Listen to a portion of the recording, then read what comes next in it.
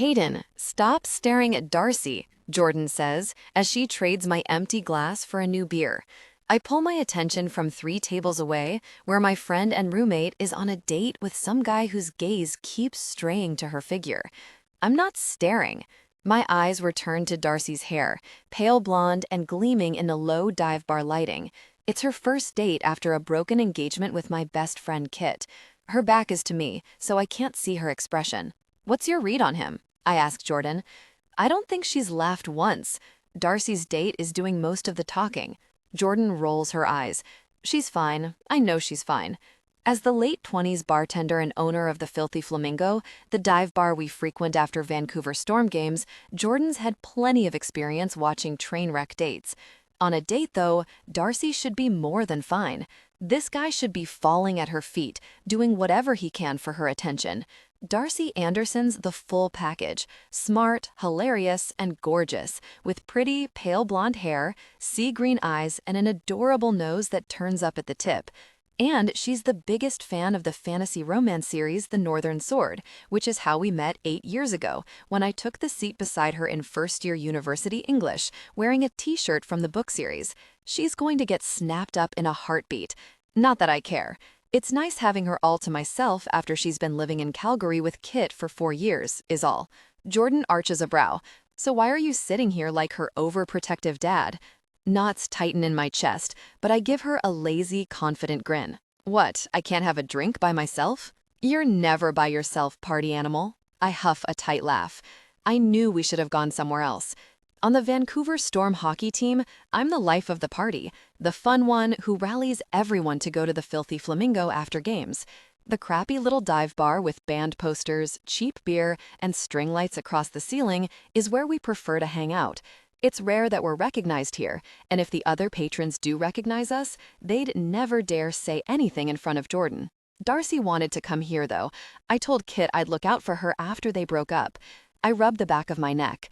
After playing hockey together since we were teenagers, the guy's my closest friend, even if we do play for different NHL teams now. And she was nervous about tonight, so I volunteered to sit a few tables away for support. For support. Yeah, in case anything happens. I sound defensive, so I throw on another one of those cocky smiles. I can be very intimidating. As a defenseman, I'm a big guy. I work with some of the best athletic trainers, dietitians, and coaches in professional sports, and it shows. Yeah, she snorts with a flat look. You're terrifying, all right. I give her a charming grin, but my gaze swings back to Darcy. Go see what they're talking about. Owens, leave her alone. I put my hands up in surrender. I promise not to interfere unless she sends me the signal. Flick your drink coaster onto the floor, I told Darcy earlier, making her laugh, and I'll call you with a fake emergency. Jordan shakes her head, but her mouth twists up with wry amusement. You two are ridiculous. She heads back to the bar, and my gaze slides over to Darcy again. She tugs at her sleeve, shifts in her seat, glances over her shoulder. I pause with my beer halfway to my mouth. He says something that makes her shoulders hitch up with tension. I'm back on high alert, wishing I could read lips, when her paper coaster flies off the table and hits the floor. My mouth slides into a grin, and I press my phone to my ear as it rings. "Hello?" she answers, sounding worried. Something, excuse." She gasps, and I grin wider at the back of her head. "Oh my God, what? Are you okay?" I have 0.5% of battery left and chose to call you instead of 911. My chest expands, sparks cracking and popping behind my sternum. I'm smiling like a fool. I could climb down the side of the building, but this is the penthouse, and I am naked. "You got hit by a car?" I can hear her trying not to laugh. "Yes, naked. I was flexing and the driver got distracted. I caused a 10-car pileup. And you're in the hospital?" "Yep, and they keep staring at all my muscles." I sigh. It's making me feel objectified, like a piece of meat. I don't know how I'm going to get through this without you. From 3 booths away, I can sense her eye roll. A shy wallflower? I am not. She covers a laugh with a quick cuff. "You poor thing. That sounds scary. I'll be right there." "And Hayden?" "Yeah, Darce? Don't cry. It's going to be okay." She hangs up and I chuckle. See, that's the kind of stuff we should be doing, not her on some date with a guy who can't stop drooling over her figure. Naked on the patio? Darcy drops into the booth across from me about 30 seconds after she walked by with the guy. Really? My flirtatious grin widens. There's a reason I keep a key out there. She rolls her eyes, but she's smiling. Guess he's not your Prince Charming if we needed the emergency call. Not even close. She leans her forehead on her hands. That was a disaster. I shouldn't be so happy to hear this. I'm sorry. He said I'm from a big family and we have big babies with big heads. She catches sight of me doubled over laughing and gives me a hard look, although her mouth is twitching. Stop laughing. What? He's warning you ahead of time. She groans. He kept talking about his future wedding and how his mom had everything planned. Her pretty face pulls into a cringe. And then he wanted to kiss me outside. My smile drops. Did you? She's Kit's ex. She's off limits, and she's her own person who can make her own decisions, but I think about some guy's hands all over her, and I want to break something. Of course not. Her expression turns horrified. I lied and said I had a cold sore and that it was a form of herpes, so we shouldn't. Relieved, I laugh into my drink. I'll have to remember that one, like you'd ever need it with the parade of supermodels you date. I make a face. 3, not a parade. She makes an unhappy noise. Her eyes linger on the floor, mouth turned down at the corners. What's wrong? She shakes her head, blinking. Nothing. Darce, I drawl. Her eyes meet mine, and she pulls that plush bottom lip between her teeth. I thought going on a date would be fun, but it was horrible. He wanted all the things I don't want. My really heart. I can't stand seeing her like this. What's the rush? You know, it's only been a month. The rush is that I wasted... She cuts herself off, eyes turning wary. Wasted what? Time? Wasted time? They were together for 8 years. Nothing. She shakes her head. I'm making a fresh start here in Vancouver. New city, new team at work, new apartment as soon as I find one. New apartment? I send her a what gives expression. You're living with me. No, I'm crashing with you. I can't stay there. Sure you can. She gives me a flat look. Hayden, I can't afford that place. We didn't say a word about rent, and I'm not accepting a dime from her. She has a good job, but with how much I have and how fun it is finally living together, I feel like she's doing me the favor. She drops her head back in exasperation. Do not start. I'm just saying, I make millions of dollars per year. I flash her a cocky grin. I don't need your sad little actuary money. She shakes her head, but she's laughing. God, your ego. Maybe you do need me around to keep it in check. I'd love that. Anyway, she waves me off. On top of all that, new relationship status. Single. She falters on the last word, rubbing a hand over her stomach like she's nervous. Her and Kit's breakup is none of my business, but when she called to tell me the news, she was still so really upset, and I couldn't do nothing. It's Darcy. She's my friend too. Cheering her up, distracting her, is my job. You don't have to jump back into dating. I grip my glass harder. She should just hang out with me instead. Just have fun. Yes. Her eyes light up and she gestures at me. Fun. Exactly. I've sat on the couch moping about the breakup for a month and, she swallows, I was ready to break up with him a long time ago. I forced myself not to react. I didn't know that. I don't even know the full extent of why they broke up. She hasn't wanted to talk about it, so I haven't pushed it. When she's ready, she'll tell me. I'm curious as hell, though. Did he do something? They always seemed so happy together. The guy tonight was ready to introduce me to his extended family, she continues. He wanted swans at the wedding, Hayden. She stares at me and I shake with laughter. Swans and horses? He had everything planned out. He just wanted to slot someone in there. She makes a grossed out expression. I just want a fun distraction. Where are those guys? I wink at her. Right here, babe. She snorts. My God, you're like their leader. Bring me to them. I should be used to it, but the label stings, especially coming from her. I never meant to get this reputation. I've just never met a woman I'm interested in something long-term with. If I detect any interest in commitment, I don't ask her out. I don't lead anyone on, and I don't feed them lines. But I always make sure everyone has a good time. I'm a pretty face, a nice set of abs, and I always ensure a really, really good time. And I don't pretend to be anything more. Wait, her eyes narrow. You date, but you never get attached? Over the rim of my glass, I give her a quizzical look. Okay. You always have fun. You're amazing at the whole dating thing and have had years of practice. You've probably been on hundreds of dates. Where are you going with this? Wherever it is, I don't like it. Her lips tip up and her eyes glow with interest. I want to be like you. Devastatingly handsome? She grins wider. No, a player. Hayden, I want you to teach me to be a player. Darcy? Hayden's grin dissolves like it's the last thing he expected me to say. You can be my wingman. I don't know why I didn't see it before.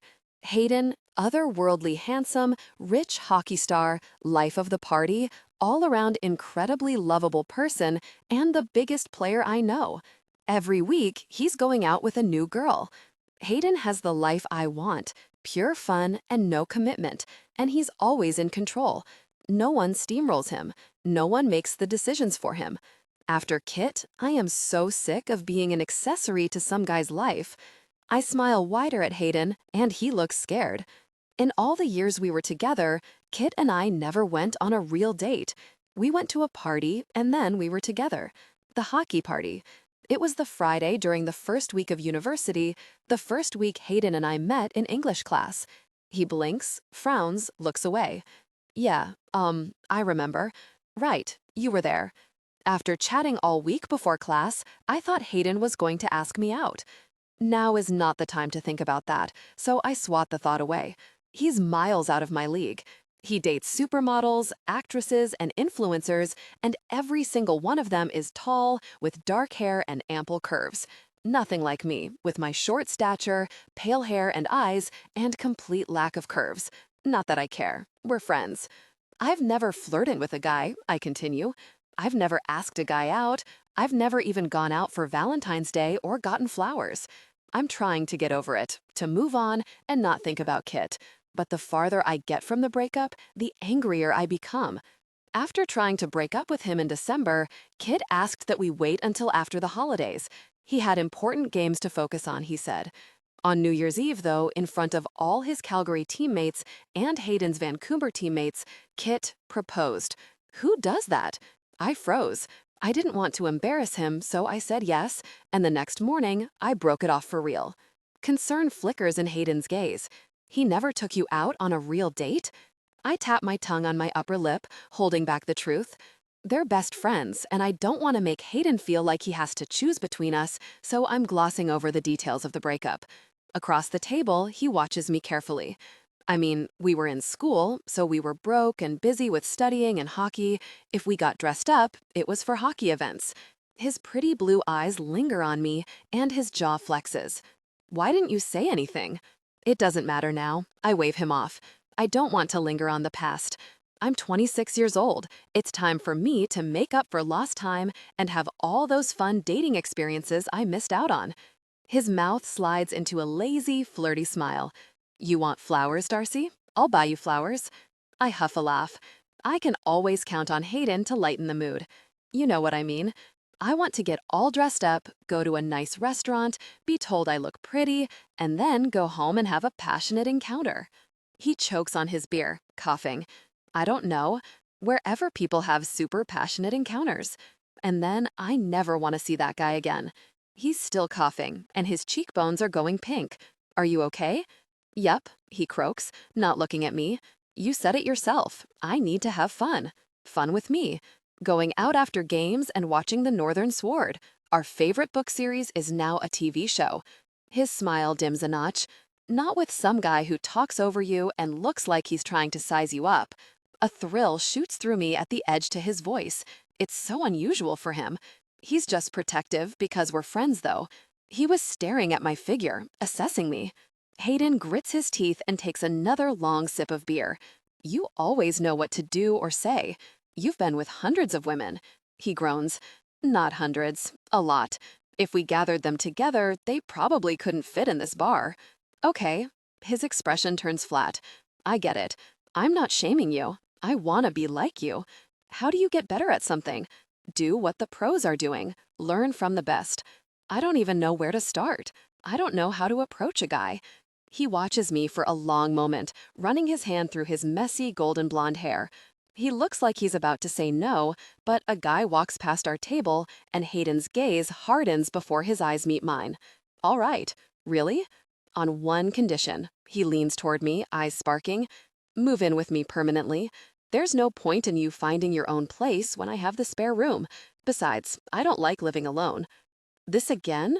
Hayden lives in the penthouse, and his apartment is gorgeous.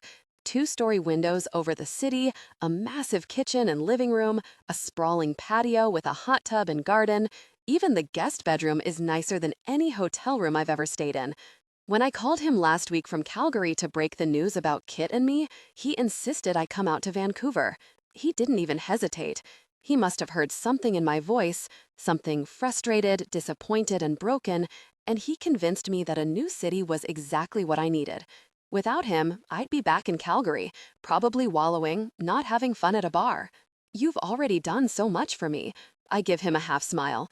I don't want to take advantage. After 4 years away, Hayden's the only friend I have left in Vancouver. Most of my Calgary friends were actually Kit's friends, and I've lost touch with a lot of people from university. Hayden's kind of all I have right now. I can't mess that up. Vancouver's a nightmare for rentals, he says, and I sense he's trying to keep his tone casual. You don't want to end up living with some weirdo who sneaks into your room and sniffs your personal items. A horrified laugh bubbles out of me. Gross. And if you find me in your room, he adds with a cheeky smile, I'm just making sure they fit. Ew. I sputter with laughter. Don't try on my underwear. You'll stretch them out. Yeah, I will. His eyebrows bob and he gives a suggestive look. They might be a bit snug. My face is going warm, but I can feel the remnants of disappointment from my date fading away. Your stuff's already at my place. He shrugs his broad, toned shoulders. And I love your parents, but I know you don't want to live with them. They live in a quiet suburb an hour from Vancouver. You'll have to drive back and forth every home game, and then it'll be late, and you'll just end up crashing at my place. He gives me a "what you gonna do" look, like it's settled. I hide a smile. You're so confident I'll be going to all your games. You will. My stomach flips over at the cocky way he says it and at his knowing, confident smile. Hayden always gets what he wants in life. He's the perfect wingman, the perfect guy to teach me how to date. What about when you have dates over? I toy with the paper coaster on the table. Having a female roommate is going to cramp your style. This past week, he hasn't gone out on a date or had anyone over. It's probably a record for him. He clears his throat, looking away. Don't worry about that. It's the deal I'm offering, Darce. Take it or leave it. Not much choice, is there? Besides, living with Hayden over the last week has been easy and fun. Deal. His big hand surrounds mine as we shake, and a zing of electricity runs through my blood at the contact of his warm palm against mine. Our eyes meet, and my breath catches. Whatever charisma Hayden has, I want some of it. This is going to be so much fun, I tell him, and I'm a fast learner. He wears a tight smile that doesn't reach his eyes. Can't wait. Darcy and a player from the opposing team slam into the boards in front of us, and the glass rattles. His gaze lifts to mine in the front row, and he shoots me a boyish, playful grin. I grin back, shaking my head as he skates off after the puck, a little thrill in my chest. It shouldn't be so hot watching my friend play hockey, especially since I'm freshly single. It is, though. There's something about Hayden playing this brutal contact sport that has me captivated. Around us in the arena, the fans cheer and holler, yelling at the refs for missing calls. It's a sea of Storm jerseys from over the decades, and I feel a little out of place in just my winter coat. We're so glad you joined us, Pippa Hartley says with a shy but friendly smile, leaning past her sister, Hazel, to look at me. Both are clad in their own Storm jerseys. I met them last year through Hayden. It's so much more fun sitting down here than up in the box. The whistle blows and play stops. Jamie Stryker, the surly, serious Storm goalie, turns at the net in front of us to grab a drink of water. His eyes go straight to Pippa, his fiancée, and even through the goalie mask, the way his expression softens is obvious. Every time I see them together, he can't take his eyes, or hands, if she's close enough, off her. Hayden said they went to high school together and reconnected when she was hired as his assistant last season.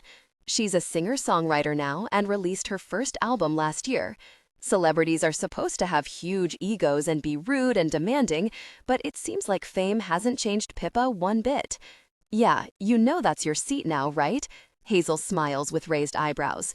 You sit with us now, down here where the action is. I bite back on my grin. If you insist. We do. You're ours now. Hazel turns back to the game, gaze going to her fiancé, Rory Miller, the cocky, teasing team captain. He also went to high school with her, Jamie, and Pippa, although Hazel seemed to hate his guts until they started dating at the beginning of the season.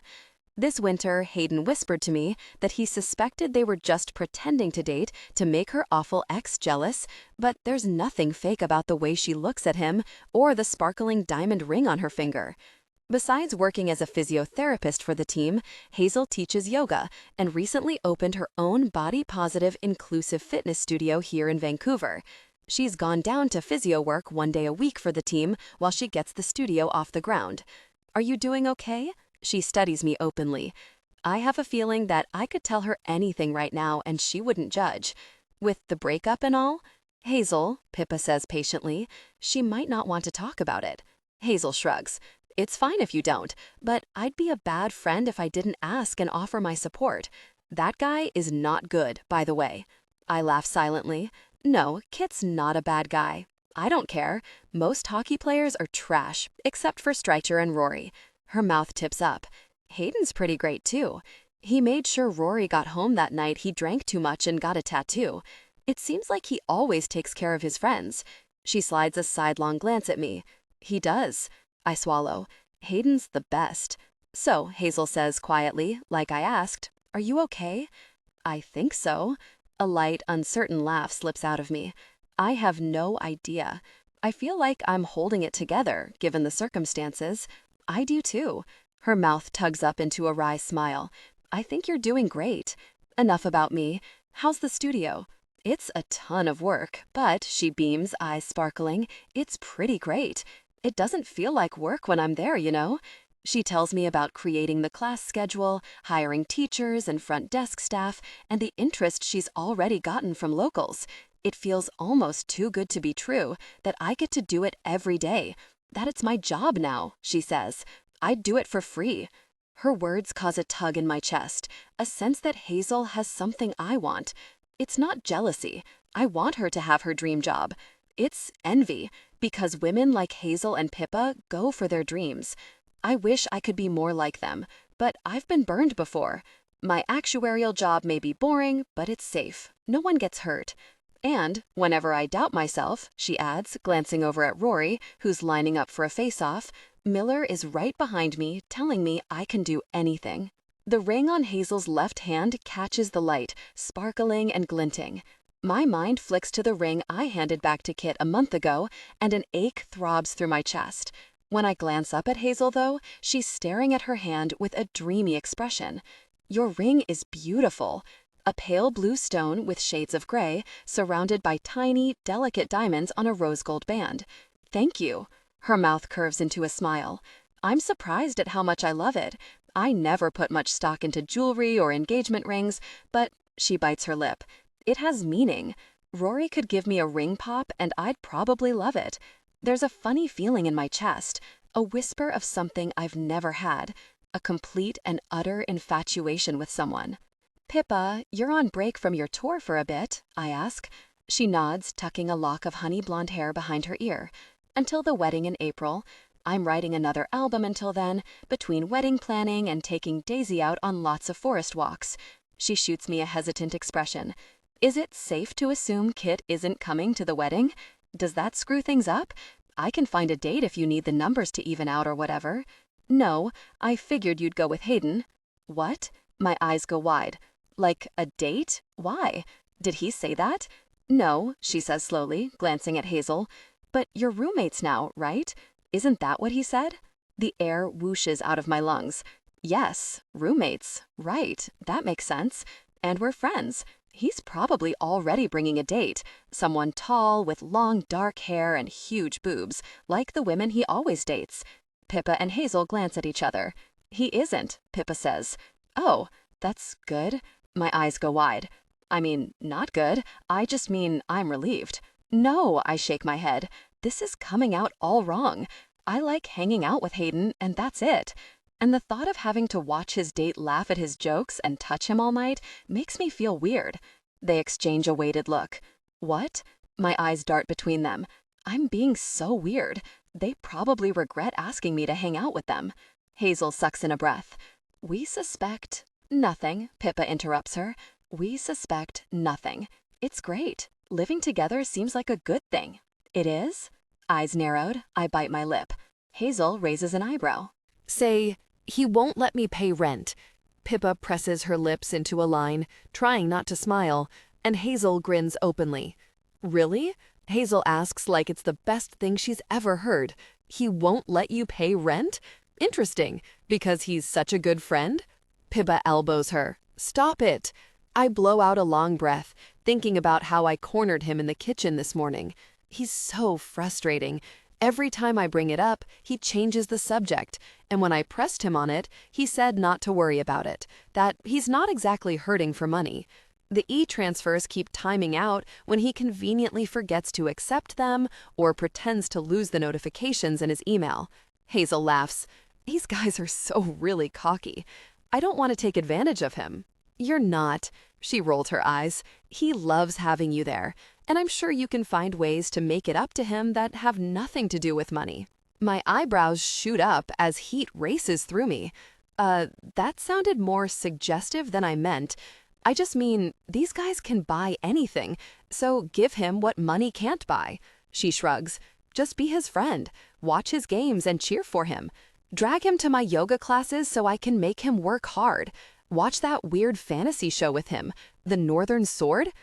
It's not weird. It's only the best fantasy romance series I've ever read. Hazel wrinkles her nose.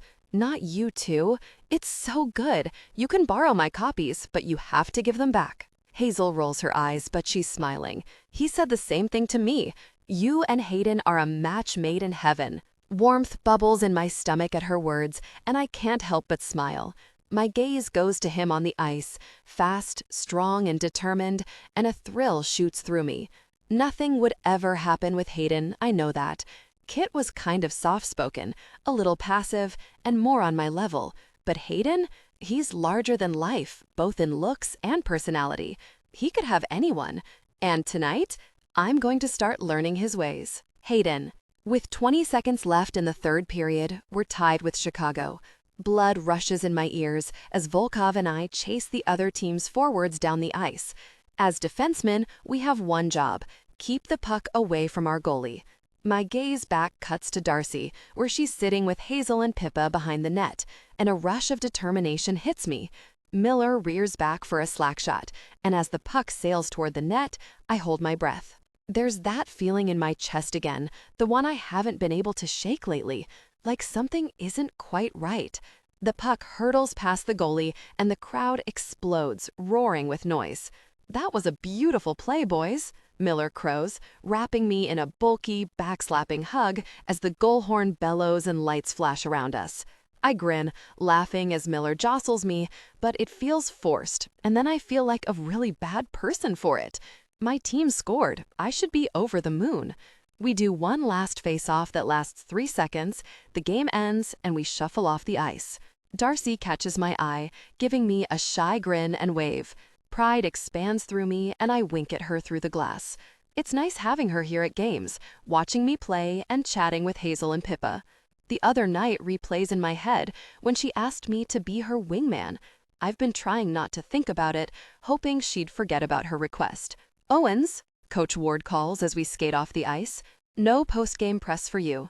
Meet me in my office. A weight thunks in my gut. If the coach wants to see you after a game, it's not good. I'm putting you on offense, Ward says, leaning back in his desk chair to regard me in that calm, quiet way of his. I stare at him, wondering if I heard right. Tate Ward is in his late 30s, young for an NHL coach, and probably too good-looking too if you read the comments on Storm social media posts. A decade ago, the guy was a player for Vancouver, breaking records left and right, but after a knee injury ended his career, he went into coaching. After a season and a half with the Vancouver Storm, he's becoming known for taking big swings based on his instincts. With only 2.5 months left in the season, though, and a decent shot at playoffs, though, moving a player to a new position is the biggest swing he's taken so far. I stare at Ward for a long moment. Until Carrington's bark? One of our forwards, Carrington, was injured in a game a couple of weeks ago. A subtle shake of his head. Permanently. Carrington's out for the rest of the season. I'm letting the team know at practice tomorrow. I blow a long breath out. No one likes to hear that their friend and teammate is done. That doesn't explain why I'm here, though. Even with Carrington out, Ward has 13 forwards to choose from, and I'm one of the best defensemen in the league. My brows knit together. I'm the support guy. I'm the guy who plays well with others and thrives with Volkov, the grumpiest jerk on the team. I'm the backup muscle, not the star. I've only ever played defense, I tell Ward. His smile hooks higher. Now, that just isn't true, Owens. I think back to a month ago, the exhibition game we played against Calgary at an outdoor rink in Whistler. Miller suggested I play a shift as a forward, as a last resort. The league classic. He nods once. Yep, that wasn't a real game. It didn't count toward our regular season. It was just for fun. His eyes narrow as he studies me in silence, and discomfort twists in my chest. I'm not the star. Ward makes a thoughtful face. What if you are? I fold my arms over my chest, trying to summon my affable, good-natured grin, but I can't find it. It's your choice, he adds, still watching me, but I think it's the right move, and I'd like you to consider it. Playoffs are in 3 months, at the end of April, and we have a decent shot. Ward's always pushing us to play our role, focus on our positions to serve the team. Defense is the position I know and thrive in. Am I thriving, though, or am I just making it work? The game replays in my head, and the weird feeling in my chest when Miller scored resurfaces.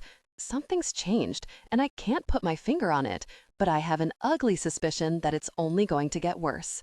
Across from me, Ward waits with his usual knowing patience. When he became coach, the Vancouver Storm changed for the better. Unlike the previous coach, he doesn't have an ego, and he works one-on-one with every player on the team, from first-line stars to fourth-line rookies. He knows every member of the Storm organization by name, even the people he doesn't interact with, like cleaning staff, accountants, and Zamboni drivers. For really's sake, he knows the people working the concession. One team, he always says. I admire that about the guy, that he treats everyone with respect, makes everyone feel included and valued. I rake my hand back through my hair. The trade deadline is in March, and I'm not interested in leaving. Volkov, Miller, Streecher, Hazel, Pippa, these people are my family. Darcy's here in Vancouver now too, and the thought of having to move away from her again sends a streak of resolve through me. I don't want to give Ward any reason to trade me, and even more, I want to make him proud. Okay, my chest is tight as I give him a firm nod. I'm in. I was hoping you'd say that. A pleased smile breaks out across his features. You start training with the other forwards tomorrow morning. Darcy, you sure you're not tired? Hayden asks when we slide into a booth at the Filthy Flamingo after the game. The narrow, dingy dive bar in Gastown has band posters framed all over the wood-paneled walls and twinkling lights strung across the ceiling. We don't have to stay long. I've been here a few times when visiting Hayden, and it's my favorite bar in Vancouver. With its hidden entrance in a dark, quiet alley, it's the secret hangout of the Vancouver Storm, especially after games. Jordan, the pretty, surly bartender with long dark hair, slings drinks behind the counter, and behind her, Polaroids of the regulars, including the team, are tacked up. I give him a shocked look. No way. I want to go out. Kit always wanted to go right home after games. I would have to drag him out with his team or with Hayden when we were in town. The rage in my blood continues to simmer. Hayden grins. Good girl. I scrunch my face at him and he chuckles. Hazel, Rory, Jamie, Pippa, and Hayden's defensive partner, Alexei, are all here, as well as other players and partners. Everyone's spirits are up after the win, and the bar is lively with laughter and conversation. Jordan drops our drinks off, and Hayden and I clink our glasses together. Cheers! He makes pointed eye contact with me. I stare back, widening my eyes. Cheers! What are you doing? Hazel asks, glancing between us with an amused smile. You have to make eye contact when you toast, Hayden explains, like it's obvious. I nod. Or you have 7 years of bad intimacy. Hayden adopts a stricken expression. We can't take the risk. Hazel laughs. I especially can't risk it with how dull my romantic life has been in recent years. Beside me, Hayden rests his arm on the top of the booth, accidentally brushing my shoulder, and tingles run down my spine. There's something very important that we need to talk about, Darce. What? My eyes widen. His expression is so serious. Your birthday. A laugh slips out of me. Oh, that? Yeah, that. His eyes spark with interest. What are we doing? My birthday isn't until April, months away. Nothing. Playoffs start around then. I don't want to do a big thing when you'll need to focus. We might not make playoffs. I roll my eyes, thinking about his speed and agility on the ice earlier tonight. With the way you play, you will. His grin hitches a little higher. Don't try to distract me. We need to have a party. It's the first year since school that we'll spend it together. I make a non-committal noise. Back in university, my birthday coincided with the end of exams, and we'd have big, raging parties and invite everyone we knew. Since we graduated, though, my birthdays have become a much quieter occasion. At the idea of turning a year older, my stomach knots with dread. Right, this feeling. This is why I don't have big parties anymore. I hate turning a year older when my life feels so stagnant and misaligned, like I'm on the wrong train track, going in the wrong direction. Things are changing, though. Hayden's going to teach me how to be a player, and I'm going to have all those fun dating experiences I missed out on. What did Ward want to talk about after the game? I ask, changing the subject. He hesitates. He's putting me on offense. The guys look over at this, interested. Really? Rory watches Hayden with curiosity, his mouth tipping up by the second. Interesting. Hayden shrugs and glances at Alexei. Yeah, he's letting the team know tomorrow. Alexei makes a low noise of acknowledgement, folding his arms over his chest and frowning at the table. The media has speculated about his impending retirement for years. He's still a strong player, but the sport is brutal on these guys' bodies. He took a hard hit tonight, and just walking to the bar, he favored his left side. I think it's a smart move. Rory's usual roguish, playful grin is replaced with something thoughtful and supportive. The captain, I realize. Rory Miller pretends to be cocky and showy, but he loves his team and he wants the best for his players. He brought up the League Classic, Hayden adds. That's exactly what I was thinking of. Rory nods, leaning in. It worked, Owens, and I think Ward noticed too. Hayden just shrugs, and I take a moment to picture him in the new position. He's easygoing, friendly, and relaxed. He wants everyone to feel included. He's always been like that, even back in university when he'd invite everyone on our floor to parties, even the weird kid who never came out of his room. It's what I love about him, that he's so open-hearted and loving. He never pushes his way to the front like some guys. Maybe that's why he's done so well in defense. Sometimes I wonder, though, if he thinks he doesn't deserve to be the star, and what it would be like if he pushed his way to the front. Defensemen protect the goalie, but forwards score goals and get the glory. I picture Hayden on the ice, going after what he wants with predatory focus. My mind switches the scenario, and he's pursuing a woman, his gaze steady on her with that handsome, confident grin of his, caging her in with his body and making her heart beat faster, making it clear he wants her. A shiver rolls through me, stirring a deep awareness, and I clear my throat. You okay? Hayden smiles and arches a curious brow. The others have returned to their conversation, not paying attention to us. Fine. My voice sounds high and weird, so I clear my throat again. I can see it, you playing offense. He gives me a strange look. Really? Mm-hmm. Hayden's a big guy like the other defensemen, but there's something about the way he plays, fluid and easy, like he's filling in the gaps on the ice, that makes me think he's holding back, like he's playing for others but not himself. My thoughts go to the analytical models I have saved on my laptop at home. A couple of years ago, I found a hockey analytics conference on YouTube. I watched video after video of people discussing how they use data and statistical analysis to find patterns and predict outcomes. This data helped the teams play better, recover from injuries faster, and score more goals. I built my own models just to see if I could. Unlike my boring day job, it was everything I loved about math in university. How it helps the world make sense, how you can practically predict the future by understanding the past. I haven't opened them in forever, but maybe I could use them to help Hayden. I waved the thought away fast. The Vancouver Storm have a whole coaching and training staff to help the players be their best. They don't need some woman who likes to plug numbers into a program as a hobby getting involved. There are consequences that come along with being wrong with this stuff. Shame aches behind my sternum. My mistakes can affect other people. Darcy? Hayden studies my face with concern. What are you thinking about? Nothing. I force a laugh, shoving away the memories from my first job out of school, the memories I thought I'd buried so well. I pull out my phone. I've been reading about being a player. He gives me a wry smile, eyes twinkling under the bar lights. Research? You did research? Of course. I give him a duh look. Do you even know me? He shakes his head, still smiling. Okay, Anderson, what did you find? I pull up the bookmarked site. How to be a player 101. Darcy? No. Hayden laughs, peering over my shoulder at my phone screen. This isn't real.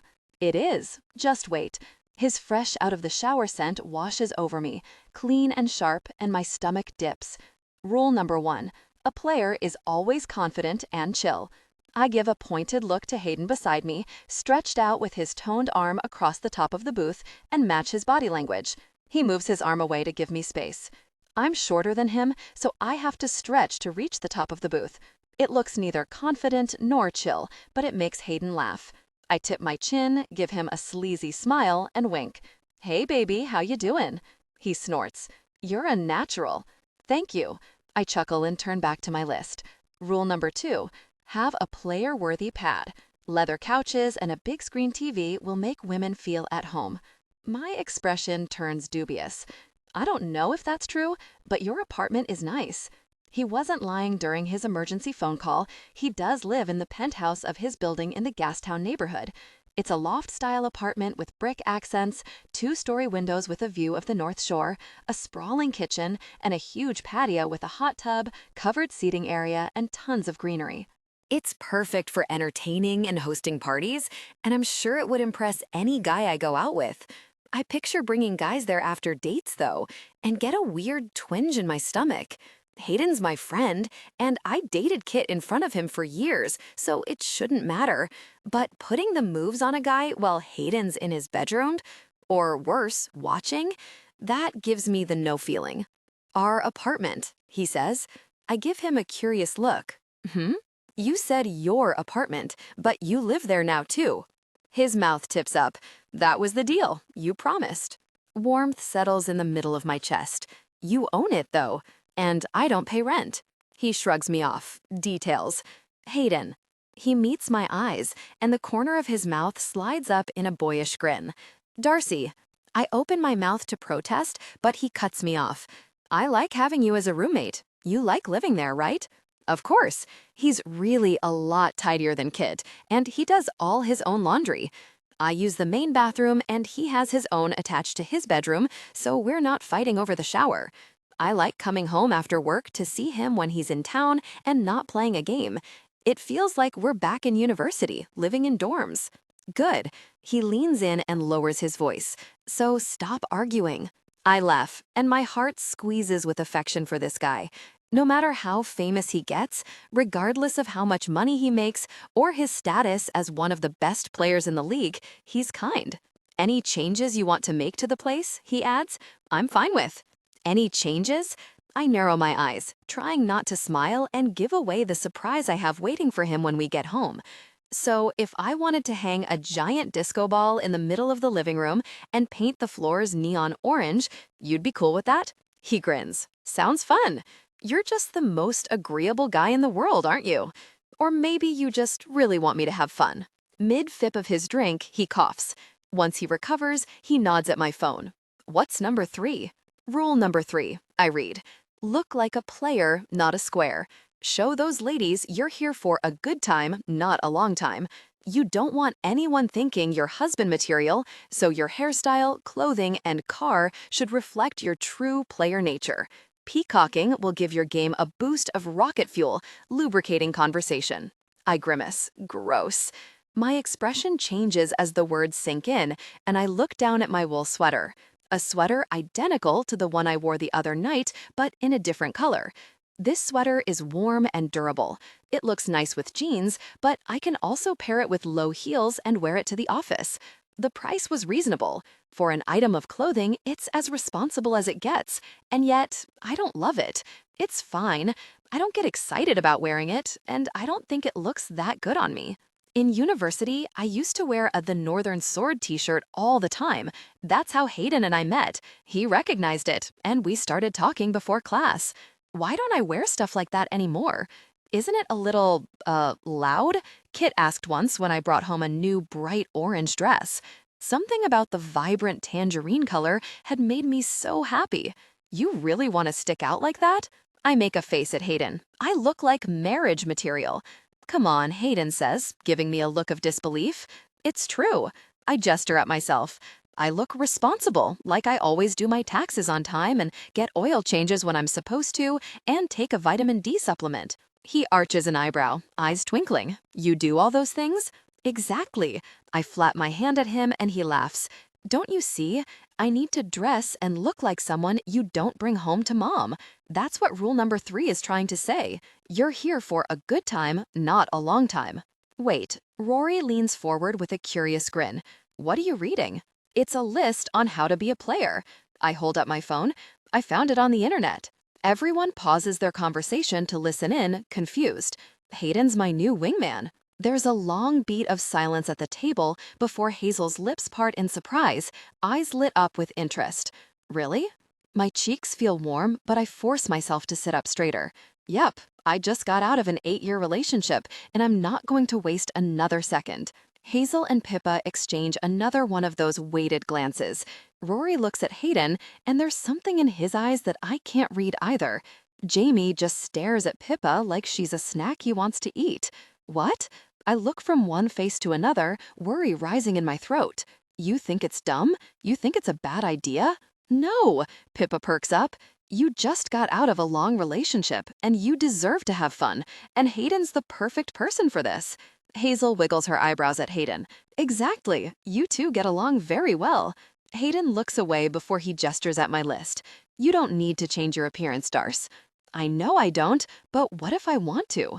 Something urgent flows through me. I'm making a fresh start. Why am I dressing like the version of myself I left back in Calgary? I look down at myself. I should buy new clothes. What's wrong with your clothes? Pippa asks, looking heartbroken. I love that sweater. I wore this sweater on a date, and the guy practically introduced me to his mother on the spot, I tell her and Hazel, making them grin. It's responsible. I don't want to look responsible. I want to look hot. I want to look like someone you have fun with, not someone you spend forever with. And I want to wear clothes I love, not clothes I feel neutral about. Hazel gives me an appraising nod. I can get on board with this, but don't look at me for fashion advice. She gestures at her yoga leggings. Everything I wear is made of lycra, easy to move in. Rory's eyes flicker with interest. I'm not complaining. Don't be gross, she says to him, but she's smiling, and my heart does a funny thump. You know who would be good to go shopping with? Pippa says to her sister. Georgia.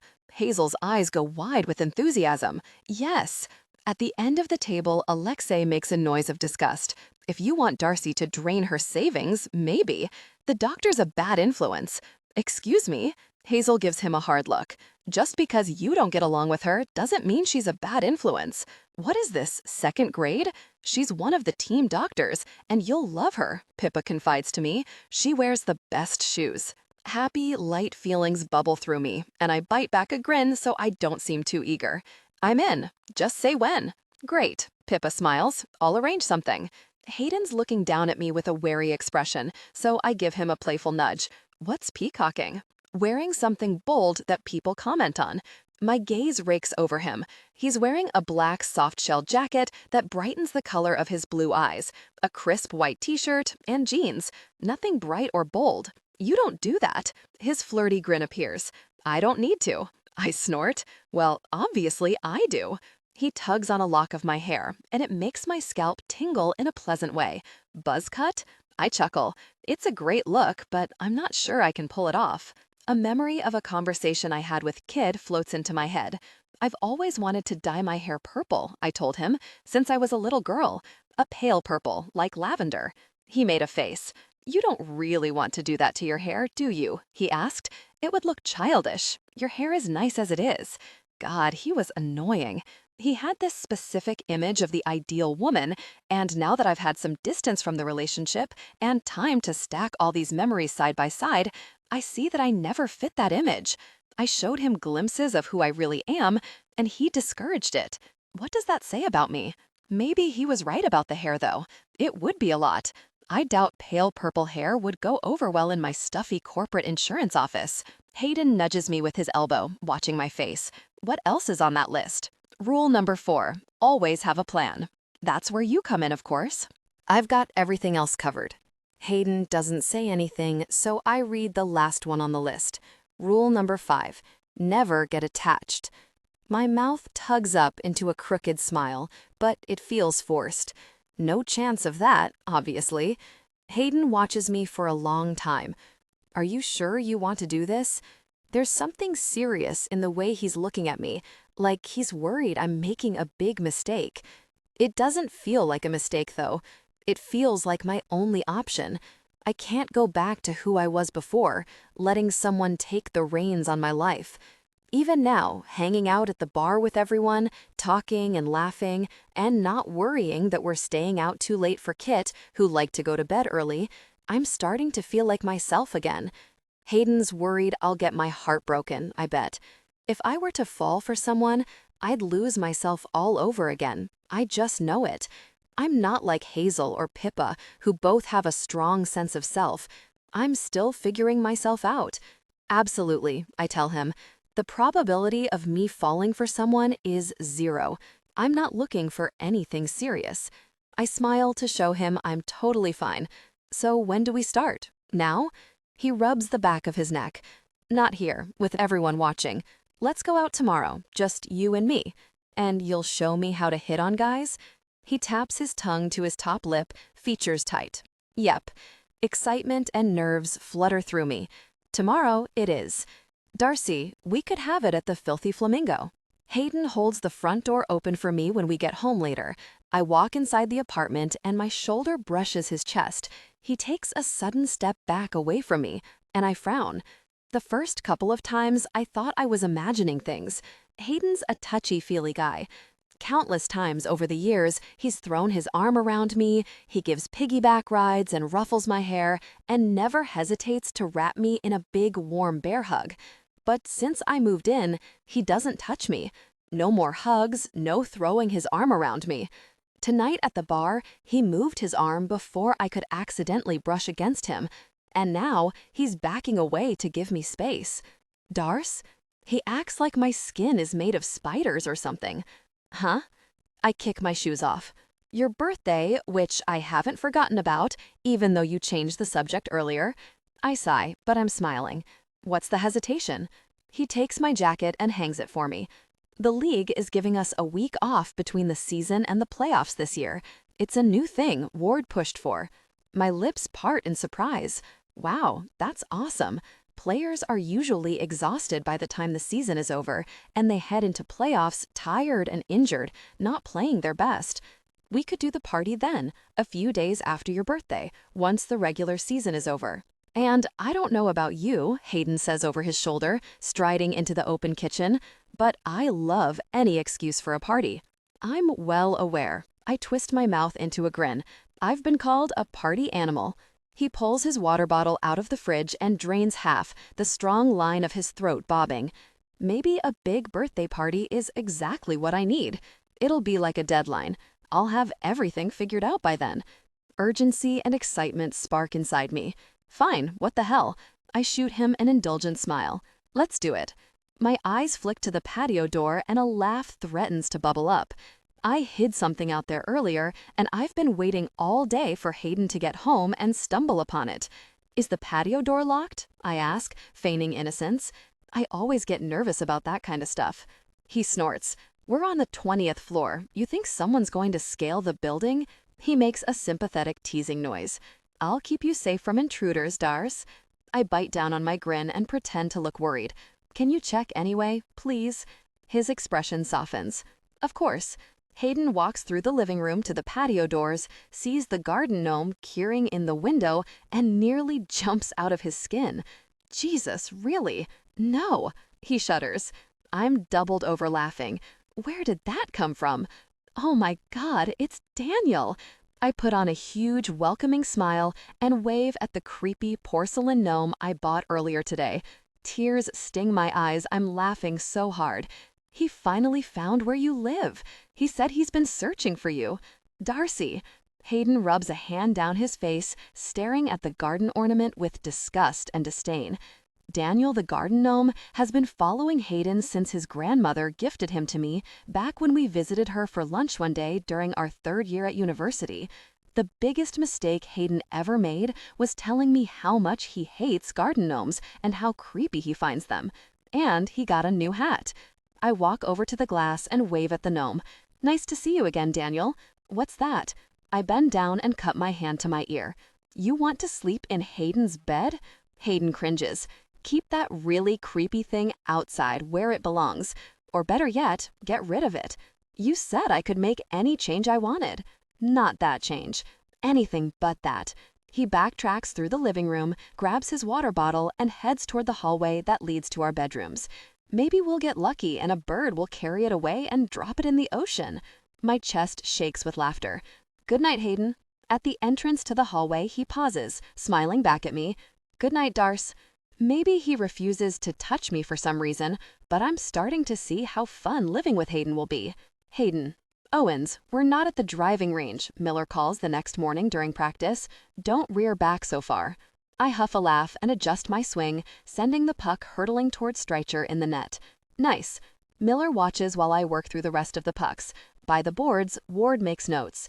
It's one of our lighter practices of the week. We're focusing on detailed work, like wrist shots and snapshots, but I can't tell whether I'm living up to his expectations. Eventually, Ward blows his whistle. That's good for today, he calls to us, gesturing to the bench. The third line forwards hit the ice and we skate away. My gaze strays to the other end of the ice, where Volkov's working with the assistant coach and the second-line defenseman. They moved into my old spot on the first line. It feels strange not playing with him anymore, like I'm wearing new shoes that need breaking in. So what's this gosh about teaching Darcy to be a player? Miller asks with a smirk as we head to the dressing room. I bite back a groan. I was hoping he'd forget, but knowing Rory Miller, there was no really way. I adopt my own cheeky smirk. Why? Do you want in on those lessons? He laughs.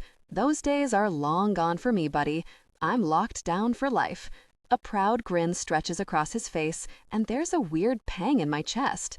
In the dressing room, I pull my practice jersey off and sit to unlace my skates while Miller drinks water. She feels like she missed out on things while she was with Kit, and she wants to date again.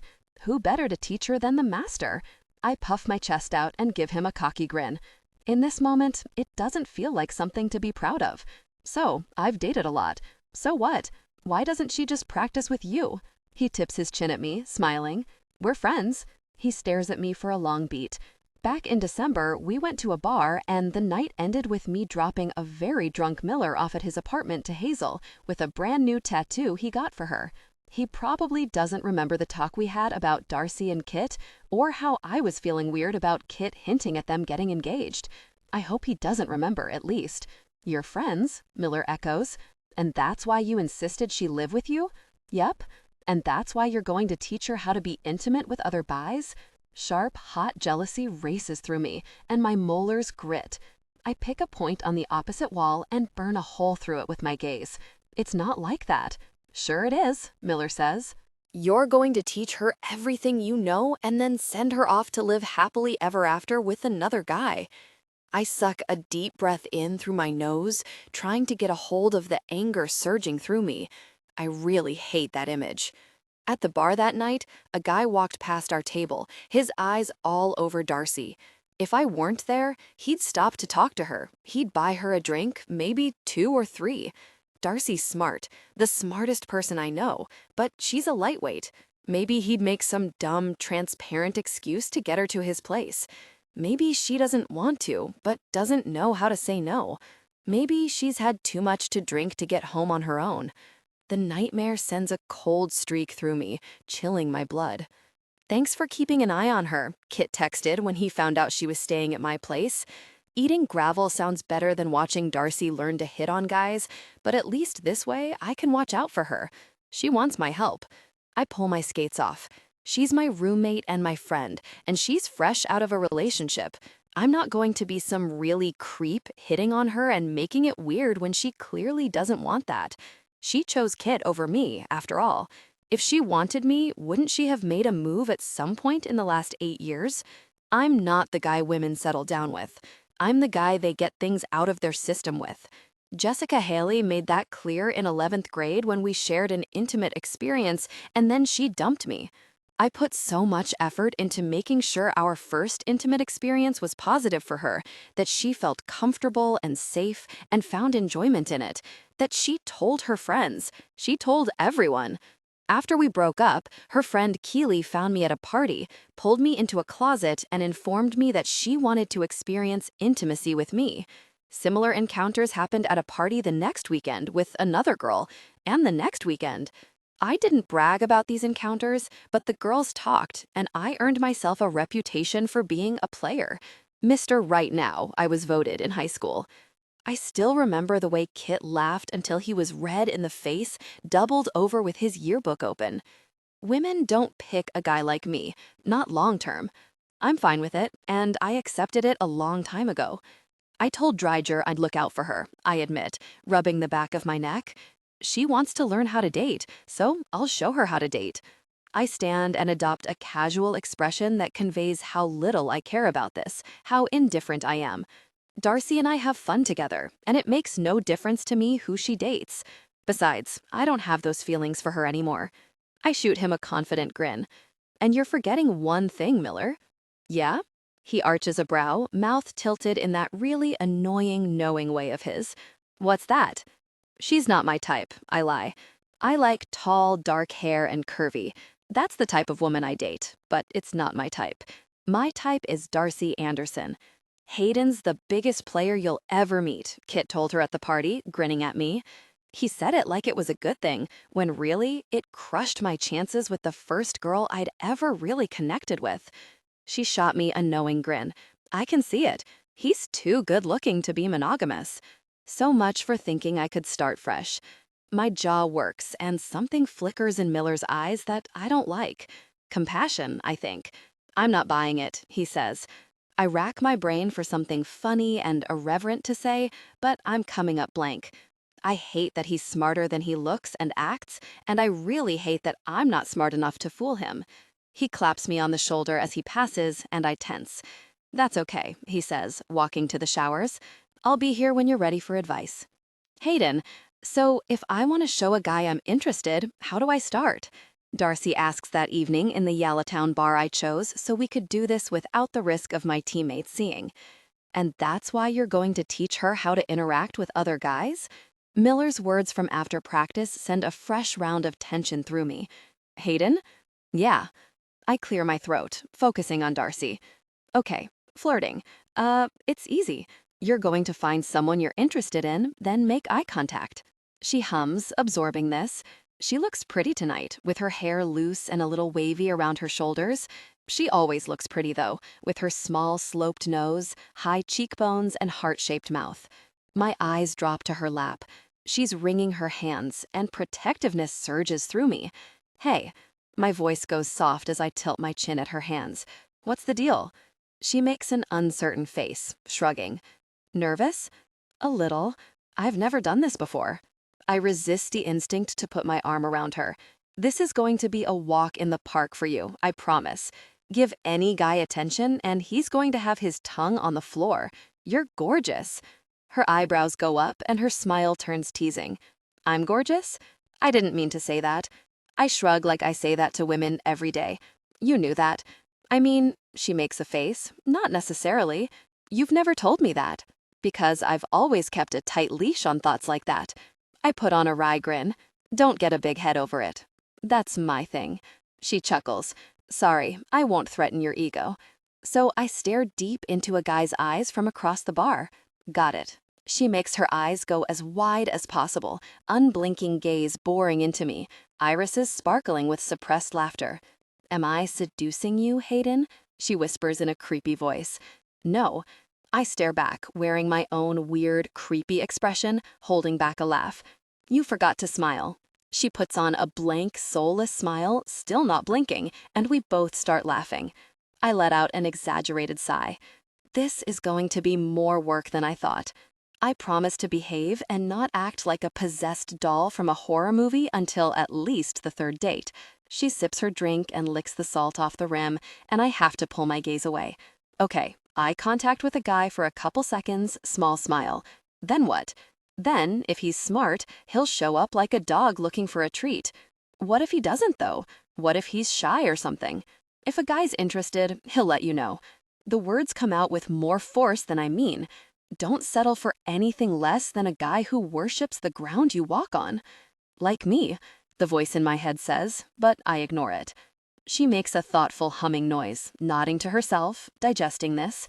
"Wasn't that on your player list? Be confident and chill? You're a catch, so act like it." She smiles, and every shade of green in her eyes sparkles. You're a catch, too.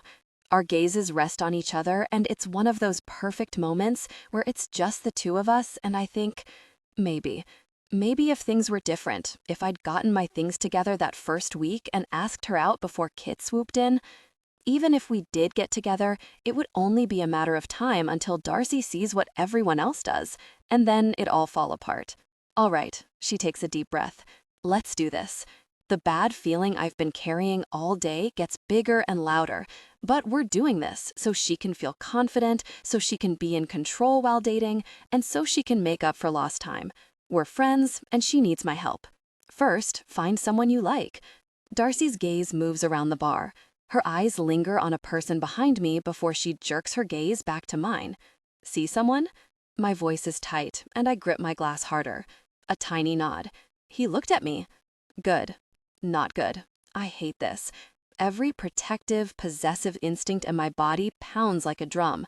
It's taking all of my control to not turn around to look at the guy. Next time he looks, do the smile, not the creepy one. She snorts, shifts and crosses her legs, glances behind me, and a moment later her mouth curves up into the cutest shy smile I've ever seen. It's a knife to my gut. "Like that?" she whispers, looking back at me. I swallow. Exactly like that. Now we wait. She sips her drink again, searching my eyes. If you were with one of your female friends, I'd say yes. But because you're with me, I gesture at myself, he's not going to approach. On account of me being so big and strong. I flex a bicep, and she laughs into her drink. A smile stretches across my face, and some of the tightness in my chest eases. "You can be very intimidating. What do you suggest?" Her smile falls, and her features flood with worry. "Please don't leave." Gosh, if my heart doesn't do whirly loops through my chest at that. I'm not going anywhere. An idea occurs to me, and I glance over my shoulder at the group of guys. It'll probably work. One of them is wearing a storm hat. "Which one?" I murmur to Darcy. "Green plaid," she says quietly. The man in the green plaid shirt leans in while his friend talks. His eyes move to Darcy and then back to his friend.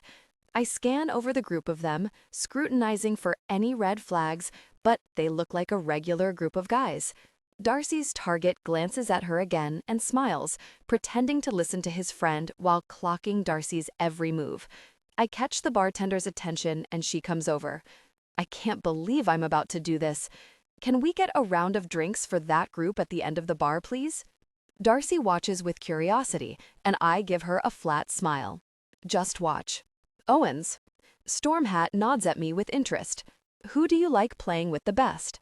Not 60 seconds after we sent the drinks over, the guys dropped by to thank us and tell me what huge fans they were.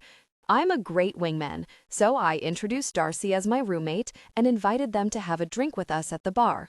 Volkov, no question. I'm only half listening, straining to hear Darcy and Green Plaid's conversation. My knee bounces with restless energy. Watching Darcy talk to another man while he stares at her with stars in his eyes feels so really wrong. Every muscle in my body is tense, and my chest is tight with a weird, protective urge to grab her hand and pull her out of here. Confidence-wise, she seems to be doing okay. She's biting her lip a lot, the way she does when she's nervous, but I don't get the stranger danger vibe from her. "Don't know if you have plans for the rest of the night," Greenplaid says to Darcy, wearing a hopeful expression, "but we were going back to my place." "We can't," I blurt out, standing. "We have to go." Darcy gives me a strange smile, and I scramble for an explanation so I don't look like her overbearing bodyguard. If I were wingmanning anyone else, Volkov or one of the other guys on the team, I'd be happy to tag along and keep the party going. I don't like the idea of Darcy in this guy's apartment, though. Anything that suggested a more intimate connection, which is what he seemed to be trying to achieve, because anyone with eyes would be drawn to Darcy, made me really annoyed and nauseous. "We've got that thing tomorrow morning." I lift my brows at her before catching the bartender's eye for the bill. "With Strycher and Pippa and Daisy, so we should get going." I'm making things up through my teeth. Sometimes Pippa and Hazel organize hikes on the north shore of Vancouver with Pippa and Strycher's dog, and I tag along, but there's nothing going on tomorrow, and Darcy knows that. "Right," she smiles, and the mischievous sparkle in her eye feels private, just for us. Our little secret. "The hike. Strycher?" Greenplaid asks. "Like Jamie Strycher?" Darcy smiles and nods at him. "Yep." He's making moon eyes at her. I love hikes. I fight an eye roll in response to him shamelessly trying to get an invite. That's great. The bartender swings by with our bill, and I pay, gently pushing Darcy's hand aside when she tries to hand over her card. Sparks zing up my arm, and I pull my hand back. Lots of great hikes in Vancouver, I add. I step between them to help Darcy into her coat while the guy backs up to give us space. I'm being a territorial jerk and the exact opposite of a wingman, but I can't seem to stop myself. My expression is tight but friendly as I put a hand to Darcy's lower back, forgetting my rule about not touching her. "Nice chatting with you guys. Have a great night." "Wait." Greenplaid's eyes flare with surprise at Darcy. "Can I, He laughs lightly, pulling his phone out. "Can I get your number?" She looks at me, her gaze full of uncertainty. She lost her phone, I lie, hauling her out of there without looking back. Maybe next time. A moment later, we're outside in the cold night air, and I can breathe again. "Darcy, that was a total disaster," I tell Hayden as we walk down the street, back to the apartment. His brows shoot up in alarm. "What do you mean?" His eyes flash. "Did he make you uncomfortable? What did he say?" He glances behind us at the bar, jaw tightening. "No." "Oh my God, relax. He was perfectly nice. I'm the one who was weird and awkward. We had nothing to talk about. Nothing. At one point, I actually asked him if he came here often, like some sleazy dude in a hotel bar. I cringe at the memory. Hayden's face breaks into a grin. "You are sleazy. What can I say?" I laugh. How will I ever be a player if I'm so sleazy? "You'll manage." His features tighten. I'm sure Greenplaid thought it was cute. I give him a sidelong look. He doesn't seem as happy-go-lucky and boisterous tonight as he usually is. "Are you okay?" "Yeah." He arches an eyebrow. "Why?" "You wanted to go home early." I reach up and rest the back of my hand against his forehead, pretending to check for fever. "You must be deathly ill." He huffs a laugh, looking away. "I'm just tired." "Oh," I nod. "That makes sense." It doesn't really, though. Hayden's a night owl. He loves staying up late, and he's an extrovert. Being around people energizes him. He loves to move the party to a second, third, or fourth location. If I think about the situation from his perspective, though, maybe watching his best friend's ex hit on guys isn't his idea of a fun time. I broke his best friend's heart, and now I'm moving on. He probably thinks I'm heartless. Maybe he resents me for it. My stomach clenches at the thought of Hayden harboring frustrations with me. He's so kind. He'd never say anything to upset me. It still doesn't sit well with me, though. "Thanks for tonight." I give him a grateful smile. I know it probably felt like teaching a baby to walk. I'm lucky to have you as a friend. Without thinking, I loop my arm around his waist, like I've done 100 times. "You too, Darce." He gives my shoulder a quick, friendly squeeze before stepping away, and a stab of embarrassment hits me. He's definitely avoiding touching me.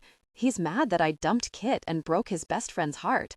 I can't list all the reasons Kit and I are wrong for each other without making it weird between them, so I keep my mouth shut, but none of it sits right with me. I love that your apartment is so close to bars and restaurants, I tell Hayden as he unlocks his front door. His eyes narrow, but they spark with teasing. Our apartment? Right, our apartment. I'm about to set my shoes inside the front hall closet when I pause, frowning. Where'd all your gear go? Yesterday, the closet was filled with hockey stuff. Today, it's half empty. Hayden shrugs his big shoulders. Moved some to my closet, some to the storage locker downstairs. Why? It wasn't in the way. It was in the way. There was barely room for your coat. He makes a face. And it smells like sweat. I know it stinks, even if you didn't say anything. I didn't notice anything. You always smell good.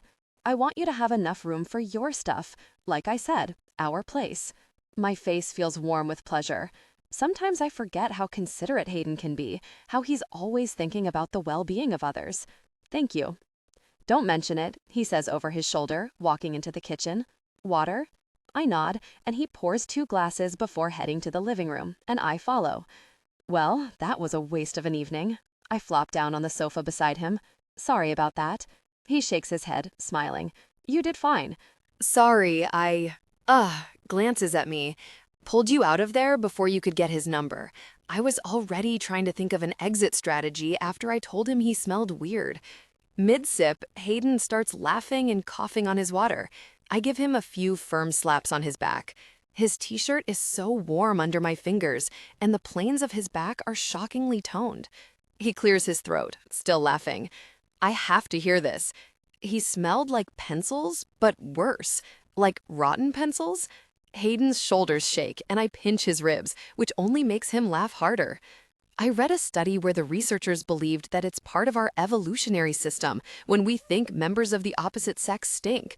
They thought it meant, I groan, burying my face in my hands. I don't want to repeat it. This is exactly why I need lessons on how to be smooth like you. He grasps my hands and pries them away from my face, grinning. Come on. I'm wincing so hard, I'm going to strain a muscle. I told him our DNA isn't compatible and that we might be distantly related. I blabbed on for about 5 minutes about the study and then explained in very clear terms that he didn't smell good to me. Throwing his head back, he lets out a booming belly laugh. My heart flops around in my chest, delighted at entertaining him. He didn't seem to mind. He still wanted your number, he says once he's composed himself. Yeah, nerves and hesitation tumble in my stomach. He frowns, watching me. What's that face? I suck in a deep breath and try to put my feelings into words, something I've never been good at. Equations and patterns I can do all day, but sifting through the swirling tension and worry doesn't come so easily. Tonight was stressful and scary, I admit, letting out a shaky breath. I didn't feel like a player.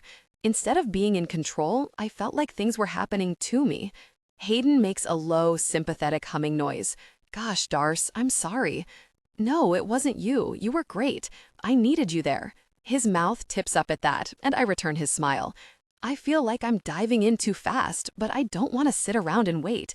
Impatience races through me.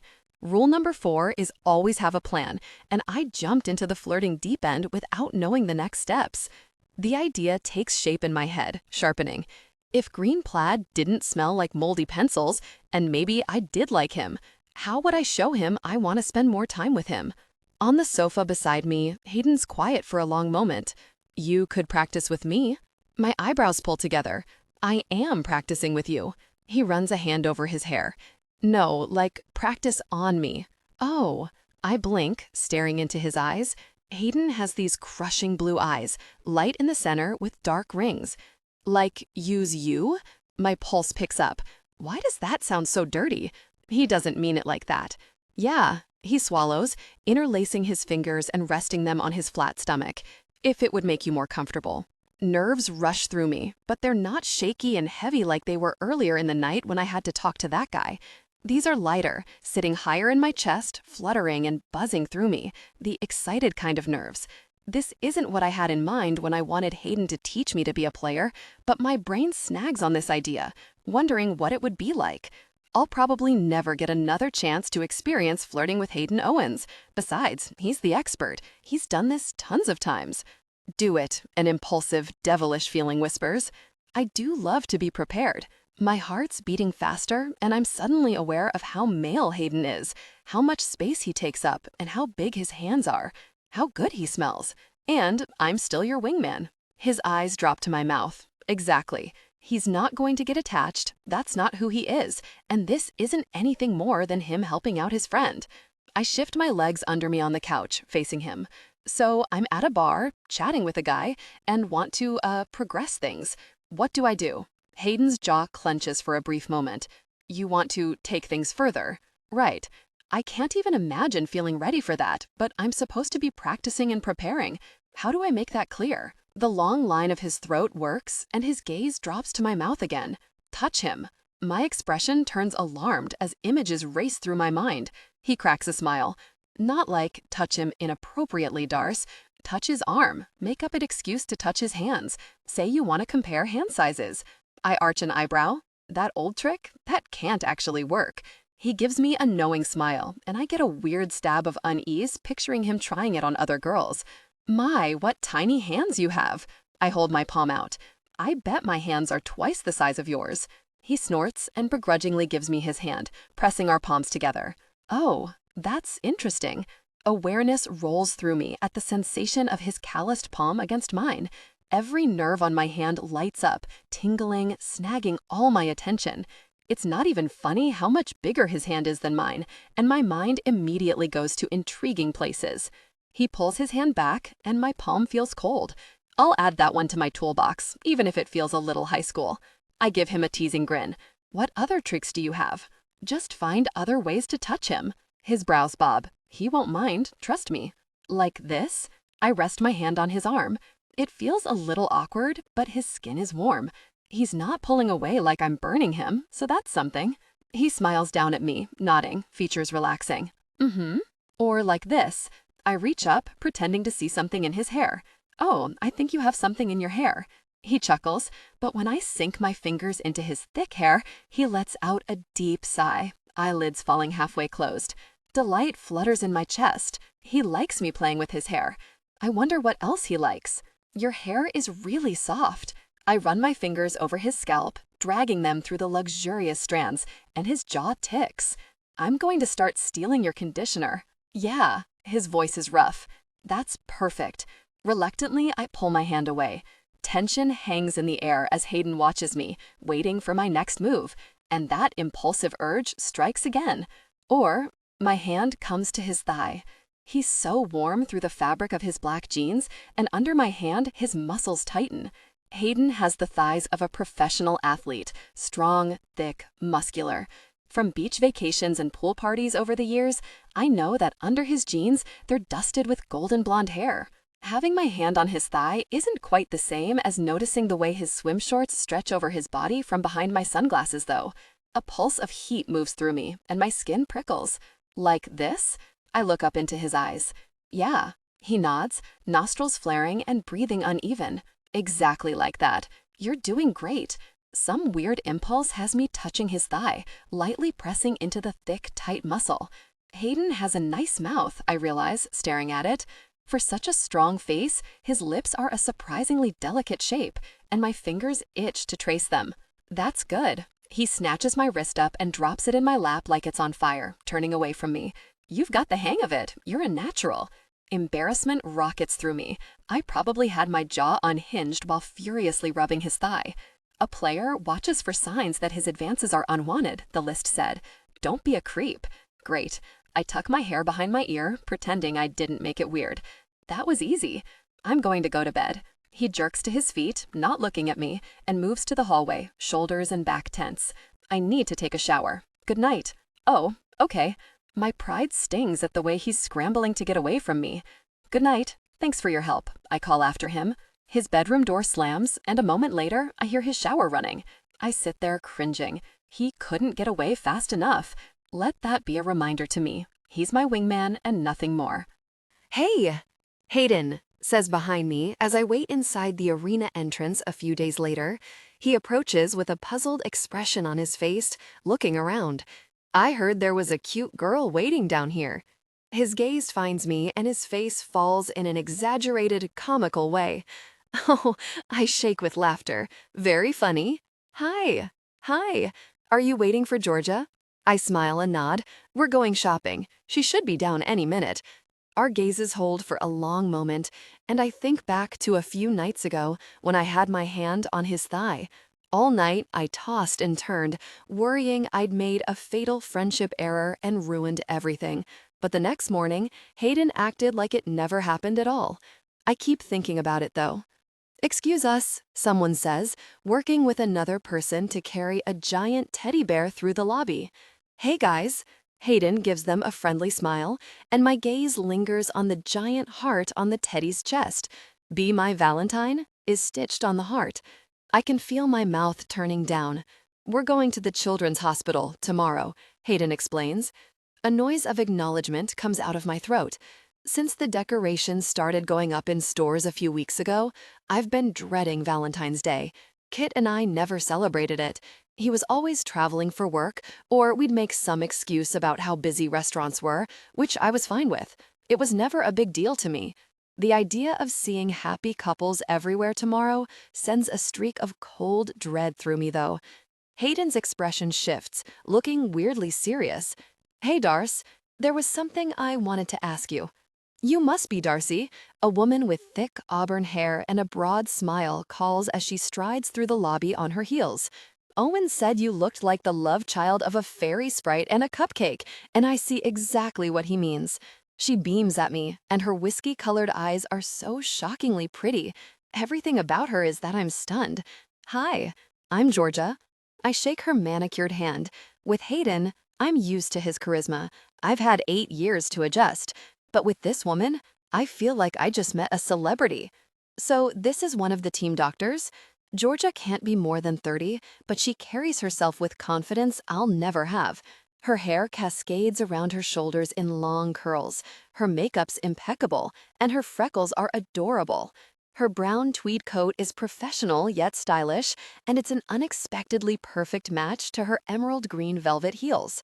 Her dress slacks end just above a voluminous green velvet bow on each ankle strap. I bet she had these pants hemmed especially for these shoes. Wow. I blink at her, and she and Hayden chuckle. Hi. I arch an eyebrow at Hayden. Fairy sprite cupcake? He just shrugs and smiles. Georgia gives him a wry look. You should hear the things he says about you. When we go for lunch, he's like, Darcy this and Darcy that.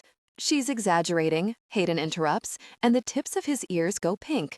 Delight spreads through me, and I bite back a smile. I'm about to tease him, but the elevator dings, the doors open, and Alexi steps out with his bag and jacket on, probably heading to the parking garage.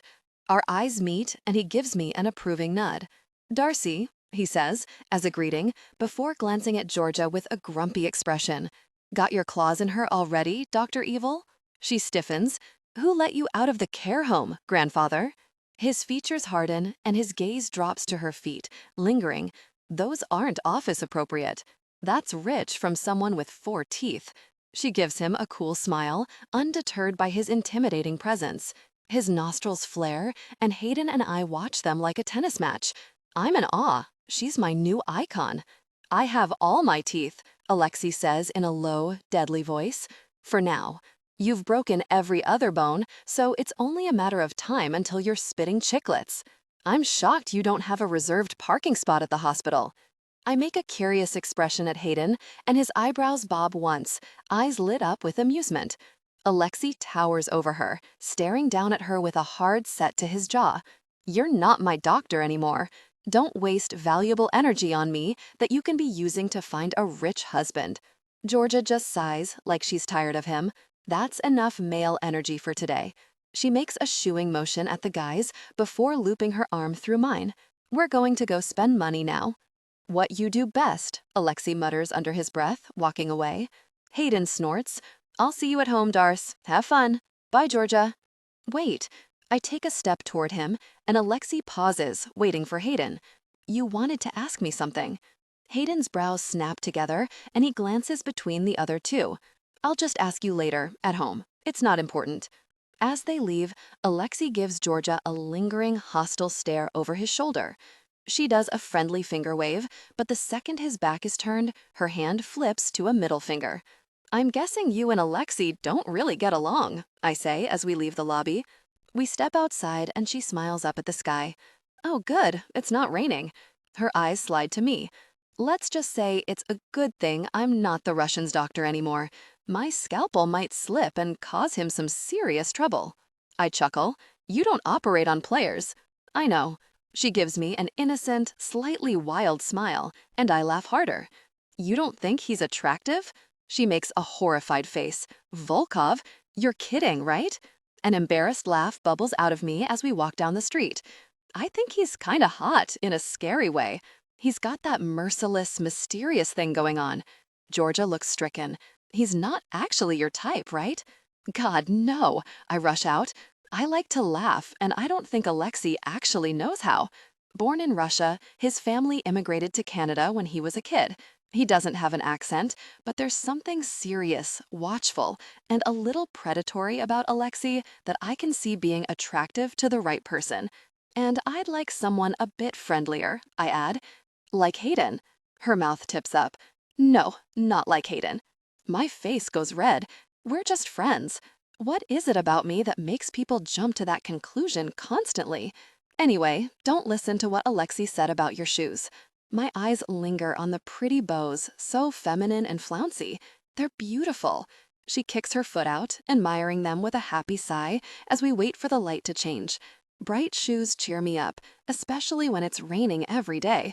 The winters here can be such a bummer. I look down at my responsible work loafers. They're not ugly or anything. They have a little gold buckle, and they're comfortable. They match the rest of my corporate wardrobe. When they wear out, I buy a new identical pair. They're not exactly inspiring, though, and they definitely don't cheer me up. My gaze moves to Georgia's shoes. When I look up again, she arches a brow. Do you need to be alone with my feet? I give her a quick, slightly self-conscious smile. No, I want to buy shoes like yours. I don't have anywhere to wear them, and they wouldn't match anything else I own.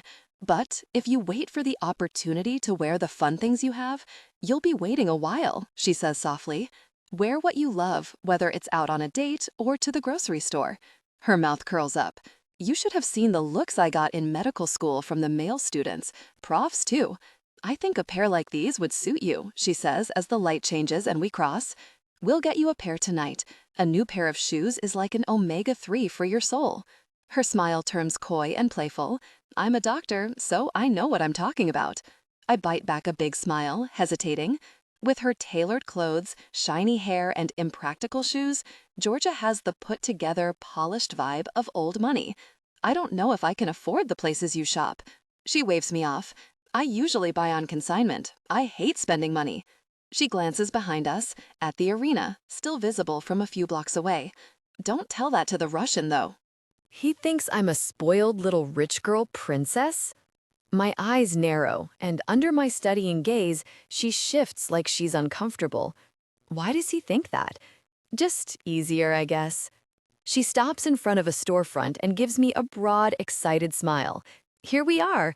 Let's get you some beautiful clothes. Darcy. Now, this is interesting. Half an hour later, Georgia has a pile of clothes gathered for me to try on. Her head tilts as she studies a bright floral mini dress that looks like something from the 70s. My eyebrows go way up. That looks like my grandmother's Chesterfield.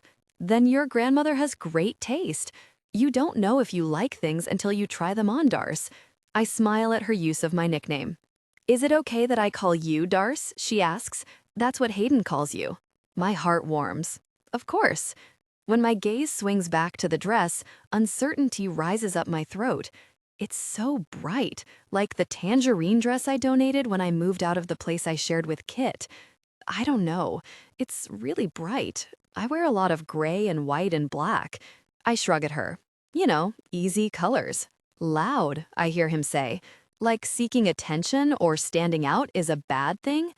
I look down at the tan dress clutched in my hands, something I grabbed because I can wear it to work. It's boring, and it inspires nothing inside me. When I look at the dress Georgia's holding up, though, something sparks in my chest. That's a dress that a really fun, confident woman would wear. A woman like Georgia. Please? Georgia asks in a pleading voice, giving me innocent doe eyes. My mouth twists into an amused smile. Are you manipulating me? It's only manipulation if it works. She puts the dress back on the rack with a shrug. Besides, you just got out of a relationship, right? My muscles tense. Did Hayden tell you that? No, but he used to say my friends Darcy and Kit, and now he just says my friend Darcy. And you two are living together, so? She shrugs, studies a jacket, glances at me, and brings it with her. So I have to wear the dress that the 70s threw up on because I just broke up with my boyfriend? I ask with a smile. Georgia nods with enthusiasm. Yes, thank you. You get it. This is the start of a new phase of your life. You moved cities and you're single now. Why not buy a new dress, get a new haircut, sign up for a running club, and then only go to the first session because the people are too hardcore? Get your nails done in gold glitter and then be stuck with them for 3 weeks. Kit would love the tan dress. What do I want, though?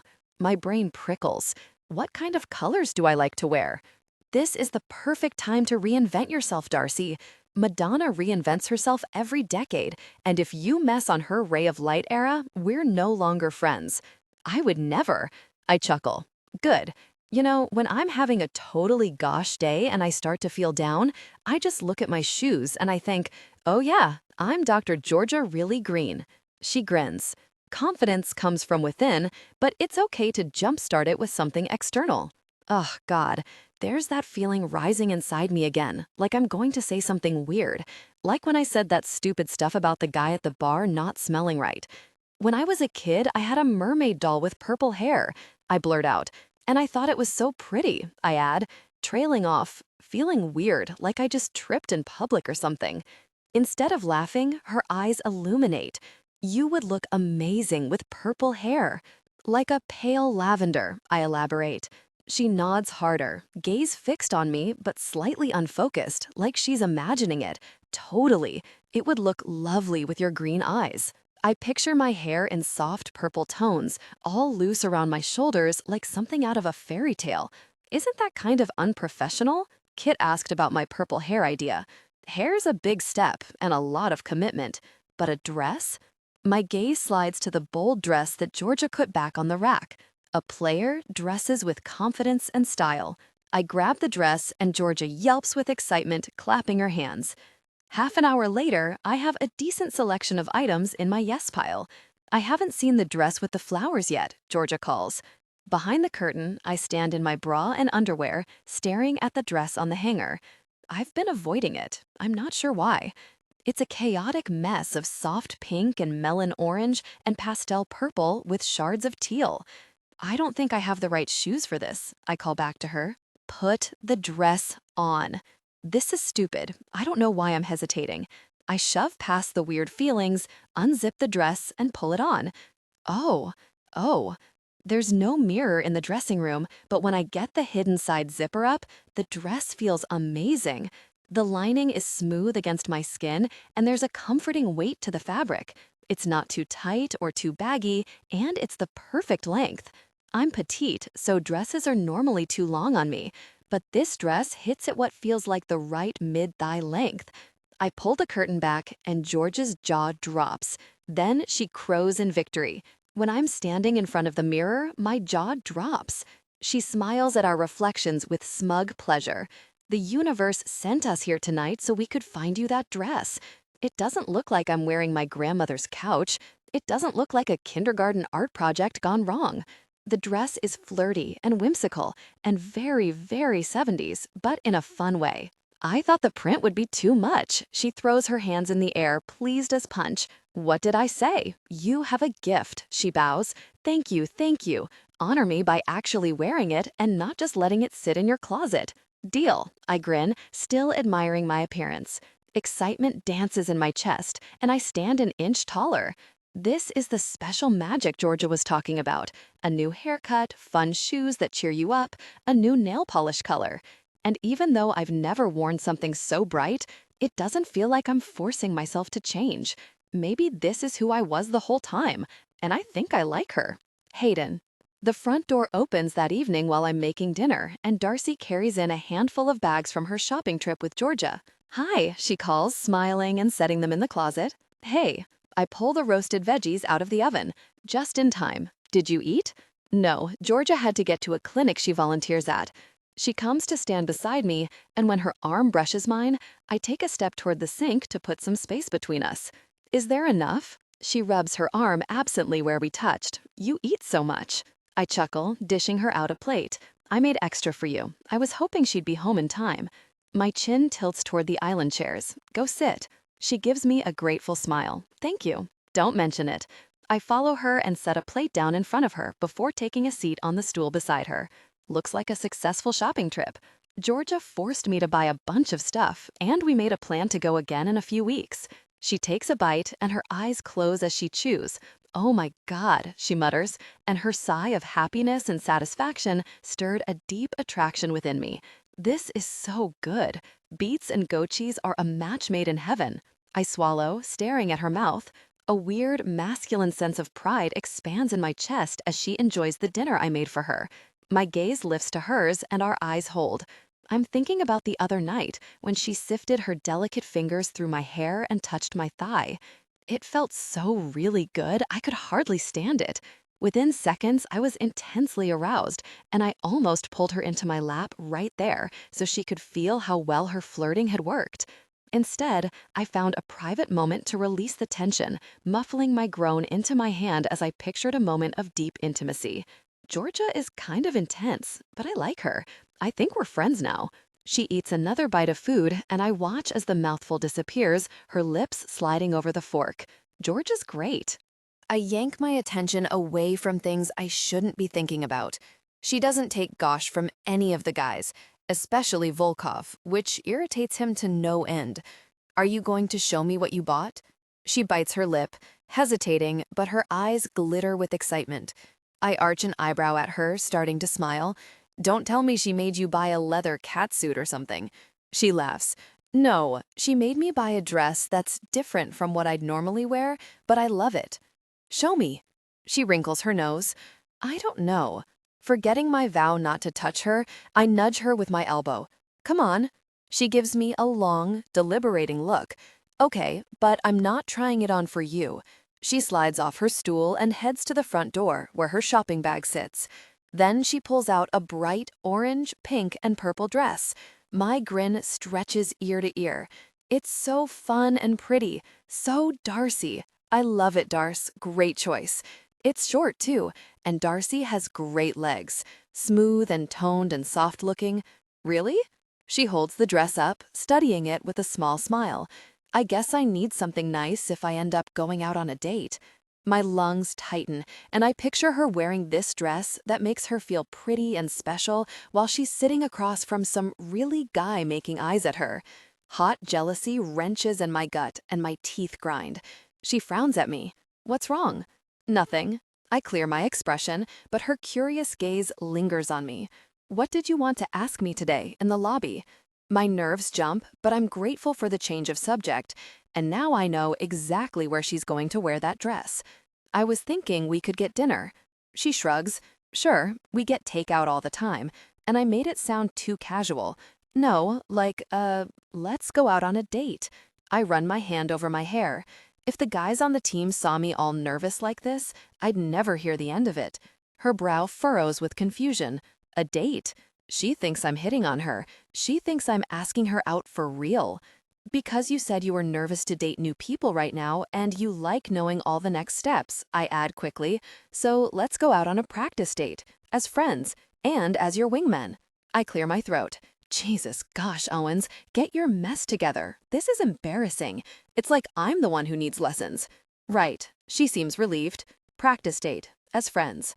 Her expression is hard to read, but I can see her mind working. Unless you've changed your mind. No, her eyes go wide. I haven't changed my mind. That's a really good idea. She nods to herself. We should definitely go on a date.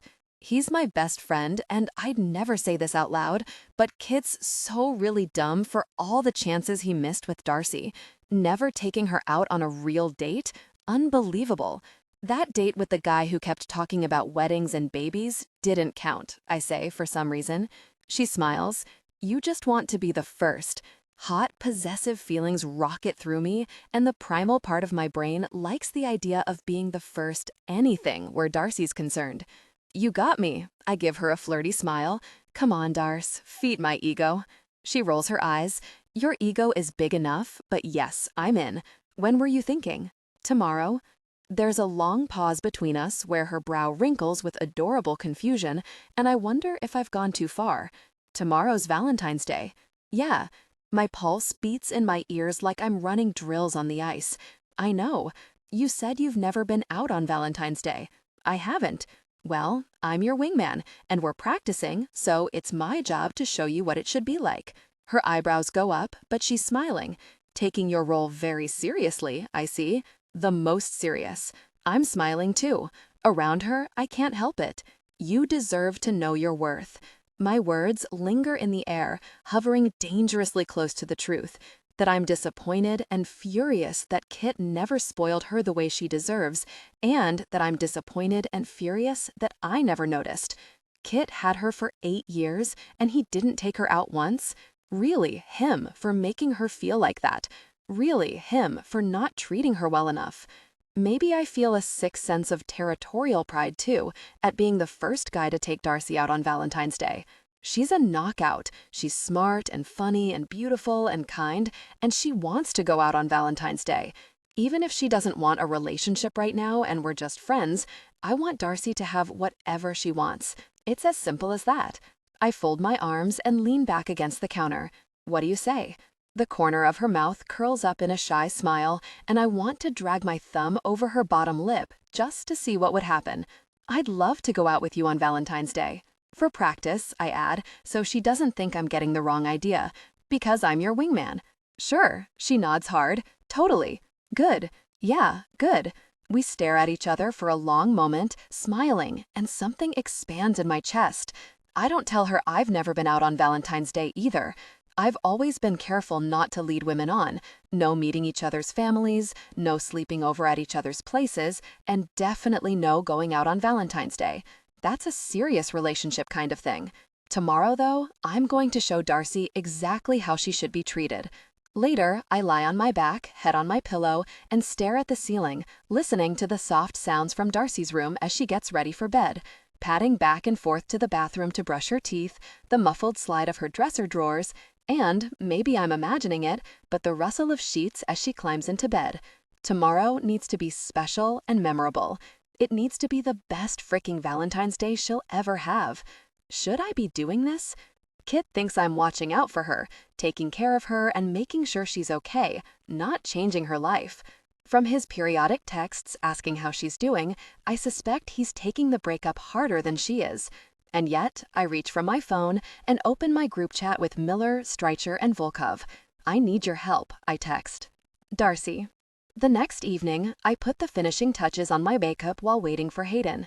I look good. My hair is smooth, shiny, and cooperative, and I'm wearing my favorite perfume, an orange vanilla scent, and the dress I bought yesterday. Excitement shivers through me. My first Valentine's Day. Hayden appears in my bedroom doorway and lets out a long, low whistle. Look at you. His eyes rake over me. The sight of Hayden Owens in a bespoke navy suit makes me forget my own name. I could kiss his tailor for the way the slacks and jacket somehow make him look even taller and broader, and for how the deep, rich navy blue makes his eyes even brighter. It's the perfect shade of navy, setting off his short, golden blonde hair. Wow, I say, at a loss for words. Hockey players are supposed to be greasy, sweaty, and toothless, but Hayden Owens is that old Hollywood, sparkling, breathtaking kind of handsome. In any era, his broad smile, strong jaw, and deadly blue eyes would have people starstruck. It should be easy to forget how good-looking he is because we've been friends for so long, but it isn't. I'll never get used to how beautiful he is. My gaze snags on his thick hair, freshly trimmed and styled with product, and I think about how soft it was when I dragged my fingers through it the other night, how his eyes fell halfway closed, the way his voice took on that gritty, raspy edge that made me feel a strong pull. My skin goes warm, and I clear my throat. You got a haircut? His eyes trail up and down my form, my bare legs, my dress, my neckline, my hair. "Gotta look good for my date tonight," he says absently. I feel his gaze like he's touching me. A shiver rolls down my spine. He arches a brow, looking smug. "You know how to make a guy feel special, Anderson." Warmth blooms in my chest, and we look at each other for a long moment. There's a fizzy feeling behind my ribcage, moving up into my sternum, and my breath catches. Oh no, I'm developing a crush on Hayden. I remember the urgent way he jumped up when I touched his thigh, like he couldn't get away fast enough. How he moved away from me in the kitchen last night. How he won't loop his arm around my shoulders or mess up my hair anymore. He's told me a million times how he cuts things off with women the second he senses they're getting attached, because it's the right thing to do when he knows he won't want a relationship. He was very, very clear that tonight is about practice and him wingmanning me and nothing else. He repeated the word friends about 12 times to be extra clear. "If a guy's interested, he'll let you know," he said the other night. I can't have a crush on Hayden. He's a total player, he's my friend, and most importantly, he's my wingman. He barely endured me touching his leg. He doesn't want this, so I'm not going to get ideas. He's just being kind because that's who he is. We should get going. I look away and slip a pair of earrings on. Silly Darcy, swooning over a friend who's miles out of my league. We head to the living room, but at the end of the hall, I stop dead in my tracks, jaw-dropping. The kitchen island is covered in bouquets of red roses, multiple bouquets. I've never seen so many roses in one place. "For me?" I sputter, heart lifting. Hayden stands behind me, so close I can feel his body heat. "They're not for me." The strong line of his throat works as he swallows, rubbing the back of his neck. "Of course they're for you. You're my date." I touch one of the blooms, brushing my fingertip over the smooth petal while delight courses through me. I count the vases on the counter. 8. He looks away, folding his arms over his chest. 1 for each year we've been friends. My heart squeezes. "Hayden," the word comes out so soft, and I'm about to melt into a puddle. "You didn't have to do this. Darcy, this is what people do when they take someone out on Valentine's Day." I don't think they do. I estimate a price. Add 20% for Valentine's Day, multiply by 8. They definitely don't do this. He shrugs. "This is what you deserve, and I wanted to make it special for you." My heart flip-flops in my chest. It already is. "It's a first for me, too," he admits with a boyish, rueful smile. "I've never bought someone flowers. I like that too much." I'm honored. We smile at each other, and his scent washes over me. God, he smells good. Warm and masculine, clean and fresh from his shower. A strong sense of attraction stirred within me. It's the week of my cycle where I feel a heightened sense of desire, and it's the hormones clouding my thoughts, I tell myself. I'm not going to let myself be swayed by the way my best friend smells. I'm not going to do something stupid and ruin everything. I arch an eyebrow at him. "I'm starting to question your judgment when it comes to dating, though." He laughs a little, but he steps into my space. I freeze as he reaches up to touch my earrings, inspecting them. The way he focuses on them, frowns, and narrows his eyes makes my breath hitch. Or maybe it's the brush of his fingers against my neck as he untangles my hair from them. He steps back abruptly. "Pretty," he says, giving me a quick, tight smile. And I don't know whether he's talking about the earrings or me. The earrings. Probably the earrings. "Shall we go?" I sound breathless. He nods, eyes still on me, and my heart does a funny, excited flip. A warning bell rings in my head, and I wonder if this date was a bad idea.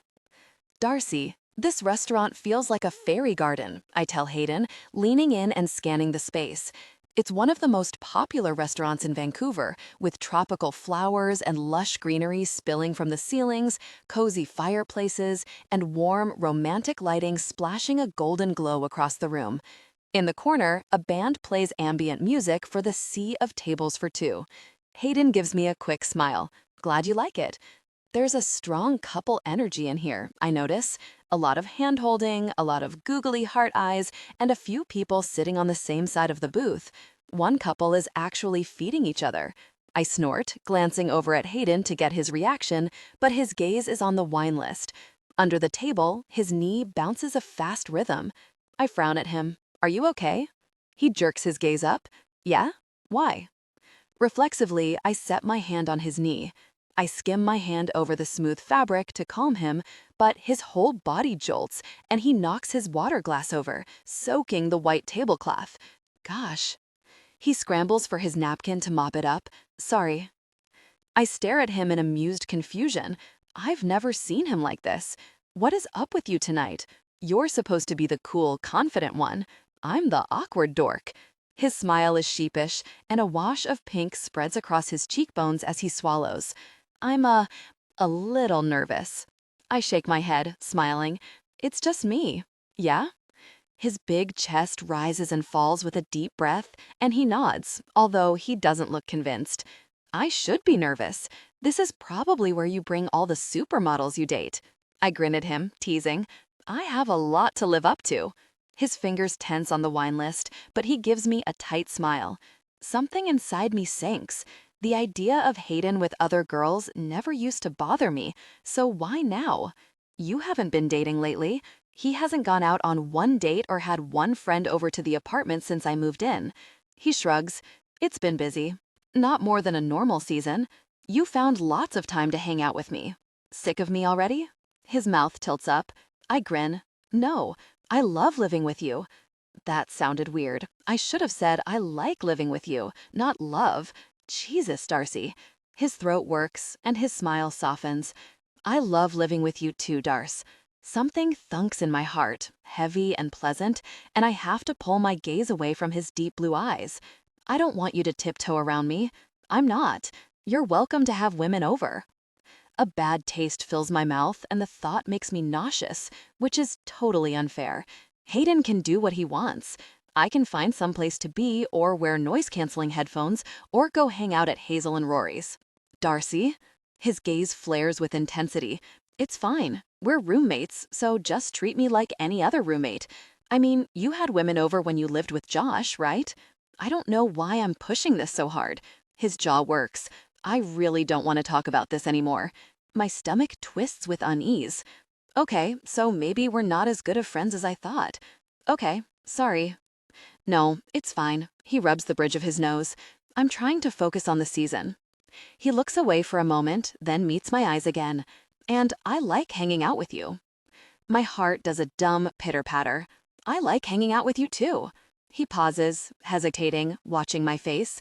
Sometimes I wonder what it would be like. A relationship, he explains, glancing away. I see Streicher and Miller making hard eyes at their fiancés, and he shrugs, and there's that endearing wash of pink across his cheekbones again. It doesn't look so bad. I laugh and wrinkle my nose. I can't even picture you with a girlfriend. For as long as I've known him, he's kept things casual. Hayden, you'd hate it, especially after years of freedom. Rory and Hazel and Pippa and Jamie, they're all in the honeymoon phase. Kid and I were there once too. Things were so good until they weren't. Until the shiny newness wore off. Until I started realizing how wrong we were for each other. I'm not saying what happened to Kit and me will happen to them, I continue. I actually think they're all perfect together, but there are a lot of aspects to a relationship that you just don't have to deal with when you keep things casual. I blow a breath out, thinking, you don't have to go to family dinners with the other person, no birthday or Christmas gifts, and you don't have to listen to them rant about work at the end of the day. His eyes move over my face, and the corner of his mouth tugs up into a reluctant smile. Those don't sound so bad. He only wants it because he's never had it. I like that too much. I'm honored. We smile at each other, and his scent washes over me. God, he smells good. Warm and masculine, clean and fresh from his shower. A strong sense of attraction stirred within me. It's the week of my cycle where I feel a heightened sense of desire, and it's the hormones clouding my thoughts, I tell myself. I'm not going to let myself be swayed by the way my best friend smells. I'm not going to do something stupid and ruin everything. I arch an eyebrow at him. I'm starting to question your judgment when it comes to dating, though. He laps a little, but he steps into my space. I freeze as he reaches up to touch my earrings, inspecting them. The way he focuses on them, frowns and narrows his eyes, makes my breath hitch. Or maybe it's the brush of his fingers against my neck as he untangles my hair from them. He steps back abruptly.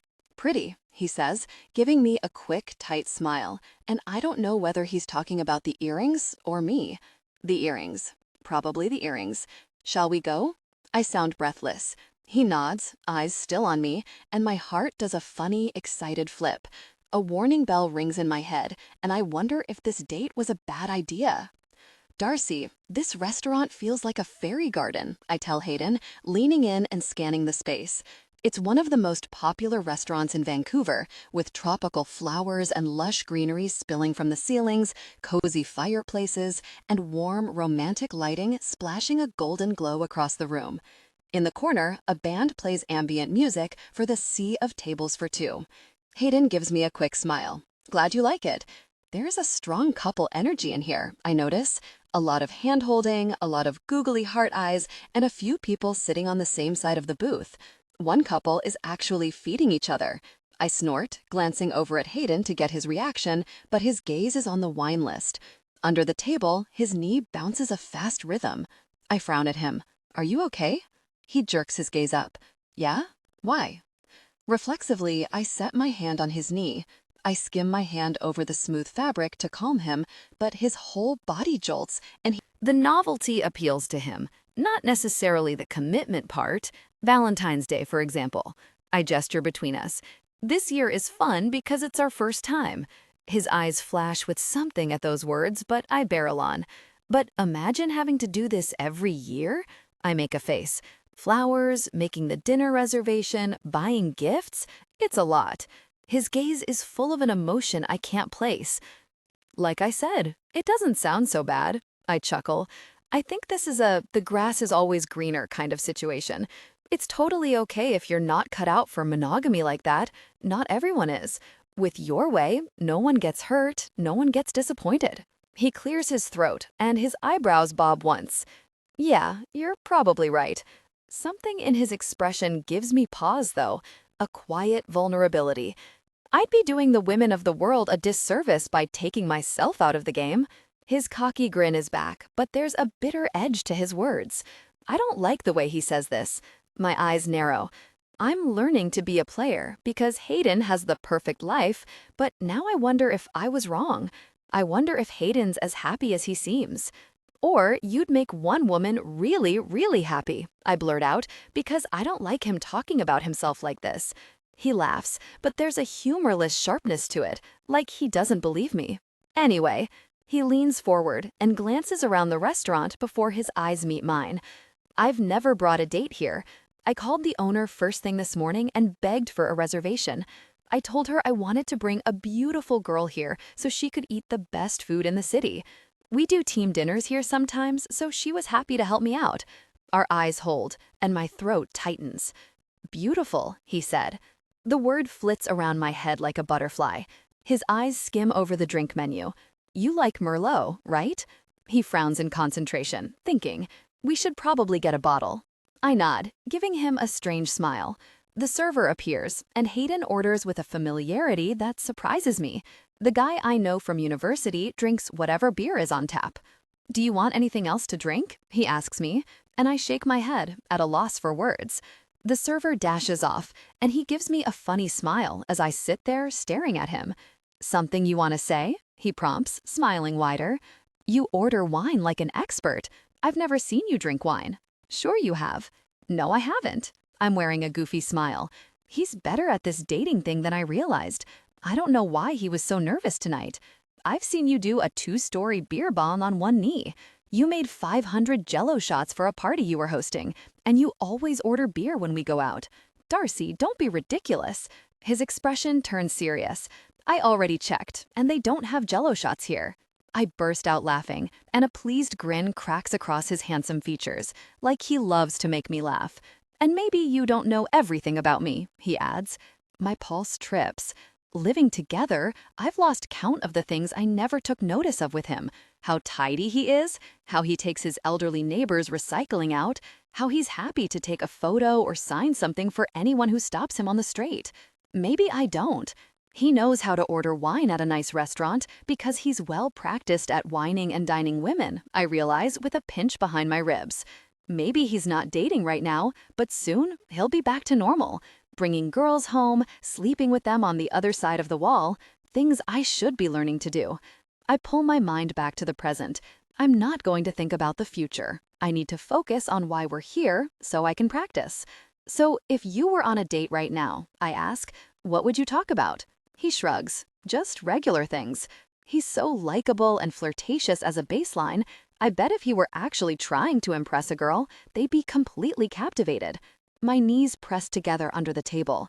What's that like, feeling so attracted to someone that I can't stand it? Like what? Try it on me, I secretly beg. He rakes a hand over the back of his hair. We'd talk about her job, where she goes on vacation, what she does for fun. That sounds like the kind of stuff I talked about with that guy the other week at the bar, except the conversation didn't flow at all. Let's practice. He regards me with a playful spark in his eyes. My heart jumps. This is the Hayden I know, fun and confident and silly. So, Darcy. He leans forward and gives me a seductive, arrogant smile. What made you ask me out? I bite back a laugh and clutch my chest dramatically with a faraway look.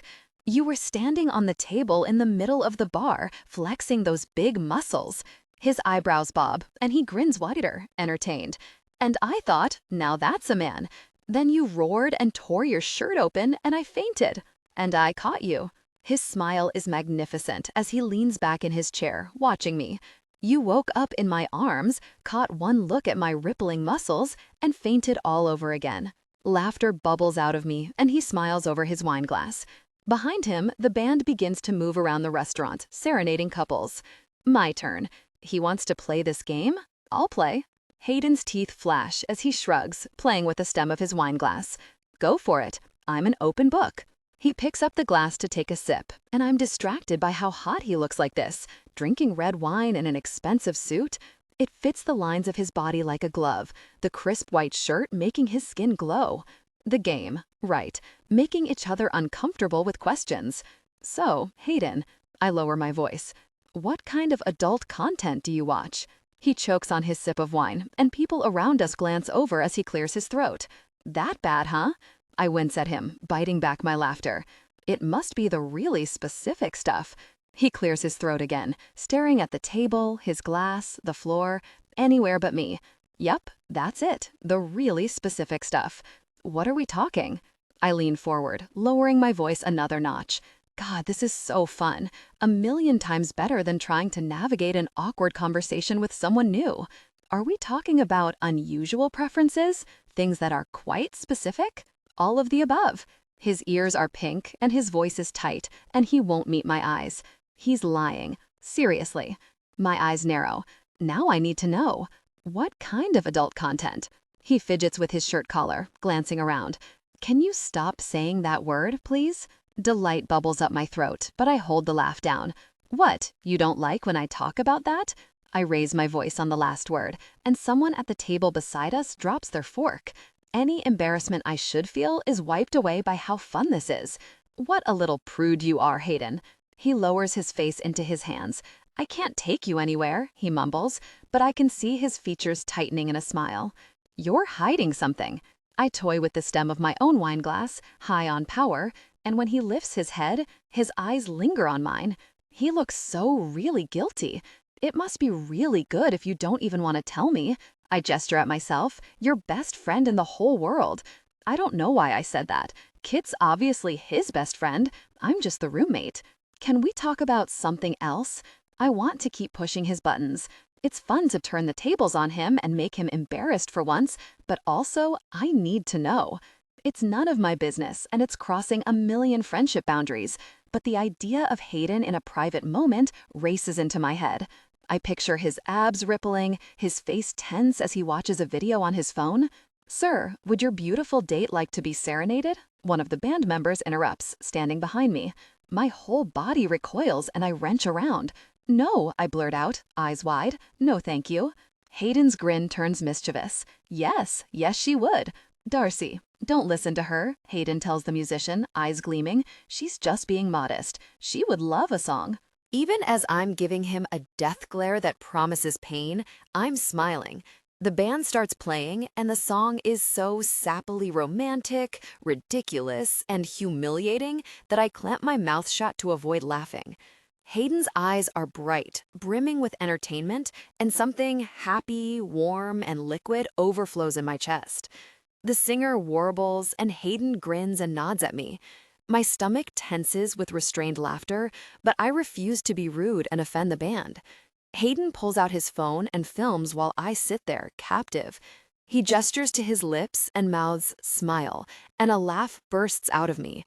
I cover it with a cough, but the musicians aren't convinced. "I'm so sorry," I tell the band, who are giving us dirty looks. "We're not laughing at you." They finish up. I think they skipped a few verses on account of our weird reactions and leave to torture some other couple. "Wow," I beam at Hayden. "Thanks a lot. Some friend you are. Worth it. You looked like you were about to crack a rib." Even though I'm red-faced and embarrassed, I can't stop smiling.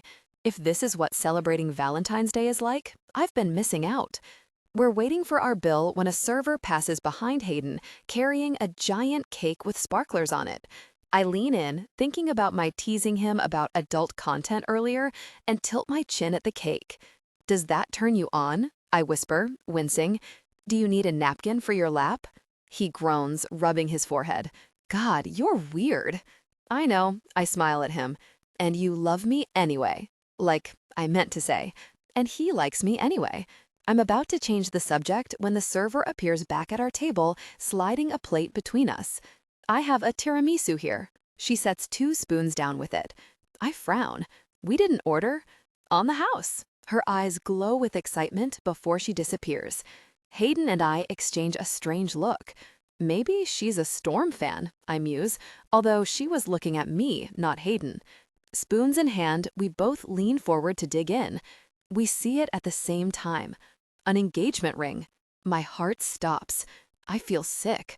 My spoon hovers midair. Hayden's wide eyes are on me, but I can't tear my gaze away from the diamond ring on the plate. It's placed gently on top of the tiramisu, sitting there innocently, sparkling in the warm restaurant lighting. It's similar to the one Kit gave me, with a big center diamond and a white gold band. "Marry me" is written in chocolate syrup along the rim of the plate, and all the happy feelings and enjoyment I collected throughout the evening scatter like marbles. In my mind, I'm back in the bar on New Year's Eve, while Kit kneels in front of me and everyone stares, waiting for my answer. "I'm so sorry." The server reappears, looking sheepish as she reaches for the plate. I got the tables mixed up. "Can we get our bill, please?" There's an authoritative edge to Hayden's tone I've never heard. "As soon as possible." Of course. The server takes one look at my devastated expression and winces again. She probably thinks I'm disappointed the ring wasn't for me. "Are you okay?" Hayden's hand covers mine as the server hurries away. Yeah, I'd try to clear my head and bring myself back to the present. Back to the fun we were having just a few minutes ago. I'm fine. That was just weird. His hand is so warm, and without thinking, I flip mine over so we're palm to palm, craving more contact. The light scrape of his calluses against my skin anchors me, and I draw my gaze up, meeting his. The tension behind my ribs releases, and I exhale. I'm okay, honestly. I know. His gaze is so gentle and caring. I know him holding my hand is just because he's worried, and it doesn't mean anything. But the intimacy makes my breath catch. Every nerve in my palm tingles against his. I bet a scan of my brain would show it lighting up like a firecracker. I tried to break up with Kit in December. I don't know why I'm admitting this when I told myself I'd keep my mouth shut about it so it wouldn't affect their friendship. I want to explain my weird reaction to the engagement ring, though, and I don't want to risk Hayden thinking I was careless with Kit's heart. Hayden's gaze sharpens and his hand flexes around mine. "What? Remember that charity skate event where you dressed up like an elf?" I rub my free hand over my stomach, over all the knots tightening at the memory. "And he brought up having kids and getting married and stuff?" Hayden's jaw tightens and he nods once. "I broke up with him that night." My face falls. Or, I tried to. "Tried to?" he repeats in a low, deadly voice. I blow out a tight breath as the memory of Kit's crushed expression floods my head. He wanted to focus on hockey for the next month because he had a lot of big games. He said we should talk about it in January. Hayden's expression is unreadable. And what did you want to do? I wanted to break up. The words come out with more force than I mean. I wanted to break up with him back in August, but it was his birthday, and you can't break up with someone around their birthday. And then the season was starting, and he was away a lot. So you waited until January. His jaw ticks again, expression hard. That's what we agreed on. I swallow past the rocks in my throat, frowning down at the table. And then he proposed on New Year's Eve. I nod, chewing my lip. Gosh, he mutters, letting out a heavy breath and tightening his hand around mine. Gosh, Darce, I don't want you to blame him. I shake my head, wincing. I think he thought it would solve things. Don't make excuses for him. His eyes lock on mine, sharp with intensity. That was a really messed up thing for him to do. I don't want to come between you guys. I just wanted to explain why I freaked out. His eyes are soft like velvet, so kind and understanding and affectionate that I want to drop myself into his lap, wrap my arms around him, and bury my face in his neck so I can inhale his warm scent and let him comfort me. It was a really messed up thing for Kit to do, and the relief that Hayden thinks so too has all the tension in my chest dissolving. Hayden frowns at our hands, then pulls his away, and the moment's over. Sorry, he mutters. I try not to deflate. He's a touchy-feely guy, except with me. The server comes by with the bill, and Hayden rolls his eyes when I try to pull out my credit card. Darcy, no. His voice is firm as he pays it. Don't even try that. The server leaves, and I give him a grateful smile. Thank you. I pick my napkin up off my lap and drop it on the table, putting on a confident smile. Let's go home. I got you a little something. Oh yeah? He grins, and there's my Hayden again. I mean, not my Hayden, the old Hayden I know and love. Like, whatever. Great. He stands and helps me into my coat. Because I got you something too. Hayden. How did I do tonight? Darcy asks over her shoulder as I help her out of her coat. Her eyes move around the apartment, over all the flowers I bought her, and she smiles. Anderson, you aced it. This has been the best date of my life. I shoot her a flirty grin to make her think I'm joking. A+. I can't stop thinking about what Kit did to her, proposing in front of everyone. The shocked expression on her face when he got down on one knee looks so much different in hindsight. I felt guilty for thinking she didn't seem as excited as she should have been. Now I know how right I was. She reaches down to take her heels off. Best date of your life? You say that to all the girls. Half the things we talk about, I don't say to other girls. I don't talk about what type of intimate content I like or give them lessons on how to touch guys. And I sure as gosh don't knock water over on the table because I'm sweating like some nervous teenager. She bites back a smile, glowing with pleasure, and my heart squeezes in my chest. I've been trying not to stare at her all night, but I can't keep from letting my gaze linger on her. Gosh, she's so beautiful. Smug pride weaves through me, expanding in my chest. Darcy rolls out of bed, makeup free and hair a mess, and fine, I'll admit it, I'm attracted to her. But tonight, all dressed up, she's stunning, and she looks like that for me. My gaze drops to the hem of her short dress and the soft, smooth skin of her legs. I wonder about her undergarments. Darcy likes things to line up and coordinate. She likes things that make sense, so I'm thinking they match one of the colors on her dress. My mind goes to the row of undergarments hanging in the bathroom to dry a couple of days ago. I had to grab something from under the sink when she wasn't home. The light pink pair, I bet. Best date of your life so far, Darcy says, lifting a brow. I might not be intimate. I blanch, hit with the overwhelming urge to haul her over my shoulder and carry her to my bedroom.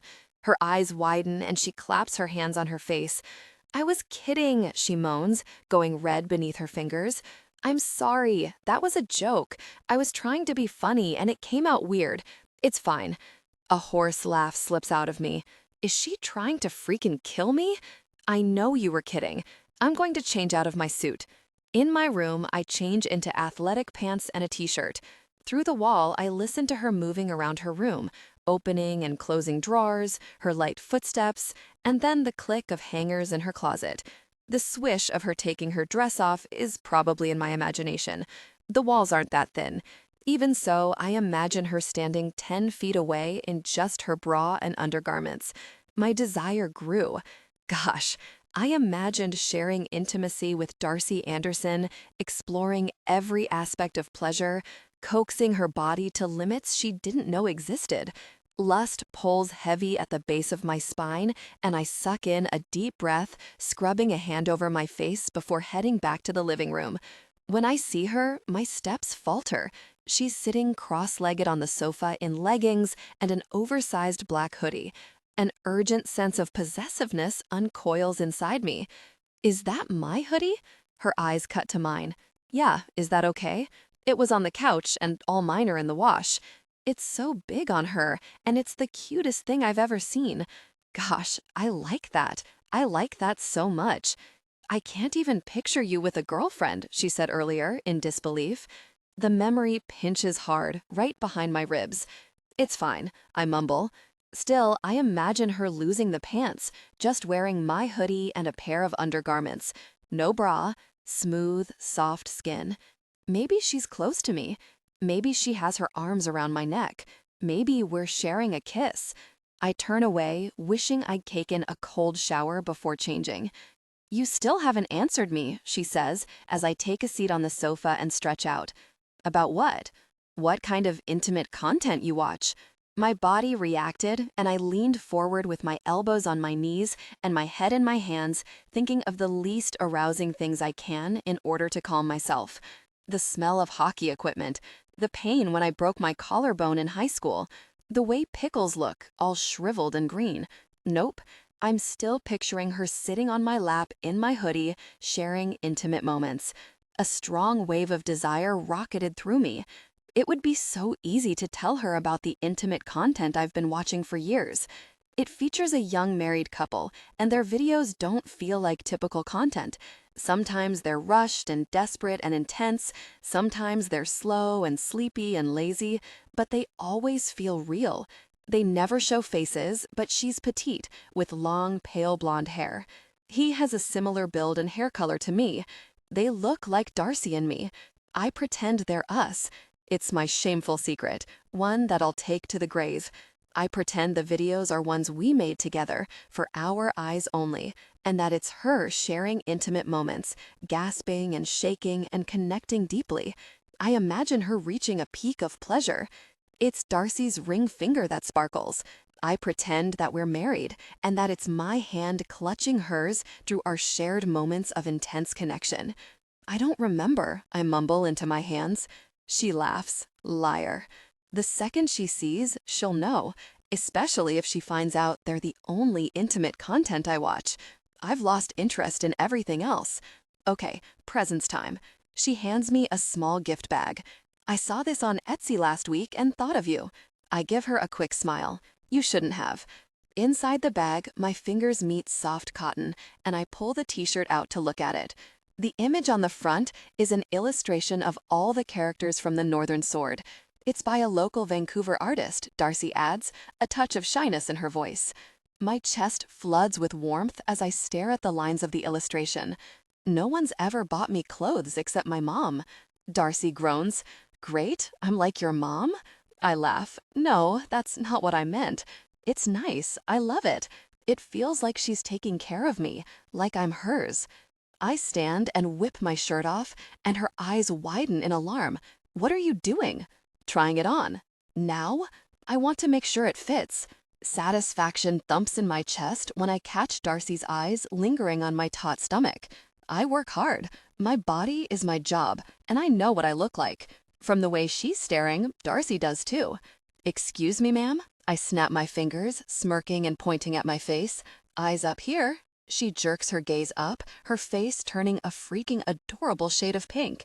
Sorry, I chuckle, flexing. It's fine. Go ahead and ogle me, Anderson. Oh my God. She turns away as I change positions to show off more muscles. Stop it, you egomaniac. An embarrassed laugh slips out of her, and I grin harder. Am I making you uncomfortable? I flex my biceps one at a time, and she cackles with laughter. Are you getting too warm? Is it hot in here, or is it just me? Does this actually work on women? I don't know. I don't act like this with women. They'd run screaming. I never laugh or act goofy like this with the women I go out with. I don't laugh like this with anyone but her. Darcy makes a pleased humming noise, and I relent, pulling the t-shirt over my head. What do you think? I hold my arms out for her approval, and she smiles, nodding as her gaze moves over me, snagging on my chest, shoulders, and waist. It fits. She meets my eyes, lifting her brows in a question. Do you like it? I love it. I really, really do. I like her buying me clothes, and I like her wearing my hoodie. I like going out for dinner and sitting on the couch beside her after in the home where we live together. One more. As I take the seat beside her on the couch, the line of her throat works, and she hands me a flat wrapped package about the size of a book. Geez, Anderson, you're spoiling me. She shifts, pulling her knee up beneath her on the couch. Even though we're not touching, I can feel her body heat. I pull the wrapping paper off, and my heart shoots up into my throat. It's a framed photo of us in university, 3rd year, I think. We're dressed in green, wearing cheap plastic hats that we got on the St. Patrick's Day pub crawl. One of my arms is looped around her shoulder, and we're both holding our dyed green hands up to the camera, smiling ear to ear. It's too sentimental, isn't it? She winces. Sorry, I just love this photo. It's my favorite. The ache in my chest unfolds, taking up more space. Hey, I hook my arm around her like in the photo, pulling her against me. My no-touching Darcy rule fades into the background.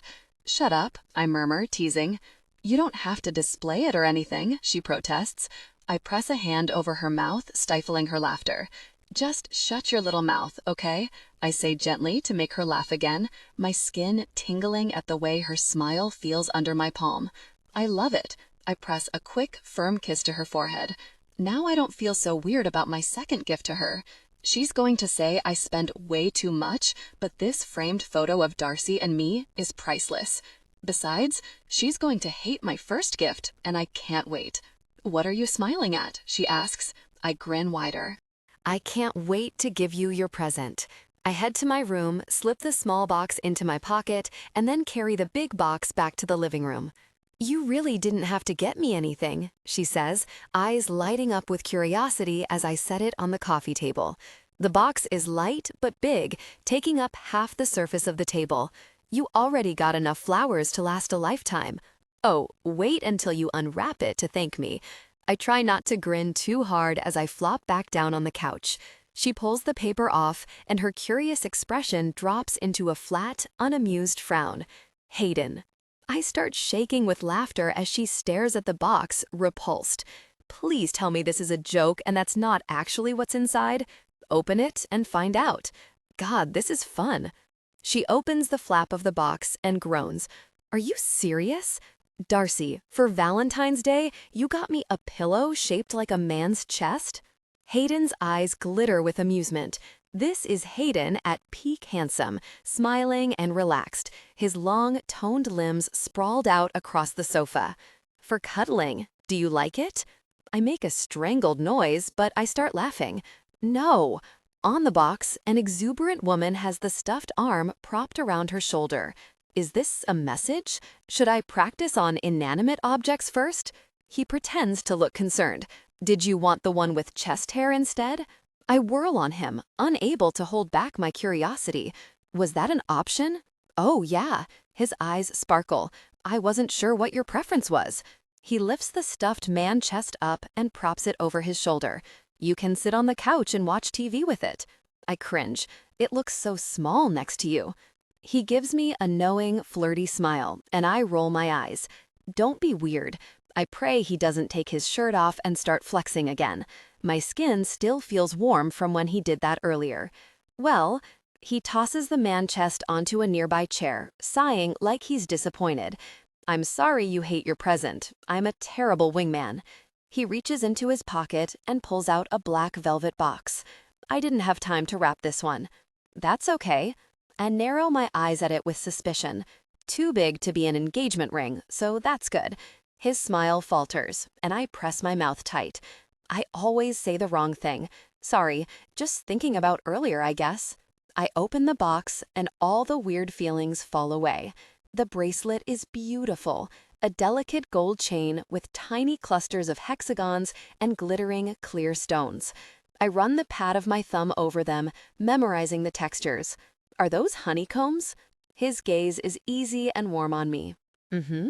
We hold eye contact for a long moment, and I wonder, does he remember? A few years ago, I went down a rabbit hole about bees. It was all I could talk about for weeks. Bees can count. Their hives are built in an organized, methodical, mathematical fashion. Even though they're just a tiny insect, bees work together to build strong, stable beehives with these hexagons.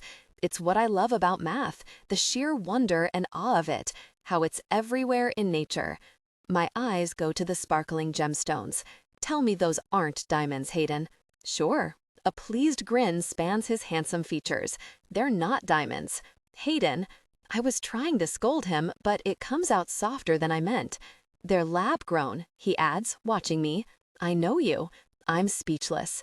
Lab-grown diamonds, or synthetic diamonds, are the same composition as traditional diamonds, same hardness, structure, and sometimes better clarity, except they're grown using high heat and pressure rather than mind. They're another example of how math and science improve our world. I love it, I whisper, smiling up at Hayden, pleasure wrapping around my ribs in tight bands. It's too much. Hayden just smiles and shrugs, and my stomach flutters. No one sees me like he does, and I'm not sure what to do with that.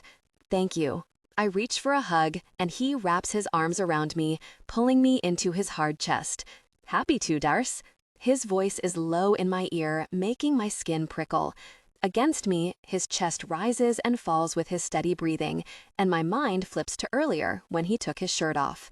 Muscles, ridges, smooth golden skin, a light smattering of dark blonde chest hair. I felt a strong desire for him, a deep longing. A powerful wave of attraction washed over me, igniting a deep desire. My crush was stronger than ever, and I really, really wanted to be intimate with my best friend. Against my fingertips, his t-shirt fabric is soft, and he's so warm. Hayden smells like a fresh, clean forest. I take a deep inhale and my scalp tingles. His scent does something to my brain, making my thoughts sharpen and focus on him and him alone. The hug should have ended seconds ago, but he's still holding me tight.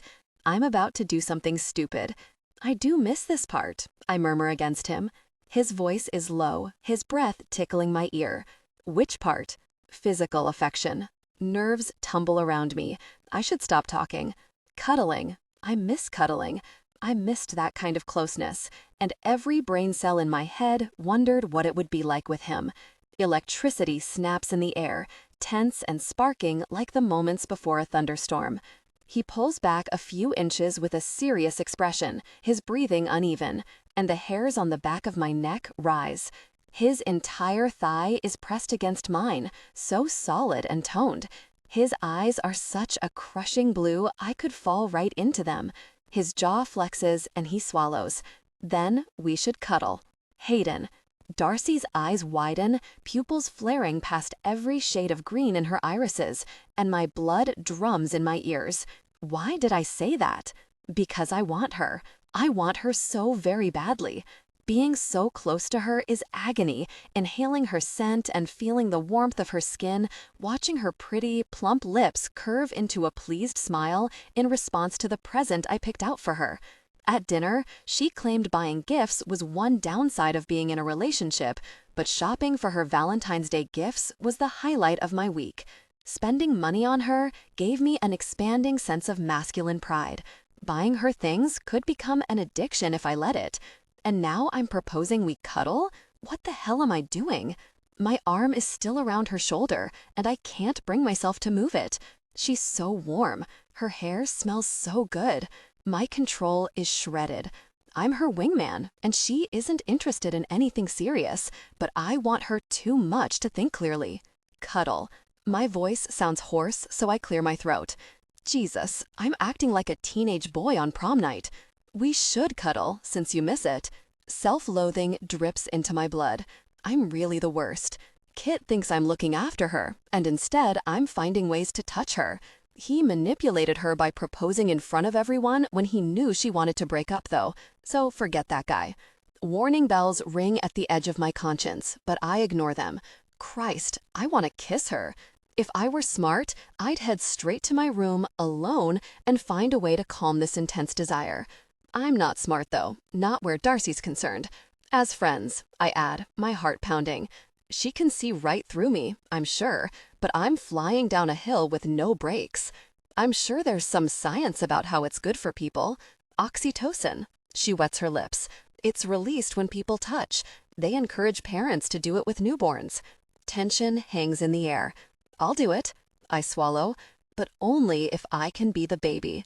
She bursts out laughing, and even though my pulse drums in my ears, I grin. A few knots in my chest ease, and I lower down on the sofa, holding my arms open. Like it's the 100th time we've done this, she tucks herself against me, her back to my front, and just like that, we're cuddling. It's the best thing I've ever experienced. Instinct grips me by the throat as I fold myself around her, pulling her closer to me. She's so soft, so warm, such a perfect fit against me. We're lined up against each other, and I wonder, does he feel my heart racing? What am I doing? Do I care? This okay? I murmur. She turns, glancing over her shoulder. Can you breathe like that? My hair is probably suffocating you. I'm good. I could die like this. She smells like heaven. It's taking every shred of my control not to press my nose to the back of her neck. Instead, I rest my chin on the top of her head. Is this what having a girlfriend is like? Is this what I've been missing out on for years? It would never be like this with anyone else, though. It's not the act of cuddling with a woman, it's cuddling with Darcy that's sending my body and mind into overdrive. You know what? Forget it. Driven by my dumb caveman brain, I press my nose to the back of her neck and inhale deep. All the blood in my body rushed, and in 3 seconds I was intensely aroused. My lips parted at the intense urge to move closer to her. Holy gosh. I read an article once about a certain type of intimacy where someone mentioned smelling the back of a partner's neck, something about pheromones. I told everyone this at the bar, and Miller tried it with Hazel. He said it didn't work. Well, it's really working now. My body ached with arousal, and a powerful tension strained against my pants. If Darcy moves even an inch, she's going to feel it. Panic threads through me, cutting through my blinding lust. I need a cold shower. I need to find a way to release this tension. Gosh, no, I just need to get out of here. Darcy lets out a content sigh and shifts, and my mind goes blank as her body presses back into me. She tenses. I tense. Neither of us is breathing. She opens her mouth to say something, but I almost fly off the sofa, hurrying to my feet and turning away. I saw her reaction to the ring tonight. I can't be doing this. This isn't what she wants. I'm going to ruin everything. I need to go to bed. I'm halfway out of the room. Thanks for, yeah, good night. Moments later, I'm in the shower, water running down my body. My desire for her was overwhelming. My mind raced with images of Darcy. Pleasure coiled around the base of my spine, and my peak hit me with sharp ecstasy. I clenched my eyes closed, breathing hard, muffling my groan. Like always, I hope this release gets rid of the lingering desire for her, the pull toward her, the intense attraction that seems to grow every day. It's not enough, though. It never is. Darcy. The next morning, I'm waiting in the kitchen among the 8 bouquets of flowers, breathing in their floral scent and rehearsing what I'm going to say, when Hayden appears, bag strung over his shoulder and ready to leave for a 7-day away game stretch. My gaze falls to his chest, and I automatically smile. You're wearing the t-shirt. He glances down at it, mouth tilting up. Of course I am. It doesn't seem weird between us after last night, so that's good. In the mornings, Hayden's so handsome, blue eyes all sleepy, hair still damp from his shower, and dark blonde stubble coating his sharp jaw. My fingers itch to touch it, scrape through it with my nails. No, after last night, no more touching. He had the right idea by cutting it short. My face heats at the memory. Gosh, I'm so embarrassed. His eyes go to my wrist. And you're wearing the bracelet. I find the delicate chain and toy with it like I did all night when I couldn't sleep. It's hard sleeping in the bed alone. I've always slept better with someone beside me. On top of that, I was worrying all night about messing things up with Hayden. Of course I am. I give him a quick smile. I'll drive you to the airport. He blinks, lips parting, and his expression turns apologetic. Volkov's picking me up. Oh, I was planning to use the time in the car to apologize for last night. I didn't think of that. It's fine. You should be sleeping in, not chauffeuring me around. He drops his bag and heads to the front hall closet to grab his boots. Go back to bed. If we don't talk about last night, it'll be weird, and Hayden is pretty much all I have right now. I don't want him to think I'm getting the wrong idea about us. I can't mess things up with him. I just can't. You can't leave yet. I try not to sound frantic. You're a zombie without your morning coffee. I hit the button on the espresso maker, and the machine whirs to life. A moment later, a stream of espresso drips into the tiny cup. His eyes go from the espresso maker to me, a wary expression on his features. I was going to get a coffee at the airport. Airport coffee sucks. Ours is much better. His eyes warm at the word ours. I guess I have a few minutes. He takes a seat at the kitchen bar and accepts the espresso I hand him. The cup looks comically tiny in his huge hands. I move so I can see him around the flowers and lean on the counter, concentrating on not wringing my hands or fidgeting. Last night, he stills, and our eyes meet. I'm really sorry. I look at him dead on while my heart pounds. We cuddled, and I got horny.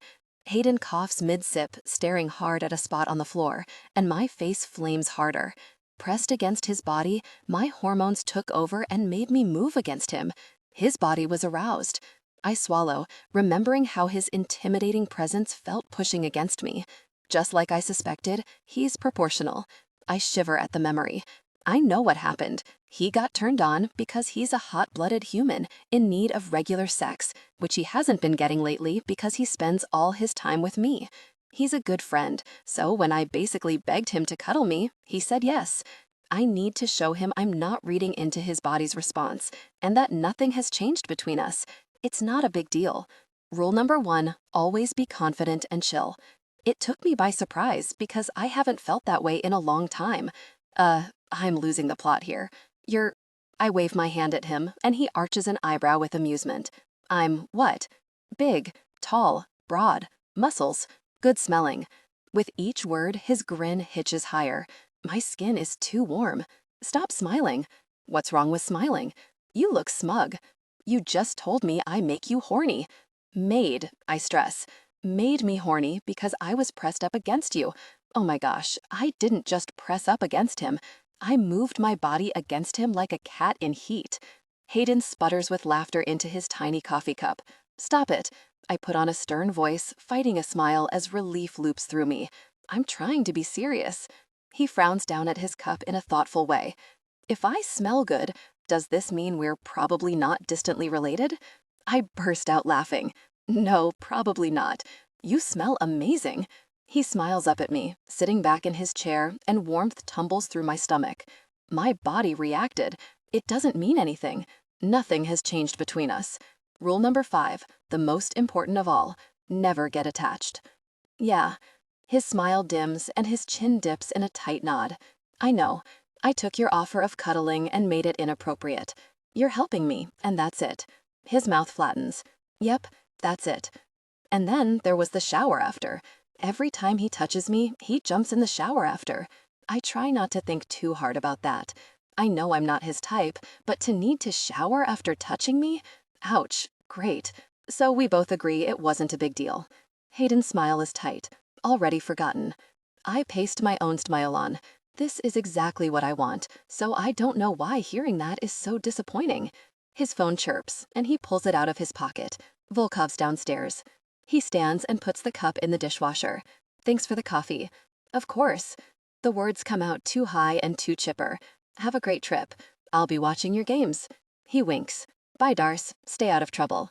It isn't until the door closes and I hear the ping of the elevator arrive that I realize I'm really going to miss him over the next week.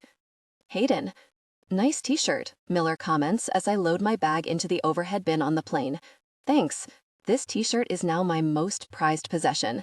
Darcy gave it to me. His eyebrows go up with interest as I drop into my seat.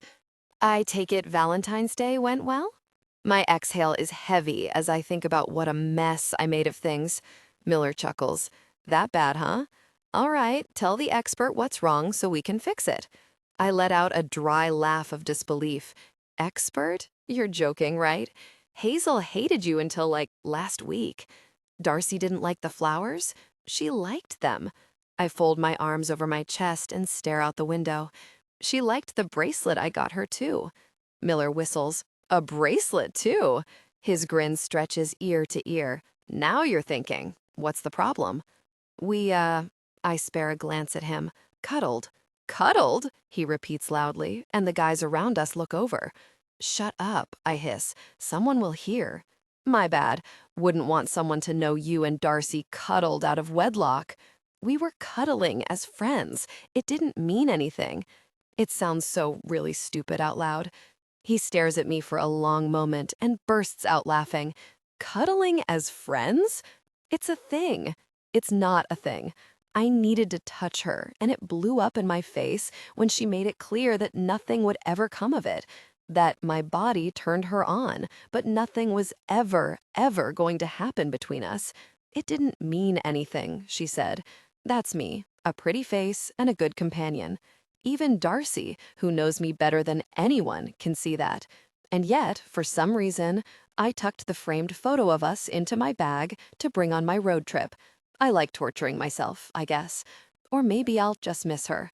Miller looks over the seats. Hey, Strycher, do you want to cuddle later? As friends? A few rows away, Strycher gives him a surly glare. Miller turns back to me with delight shining in his eyes. Sorry, you were saying? I pull the brim of my baseball hat low on my forehead and sink into my seat, the unspoken signal for, I'm taking a nap, don't bother me. But Miller flicks my hat up. Owens. His smile dims a few notches as he searches my expression. What are you doing? In my mind, I see Darcy's petrified expression when the engagement ring appeared on her plate at dinner. Nothing. She's not ready for a relationship. So help her be ready. Show her what it could be like. My throat knots with worry. The last guy tried that, remember? And she freaked out. Miller hums, thinking, if she didn't want long-term with Kit, every woman's dream guy, how's she going to feel after my shiny newness wears off? Ward appears in the aisle and hands us each a folder. Gentlemen, Coach. He moves on, and I flip through the game packet folders with our travel itinerary, room assignments, game schedule, and notes on each game. A Polaroid slips between the pages. A surprised laugh bursts out of me at the picture of that stupid really gnome tucked into my bed, head on my pillow, wearing an eye mask. On the back, Darcy's writing reads, Good luck, I'll be watching your games and sleeping in your bed. Daniel. She must have done this when I was at practice or something. I can't stop smiling. My thoughts stray to the video I took of Darcy last night while being serenaded. I pull my phone out. Danielle better not get into any trouble in my bed while I'm gone, I text Darcy. Her response is immediate. Where's he supposed to do it? He has needs. My grin broadens, and all the weird feelings from last night and this morning melt away. On the patio, like a normal person. She responds with a gif of Jim Carrey gagging, and I beam at my phone, pop an earbud in, and pull up the video of her from last night, looking mortified while serenaded. The morning coffees because she knows I'm useless before caffeine, the t-shirt from our favorite book series, our dumb shared jokes like the creepy gnome. My life is better when we're living together. I always say Kit's my best friend, but he's not. It's Darcy. I'm not dumb enough to continue denying my feelings for her, but I won't act on them and mess up the best thing that's ever happened to me. Darcy. Hayden appears in my bedroom doorway a week later, and I slam my laptop closed. I didn't even hear you get home. I know. He quirks a curious grin at me, tilting his chin at my laptop. Are you working? I'm trying to figure out why the Vancouver Storm are so bad at power plays when they use all their best guys on them. While watching Hayden's games on TV this week, something about my old analytical models called to me. It's easy to get lost in the numbers when I'm concentrating, and I found myself working way past bedtime almost every night. This week, one thing has become crystal clear. They'll never get to the playoffs if they can't improve their chance of scoring during power plays. Just some paperwork thing, I lie. They're just for fun, though, and it's not like I'll ever show anyone. The last thing I want is Hayden telling me to back off. We stare at each other for a long moment, and I try not to think about the cuddling. We've carefully avoided it, or any mention of Valentine's Day while we texted all week.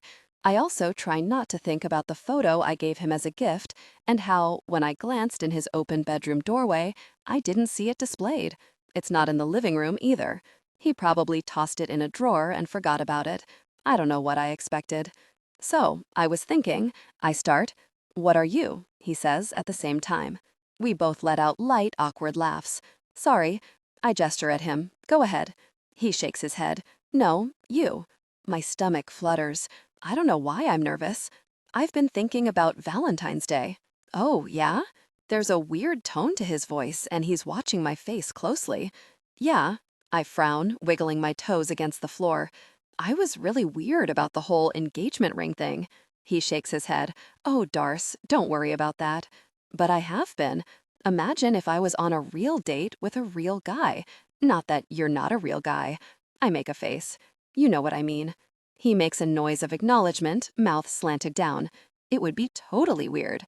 A sliver of anger cuts through me, because even after my relationship with Kit is over, he's still coming back to haunt me, and I'm desperate to shake him off. "If you're free tonight, I'd love to take you on another practice date." I give him a tentative smile. I promise I won't freak out if any engagement rings get put on my plate. "Oh." He makes a hesitant face, and my stomach sinks. "You can't," I say quickly. "You're busy. Of course you are. That's fine." "No, I got invited to a party." "Nice." I'm nodding. I feel stupid. He's the hottest guy in the NHL. Of course he got invited to a party. "Awesome." "No, Darce," he laughs lightly. "Sorry, I'm saying this all wrong. I got invited to a cast party for the Northern Sword. Miller posted a picture of me wearing the t-shirt you got me on the plane, and the production studio saw it. I saw it too. Who didn't see that picture? The online book community lost their freaking minds at the idea of Hayden Owens loving the Northern Sword. Yeah, so," he blows out a breath. "What do you think?" "I think you should go." I force a smile. I bet there'll be lots of women there, hitting on him, laughing at his jokes, slobbering all over him, while I sit on the couch at home and try not to think about it. He gives me an amused look of disbelief, shaking his head. "Oh my God, Anderson, I'm asking you to go with me." I blink at him. "Shut up." He grins. "Is that a yes? Really?" My voice goes very, very high. "Yes," he laughs. "Who else am I going to go with? Volkov? Hayden?" I run over and slap his shoulder, and he laughs again. "Shut up. You don't want to go. I understand." I make a strangled, choking noise, and he grins harder, eyes bright. "I want to go." He inspects my face. "I don't know. You don't seem into it." "I'm into it. I want to go. Please." I lace my fingers together and smile up at him. "Please take me to the party." "I knew I'd have to drag you out." He sighs before giving me a quick grin and heading to his room. "Let me change, and I'll meet you in the kitchen when you're ready. We can get dinner first." I nod eagerly and race to get ready. Darcy. Closed for a private event, the sign on the restaurant in Gastown reads, "When we arrive for the cast party for the Northern Sword name," the guy at the door asks us, holding a clipboard. "Hayden Owens and Darcy Anderson," Hayden says with smooth confidence, like he does this all the time, and I take a mental note. Hayden nails rule number 1, act confident and chill. The guy takes our coats and gestures us inside, and I give Hayden a funny smile. "You put my name on the list already? I had a feeling you'd say yes, and I wasn't going to go without you." Inside, I spot 3 cast members immediately, along with a handful of other actors who don't work on the show, and 3 musicians. "There are a lot of famous people here," I murmur to Hayden, my self-consciousness rising. He puts his hand on my lower back, like he can sense my trepidation. "Don't worry," he murmurs back in my ear, his breath tickling my neck. "I'm just a regular guy." A laugh slips out of me, and my self-consciousness eases. He dips down farther to catch my eye. "I won't leave your side, okay?" Gratitude expands through me. "Okay, come on." He nudges me toward the bar. "Let's get a drink." Sometime later, after we've met a handful of the cast, Hayden and I sit near the downstairs bar watching the partygoers. There's Aurora, I subtly point to the star of the series, who's laughing with someone.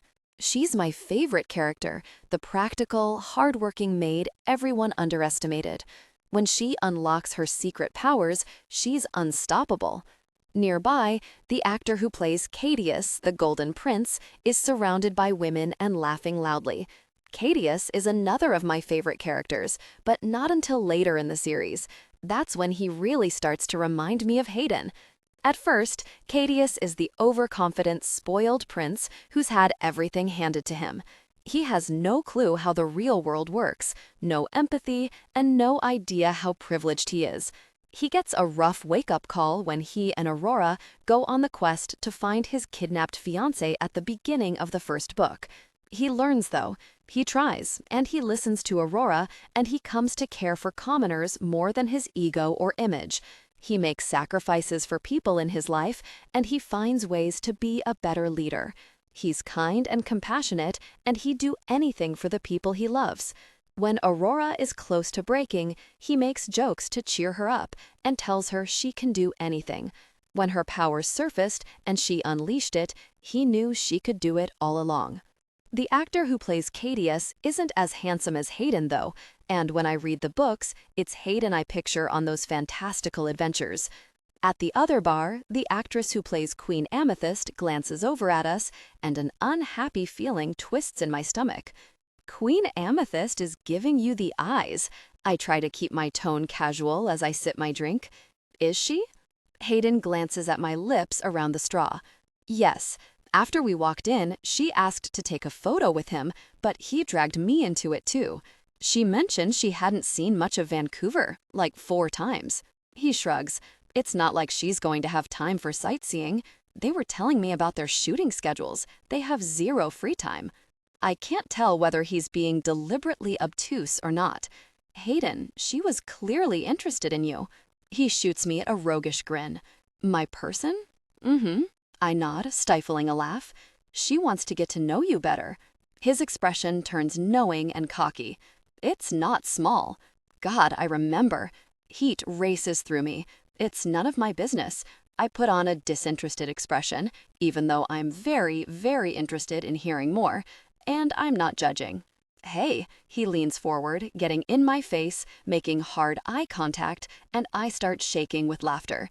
He stares at me dead on with a mock-serious expression while his eyes sparkle. It's not small, okay? It's quite impressive. Women often speak highly of it. I act revolted. No one calls it that. They would if I asked them to, he adds, grinning. Lots of women can vouch for its appeal. I'm sure. A bad taste fills my mouth. I shove my straw between my lips and take a long sip to wash it away. I'm sure Queen Amethyst would love to verify your claims. He makes an unhappy noise of acknowledgement. She's exactly your type, I say for some reason, because I just can't shut up about this. What are you talking about? You know, super tall, long dark hair, big boobs, I make an hourglass shape with my hand, great butt, tiny waist. Queen Amethyst could probably crush my rib cage with her thighs while I cried for mercy. Hayden frowns at me. All the women you date fit that description. He looks away, jaw ticking like he wants to say something. Darcy? I swallow. What? Shut up, he says gently, smiling, and I snort at myself. Right, we're on a date do-over, I say. No trying to hook you up with other women. Look at you. He reaches over and puts his arm around my shoulder. You're a quick study. He's being touchy-feely tonight for a change, and pleasure loops through me. Taught by the best. His smile dims and he takes his arm back. How was work this week? Fine, I shrug. He makes a hand gesture for me to continue, and I give him a flat look. My job isn't conversation material for a date. He watches me for a moment, and I can't read his expression. You used to talk my ear off about the stuff you were working on. His eyes narrow as he looks away, thinking. Your school project in 4th-year university. The scholarship thing? The Women in STEM prediction model. I used government data to determine which girls entering university had the lowest chance of finishing based on financial hardships. They still use it today, actually, to allocate scholarships and funding, with updated data every year, of course. His mouth hooks into a proud smile, his warm gaze moving over me, and I grin into my drink. That's really cool, Darce. It was. Using statistics to help people made that project so fun, it didn't even feel like work. They have a Vancouver branch of the organization and a few events coming up. I might go to one. And you should find a job that makes you smile like that. I snort. Most jobs don't make people happy, and I have nothing to complain about. My job is fine. It pays the bills, and I get vacation time and great benefits. They pay for my phone, which is nice, and they paid for me to ship my stuff here when I moved to the Vancouver office. I force a bright, optimistic smile. It's not so bad. He tilts his head, one eyebrow going up like he doesn't believe me. And yeah, maybe a huge part of my job is to save money for the insurance company by predicting how much patients will cost long term, and they use our data to determine premiums, ultimately making the owners richer, but that's a huge chunk of the actuarial field. And that's business. I shrug. A lot of jobs are about money when it comes down to it. I had a job I loved once, right out of university, and then I really messed it all up. It's better this way, with a boring job. No one gets hurt and no one gets fired. He rubs his jaw. I know I'm not as smart as you. You are, Hayden. Don't say that. I hate when he makes comments like that, like he's some dumb jock. There are lots of ways to be intelligent that have nothing to do with school or math. Social skills, kindness, and compassion count just as much. My expression turns wry. And you always had good grades in school. It's dim in here, but it almost seems like he's blushing. I was trying to say that you deserve to have a job you get excited about, not just one you put up with, something that doesn't feel like work. We lock eyes for a long moment, just smiling at each other, and even in the low restaurant lighting, his eyes glitter. My gaze follows the sharp line of his jaw, his stubble, and my fingers itch to trace it. He really is otherworldly handsome. In a different life, he'd be at this cast party as one of the actors. That isn't why I feel lucky to be here with him, though. Hayden is one of the kindest people I know, and despite the constant attention he gets for his looks or career, or that he's essentially a celebrity in a city that loves hockey, it hasn't gone to his head. He could snap his fingers and have women fall at his feet, but he's sitting at a party with his dorky friend from university. This is why I don't talk about my job on dates. My smile is self-deprecating. I'm making up a rule number 6 of being a player. Don't talk about boring stuff on dates. Only talk about fun, sexy topics. He grins. Fun, sexy topics, he repeats. Like, I rack my brain for something funny. Like, he makes a go-on gesture. I can't wait to hear this. Like, what your favorite kind of romantic moment is. Darcy. Hayden blinks like I've grown another head. What? He looks so serious and stricken that I start laughing. Hayden, don't be so uptight. I know you have one. His eyes flash with heat. His gaze drops to my mouth, and he swallows. I don't know. Depends on the situation and how I'm feeling. A frisson of electricity runs up my spine at the dark look in his eyes. Probably whatever brings her the most pleasure. My stomach dips at the image of Hayden in an intimate setting, giving his partner his full attention as he works to bring her joy. My pulse quickens, and I sip the rest of my drink down to the ice. You? He asks lightly. My mind has gone blank, and I can't think of a single example. I'm just thinking about Hayden in an intimate setting and what it would be like. His body is ridiculous, and paired with his thoughtful, fun-loving nature, a deep connection with Hayden Owens might be a life-changing experience. No wonder he's rumored to be incredibly captivating. I imagined a moment of intense connection, a powerful intimacy shared. His expression is unusually flat, totally devoid of humor or teasing, and embarrassment floods through me. Oh gosh, I just asked my wingman a very personal question. You know what? My voice is high and I laugh to lighten the tension. Pretend I never asked. This is mortifying. I think I'm drunk. That makes Hayden huff with amusement, and the grin splitting across his face eases some of my humiliation. You're not drunk. I'm not drunk, I confirm. I just say dumb things sometimes. Sorry. I was going for fun, flirty conversation, and I took us straight to weird and inappropriate. No, he shakes his head, smiling a little. It's fine. You can ask me anything. His gaze slides to me, curious. Why are you asking about this? My face burns again. The answer is embarrassing. Darce, he coaxes, starting to grin. Because I don't think I've ever experienced that kind of intense connection? I wince. I don't mean to put you in an awkward position. You won't tell anyone, right? I don't want people thinking Kit was, like, not very attentive or something. He was just a bit reserved. A little passive and tentative. Rushed. Boring, a voice whispers in my head. Selfish. Hayden shakes his head, mouth flattening. I won't say a word. Did Kit ever mention anything about our relationship to you?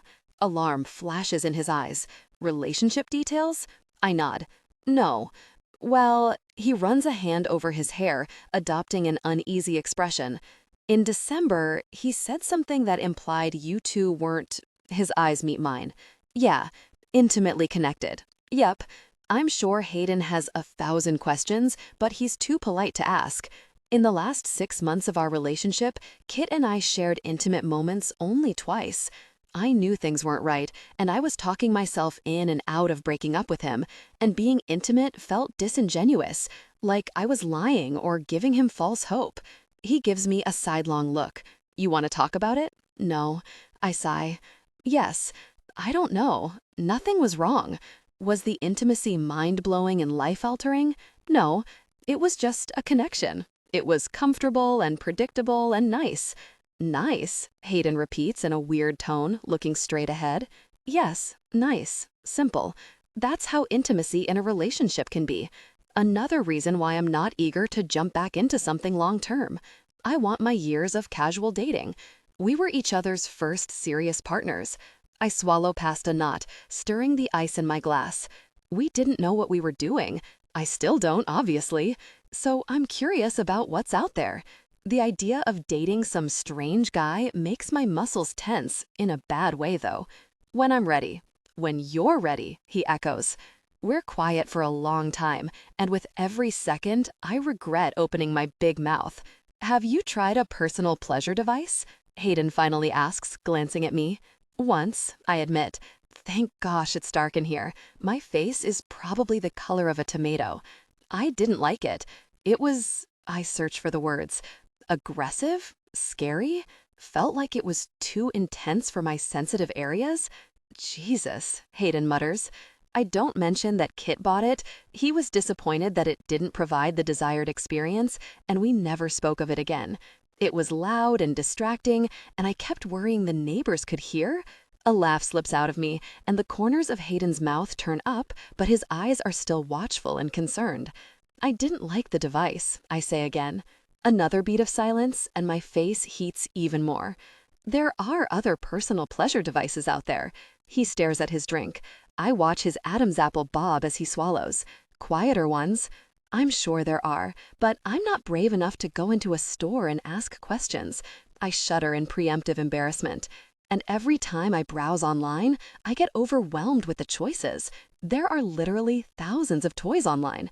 How do I know which one is the best? Do I just order 10 and try them all out? I make a face. And what do I do with the ones I don't like? Throw them in the garbage? What if someone sees? Hayden's shoulders are shaking with laughter, and I clamp my mouth shut. See? I give him a look. This is my problem. I overthink everything. Yeah, he smiles back at me, affection warming his eyes. You're too in your head. He makes a low humming noise, and I do anything to know what's in his head. I can see you thinking, I say. Spit it out. He hesitates. I can help. His voice is low and a little rough, a gentle scrape that makes the back of my neck prickle, and his eyes flash with heat. Fire races through me, and again my mind goes to the danger zone, imagining his mouth on my neck and his hand trailing down my body, touching intimately. I picture his eyes glazed with heat and his flirty, amused smile as tension grew. We shouldn't be doing this, I'd say. I know, he'd whisper back with a wicked smile. Desire grew. I'll ask around and find some suggestions, he continues. For toys. His throat works. I can ask the women I know. Embarrassment replaces the horny thoughts, and I want to sink into the floor. He wasn't referring to helping me like that. That's okay, I wince. I don't want everyone knowing about this. I'm not going to tell them it's for you. He frowns. This stays between us. I'd never talk about your personal stuff with anyone.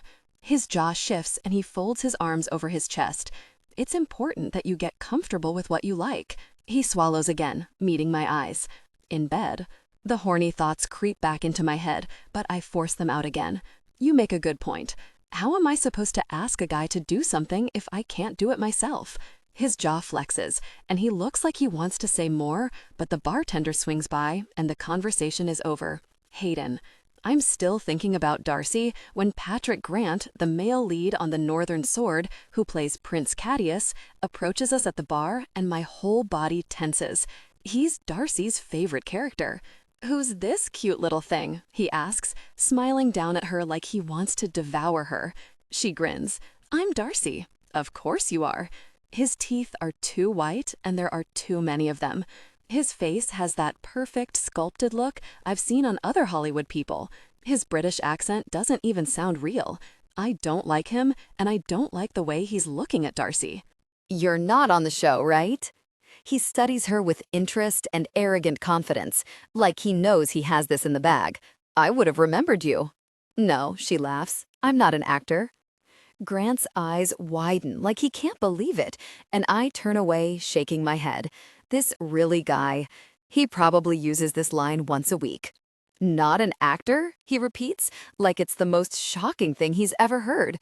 Well, your beauty is wasted. No, it isn't, I cut in with an edge to my voice.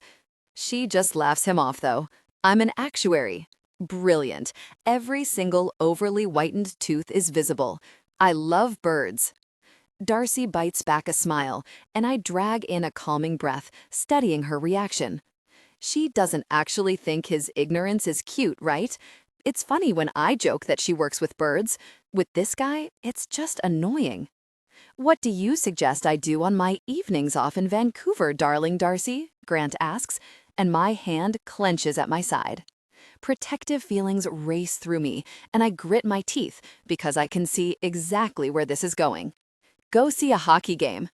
She gives me a private smile that makes me want to grab her hand. Fantastic. I love ice hockey. Really? She lights up. You're a hockey fan? Huge. The biggest. He glances at me with a tight smile, like I'm intruding on their date or something. And who's this strapping young fellow? Hockey fan, gosh. I give him a bold, friendly smile, gritting my teeth the entire time. Hayden Owens. We shake hands. I put a little extra grip into it, and he winces. Hayden's on the Vancouver Storm, Darcy tells him. Oh, yes. Grant nods and rubs his chin like he's Gandalf. Thought I recognized you. I'm sure you did. I give him a tight smile, holding his gaze with challenge. I don't like this guy, not one really bit. I don't like the way he looks at Darcy. I don't like the way she laughs at his jokes, and I don't like how he moves his arm to rest on the bar behind her. His body language is clear. He's interested. My heart jumps into my throat as he opens his mouth. He's going to ask her out. On instinct, I clutch her hand. We're going to grab another drink, I call over my shoulder, hauling Darcy away. Nice chatting with you, Peter. He blinks at us in surprise, but I throw my arm around her, leading her to the bar upstairs. We could have ordered from the bar we were at, Darcy says as I pull her up the stairs. This one's quieter. We reach the bar, and I order another round, keeping a hand on Darcy at all times. I shouldn't be touching her like this, but my protective instincts are in overdrive. He's better looking in real life, she comments as we get our drinks. I think they lighten his hair for the show. Also, you called him Peter. Did you realize that? He's not that good looking, I mutter. It's dark in here, makes everyone look hotter. She gives me a funny smile, eyes lingering on me, and I shift under her gaze. What? She grins wider. Why are you acting so weird? I take my hand off her lower back. I'm not. You are. I turn away, keeping an eye on the top of the stairs so Grant doesn't come waltzing up here after her. Oh my God, she smiles wider. Are you jealous? I scoff. No. Her eyes light up. She's too smart for my nonsense. Yes, you are. You're jealous. I suck in a deep breath, running my hand through my hair. I need another drink. Hayden. Okay. I looked down at her. Yes, I'm jealous. He looked at you like... I cut myself off. Like he wanted to be intimate with her. Like he wanted to explore a passionate connection? Like what? He looked at you like he already had it in the bag, Darce. There, that's the truth. Just not the whole truth. And I don't like the idea of some guy taking you for granted or pursuing her with intimate intentions. Hey. Her hand lands on my arm, and she smiles up at me with a patient, amused smile. You're still my number one. My body relaxes, and I let out a heavy breath. I know. Grant appears at the top of the stairs, but he sees my hard expression and heads over to a group of castmates. I'm not interested in him. And if I was, even I know not to do anything while I'm on a date with someone else. She gives me a playful nudge, and the knots loosen in my chest so I can breathe again. I'd have to take you out again on another practice date. We'd be stuck doing practice dates for eternity. Her grin is teasing, but going out on practice dates for eternity with Darcy sounds pretty very good to me. But that's not my job, to keep her all to myself. Are you ready to move on to dates with real guys? I study her face, looking for any sign that she's done with this. Real prospects? She wrinkles her nose and she shakes her head. Not yet. Is that okay? Good. Yes, I rush out. Of course. You know I'm here for whatever you need. Jerk, a voice whispers in my head. I know. She smiles. So, if this were a real date, she says, bringing her drink to her lips, without my permission, my eyes linger on her mouth pursed around her straw. Would you say it's going well? Yes. Every so often, Grant glances over here at Darcy, and my blood pressure spikes. Any notes? Nope. There, he looked at her again. I fold my arms over my chest, and we make eye contact. I hold his gaze, arching a brow as if to say, I really dare you. Darcy gives me an indulgent smile. Don't go easy on me. I'm trying to learn. You must have some feedback. I rest my arm along the top of the love seat we're sitting on. I'm not touching her, but my body language is clear. Mine. You're doing great. When I look down into her eyes, all the jealous, territorial feelings melt away, and it's just me and her, the way it should be. I'm having a really fun time with you. We should have really stayed home, though. I don't know why I opened my big mouth and told her about the cast party tonight. Because she loves the show, I remind myself. Because she's having fun. Because she's figuring out what she wants. And going out and making new memories is an important part of that. So if this was a real date and it was going really well, what would you do next? What do you mean? What's your next move? Do you ask her out on a second date? Do you drop hints to deepen the connection? Her mouth quirks up, and I want to kiss it. Show me your moves. I'd make up an excuse to kiss you. Oh gosh, I really did just say that. Her lips part, surprise rising in her eyes. Like what? My pulse picks up, and I vaguely remember vowing not to do gosh like this, but he's over there, staring at her, and she's right beside me, looking so cute and pretty and sweet, and the smart part of my brain has taken a backseat. Like Patrick Grant keeps staring at you, and I don't want him to think he actually has a chance. Her breath catches, and her eyes dart to the bar, where Grant is indeed watching her while listening to someone else talk. He doesn't think that. He does. She gestures at herself. Me? She widens her eyes and glances over at him. Him? Just bizarre. Gosh, she has no idea what she looks like, or how funny and lovely she is. No really clue. Not that bizarre, Darce. I work my jaw, shifting so I'm facing her on the seat. It would be the humane thing to do, though. What? Kiss? Yeah. I swallow, watching her expression for any sign of discomfort or hesitation. You don't want to lead him on. Kissing Darcy would slam the door of possibility closed on Patrick Grant, send a loud and clear message. And more than anything, I really, really, really want to. I've wanted to kiss her for years. My knee bounces in anticipation as I study her face. Right. She blows out a long breath, nodding. I don't want to lead him on. You know all about that. She pulls her bottom lip between her teeth as a crease forms between her eyebrows. It's probably good to practice, too. I raise an eyebrow at her in question. Kit isn't the only guy I've ever kissed, she explains. I kissed a guy in high school, but we were 16, and it was outside and rushed and kind of... She mashes her palms together, and I huff a surprised laugh. Mushy? She says, laughing and wincing. Yikes. I grin. You're a mushy kisser? No, she sputters, laughing harder. I don't think so. Kit never had any complaints. Another stab of jealousy hits me in the gut.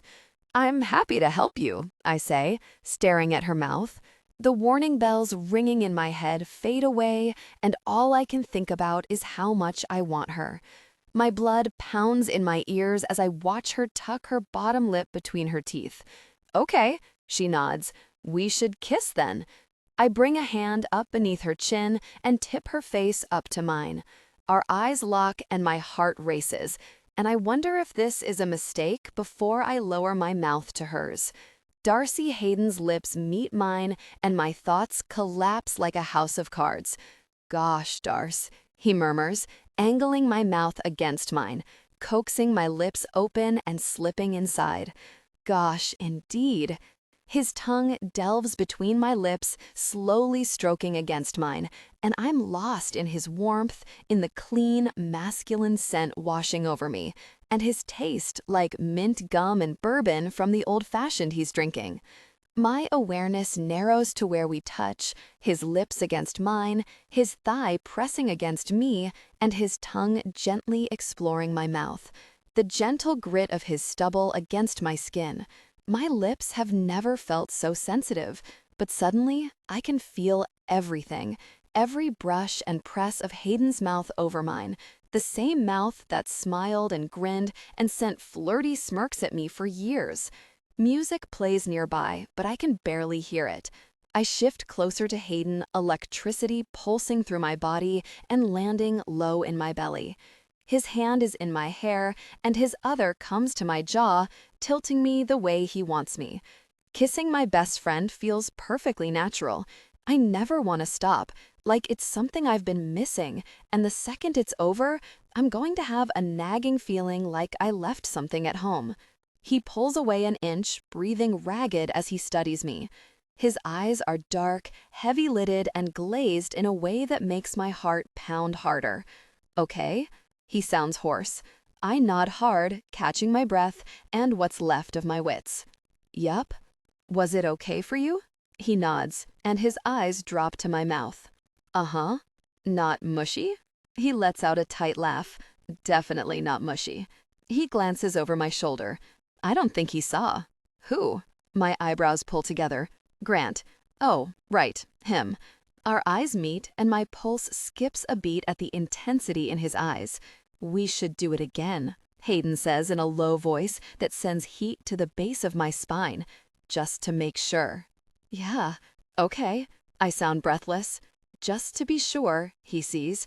I press my swollen lips together. Any pointers for me? His jaw flexes, and he looks at my mouth again. You can touch me this time, if you want. God, yes, I want to. I wasn't sure if it was okay. His mouth quirks up, and the long line of his throat bobs. It's okay. It's definitely okay. We're practicing. Right, I almost laugh, because practicing with Hayden is so much more intense than I expected. I'm lightheaded. I wrap a hand around the nape of his neck, pulling his mouth back to mine. A low noise of encouragement rumbles through him, and I arch against the hard wall of his chest as he takes my mouth, more urgent this time. Hayden's kiss turns demanding, desperate, and addictive. I sink my fingers into the soft hair at the back of his neck, and his breath catches. I gently suck on the tip of his tongue, and he groans into my mouth. A shudder rolls through him when I scrape my fingers over his scalp. The deprived, neglected data analyst inside me loves this game. My free hand lands on his collarbone, and I slip my fingertips beneath the collar of his t-shirt to catch his warmth. I've always wanted to touch this part of him, run my fingers over the hair at the top of his chest. I lightly nip his bottom lip, and his big hands moved, pulling me into his lap.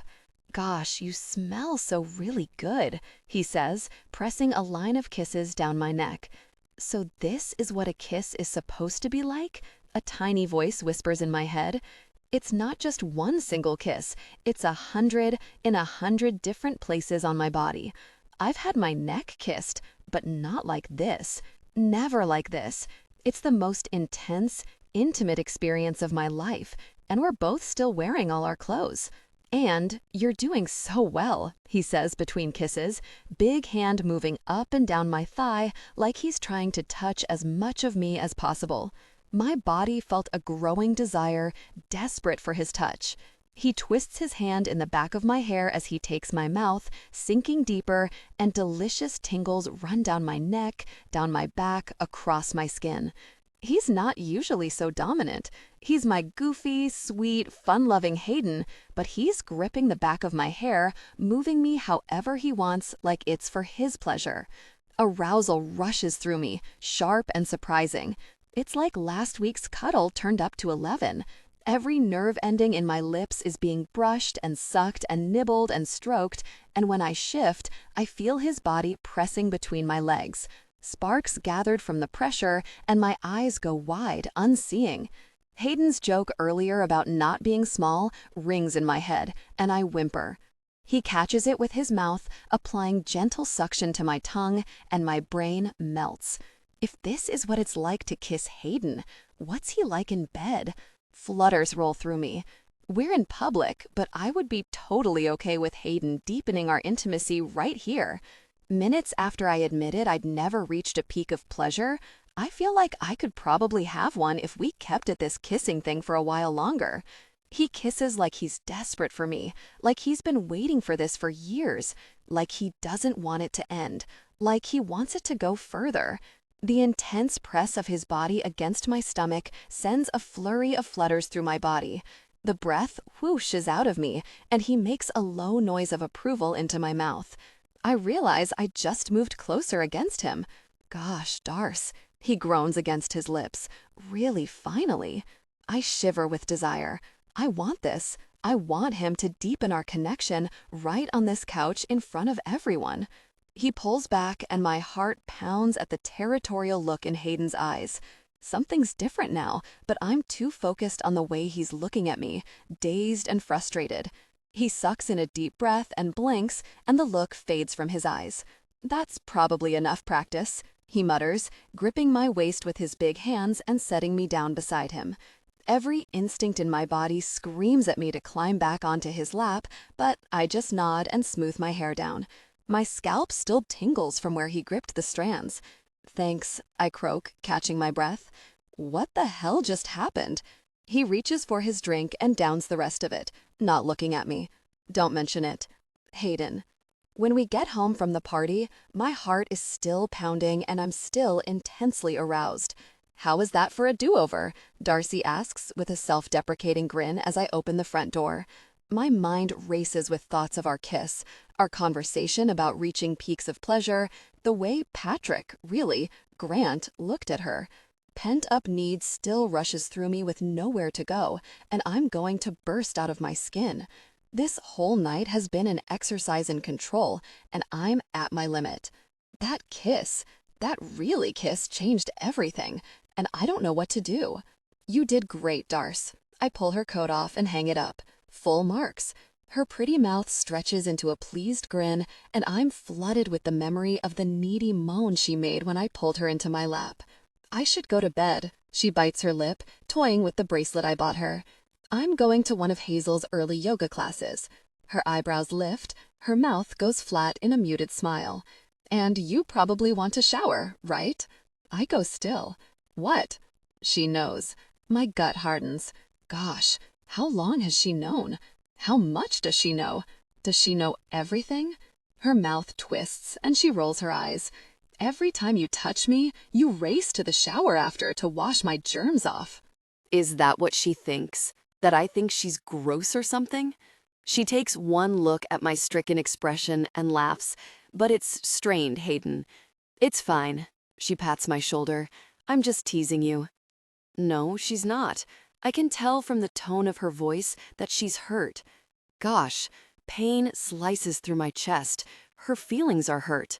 My eyebrows pull together as I grapple to explain the situation without blurting out everything. Good night, Wingman, she says over her shoulder, walking to her bedroom. I'm right behind her, catching up in long strides. Wait. She turns with a curious look. Mm? My feet carry me forward until I'm a foot away, standing closer than we normally would. There's something I want you to know. My pulse thunders in my ears. What am I doing? I should let her go to sleep and we can both forget this whole night ever happened. I can't, though. Sex isn't supposed to be nice, I tell her in a low voice, watching her eyes widen as she remembers our conversation. She blinks rapidly, lips parting, and the devil inside me wants to kiss her again. And it's not supposed to be predictable. It's supposed to be like that kiss we had, but I don't know how to say that without everything falling apart. She needs to know, though. She deserves to have everything. This phase is about her figuring out what she wants. Well, I want her to have what she deserves.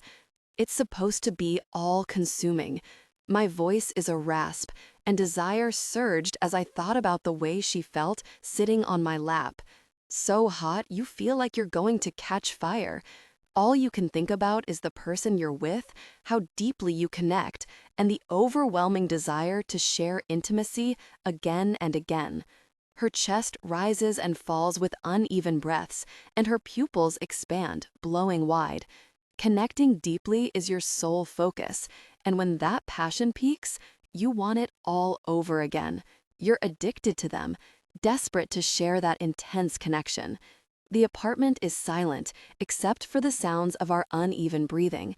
I lean a hand on the wall beside Darcy's head, towering over her, and she tips her face up, watching me with wide eyes. And when the passion is overwhelming, when they're begging for that ultimate connection, your control finally breaks and you lose your mind. It's like nothing else in the world. Everything stops and it's just you and them. Her eyelashes flutter, and I'm picturing Darcy reaching a peak together. The feeling is so intense, it can't be real. Somehow you survive it and can't wait to do it again. You need to do it again. My lips hover near her ear. Connecting with them intimately has become a craving that you can't ignore. I've never had intimacy like that, but I can imagine it. I can so very imagine it. Her attention on me is addictive. The way she soaks up my words, how her eyes flash with surprise and excitement. My desire for her was intense, and I was praying she doesn't look down. Power rushes through me. It feels good to take control like this, to stand over her while she gazes up at me with that expression of wonder. For once, it feels good not to be so considerate and nice. I inhale her scent deep into my lungs, holding back a groan. That's what intimacy is like, Darcy. It's sweaty, intense, and life-changing. On the edge of control, I tip my mouth to her cheek, pressing a soft kiss there, watching her eyes widen even more. "Good night, Darce." "Good night," she whispers back. I feel her gaze on me as I head to my room and close the door. Moments later, lying in bed, I relived our kiss, tension overwhelming, until pleasure raced up my spine and I reached a peak with a low, pained groan that I don't even try to muffle. Catching my breath, staring out the window, I know I can't deny my feelings for her anymore. I like her. I've always liked her. It's not going away, no matter how hard I try. And teaching her the things she wants to learn, it just might kill me. Hayden. The next evening, Miller and I sit on the bench during a game, eyes on the ice. "How are you feeling, bud?" he asks. I reach for my water bottle and take a long drink. "Never better," I lie. The kiss from last night replays in my head again and again. I woke up this morning with intense desire, thinking about the soft, breathy sound she made when we kissed. I'm such a gosh darn jerk. I'm supposed to be watching out for her, helping her, and instead, I'm lost in thought about her. Miller slants a look of amused disbelief at me. "You seem distracted." I grit my teeth because I know what the sports commentators are saying. What is Tate Ward doing, moving one of his best defensemen to a new position 2 months before playoffs? Ward put him on the first line when he looks more like a second or third line player. Since I moved positions, I've been racking up the assists, but no goals. Ward hasn't said a word, but I know I'm not playing the way he wants me to. When Volkov and I played together as a defensive pair, it worked because I became whatever he needed me to be. I pass to you, and you pass it right back. Miller regards me for a long moment. You're holding back. You're still playing like a defenseman. He's right that I'm distracted. All I can hear is, do most guys know how to bring a girl to peak pleasure? I had a toy. I didn't like it. What's your favorite way to be intimate? Darcy Anderson is going to really kill me. I swallow hard, glancing over to where she sits with Hazel and Pippa. Okay. Miller nods, following the direction of my gaze with a knowing grin. I see how it is. The air whooshes out of my lungs in a heavy exhale. We kissed. He lights up. That's great. It wasn't like that. My grip tightens on my stick. It was a one-time thing.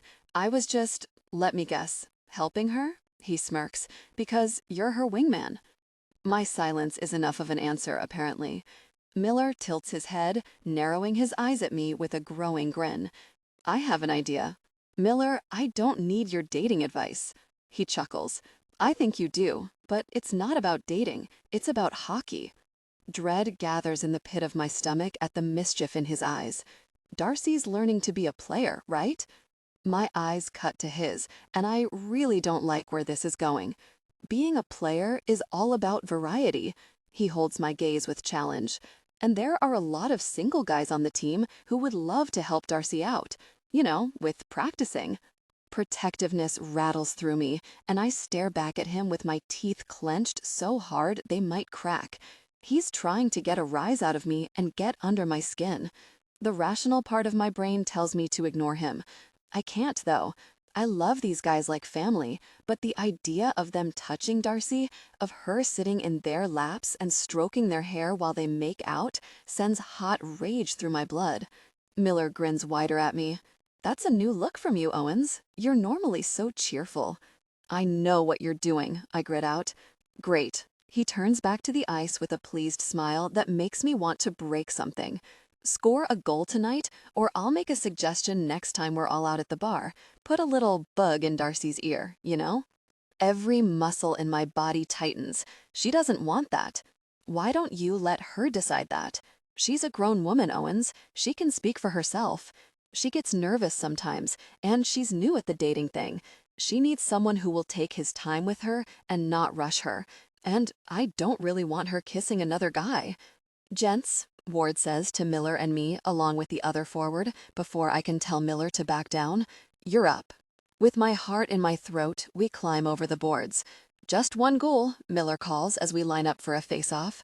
I take the center ice spot, urgency surging through me as I get into position. My pulse races in my ears as I think about one of the other players with Darcy. The ref drops the puck, and my body takes over. I glide away and take off toward the net, blood pounding. My instincts are different this time. As a hockey player, competition has been drilled into me since childhood, and I let it drive me. For once, instead of thinking about what my teammates need, I think about what I want. And I really, really want to score a goal. I really want Darcy all to myself. I race toward the net, watching the goalie prepare. The fans are on their feet, cheering. I slap the puck toward the net. It sails past the goalie, the crowd erupts with noise, and victory rushes through me like a wildfire. Through the glass, Darcy meets my eyes with a gorgeous, proud smile, and I wink at her, grinning so hard my face hurts. Hazel and Pippa wear their guys' jerseys, but Darcy's just in her coat, and the version of me who just shoved past everyone to score a goal wants to see her wearing my name on her back. There we really go, Miller crows, jumping on top of me to celebrate the goal, and Darcy laughs. A powerful thrill shoots through me. At the bench, Ward gives me a pleased nod. There we really go, indeed. Darcy. After the game, I wait for Hayden at home, crouched behind the sofa in the dark apartment. The door opens, and I press my lips together so I don't start laughing. Darce? I hear him flick the light switch back and forth, but the apartment stays dark. I've flipped the breaker so the lights don't work. What the heck? He mutters. We kissed, and I can't stop thinking about it. We kissed, and we've been pretending it didn't happen. I need to show Hayden I'm not getting weird about it, that our friendship hasn't changed, even if it doesn't feel quite true. Hayden, I rasp in a high, creepy voice. He groans, and I clap a hand over my mouth to muffle my laughter. Hayden, I've been waiting for you. He's still trying the light switch. You have some serious issues, Darcy. I'm so hungry, Hayden. You're going to give me nightmares, and then I'll have to sleep in your bed every night. There's a smile in his voice. Is that what you want? In the dark, behind the couch, I grin. Hayden in my bed, all warm, sleepy, and cuddly, probably only wearing boxers. I'll take it. I turn the flashlight on, illuminating Daniel's rosy cherub face. I stuck googly eyes on him earlier for extra drama. I'm hungry for blood, your blood. I pull the string I attached to the base of the gnome so Daniel slides toward Hayden. Nope. I hear Hayden's fast footsteps down the hall to his room as I dissolve into laughter. Hayden, he just wants to say hi, I call, still shaking with laughter. After I've turned the apartment lights on and hidden Daniel away in a closet, Hayden re-enters the kitchen. Congrats again on your goal, I tell him as he makes himself a smoothie. I replay Hayden skating hard toward the net with predatory focus and the look of relief and pride when he scored. It seems like you're finding your footing with the new line. He makes a noise of acknowledgement, swallowing a third of the smoothie. Yup, I guess so. It felt good to score, didn't it? Our eyes meet, and for the millionth time, I think about our kiss and how his mouth felt on mine and the strong physical reaction he had just from making out. He's a physically expressive guy. He's used to having a lot of intimacy. It probably doesn't take much to arouse him, and it had nothing to do with me. Men are easily stimulated. Connecting with them intimately has become a craving you can't ignore, he said about intimacy. Yeah, Darcy. His Adam's apple moves as he swallows, and his gaze drops to my mouth. It felt really good. Heat flares in his eyes, but his usual boyish, friendly smile appears. Thanks for coming to my game. You don't have to thank me when you gave me a front row ticket. Besides, I like watching hockey. The energy of the arena, the speed at which the game moves, and the brutal competition on the ice, there's no sport like hockey. The analytical part of my brain loves to find patterns in the way players work together, in events that repeat throughout the game, like a player favoring one side or two players who play especially well together. It's probably why I keep thinking about the hockey models on my laptop. Seeing Hayden's ear-to-ear smile after he sank the puck into the net lit me up like a sparkler, too. My gaze moves over the broad expanse of his chest, and I can smell his body wash or deodorant. His hair is still damp from his post-game shower, and I think about how he relaxed under my fingers as I touched it. The urge to hug him courses through me, but I don't want him to think I'm getting the wrong idea.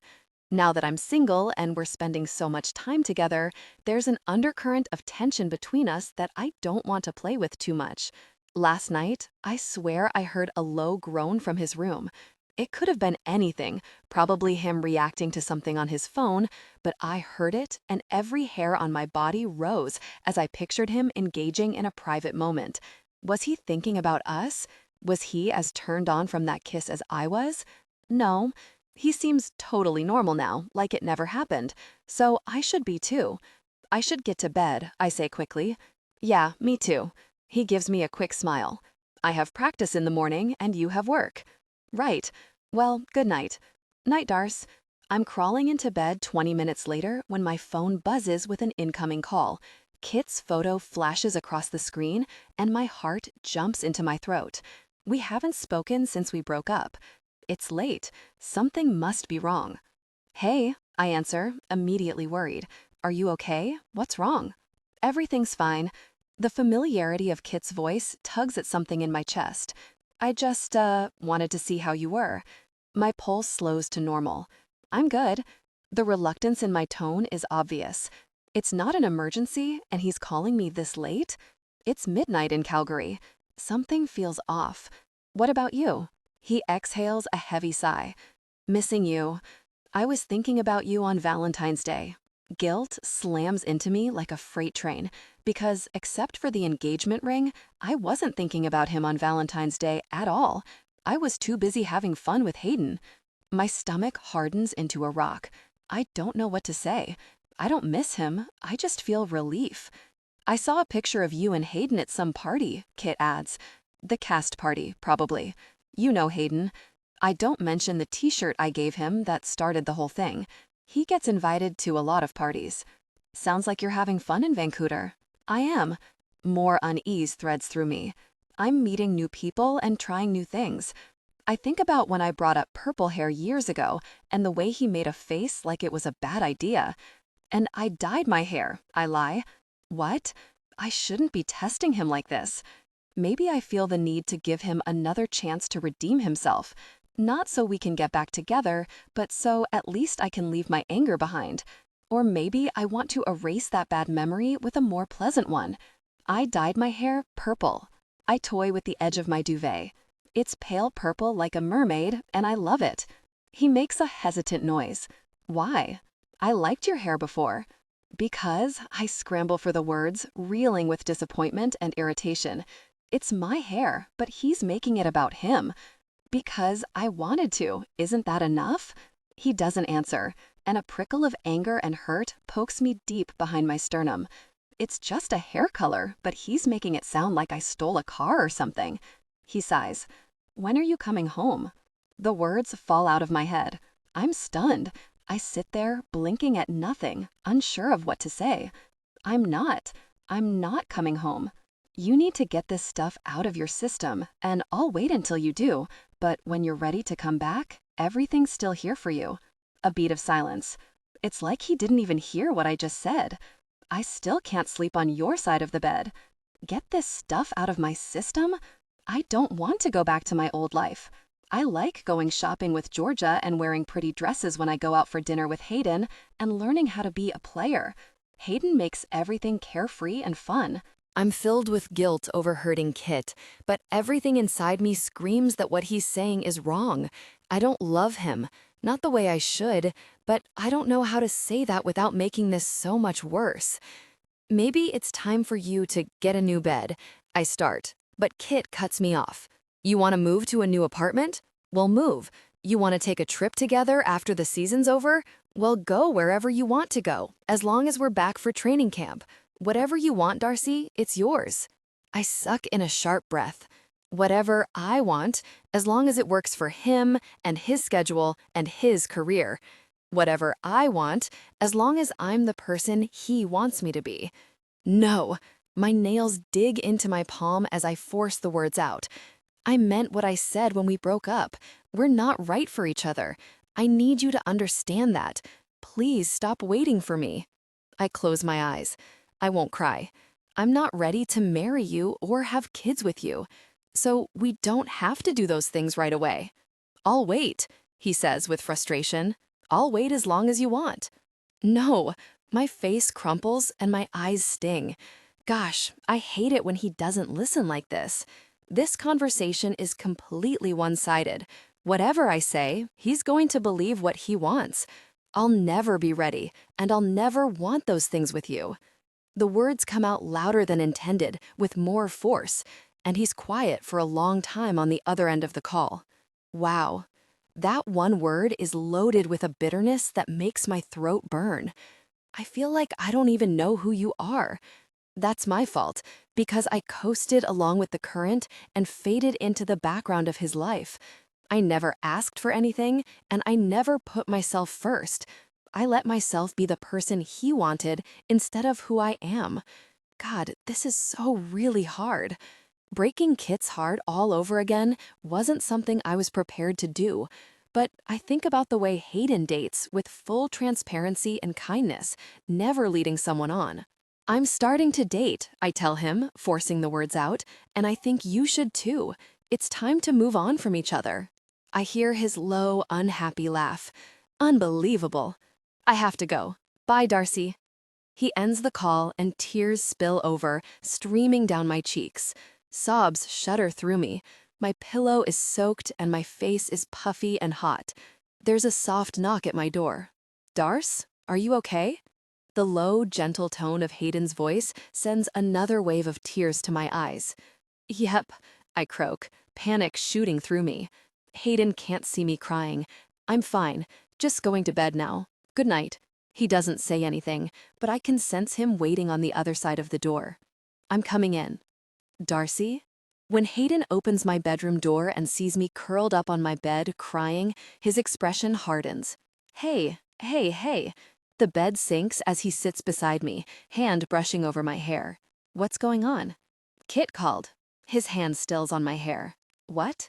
I recap the conversation as tears continue to fall. While he listens, he strokes my hair, watching with concern. When I'm done, he lies down beside me and gathers me into his chest, pulling me half on top of him. "Honey," he murmurs, mouth on my temple, breath on my cheek. After how I've been freaking out about our practice kiss, we shouldn't be doing this, but he smells so good. His heartbeat against my ear is calming, and he's so warm. I like when he calls me honey, too. He probably calls tons of women that, but I don't care. I'm taking all the comfort I can get right now. "Do you think I'm changing?" I ask quietly. A beat passes where he doesn't say anything, but his arm tightens around my back. "Yes and no. You're learning to do new things, and you're figuring out who you are without him." His hand lingers on the back of my hair, warm and heavy. "But you're still the same Darcy we all know and love." "That's how I feel too." I wipe a tear away. "I feel like the same person, just better." His hand stroking over my hair, combined with his steady, slow heartbeat under my ear, lulls me into a sense of calm. "He'll be okay," Hayden murmurs. "He just needs time." Just like you. I wake the next morning to sunlight streaming into my room because I forgot to close the blinds. Both physically and emotionally, I feel brand new and clear-headed. For the first time in a month and a half, I'm well rested and my eyes don't feel gritty and dry. I usually toss and turn throughout the night, but I don't remember waking up once. It's the best sleep I've had since I broke up with Kit. I'm also draped over Hayden while he sleeps half naked in my bed. My pulse skyrockets, tripping and stumbling, and I blink, eyes wide. We're still in the same position as last night, but the duvet covers us.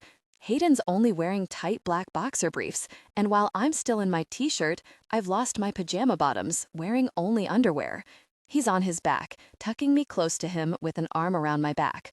My thigh is wedged between his, and I'm pressed against him, my full weight on him from head to toe.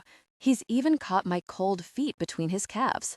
There's something about the softness to his expression, the handsome lines on his face, the tilt to his mouth, even in sleep, that makes my heart squeeze. When I start to shift off him, careful not to wake him, his arm tightens, locking me against his body. His breathing changes, and his eyes open, bleary and adorable in the morning light. His mouth kicks up into a calm smile. There's a shift in my body, like the clouds are clearing. "You fell asleep." His voice is gravelly. Neatly trimmed golden blonde chest hair spans his muscled torso, trickling down his abs into his waistband. "I didn't want to wake you." He glances down at himself. "I must have pulled my clothes off in my sleep. Sorry." I get warm. I can feel exactly how warm he is when I'm splayed out on him like this. A pathetic noise of acknowledgement slips out of me, and I nod, gaze tracing over all the lines and ridges of his perfect body. Gosh, he's so hot. He's so big. Hayden is just so much. All broad chest, thick limbs, and muscular thighs. I shift again, and the impressive arousal that pressed into me when we practice-kissed at the cast party, it's pressing into my hip. Our eyes meet, and my mind goes blank. A deep warmth grew within me. I felt an overwhelming desire to deepen our physical connection, imagining the profound intimacy we could share and the intensity of our coming together. His breathing turns uneven as he looks down at my mouth. I told Hayden intimacy was supposed to be warm and predictable, but the intense pressure of his arousal against my hip didn't feel sweet or relaxing. It feels like I want to be intimate with my best friend. "Darce," he breathes, like a question mixed with a plea, and the hot look in his eyes crumbles my resolve. I move an inch towards his mouth. Something starts jingling in my room, and we snap apart. A phone alarm, coming from the floor. I slide off him, and he reaches over the side of the bed. "Is that me or you?" I ask, searching for my phone. Me. He turns the alarm off and swings his legs to the floor, so he's sitting and facing away. My eyes move over his toned back and waist before I yank my gaze elsewhere. I'm still in my panties, too. I think I'm deeply affected. Can he tell? Gosh. Hayden stands, and his eyes follow as I haul the duvet over myself. He turns away. I should get ready for practice. Me too. I mean, I should get ready for work. His shoulders look tense as he tilts his chin to the bed. Sorry about that. No. My eyebrows shoot up. It was me. I fell asleep, and you were just being a good friend. His jaw ticks, and he rubs the back of his neck. Yeah. A weird pause between us. Next time, I'll use the man chest doll you got me, I joke, but he doesn't laugh. He's probably freaking out that I'm going to get all clingy or get the wrong idea about us. Okay, well, I give him a cheerful smile to show him I won't make this weird. Have a great day at practice. See you tonight? He nods tightly, not looking at me. I'll be late. I'm going to beer league with Miller. Nice. He and Rory sometimes play on a rec center hockey team with a bunch of regular guys. That'll be fun. Yep. See ya. See ya. He closes the bedroom door behind him, and I flop back down onto the pillows, blowing out a long breath. Sleeping half naked in the same bed with my roommate and Wingman is dancing into dangerous territory, and I won't be doing that again, no matter how good it felt. That evening after work, I've stopped at a drugstore to pick up more toothpaste when a row of colorful pots on the shelf catches my eye. Temporary hair dye. You would look amazing with purple hair, Georgia said. I pause, pulling down the purple one to inspect it. That impulsive, devilish urge inside me wakes up. I feel like doing something wild. Why? Kit asked last night with disdain, and I feel a sharp twist of resentment in my stomach. I liked your hair before. Anger rises in my throat as I stare at the jar. There's no good reason to dye my hair purple. It isn't going to get me ahead in my career, it'll probably be hard to maintain, and there's no guarantee that it looks good. And yet, excitement trickles through me, making my stomach dip. It's like the dress Georgia found for me. I won't know until I try. Besides, I think it'll make me happy, and maybe that's enough. Maybe I'm not the old Darcy anymore. Hayden. The apartment's quiet when I get home from beer league, and my eyes land on the shipping box sitting on the table beside the front door. The item I bought Darcy. Buying it was a huge mistake, especially after the way we woke up this morning, with my arousal practically pressing into her thigh. I'm not giving it to her. I drop my bag on the floor, pull out the jersey I got her, and set it on the counter. This gift is appropriate for our relationship, whatever our relationship is now. My mind wanders to last night, to the way she looked when I opened her bedroom door and saw her crying, and pain twists in my chest. Kit didn't know what he had with Darcy Anderson. He didn't value her. He didn't see her. And now he thinks she's coming back? These thoughts I'm having about her should make me feel guilty, but they don't. He never deserved her, and the only guilt I feel is that it took me 8 years to realize that. In the kitchen, I warm up food. Then I flip through sports highlights from the night while glancing down the hall, listening for her. The lights are on, her sneakers are in the front hall closet, and her keys are on the table by the door, but she hasn't come out to say hi like normal.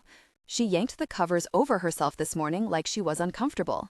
My gut sinks, definitely not giving her the item now. Darce, I call, walking down the hall. Her bedroom door is open and the room is empty, but there's a sliver of light from beneath the bathroom door. Hi, she says from the other side of the door.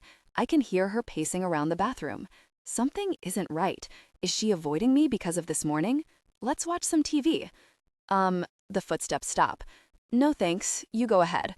There's a worried, distracted edge to her voice, and I frown, folding my arms over my chest. I got you a present to say sorry about this morning. Really, liar? My brain whispers. I got her the jersey because I want to see my name on her back. Just leave it on the kitchen table and I'll see it in a bit. She sounds weird, like she's stressed or anxious. Are you sick? No, I'm okay. I grip the back of my neck. Is it her period? There's a bottle of aspirin under the sink, and I don't mind buying tampons, Darce. Real men aren't afraid of periods. I add that last bit with a hint of teasing, trying to lighten her up. She chuckles, and my chest eases. Good to know, but it's not my period. I'm not going anywhere until you tell me what's wrong. A long pause. Hayden, I really messed up. Don't laugh, okay? Laugh at what? She opens the door and my jaw hits the floor. Her previously pale blonde hair is now bright, hideous cartoon purple, a really jarring, ugly shade. Her eyebrows match. We stare at each other for a long, wide-eyed moment before I press a fist to my mouth to stifle my bark of laughter. "You said you wouldn't laugh," she cries, slapping my arm. "I didn't agree to that," I manage, barely holding it together, almost collapsing with the relief that something isn't actually wrong. "Hayden, I look like Grimace from McDonald's." She turns to the mirror with a mournful expression. I howl, doubled over and leaning against the wall. She does look like the big purple blob, or one of the Teletubbies. Tinky Winky? A mortified noise scrapes out of her throat, but she starts laughing. She tries to close the door, but I catch it, stepping into her space. We're both gasping for air. This is what it's supposed to be like with Darcy and me, and this is exactly why I can't mess it up. When we're just friends, we're perfect together. The urge to kiss her rises, though, but I shove it down. Holy gosh, Darce! I pull a bright purple lock between my fingers. Her hair is still soft as silk, and the bathroom smells fresh and sweet like her hair products. "What did you do?" She cringes. "I was so mad after my call with Kit, and I felt like doing something drastic. I wanted something light and pretty, but this is way too intense. It looks like Barney the dinosaur?" She tries to give me a flat look, but bursts out laughing again. "Why'd you do the eyebrows?" I breathe with an incredulous expression. "I don't know," she moans, glancing at her reflection. "It's gonna be okay." I put my arms out. "Come here." She steps forward into my embrace, resting her head against my chest, and my chin comes to the top of her hair. My heart jumps at the way she feels against me. "Don't worry," I murmur. "You're still beautiful." In my arms, she tenses. "You know, in a friend way," I add. "I know," she says defensively. We stand there for a long moment, and I run my hand down her back to comfort her. I guess Kit was right. She makes it sound like a joke, but there's an added element of vulnerability that has my eyes narrowing. "What are you talking about?" I brought it up in the past, and he didn't like the idea. Her fingers tap on my chest, light and distracted. "It came up again last night. Something about his judgy tone pissed me off." A slice of anger hits me in the gut. "You didn't tell me that." "It's not a big deal." "It is a big deal, Darce." She looks up in surprise at my tone. "You can dye your hair whatever color you want." Her mouth tilts, and amusement sparks in her eyes before she gestures at our reflection in the mirror. "Well, obviously he knew better than me." "We'll fix it. I've washed my hair 4 times tonight. It's not coming out. Let's call in a professional." "I'll get my friend Lila to help." "A friend?" She arches an eyebrow with a teasing smile. "Not that kind of friend." I give her a look. "All the women I've dated are kind and cool, but I feel weird about Darcy meeting one of them. She comes here to cut my hair when my schedule's packed during the season. She'll be able to fix it." Darcy tucks her bottom lip between her teeth. "Are you sure?" "Positive." I pull out my phone to text Lila before opening my camera app and snapping a picture of Darcy and her ridiculous hair. Her eyes go wide as she realizes what I'm doing, and I shake with laughter. "No," she cries. "I don't want evidence of this." She reaches for my phone, but I'm already slipping it back into my pocket. "I do." I wiggle my eyebrows at her, delight spreading through me. I never want to forget this. "Give that to me," she orders. I laugh again. "No." "Then delete it." Also no. I beam down at her, batting her hands away as she tries to reach for the phone again. "I love that you're half my size, but think you can overpower me." She sighs, stepping back with a determined look, but she's fighting a smile. "You're going to put it on t-shirts or something." "Now you're thinking. I'll get one for everyone on the team." Hilarious. She does a dry, fake laugh before her expression turns curious. "What was this you said about a present?" In the kitchen, Darcy pulls the jersey out of the bag and holds it up with a hopeful smile. "For me?" I laugh. "Yeah, for you. So you can wear it to my games." Our eyes meet, and I can't read her expression. "If you want, obviously you can wear whatever you want." Her gaze lingers on me. "Do you want me to wear it?" I should say something cool and nonchalant, but I just nod. Her eyes warm, and she smiles softly. God, she's so really pretty, even with weird hair. "I want to, then." Still smiling, she pulls it over her head.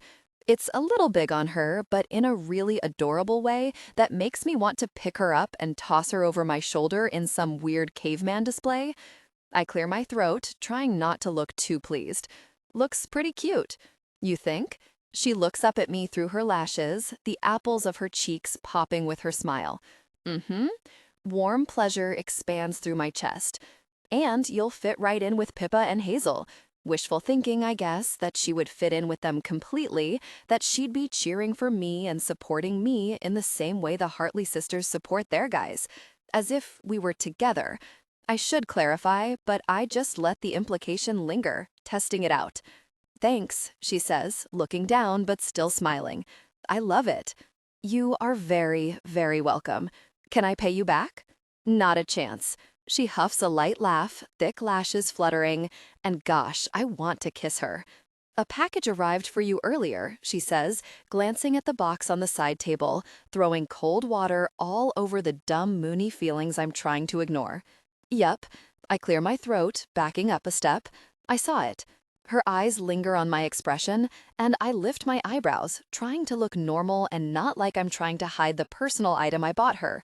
What is it? She watches me with a little curve to her mouth. What is what? What's in the box? I don't know. Her gaze sharpens, and her smile hitches higher. Open it then. I'll open it later. Hayden! She steps toward the box, and I lunge for it, grabbing it and tucking it behind my back. Her jaw drops, and her face lights up with an accusing, knowing smile. I knew it! You're hiding something. What is in that box? It's... My brain goes blank. Private? Her grin is teasing and gorgeous. One of those weird personal items you're definitely not into? She asks, lowering her voice, wiggling her eyebrows in a suggestive way as she tries not to laugh. Yup. I nod. That's it. She stares at me for a long moment before she darts forward, but instead of reaching for the box, she digs her fingers into my ribs, just below my pec, and a gasp of laughter bursts out of me. Tell me what's in the box, she demands, laughing as I gasp for air, or I'll tickle you until you pass out.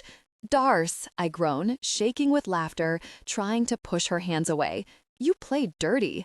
That's right, Wingman. I'm merciless. She adds a second hand, digging into the other side of my ribs, and I accidentally drop the box in a struggle to get away from her, laughing the whole time. Fine, I gasp, catching my breath. It's a personal item. Her hands fall to her sides. What? I press my mouth into a firm line. You, said you get overwhelmed when you do research and didn't want to go into a store, so I asked a bunch of my friends and they said this is the best one. My eyes dart to hers. Why did I say that last part? Oh, is she blushing? She looks like she's blushing. Thank you. She sounds dazed as she stares at the box. You don't have to use it, I rush out, reaching for the box. It's inappropriate. No. She puts her hand out, and I jerk mine back so I don't accidentally touch her. It's not inappropriate. You're my wingman. She glances between me and the box. You're just looking out for me. Yeah, I nod. Right. She nods back and does that distracting lip-biting thing again. It's not weird. I can't wait to use it and have a great experience, she adds, starting to laugh. I groan, closing my eyes, and she chuckles more. Gosh, can I picture it? Yeah, well, I pick the box up and hand it to her. Here you go. Have fun. Thanks. She rubs a hand over her red face before accepting it. I'm going to bed. Her eyes widen.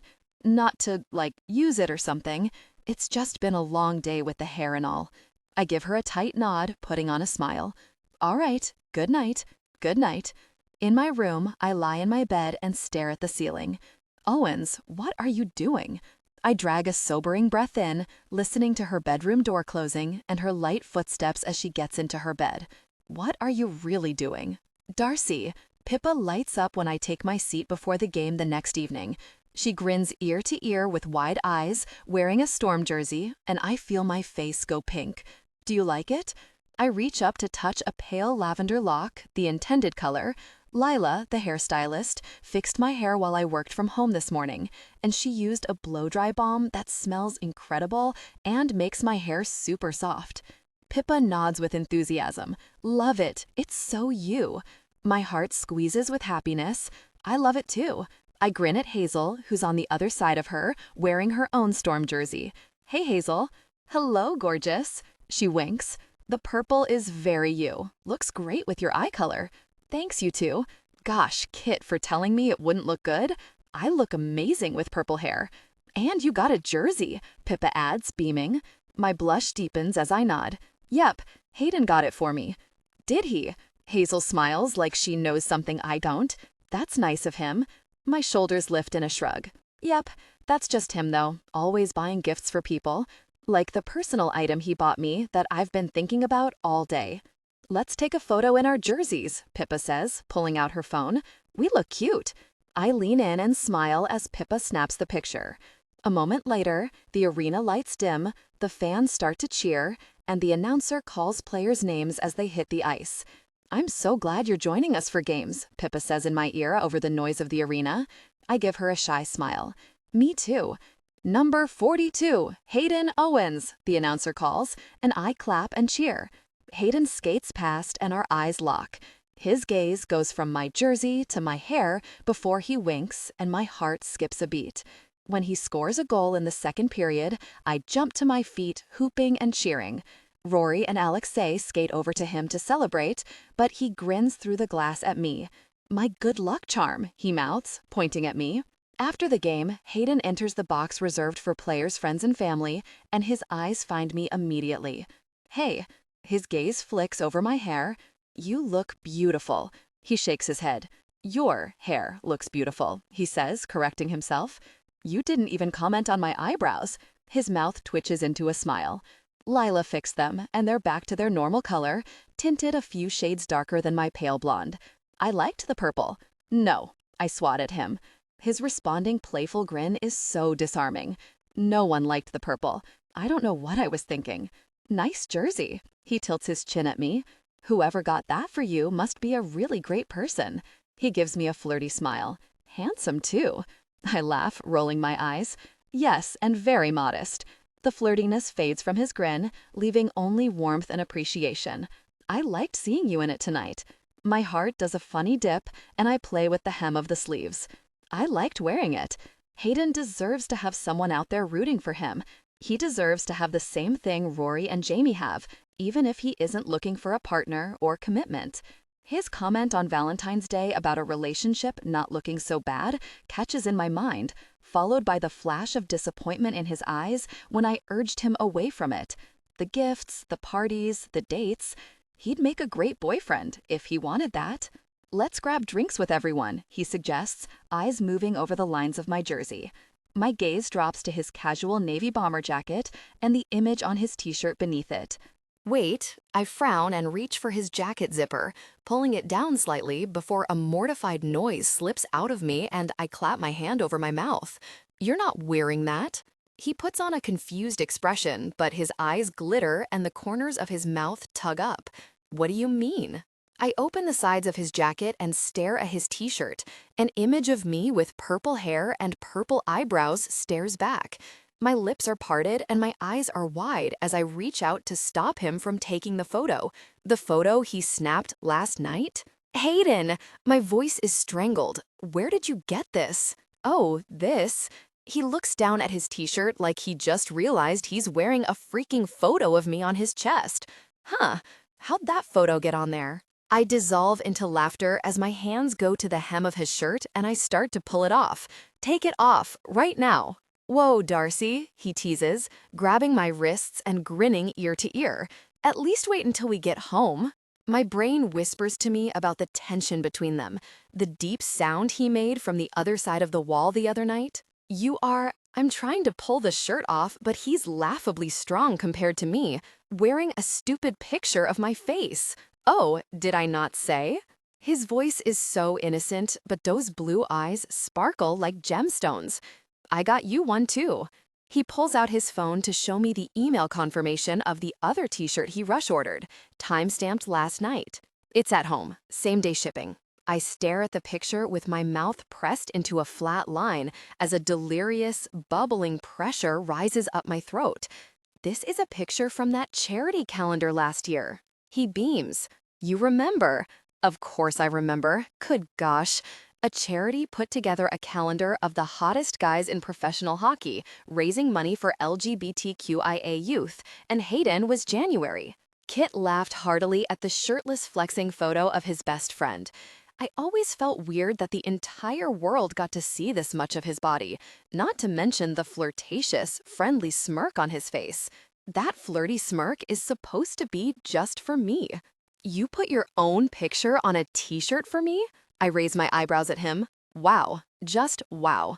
That fizzy, delighted pressure threatens to escape, and my face aches from holding back the smile. From the way he grins down at me expectantly, he knows it. You can laugh. I'm not laughing. You look like you want to. I don't, and if I did laugh, it would only encourage you. Well, I'm sorry you hate my body so much. He glances around the room. We should get going to the bar. Hey, I'm trying not to smile and failing. Change, now. He gives me a pleading look. I really want to wear my new shirt. His eyes soften and he gives me that innocent, sad look like Pippa and Jamie's dog Daisy when she wants a treat. Please, Darce. He leans down and gives me a hug, jostling me. He's big and warm and he smells good, and my resolve melts like butter in a hot pan. I want to wear my new t-shirt. He's actually touching me without running to his bedroom dry heaving in disgust, so that's a step forward. Fine, I sigh, but you're wearing the jacket zipped up. He grins and winks down at me. Well, see. We walk into the Filthy Flamingo, and Jordan does a double take at my hair before giving me an appreciative nod. Nice hair. Looks hot. Thank you. I try to suppress my smile. I'm acting deeply uncool, blushing over a few small compliments. We sit at a big booth, and after Jordan swings by with drinks, the conversation turns to the game. Not hearing complaints about moving you to offense anymore, are we? Rory asks Hayden with a proud grin, and they both eye me briefly. Hayden shrugs and sips his beer. Ward wants more power play goals, Alexi adds, says we're dragging our feet out there. My brain prickles, and I think about the hockey models I was playing with on my laptop at lunch today. I told myself I wouldn't keep looking at them, but I can't help myself. Rory drags a hand through his hair, frowning. I don't know what to do. We run the drills we practiced. Maybe you should switch up the power play teams, I suggest lightly, running my fingernail over a seam on the sleeve of my jersey. The table goes quiet. Gosh, I shouldn't have said that. What do you mean? Rory asks. We put our best guys on the power plays. There's a clunk of nerves in my stomach. When I'm wrong, I'm really wrong, and it can have disastrous consequences. But there's a lingering feeling that I'm right about this. Swapping out players changes the scoring probability, I blurt out, pulse picking up.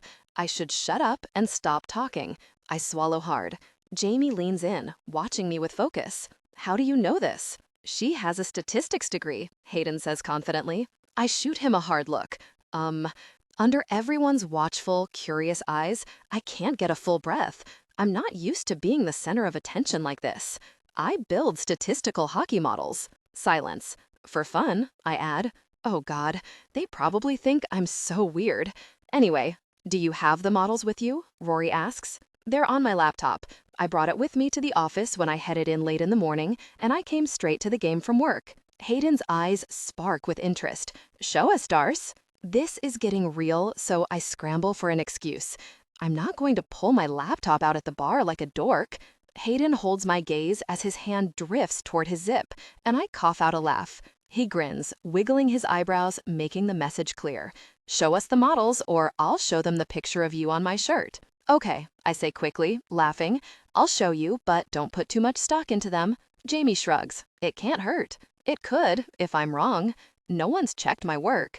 I'm just plugging numbers in and analyzing patterns, but they're not proven. And if I'm wrong, it could backfire on the team. The other team could score a goal. The Storm could lose the game. In professional sports, every goal counts and every game matters. The guys huddle around my laptop as I load my power play model. Your power play percentage as of tonight is, I adjust the model for the two they had during the game, just over 20%. It isn't the worst in the league, but it's not great either. The guys sit in silence, listening. Your first power play line has Alexi on defense, but if you swap him out for another defenseman like Jaden and swap Rory for one of your second line forwards, say Dylan Lockwood, I make the changes to the model and it spits out a new number. Your chance of scoring on the power play goes up to 27%. One of the highest in the league, I add, starting to feel self-conscious. I know that seems unbelievable, and it's probably wrong because no one's verified this. Are you a wizard? Rory asks, crooking a surprised smile at me. No, I chuckle. Just a dork, I guess. This is incredible. He leans in to read over the results on my screen again. Right? Hayden nods at Rory. She's always been good at this stuff. My heart does a silly leap in my chest as warm, happy feelings bubble through me. Alexi studies me with a serious expression. Why do you think the scoring percentage goes up when I'm not on the power play team? You're already on the ice so much during games. My forehead wrinkles as I think about the different iterations I did. Players who have less ice time in that period sometimes perform better during the 2 minutes of a power play. It could also be that you're more of a defensive defenseman, you know? Whereas if we swap out a defenseman who plays a bit of offense, it increases the chance of getting the puck to the other end of the ice. I shrug. I'm not sure. There's probably a great explanation, but I haven't found it yet. The look of awe the guys give me makes my stomach dip with excitement and pride.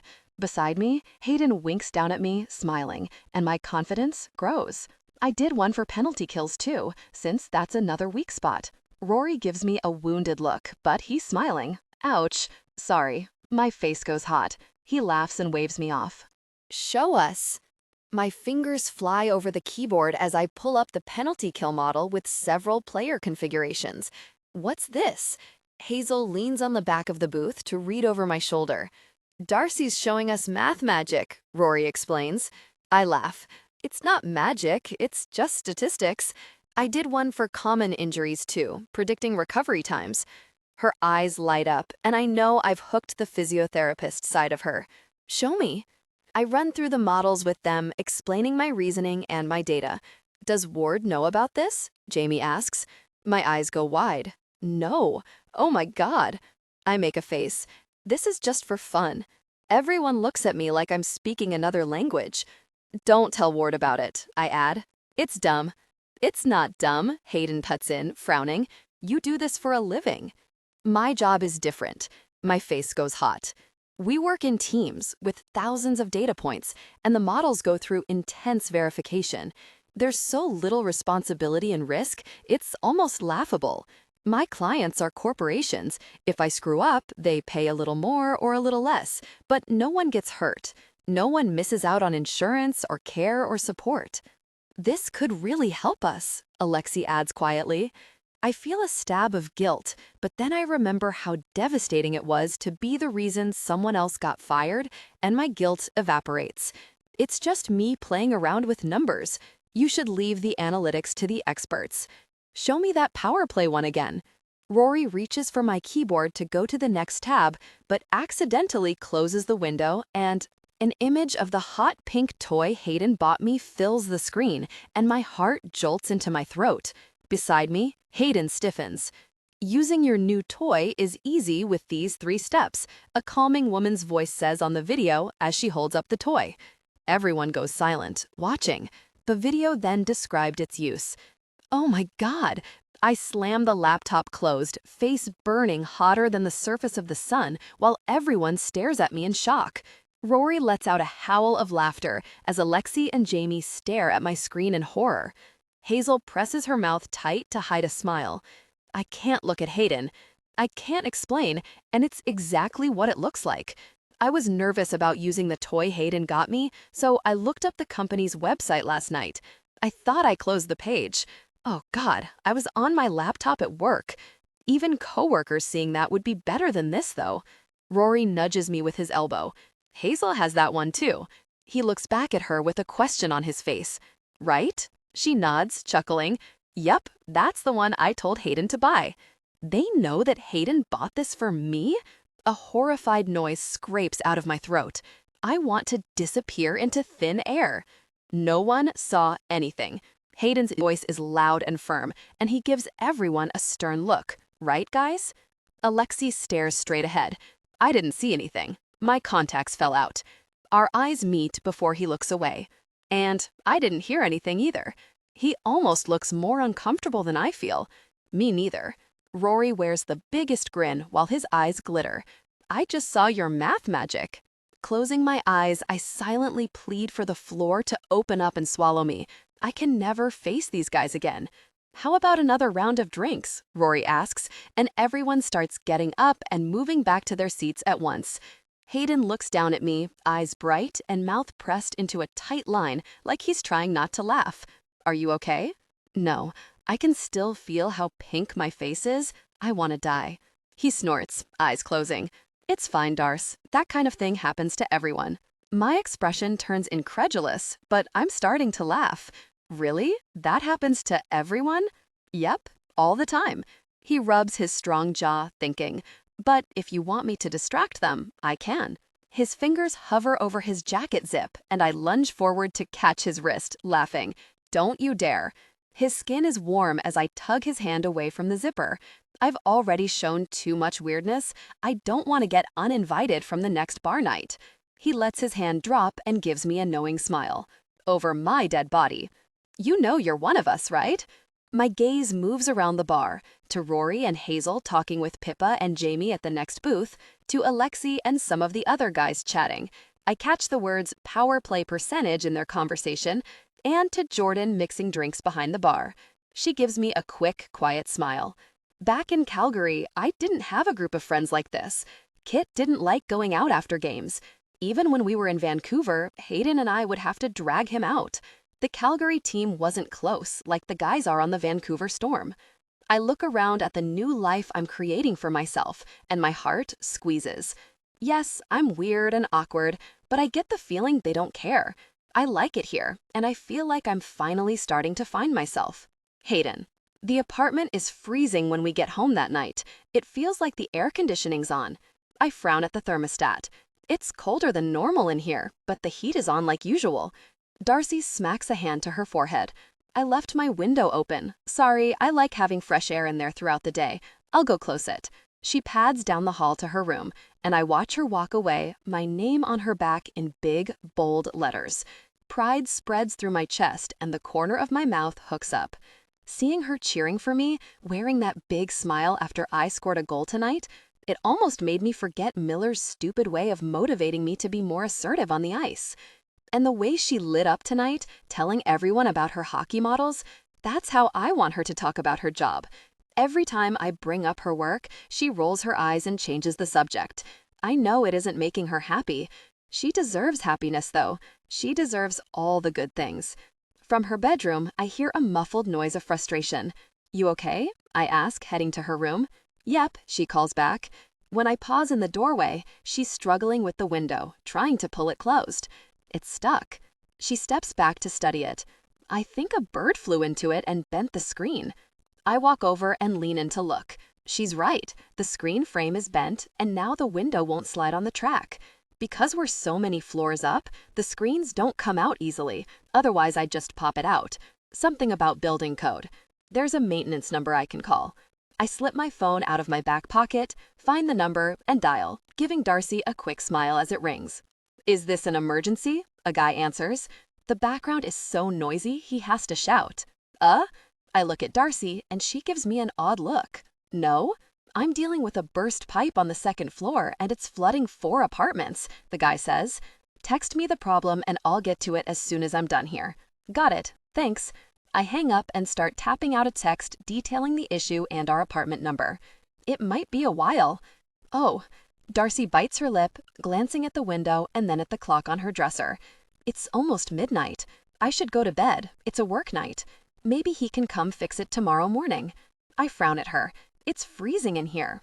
I'll close the door so it won't be cold in the rest of the apartment. No, Darce. Does she think I'm worried about myself? I don't want you to be too cold. I'll wear a hoodie. It's totally fine. An unhappy expression settles on my face. I don't like this. It's the middle of winter. She's going to be cold. You can sleep in my bed. What? She blinks. My mind is already made up. You sleep in my bed, and I'll sleep on the couch. The force of my words surprises me, but the idea of Darcy in my bed takes root in my brain and grows, spreading like wildfire, sending heat and sparks down my spine. The caveman part of my brain likes this image.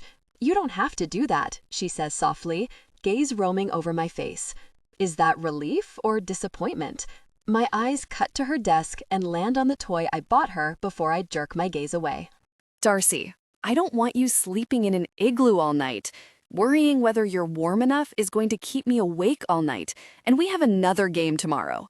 I tilt an encouraging smile at her, and I need my rest. I'll sleep on the couch, she says, since you need your rest. No, I shake my head, still wearing a smile. She's so cute, especially in this jersey. I never want her to take it off. My mind's made up. I'm a gentleman, you know? The corners of her mouth tip higher. I didn't say you weren't. Her throat works and her eyes trace over my mouth, my jaw, my neck. My mind goes to our practice kiss at the cast party and how it felt when I pulled her into my lap. How it felt when we woke up together, her head on my chest, hair spilling over my skin. Her mouth twists like she's deliberating, and her gaze lifts to mine. You said you need your rest. I arch an eyebrow and she shifts on her feet, looking away.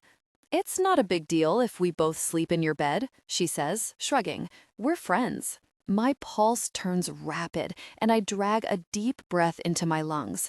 Every time I get near her, it's almost too good to bear, and the grip on my control loosens. The last time we woke up together, though, it was the best sleep I'd ever had.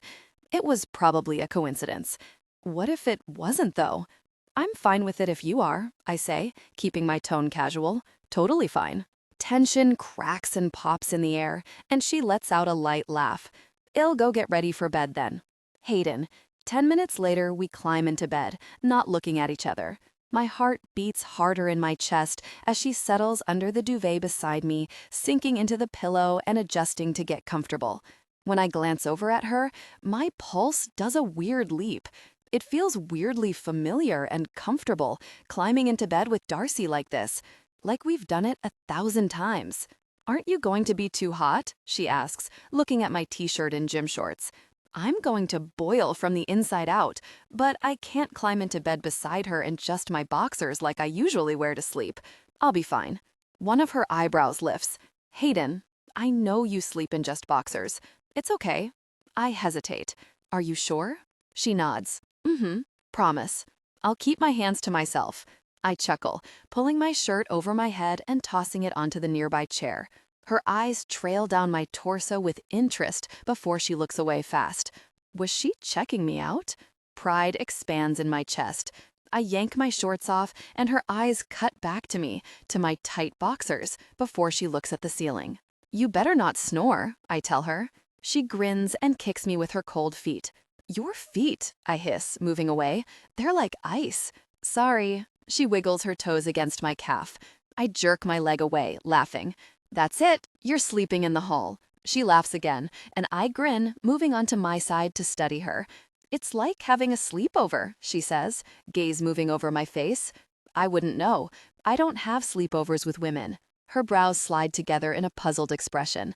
I meant a sleepover, like when you were a kid, but now I have more questions. The corners of her lips tip up as she studies me. Really? You've never slept in the same bed as a woman? I shake my head. I mean, the other night, after Kit called you. Right, she swallows, biting her lip. But that was different. Yeah, she nods. Different. A long beat of silence. Sleepovers lead to breakfast together, I admit, and that leads to people getting attached. We have breakfast together all the time, my brain reminds me. She makes me coffee every morning when I'm in town. It's the best part of my day, sitting in the kitchen with her while she looks all sleepy and cute, talking about our plans for the day. She hums, watching me. So maybe it's you who snores. I huff a laugh. Whatever. Don't blame me when the window starts shaking because you're sawing logs. Her smile stretches wide, and I thank that dumb bird for flying into her window and making this situation happen. I'm going to turn the light out, I tell her, and she nods. I reach over my shoulder and click the lamp off, darkening the room. Even with the blinds closed, a soft glow from the city lights outside sneaks through. I listen to the sound of our breathing, but my mind wanders back to the bar tonight. How she looked so terrified at the idea of the team using her hockey models. A memory resurfaces, years ago, her talking with animated excitement about her new job. For 6 months after we graduated from university, Darcy worked for the Canadian Department of Agriculture as a data analyst. I still remember the way her voice sounded when she talked about her job, full of interest and excitement. "Hey, Darce. What happened at your first job?" She never told me why she got a new job, just that she was working somewhere else before she changed the subject. She never had that spark when she talked about work, though. Not until tonight. "I screwed up and got fired," she says quietly.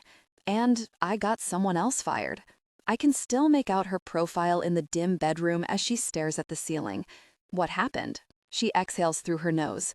"We were running a study on small-scale farms, on who could use the grant money most effectively, and my model was wrong." Our gazes meet before she looks away, and I have the overwhelming urge to pull her against my chest and tell her it's not her fault, that it's going to be okay. My boss checked it, but I uploaded the wrong one. People missed out on the government grant because of it, and we only found out when we were audited. She swallows. My chest aches at the pain in her voice. "And they let you go?" She nods. "They let my boss go too, though, and she was a single nom." Her expression crumples and my body tenses. She was so nice, Hayden. She was such a good boss. She spent so much time training me and explaining things. I could tell she really loved the work, you know? I nod, not knowing what to say. I hate seeing her in pain like this. I hate that this has weighed on her for years and made her feel like she isn't capable. You were 22. You were fresh out of school. I should have known better. She takes a deep breath and lets it out slowly. Some of those small-scale farms had to close and sell off land. Some of them had been family farms for generations. A lot of people were hurt by my mistake. I don't say anything for a long time.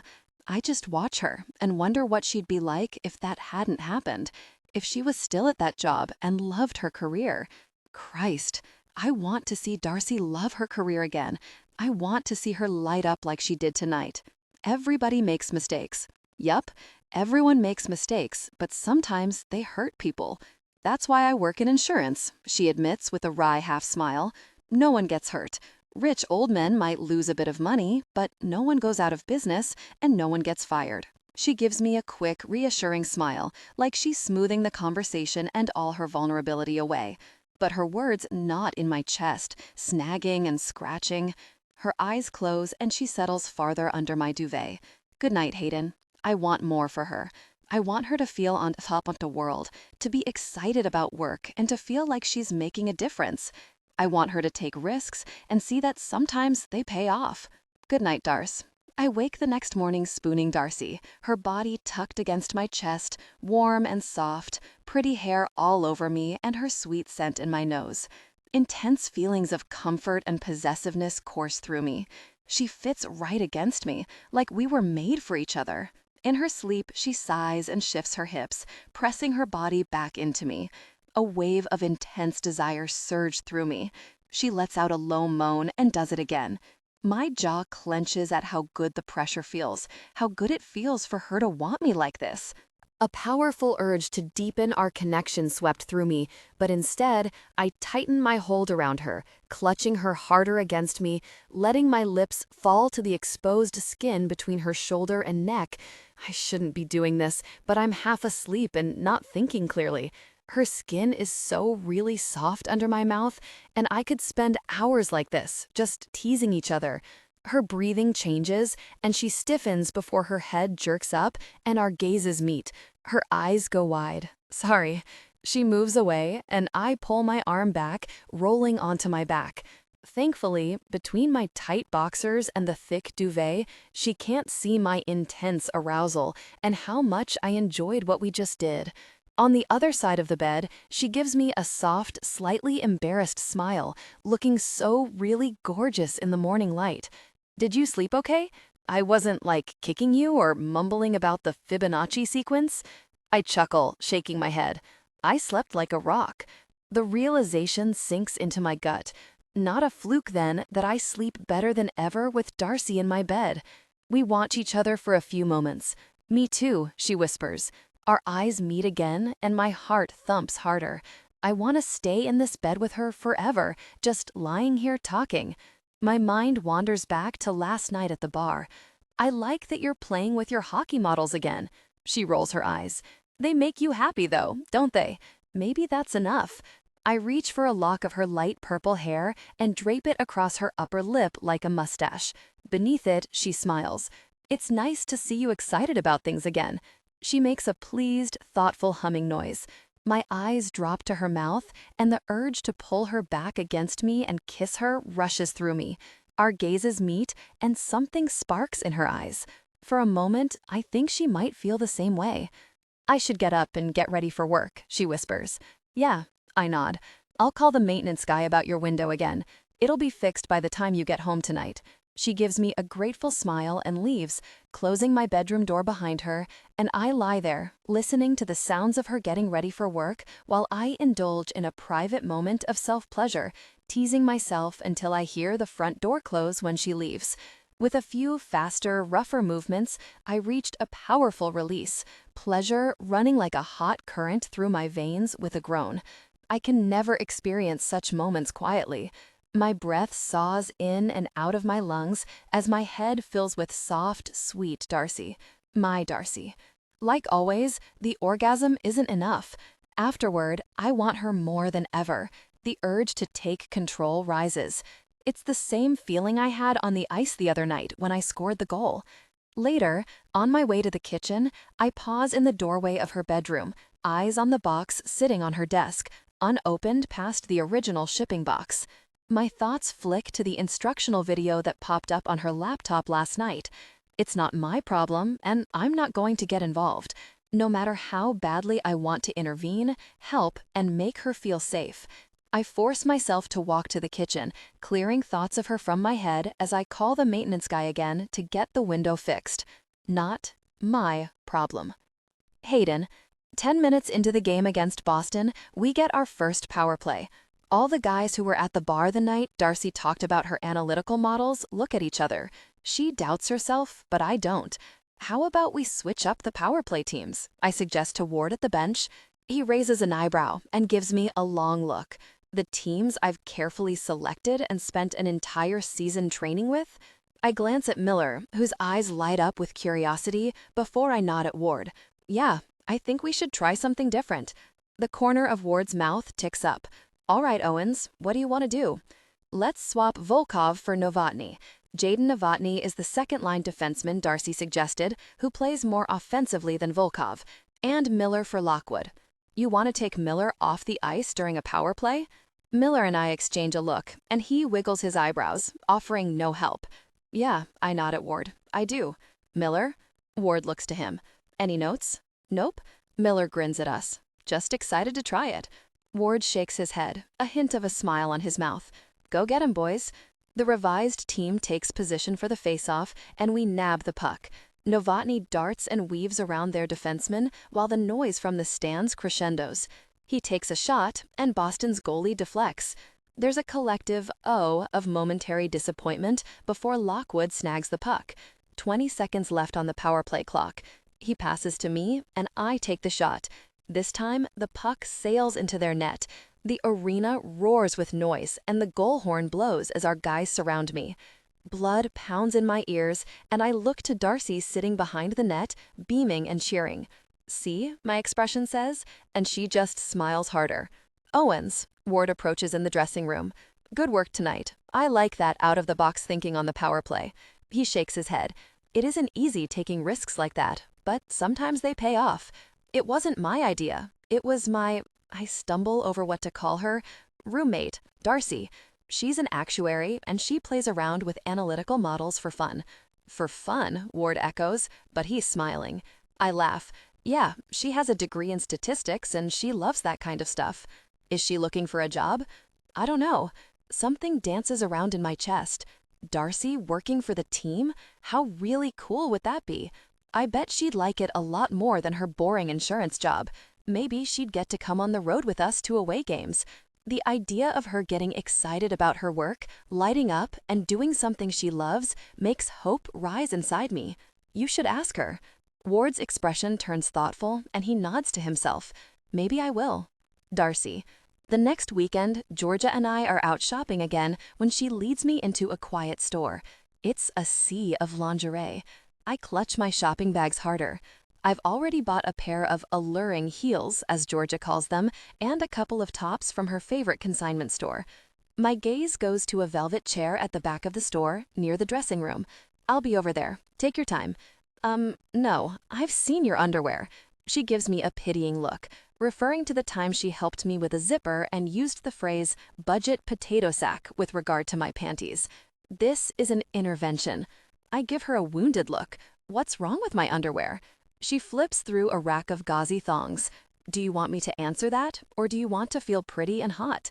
She finds my size and hands it to me before searching through the matching bras. I don't need expensive underwear to feel hot. My face is warm as I think about last week when I woke up in Hayden's bed and pressed against him, feeling his strong arousal. With his presence, it's no wonder he has no problem with women.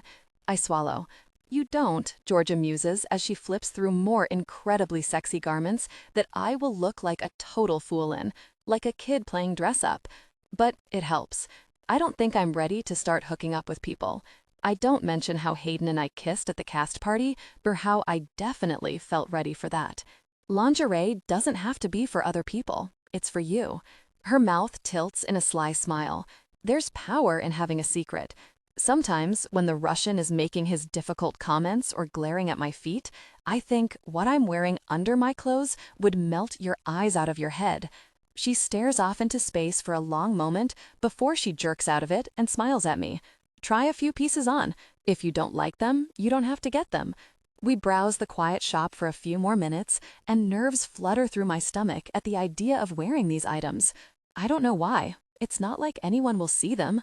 Maybe because I feel like it's another way I'm leaving my old self behind. Or because every time I consider one of the lacy garments, I wonder whether Hayden would like it. I stare for a long time at a cream-colored garter belt, picturing his big hands undoing the tiny clips, and a shiver rolls down my spine. It must be nice having the place to yourself when the guys are away, Georgia says. The team's been gone for 5 days, traveling for away games, and no, it hasn't been nice having the place to myself. I miss Hayden. We slept in the same bed, I blurt out. Her hand stills over a table before her, interested eyes cut to mine, and a smile forms on her mouth. Go on. Because my window was jammed open. She gives me a flat look. Are you kidding me? I'm serious, I choke out, laughing. My window wouldn't close, and it was cold, and I wanted him to have a good night's sleep for the game. And I cut myself off as Georgia smiles wider. Uh-huh. Her tone is loaded with disbelief, and she's grinning like a cat. You wanted him to have a good sleep? How kind of you. My face burns. I can make every excuse in the book, but the truth is so obvious. I wanted to sleep in the same bed as Hayden again. The way he smelled the next morning and the feel of his strong, broad body wrapped around mine threads through my memory, and my skin prickles. And, we woke up spooning, and he was aroused, and I accidentally pressed against him. I've been thinking about all of this nonstop, and it's all bubbling to the surface. She nods, satisfied. That's the stuff I want to hear more about. I already like him too much. Maybe I have for a long time. I don't know anymore.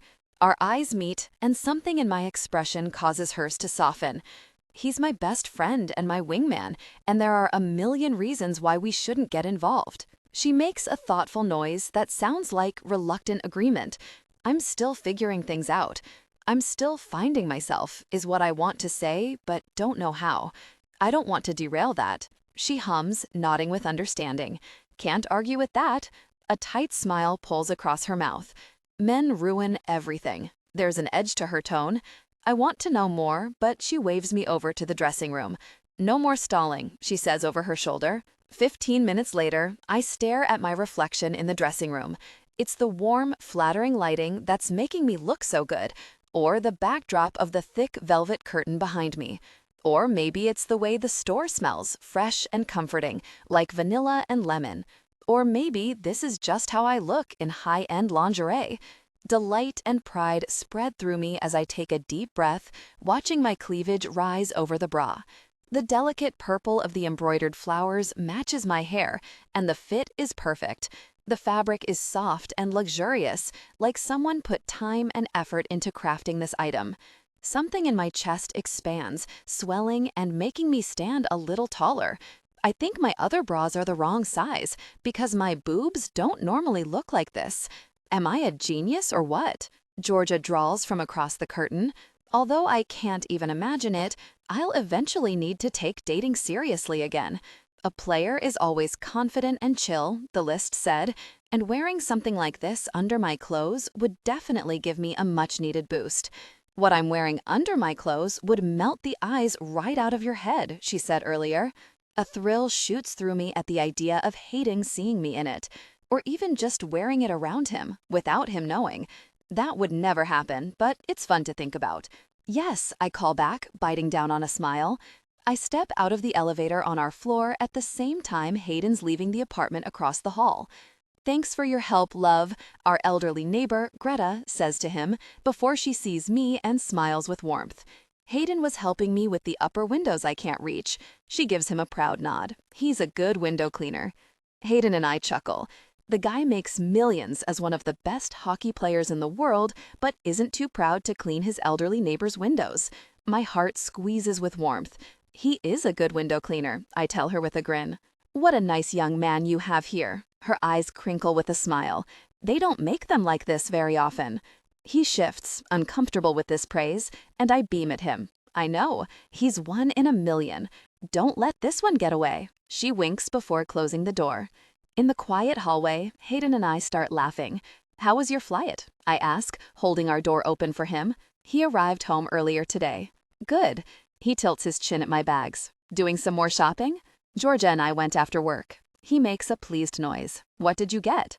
"A few tops, a pair of shoes, and some wildly sexy lingerie that I can never tell him about." He takes a seat at the kitchen island as I set the bags down. "Show me."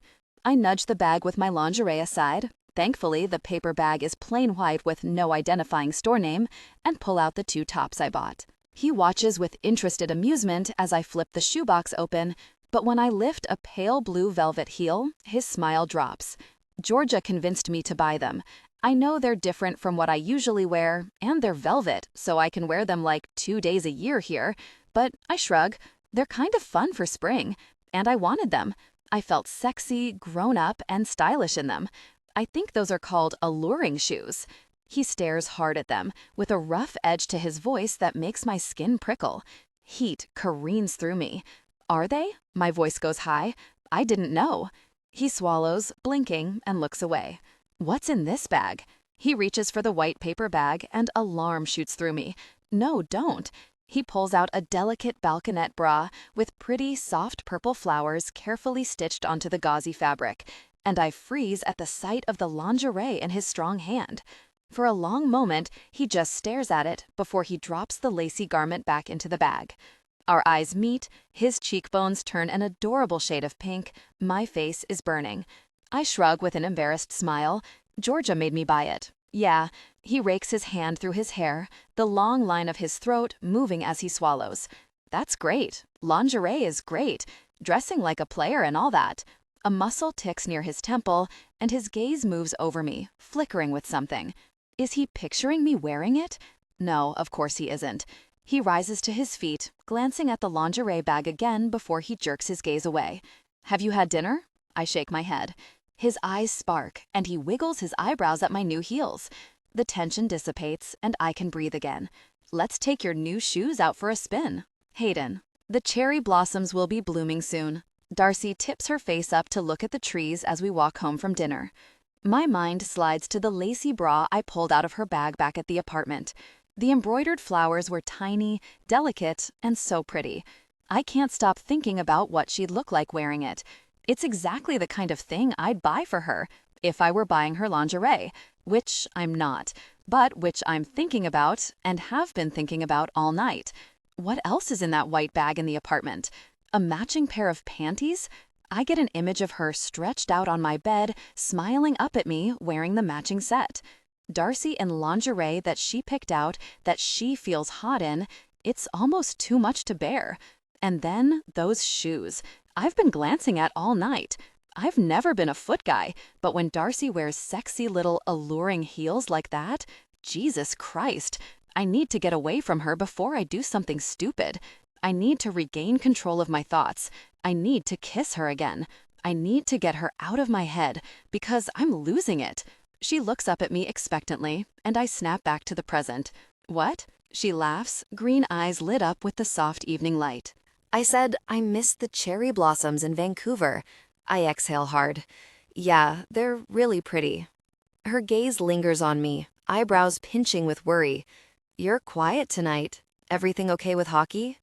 Everything's great. My grin is confident and flirty, but her eyes narrow like she sees right through me. Do you like playing offense? I do, I admit. I still don't feel like I'm where I need to be, though. Even with Miller's dumb trick to motivate me, something's not quite right. Discomfort lodges in my chest like a sharp kernel. At least it's gotten the media heat off me and Ward, though. Something changed around your game with New Jersey. Her head tilts as she looks up at me. Your average assists went down, but you started scoring more goals. My smile feels more genuine because I love it when she lets her math brain out. I bet she knows the exact percentages too, but she's holding back because she doesn't want to seem like a dork. I like it when she's a dork, though. Darcy makes math look hot. Oh yeah? I arch a teasing eyebrow at her. I don't think that's quite right. Her eyes flare with determination. Your assist rate dropped 29%, but your scoring average increased 32.4%.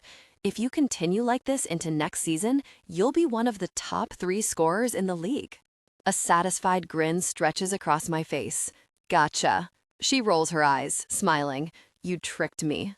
I love it when you talk math to me, baby. She snorts.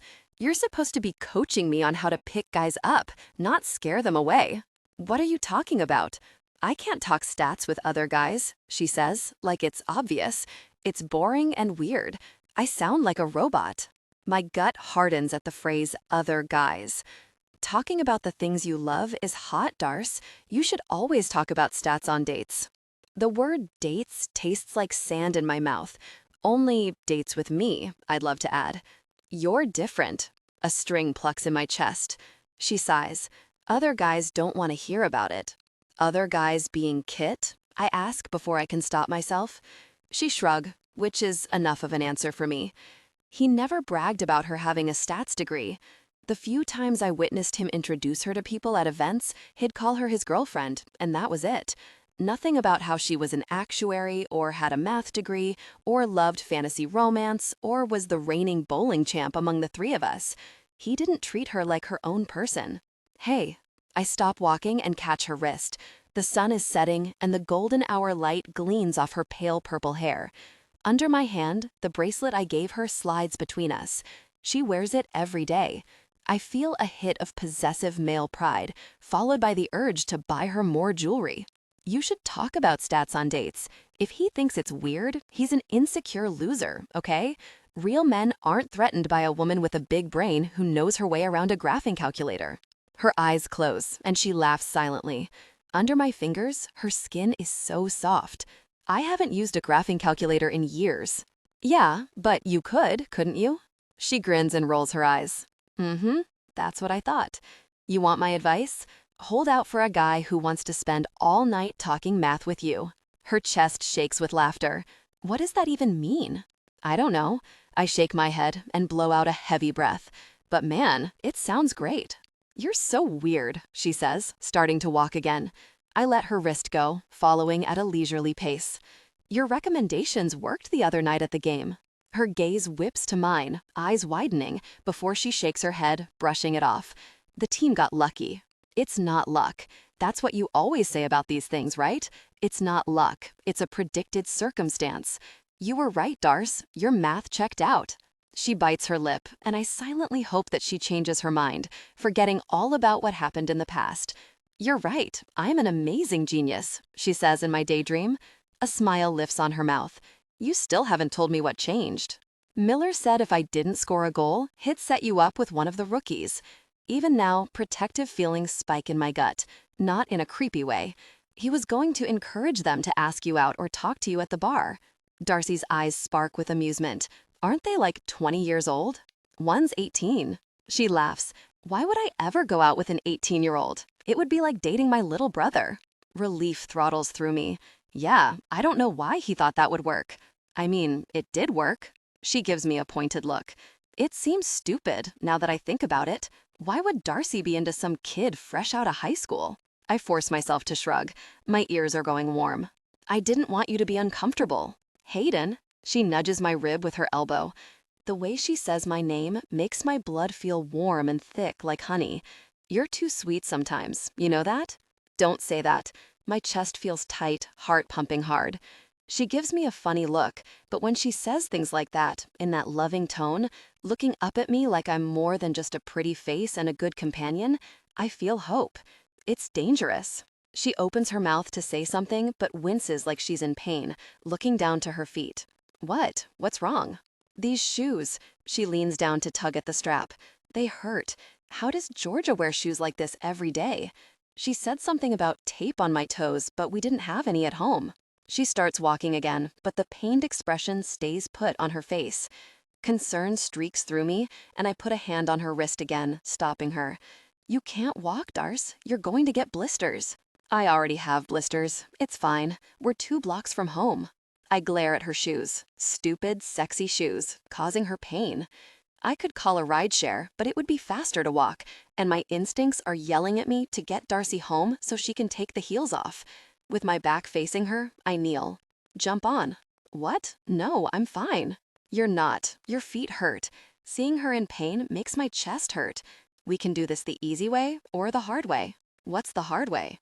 I stand and scoop her up, carrying her firefighter style down the sidewalk, and she shakes with laughter. People glance over, and an older woman smiles at us. Okay, Darcy pats my chest. I'll cooperate. I set her on her feet and lower down, looping my hands beneath her thighs as she puts her arms around my neck. She's warm against me, and I can feel myself smiling as her hair tickles the back of my neck. Good girl. Hayden. A few minutes later, Darcy unlocks the door of our apartment, and I carry her inside. You can put me down now, she laughs. I carry her to her bedroom and set her on her bed before I kneel on the floor, hands going to the thin strap of her heels. You don't have to, she starts, but I already have the shoe off and I'm moving to the other one. Do you need a bandage? I inspect her foot, fingers wrapped around her delicate ankle. You're not bleeding. She shakes her head as her mouth twists into a reluctant but pleased smile, and my heart stutters. You always take such good care of me. I wink at her. That's what I'm here for. You're here for more than that. Her eyes move over me, and my skin prickles at her intense attention. I always love hanging out with you. I think about the lingerie she bought, that she's going to wear for some other guy, and a strong desire for closeness races through me. Welp, good night. I rise and toss her duvet over her head. It's 9 o'clock, she laughs from under it, shoving it aside, hair all messed up and adorable. It's too early to sleep. Leaning against her doorway, I linger. I should leave. My eyes move around her room and land on the box on her desk. Just a corner of it is visible beneath a stack of papers. Every night, I lie in bed, listening for that toy, but I haven't heard it yet. I don't know what I'll do when I do hear it. Just the thought of her using it on the other side of the wall sends a rush of heat through me. How's the toy? Why did I ask that? Her gaze flares with surprise and darts to mine, then away again. I haven't used it. There's a long pause of silence. I'm intimidated by it, she rushes out, not looking at me. Her cheeks go pink in the most adorable way. I want to. I'm just nervous, I guess. Which sounds stupid. No. I run a hand over my hair. It's not stupid. You can feel however you want to feel. Our eyes meet before we both look away. A long pause of silence. My heart beats in my ears. Maybe you could help, she says, and my pulse goes wild. Like, give me some pointers? The line of her throat moves as she swallows. My gaze slides to her top, lingering on the neckline, picturing her wearing the lingerie from before. We shouldn't. We really, really shouldn't step into this territory. It's getting harder for me to pretend I'm just doing this out of the goodness of my own heart. Is that what you want? I try to breathe normally. She nods, and my blood surges with nerves and anticipation. I want to tell you something, though. Her eyebrows pinch together and she looks down. The vulnerability in her expression makes me want to gather her up in my arms and hold her tight. You're my best friend. My heart does a hard thud in my chest. You're my best friend too, Dars. Really? Her mouth lifts into the sweetest smile. I can't help but chuckle. How can she not know? I spend every free moment with her. Yeah, of course. Not Kit? Her smile dims a fraction and my chest aches. An ugly, cold feeling weaves through me. He didn't brag about her. He didn't value her. He had her for years and he didn't build her up the way she deserved. After what you told me about New Year's, I admit, taking the seat beside her on the bed, I don't want someone like that in my life. Saying it out loud is a relief. At Christmas, when he went home to Ontario to visit family, and we hung out playing video games and eating chocolates, I give her a wry smile, and her mouth curves. I didn't miss him. My pinky shifts an inch so it's touching hers. But I would have missed you. I could never admit it before, could never even acknowledge it, because that would make me a really jerk for having those thoughts about my friend's girl. She's not his girl anymore, though. Surprise flares in her pretty green eyes. Her mouth tips into a small, hopeful smile. I would have missed you too. Something settles in my chest, and for a long moment, we just look at each other.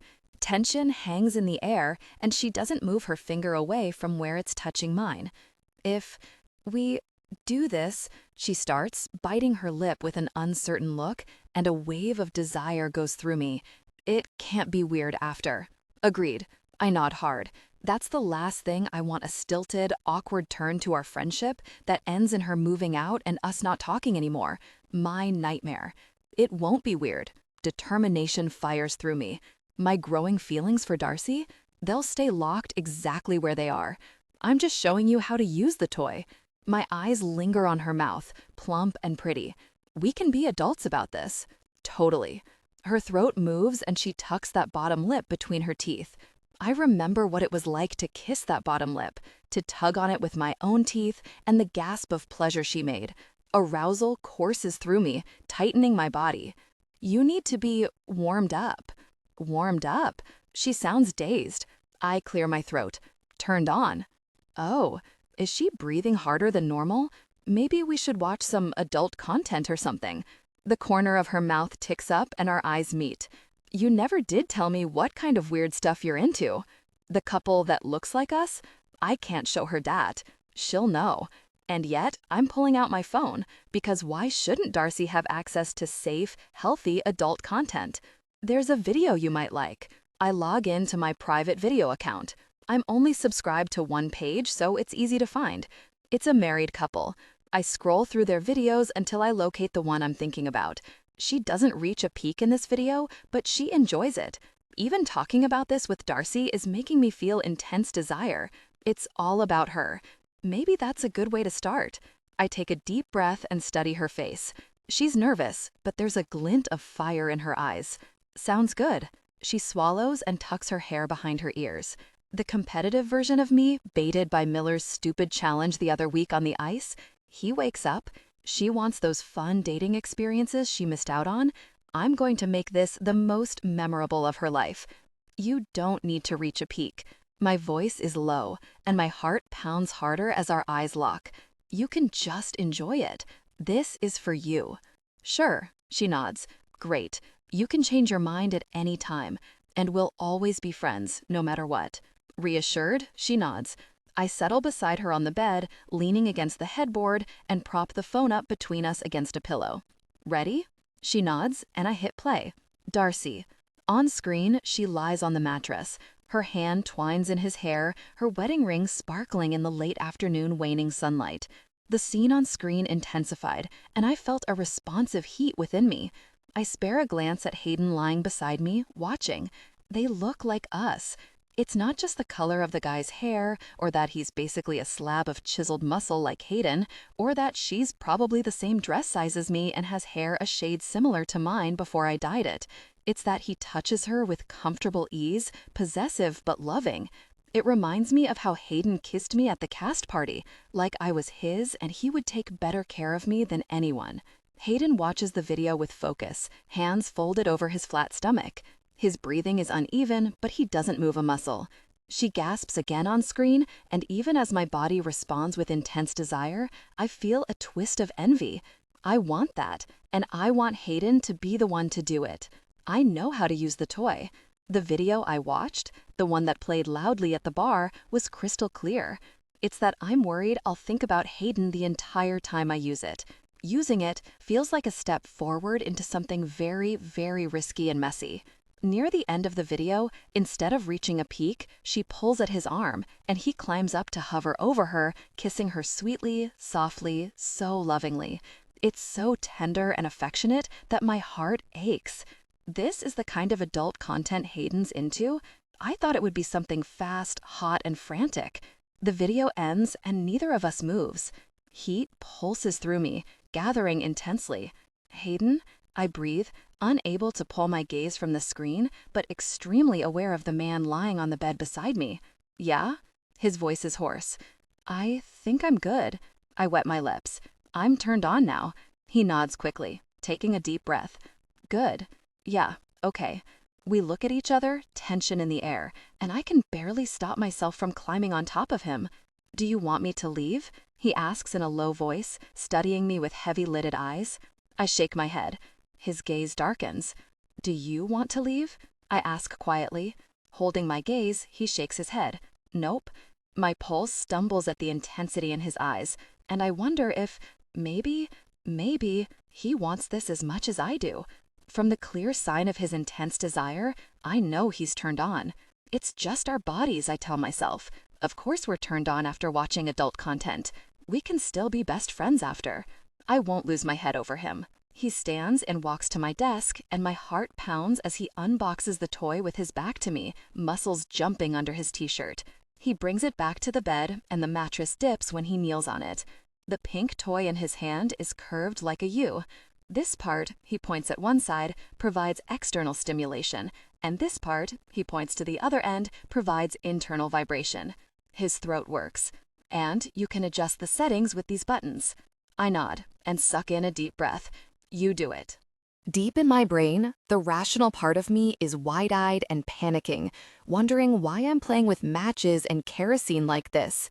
But I ignore her. Maybe you could use it on me, I clarify. I also don't think he's breathing. Are you sure? I nod. I want this. An ache builds within me and my desire intensifies. And he smells so good, and he's so hot and handsome and kind and perfect, and I want him. I just want him. It's as simple as that. I want Hayden to make me feel like the guy in the video made his partner feel. Holding his eyes, I unbutton my jeans and slide them off. Gosh, he mutters, raking his fingers through his hair, messing it up. His eyes go dark and drugged as his gaze slides over my legs and panties. Need shivers through me. It's that glazed, aroused look in his eyes that pushes me to pull my top off, and now I'm sitting on my bed in just my panties and bra while Hayden's lips part like I'm the hottest woman on the planet. It's a powerful feeling, rendering Hayden Owens speechless. You should take your shirt and pants off too, I whisper. I'd feel more comfortable that way. The side of his mouth hooks, and he nods before he yanks his t-shirt over his head. I watch every muscle on his torso jump and dance with the movement, and when he undoes his belt with strong hands, another rush of arousal courses through me. We can stop at any time, he says, pulling his pants off. My eyes went to him, a clear sign of his arousal evident. I know. And there's no pressure to reach a peak. I nod again, holding back a snort. From the intensity of my desire and the heat coiling low in my stomach, I'm more concerned about reaching a peak the second he touches me with the toy. He sweeps his gaze over me, lying back against the pillows, hair a mess, I'm sure, before he takes a deep breath. So serious, I whisper. He huffs, a quick grin breaking across his handsome features. It seems to spark back a bit of the Hayden I know, the teasing, friendly, fun-loving guy. I'm going to slip this in your panties, he says, holding my gaze and bringing the toy closer to me. And my knees fall farther apart. I can't believe we're doing this. I can't believe this is real. He hooks a finger beneath the leg of my panties and slips the toy against me, and I instinctively arch as sensation rockets through me. Darcy? Hayden pauses with the toy barely touching me, the focus of all my awareness. Talk to me, Darce. Good, I manage, abs and thighs tensing. Desire aches through me. I think my toes are curling. It's good. I'm good. You sure? Uh-huh, I moan. He pushes the other end of the U against me, and my eyes close, my lips part, and I clutch the duvet as the pressure and stretch of the toy send heat rushing through me. Sparks gather low in my abdomen. The toy isn't even on, and a peak is on the horizon. Gosh, you're so aroused, he whispers, with reverence, staring between my legs, his jaw tensing. I'm mostly covered by my panties, but there's a damp spot on the fabric, and his broad chest rises and falls fast as he studies it. His eyes flick to mine, and I feel another pulse of heat. How does it feel? Tight. A desperate, pained groan slips out of him, and his eyes close for a brief moment. I'm going to turn the suction on. I nod, and when he hits the button, a low whirring noise starts. I can feel it, but it isn't centered on the sensitive area. My eyebrows slide together. I don't think it's on the right spot. The corner of his mouth ticks up. I know. He slides the suction in a slow circle around the sensitive area, never touching the sensitive bundle of nerves where I need it. Another wave of heat rolls through me at the realization that Hayden is teasing me. You need to learn to be patient, he sounds hoarse. My skin prickles. Where's my sweet, funny Hayden, and who is this version of him who tells me what to do? Trust me, he adds, and when our gazes meet, an electric current fires through me.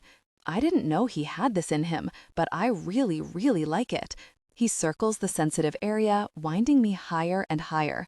I don't know whether asking him to use the toy on me was the best or worst decision of my life. The vibration part isn't on yet, but I feel gentle, pleasurable nudges against me. Pleasure coils in my muscles, gathering and tightening.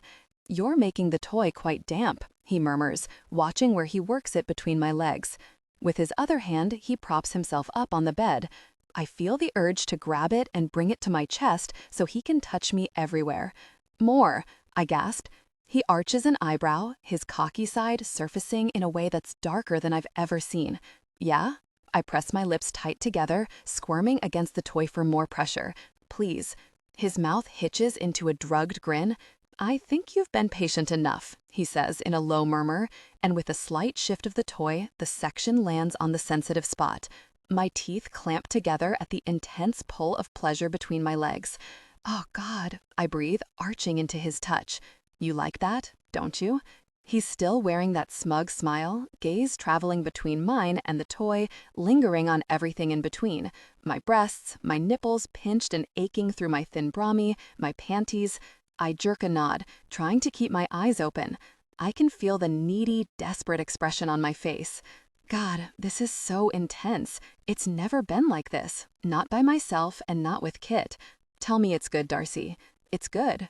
My hips tilt toward the toy, and my thoughts narrow to the warmth and pressure between my legs. It's so good. Gosh, there's a damp spot on the front of his boxers. The thought of making Hayden so aroused from this ratchets up the pressure inside me one more notch. I wish I could see him. I wish I could touch him. I wish it was his hands on me right now and his attention focused on me. Hayden's eyes meet mine, bright and molten. I'm going to turn the other part on. Oh God, this is going to kill me. I just know it. He presses the other button and a low, intense rumbling starts against me. The pressure deep in my abdomen doubles, triples, expanding and crackling, making my legs tense and shake. I can barely stand the hot, sparking thrill building around the base of my spine. Do you like that? His voice is gritty as he watches me with focus, and his forehead is damp with sweat. I'm so close, I moan. What do you need? Touch me, I gasp. Need your hands on me. He makes a low, pleased noise in his chest, and then his hand is on my thigh, sweeping over my skin in a possessive, greedy motion. He brushes up my hip, my stomach, over the fabric of my bra before his fingers pinch the stiff, needy peak of my breast. I feel the tug between my legs like a cord.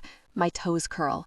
The hot, fascinated gleam in his eyes, the way his biceps tense and ripple, the low purr of his voice, all layered together to nudge me closer to the edge. Even the softness of the duvet beneath me is too much sensation right now. Hayden looks down at me like this is the best moment of his life, like he can't believe this is happening, like he's going to remember every second of this. You gonna reach your peak on the toy I bought you, honey?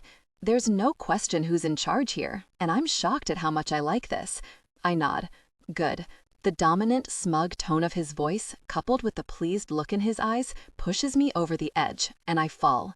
My muscles clamp down on the toy, and he groans. I reached my peak, and when I reach my hand out, he laces his fingers into mine, squeezing. Hayden.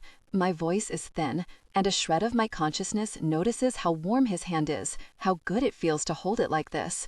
Gosh, I love hearing you moan my name like that. I'm spinning out, holding his gaze like a lifeline as my nerves fire and urgent, delicious pulses make me shake.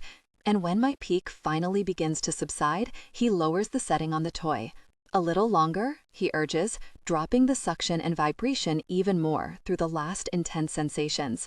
As long as you can take it. I nod, clenching my eyes closed as he draws out my peak on the toy, and he makes a pleased noise. Good girl, he purrs, and warmth trickles through me. He turns the toy off and gently slides it out of me, and I sink into the duvet with a sated sigh. Worry clangs through me as Hayden moves off the bed to set the toy aside, but when he returns to the bed and lies down beside me, I relax. Come here. He gathers me against his chest, and I inhale a lungful of Hayden Owen's intoxicating, delicious scent. Nice work, he murmurs against my temple. I let out a light laugh. You did all the work. I think our friend, the special toy, is the real MVP tonight. I grin into his firm chest and bite back the truth that I never would have reached such a peak if he weren't here, teasing me, watching me, making me feel so desired and desperate. I wouldn't want to do this with anyone but him. I can't imagine having this experience with some guy I've just met. I lean back to meet his eyes. Not weird, right? Something flashes across his expression that I can't read before he shakes his head. No, not weird, he says quietly. His hand smooths over my hair, and even though this isn't a romantic thing and we're not like that, I lower my head to his chest, listening to his heartbeat. My gaze lands on his clear arousal, and my thoughts turn to deeper intimacy. What would it feel like to be closer to him, and would he make more of those pained groans? Would he watch and do that jaw-clenchy thing he does sometimes? I skim my fingers down his perfect chest and abs, and his breath catches. But the second I reach the waistband of his boxers, his hand wraps around my wrist, warm and firm. Not tonight. He brings my hand back up to his chest. Tonight was about you. He swallows, gaze lingering on mine. It feels like he's holding back from saying more. Instead, he pulls the duvet out so he can cover us with it, still holding me to his chest. Go to sleep, he whispers against my temple, and I close my eyes. His rejection stings, but it's for the best. If we have sex, I'll get attached. Falling for a player is a fantastic way to get my heart smashed into pieces, and the idea of messing things up with Hayden is too much of a nightmare to risk it. Hayden. After Darcy's breathing turns steady, I carefully move her off me and climb out of bed, heading to the ensuite in my room. I close the bathroom door behind me, overwhelmed by the lingering sensations, eyes falling shut as a groan threatens up my throat. My gosh, the memory of her. I'm so aroused it hurts. I can't think straight. I just keep thinking about the noises she made, the little pinch of agony between her eyebrows as she reached her peak, and how she moaned my name. Turning down her offer was the hardest thing I've ever done. But accepting it without telling her how I feel, how I've been feeling for a long time, doesn't feel right. Not weird, right? She asked. I huff, flattening my hands against the counter to catch my breath. That experience just changed my whole really life. But no, it wasn't weird. Just the opposite. It felt more right than anything. It felt like what we should have been doing for years. I lift my head, meeting my gaze in the mirror. I'm in it now, and there's no way I'm backing out. You are so really, I whisper to my reflection. After a quick shower and an unsatisfying moment of personal intimacy, I head back to Darcy's room. She's still fast asleep, breathing softly with her hair spilled all over the pillow. I should go back to my own bed, but instead, I climb in beside her. In her sleep, she sighs and curls against me, relaxing, and my heart gives a couple of heavy thuds. The wingman and student relationship between Darcy and me needs to change, but I'm terrified everything will go south. Hayden. Jesus, Owens, you're on fire tonight, Miller calls over the roar of the fans, hooking his arm around my neck and jostling me as I laugh. With 10 seconds left in the game against Washington, I've just scored my third goal of the game, a hat trick. My gaze goes straight to Darcy, who's sitting behind the net with Pippa and Hazel, and my heart jumps into my throat. She's on her feet, cheering and beaming at me. I can't stop thinking about what we did last night. "What's up with you tonight?" Volkov asks with a curious tilt to his mouth. "You're different." I shrug, shaking my head. "Just feeling good, I guess." I don't just feel good, I feel really limitless. The goals are mine for the taking. That thread of dominance I felt driving me last night, it rages in my blood, sharpening my senses. Turns out, I like being in control like this. "Something happened again," Miller says as the game ends, and we skate off the ice to the dressing rooms. "Really, yeah, it did." My smug grin stretches ear to ear. "I don't know what you're talking about." He studies me with a smirk. "Between you and Darcy, something happened. I can feel it." Another rush of that powerful, protective feeling hits me, the same one that threaded through me last night as they shared an intimate touch, and tension became overwhelming. "You're together now?" Volkov follows us into the dressing room. My shoulders lift with my smile. "We're just having fun." More fun than I've ever had. Living with Darcy is so much better than I expected, and I'm not about to really it up. That's bullgosh. Frustration rises in me. "You don't understand." "I do understand," Volkov glares at me. "Make a move or some other guy will. This thing between Darcy and me is so fragile. I can't rush it. She's not interested in the rookies. I told her about it and she called them kids." Volkov and I stare each other down. Tension snaps in the air and my muscles tense. His really guy. He always thinks he knows best. "What if I asked her out?" he asks in a low tone. My chest tightens with dread. "What? You said she doesn't want to date a kid." He slants me a look full of challenge, and the competitive part of me lifts its head. I'm not a kid, and I know exactly what I'm doing. A protective urge rattles through me. The idea of them together makes my blood boil. "Let it really go, Volkov." "I don't think I will." The corner of his mouth slides up, but his smile isn't friendly. It's knowing and smug, and for the first time, I want to really hit him. "What? You don't trust me?" His tone is light, almost playful, but there's something sharp in his eyes. "She'll never go for it. She's not interested in Volkov. She would have said something before now, right?" He shoots me an arrogant look. "Why don't we let her decide?" Darcy. A few days later, I'm on my way to George's office at the arena when I hear my name behind me. "Hi, Darcy."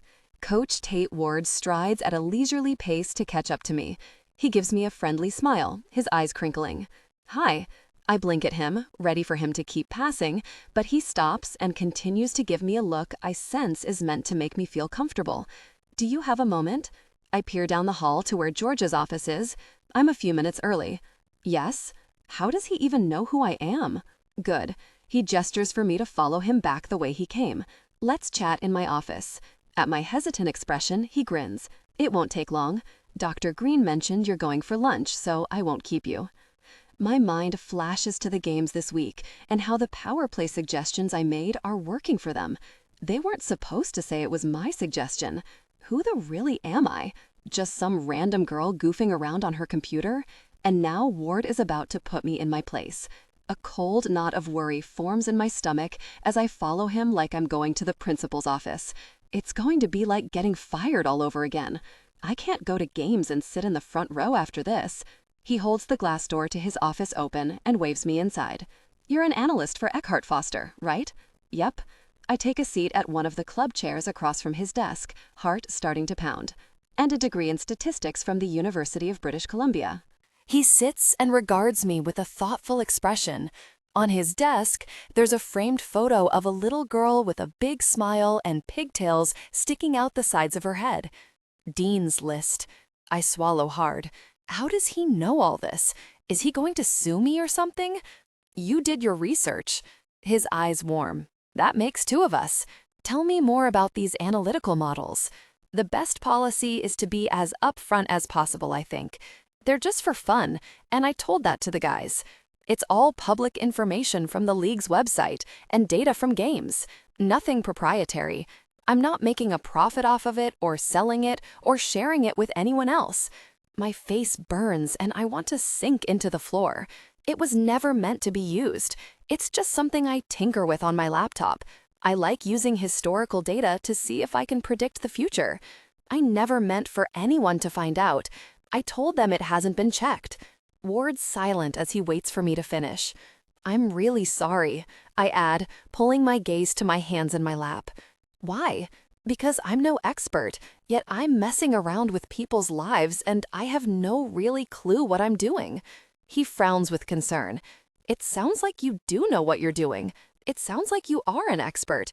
Is this a joke? We stare at each other, him with a strange expression I can't read, his mouth tipping up into an amused smile. I don't follow. Come work for the team. I stare at him for a long stretch of silence. What? I finally ask. He chuckles. I would love for you to join the Vancouver Storm's analytics department. I blink again. Why? He smiles. Because, Darcy, not only are you clearly intelligent and talented, but doing something like this for free and for fun means your heart's in it, and that's an important part of the team I'm building.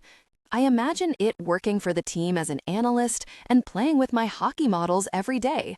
Working for Ward already seems so much better than my current boss, who cares more about profits than his employees. I see why Hayden and the guys like this man so much. And it would be fun, working with hockey stats all day, discovering new patterns in the data. Our analytics department consists of 3 retired hockey players, Ward continues. No one with your analytical experience. You'd be a huge asset to the team. His dark eyebrows go up. We could really use you. They're really eager to get you on board. I'd be the only stats analyst? Yup. He lists off a generous salary number, but I barely hear it. So everyone would rely on my numbers? Being the only analyst is the exact opposite of what I want. The pressure would be tenfold. He arches an eyebrow. The analytics department works as a team. But no one could check my numbers. The pressure drops onto my chest like a weight, and it's hard to take a full breath. Ward opens his mouth to say something, but I'm already on my feet. I already have a job. My shaky smile is polite but firm. But thank you. I really appreciate it. He studies me like I'm something curious before nodding once. All right. If you change your mind, you know where to find me. The door's always open. You bet, I tell him, knowing full well I won't be walking through that door again. Before heading out for lunch, Georgia and I stop by the rink where the guys are taking a break during practice. She talks with one of the players on the bench about something. Hayden chats with Alexei and Rory on the ice. When he spots me, he skates over wearing a tight smile. Memories of the other night with him and the toy wash over me, and goosebumps scatter down my arms. I've never reached such a peak. When I made a move to touch him after, he stopped me. Because we're not in a relationship. He was just helping me. Hey, he skates to a stop in front of me on the ice, eyes moving over me with curiosity. We haven't talked about what happened, but I'm trying to act normal to show him that I'm not getting clingy. Georgia and I are getting lunch, and she needed to drop a prescription off, I explain, glancing over at her a few feet away. Sure. He nods before his gaze comes back to me. How's your day? Good. You? He nods again, giving me a small smile. Good. I think about how nice it felt to wake up next to him the other morning and how well rested I was after sleeping against him all night. I chew my bottom lip. Ward offered me a job. His eyes widen, and a proud smile spreads across his features. He did? That's great, Darce. I'm not taking it, of course. Why not? He leans on the boards, focused on me, and my stomach dips. His attention is so intoxicating. I don't want to bring up the past again. I don't think it's right for me. Hayden's lips part like he wants to argue, but Alexei skates to a stop beside us. Darcy. He dips his chin in greeting, and I relax at the interruption. Hi. I give him a quick smile. All right, ready to go? Thanks for waiting, Georgia says at my side before her gaze lands on Alexei. Oh, you again? He arches a scarred eyebrow at her. Is there a reason I wouldn't be attending a regularly scheduled practice? She lifts a casual shoulder. I figured you need more rest than the other players. The look he shoots her is downright icy before he turns his attention to me. I'd like to talk to Darcy in private for a moment. At his side, Hayden's nostrils flare. I don't think I've ever seen that happen. Why? Alexei holds his gaze, and there's a weird tension between them. There's something I want to ask her. Hayden's jaw tightens. I don't see why you can't ask her in front of me. The guys stare at each other for what feels like an eternity. Georgia and I exchange a bemused glance. Fine. Alexei grins to me, and while I wouldn't call his expression a smile, it does soften, like he's making an effort not to intimidate me. He clears his throat. Darcy, I think we should go out. There's a stretch of tense silence, and for the second time today, I wonder if I heard right. Georgia lets out a sharp bark of laughter, while Hayden glares daggers at Alexei. On a date? I repeat. On a date, Alexei confirms, keeping his gaze on my face. My lips part in surprise, and I stare up at him. I've always liked Alexei. On the ice, he's fiercely protective of his teammates, but I've never seen an ounce of that male aggression outside of hockey. His demeanor is quiet, watchful, and strong, like a giant fir tree. Beneath his towering exterior and the hard lines of his face, I know he's actually kind, quiet, and loyal to his friends. I might have told Georgia that Alexei was hot in a scary way, but I don't have romantic feelings for him. I glance at Hayden, but his tight expression gives me nothing. Again, I think about what we did the other night and how good it felt to wake up with him. Never get attached, the player rules say. I think I'm starting to, but I don't want Hayden to know that. Besides, practicing with other people is the logical next step. I can't just go on dates with my wingman forever. That'll only end badly. I'm not looking for anything serious, I tell Alexei, meeting his eyes. Neither am I. Georgia mutters something at my side that I can't hear, and Hayden is still as a statue, watching us. Okay, I nod at Alexei. Let's go on a date. Hayden stiffens and his gaze whips to me. You don't have to go out with him if you don't want to. I know. I give him a reassuring smile to show him I don't feel threatened or intimidated by Alexei. I'm looking forward to it. Hayden sucks in a tight breath, and something flashes in his eyes that makes my heart beat harder. It's the same dominance I saw the other night when he teased me with the toy. Let's make it a double date, he says, standing taller. You sure you want to do that? Alexei asks him. Positive, Hayden bites out. He glances to Georgia. Georgia, you want to go on a date? Alexei's eyebrows snap together. It's a conflict of interest. She's not my doctor, Hayden shoots back. The players are divided up between the two team doctors. And she's not yours either. Right, Georgia? Hayden asks her. It's not a conflict of interest for you to go out, because none of us are your patients.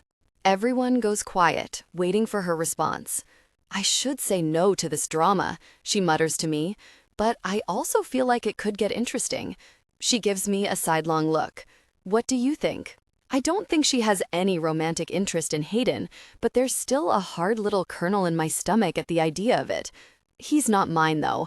I think it'll be fun. She smiles at me. Great. To Hayden, she nods. You're on, Owens. Great. He glances at me. Alexei glances between us, expression unreadable. Great. Great, I say, unsure of what just happened. Hayden. The night of the double date, I lean a hand on Darcy's bedroom doorframe, watching her get ready. She looks stunning, hair loose and pretty around her shoulders, and wearing a top the shade of the roses I bought her for Valentine's Day. And it's for him. My nostrils flare. This morning, I saw the lingerie she bought hanging to dry in the bathroom, but when I walked past half an hour ago, it was gone. She's wearing it for a date with him. I should be supportive of her, but I just feel sick and pissed off. Hey, she catches sight of me. You look nice. Thanks. We're going to a casual restaurant tonight, so I'm dressed in jeans, a t-shirt, and a knit sweater. Darcy once said, "That blue color makes your eyes look like the ocean." She smiles over at me. I know. I feel like I can't breathe.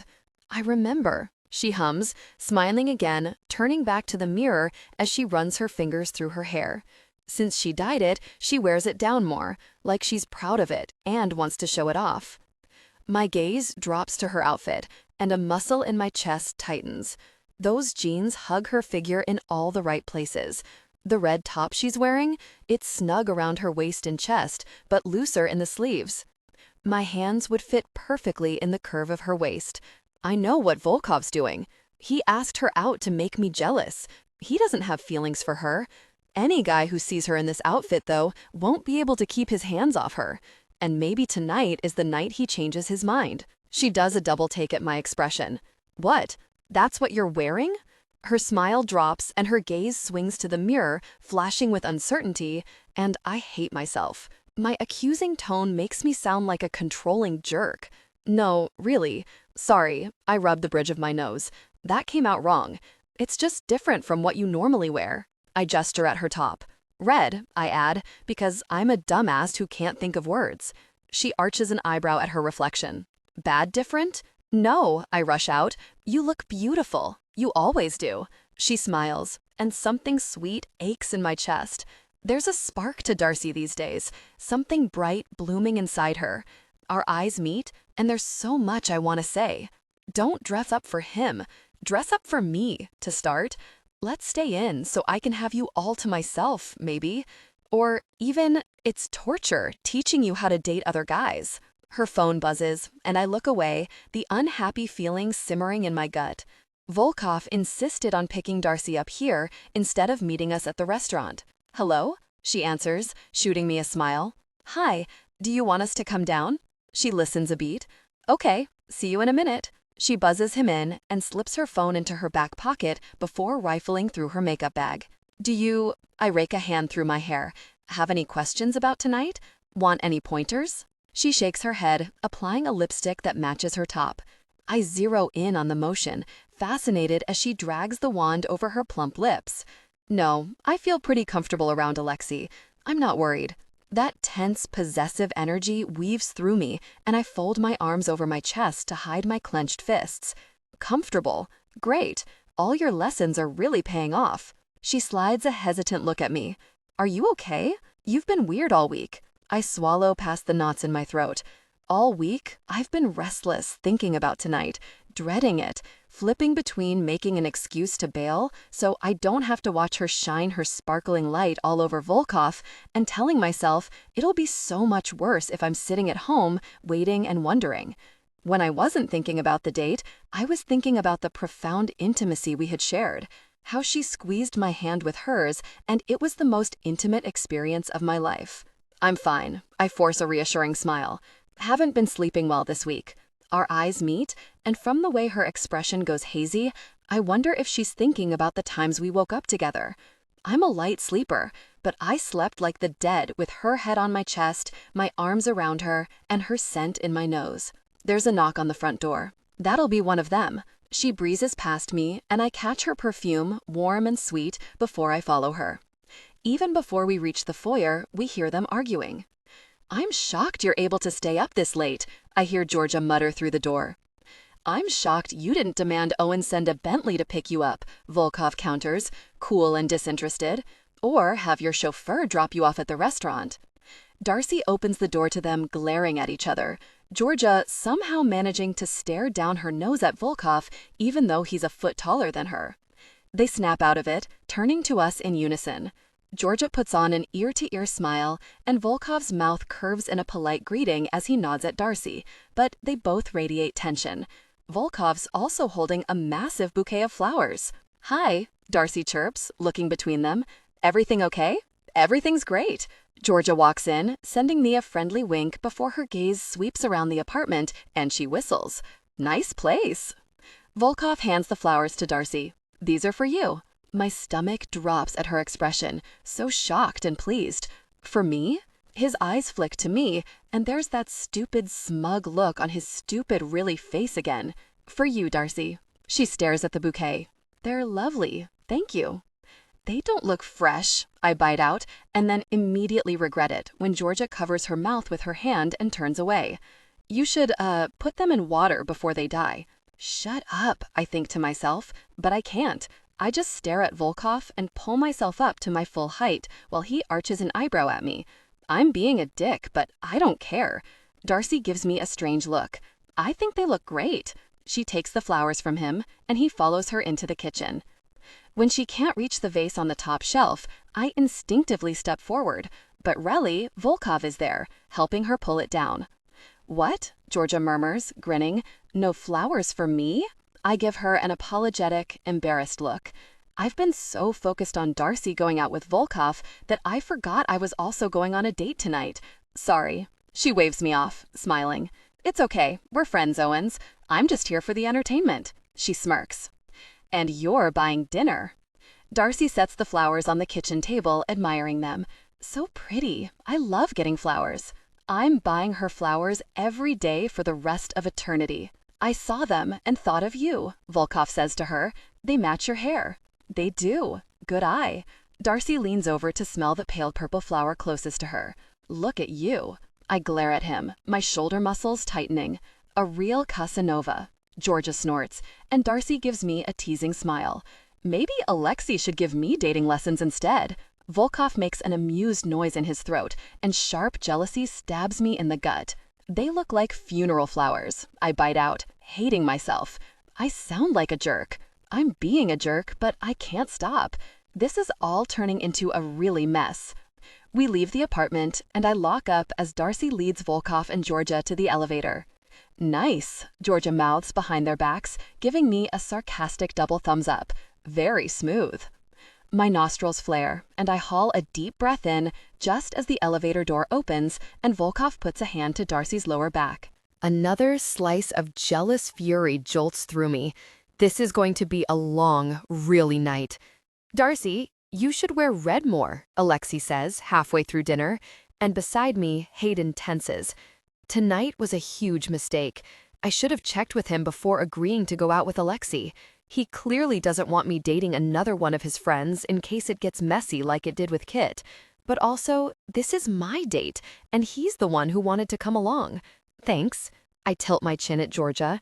Georgia knows all the good places to shop, and it's fun to wear something outside my comfort zone. The doctor is a pro at spending money. Alexei leans back, staring pointedly at her shoes. She rolls her eyes, then turns back to me.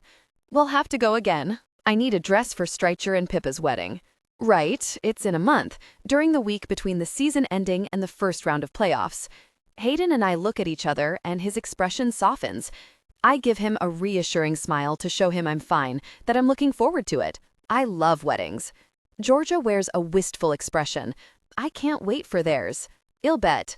Alexei sips his drink. A hockey player and a famous singer? It'll be like a rich guy meat market for you. You'll finally catch one of your own. Don't be ridiculous. I'll never get married.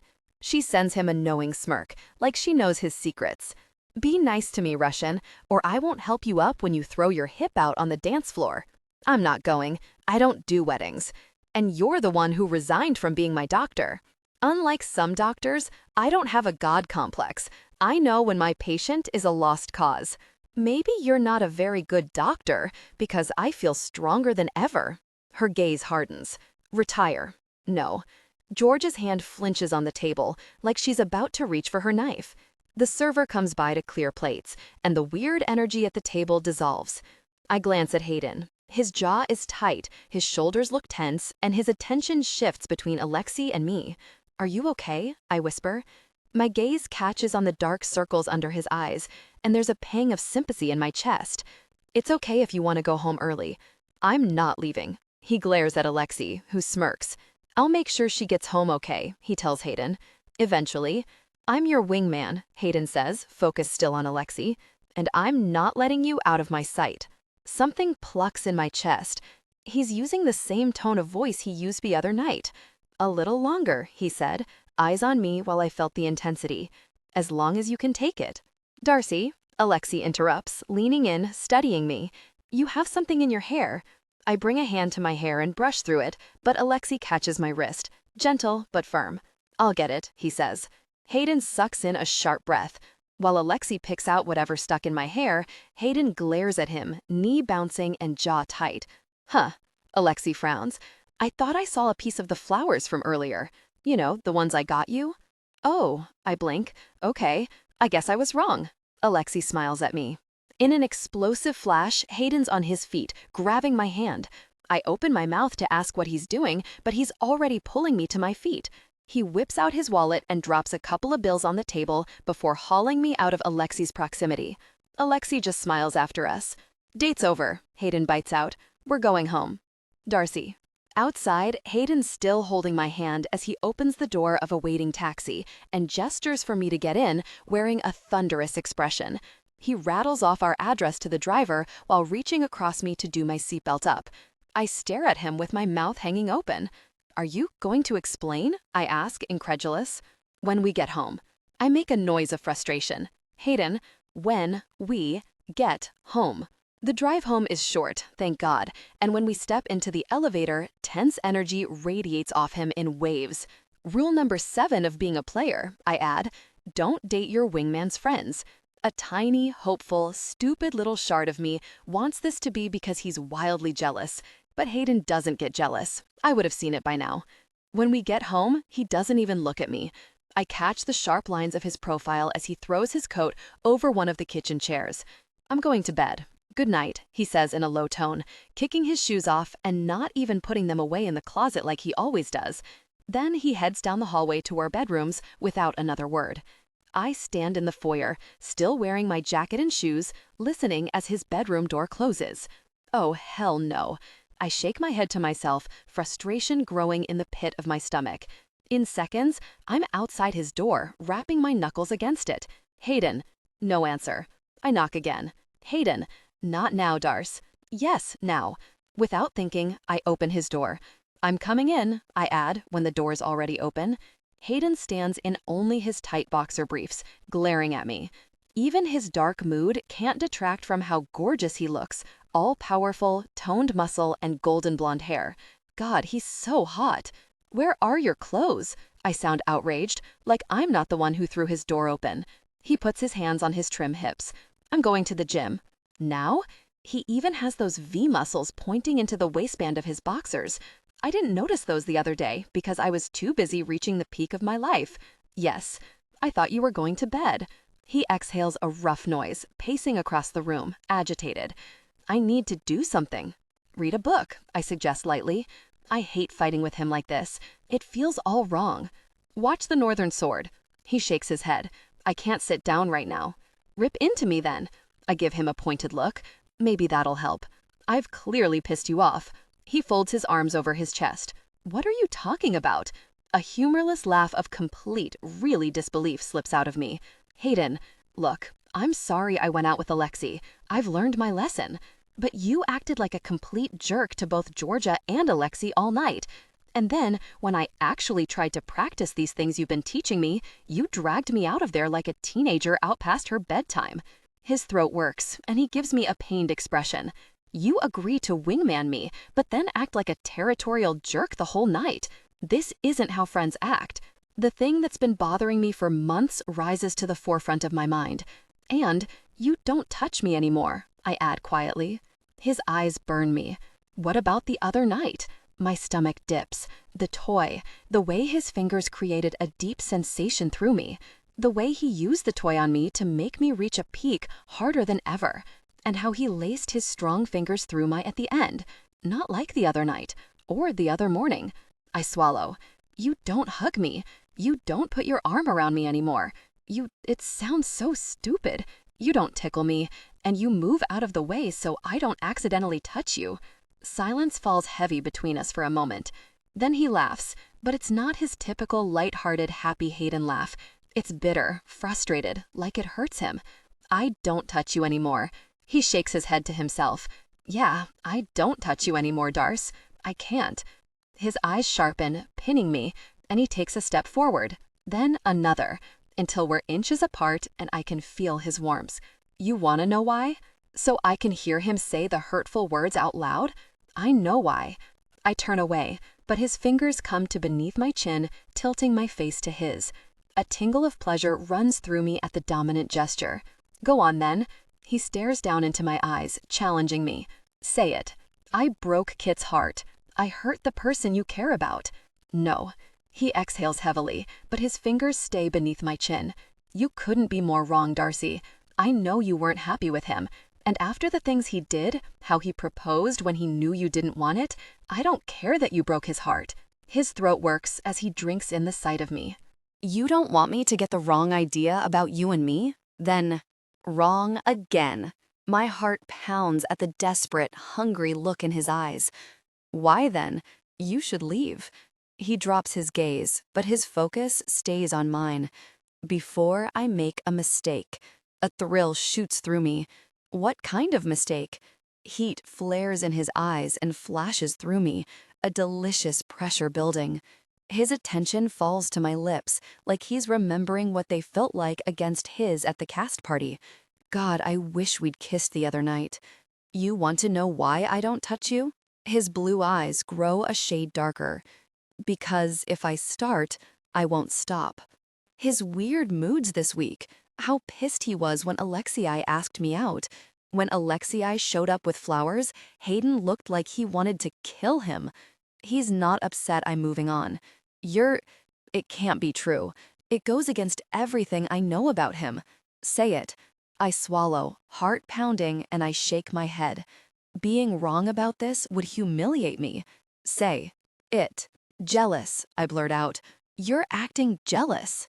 Tension hangs between us, crackling and electric. He tilts his head, breathing uneven. Who wouldn't be, Darce? But he's so hot. He's the popular jock who could have anyone.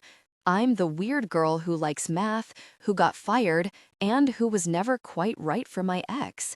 I blink, scrambling for a way to explain this without sounding. You just thought what? I'm not your type. You're so. I shake myself, thoughts cluttered and murky. I'm so what? My heart gallops, thundering in my ears. You can have anyone. I hate hearing you say that, he says quietly. You know why I dated women who look nothing like you? Speechless, I shake my head. Because I didn't want to be reminded of you. Because I was trying to convince myself I didn't have feelings for you. His Adam's apple slides up and down as he swallows, pupils blown wide. It never worked, though. My thoughts always wander back to you. My mind reels. I'm lightheaded, dizzy, my thoughts racing and pinwheeling, grasping for purchase. This makes no sense. This is a hallucination. I slipped and hit my head outside the restaurant, and at any second, I'll open my eyes to Hayden, Alexei, Georgia, and the paramedics bent over me as I lie on the sidewalk. You're my type, Hayden says like it hurts him. More than anyone. His head drops to my shoulder, and he takes a deep inhale, his fist coming to the wall beside my head on his shaky exhale. I want you, Darcy, he murmurs against my neck, and I shiver. I want you so bad I can't stay away. If you want things to stay the way they are, you need to leave my bedroom right now. I don't care that we're best friends. I don't care that this is going to massively complicate everything. I just need him to touch me right now to ease the building tension. I need to see what it would be like with us, just once. I flatten a hand on Hayden's chest, feeling the gallop of his heartbeat. His eyes burn me, helpless but dark with lust. I don't want things to stay the way they are, I whisper, and his mouth crashes to mine. Darcy, Hayden claims my mouth with an urgency that scrambles all my thoughts. No more double dates, he says against my lips, and I nod. His fingers sink into my hair and mine into his.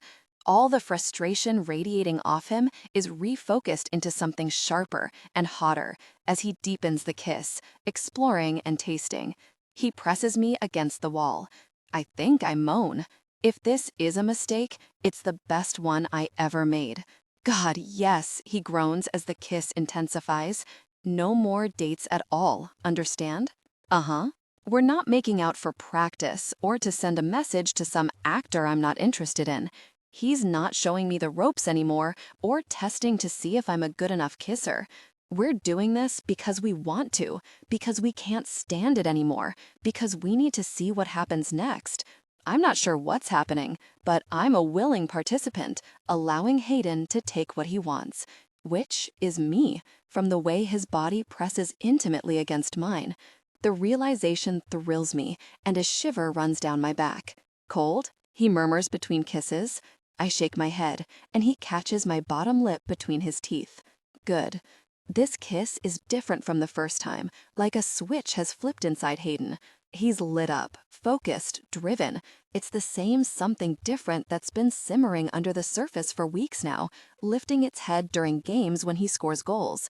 With a hand at the hem of my top, he drags a fingertip over the sliver of bare skin between it and my jeans, and my entire focus narrows to where he touches me. Take this off. The command in his voice wraps another delicious coil of heat around the base of my spine. I fumble with the zipper before he lifts the garment over my head. His throat works as he takes me in, staring at my chest, eyes moving over the pretty, delicate lace bra. This is what I've been thinking about for days. This, he hooks a finger beneath the strap and lets it gently snap against my skin, has been driving me wild since I saw it.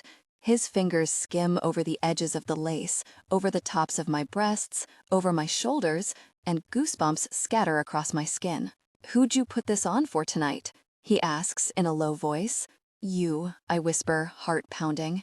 It was Hayden's reaction that I pictured as I put it on. His mouth hooks, and I think I'm smiling back up at him as I rest my palms on his firm chest.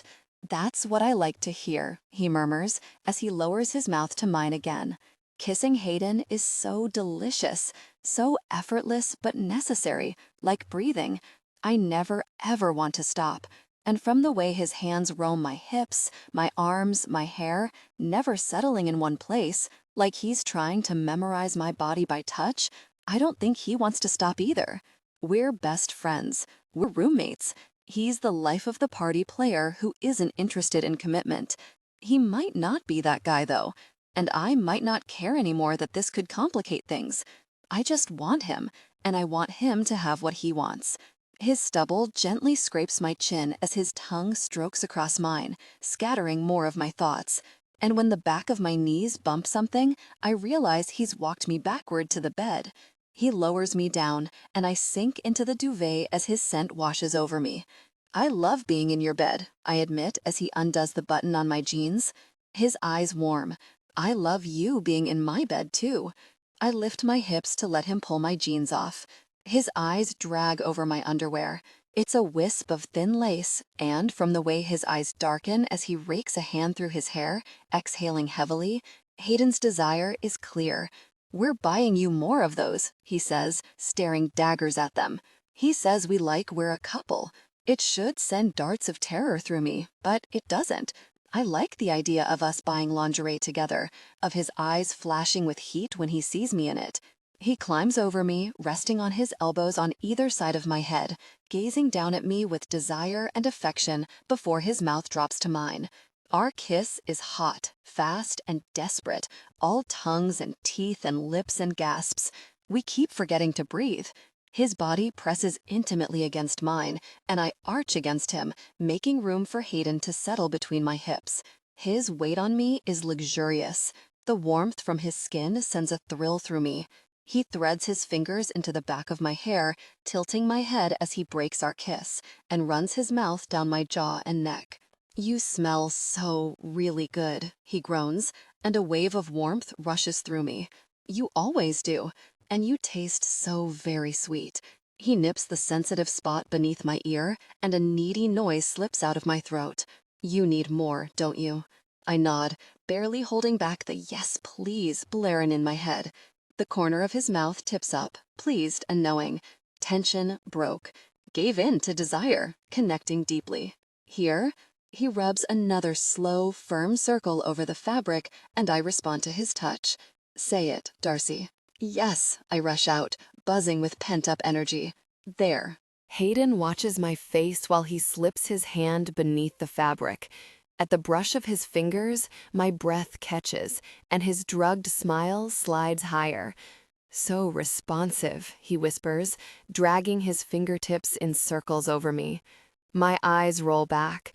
He's so in tune with exactly what I need. It's like he's in my head. "Do you trust me?" Of course. I know even if I can't come, Hayden won't get sulky and defensive. He'll just gather me up in his arms and kiss me. Good girl. He pulls his hand away and sits on his heels, kneeling as he slides my undergarments off. With his hands on my inner thighs, he encourages my legs to open. My pulse jumps with the vulnerability, spread wide under him, unable to hide. But our eyes meet, and he mutters a curse under his breath. He's so gorgeous, I don't know where to look. His handsome face, his messy hair, the carved chest, shoulders, and abdomen dusted with hair, or the strong thighs braced on the bed. I love that look on your face, so desperate for me to touch you. He pauses, watching me with an expression that looks a lot like reverence. No one's ever looked at me like that. He slides his hand between my legs, brushing every sensitive nerve ending with his flat palm, and my thighs tighten up as warmth races through me. "You're so pretty here." He watches his hand move over me with a glazed look on his face, so soft and receptive. Warmth gathers and pulses between my legs, and every time he brushes me, electricity jolts through me. His desire is evident against his boxers, and I feel another needy ache. Hayden.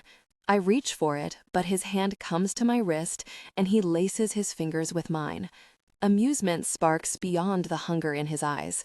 Be patient.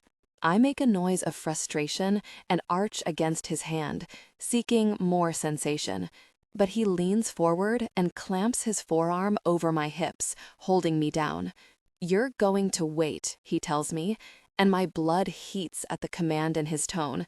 It's my teasing, funny Hayden, but with authority and dominance, and I really, really like it.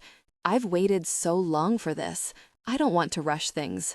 He gazes between my legs with a playful, heated smirk, and the longer I make you wait, the harder you'll come.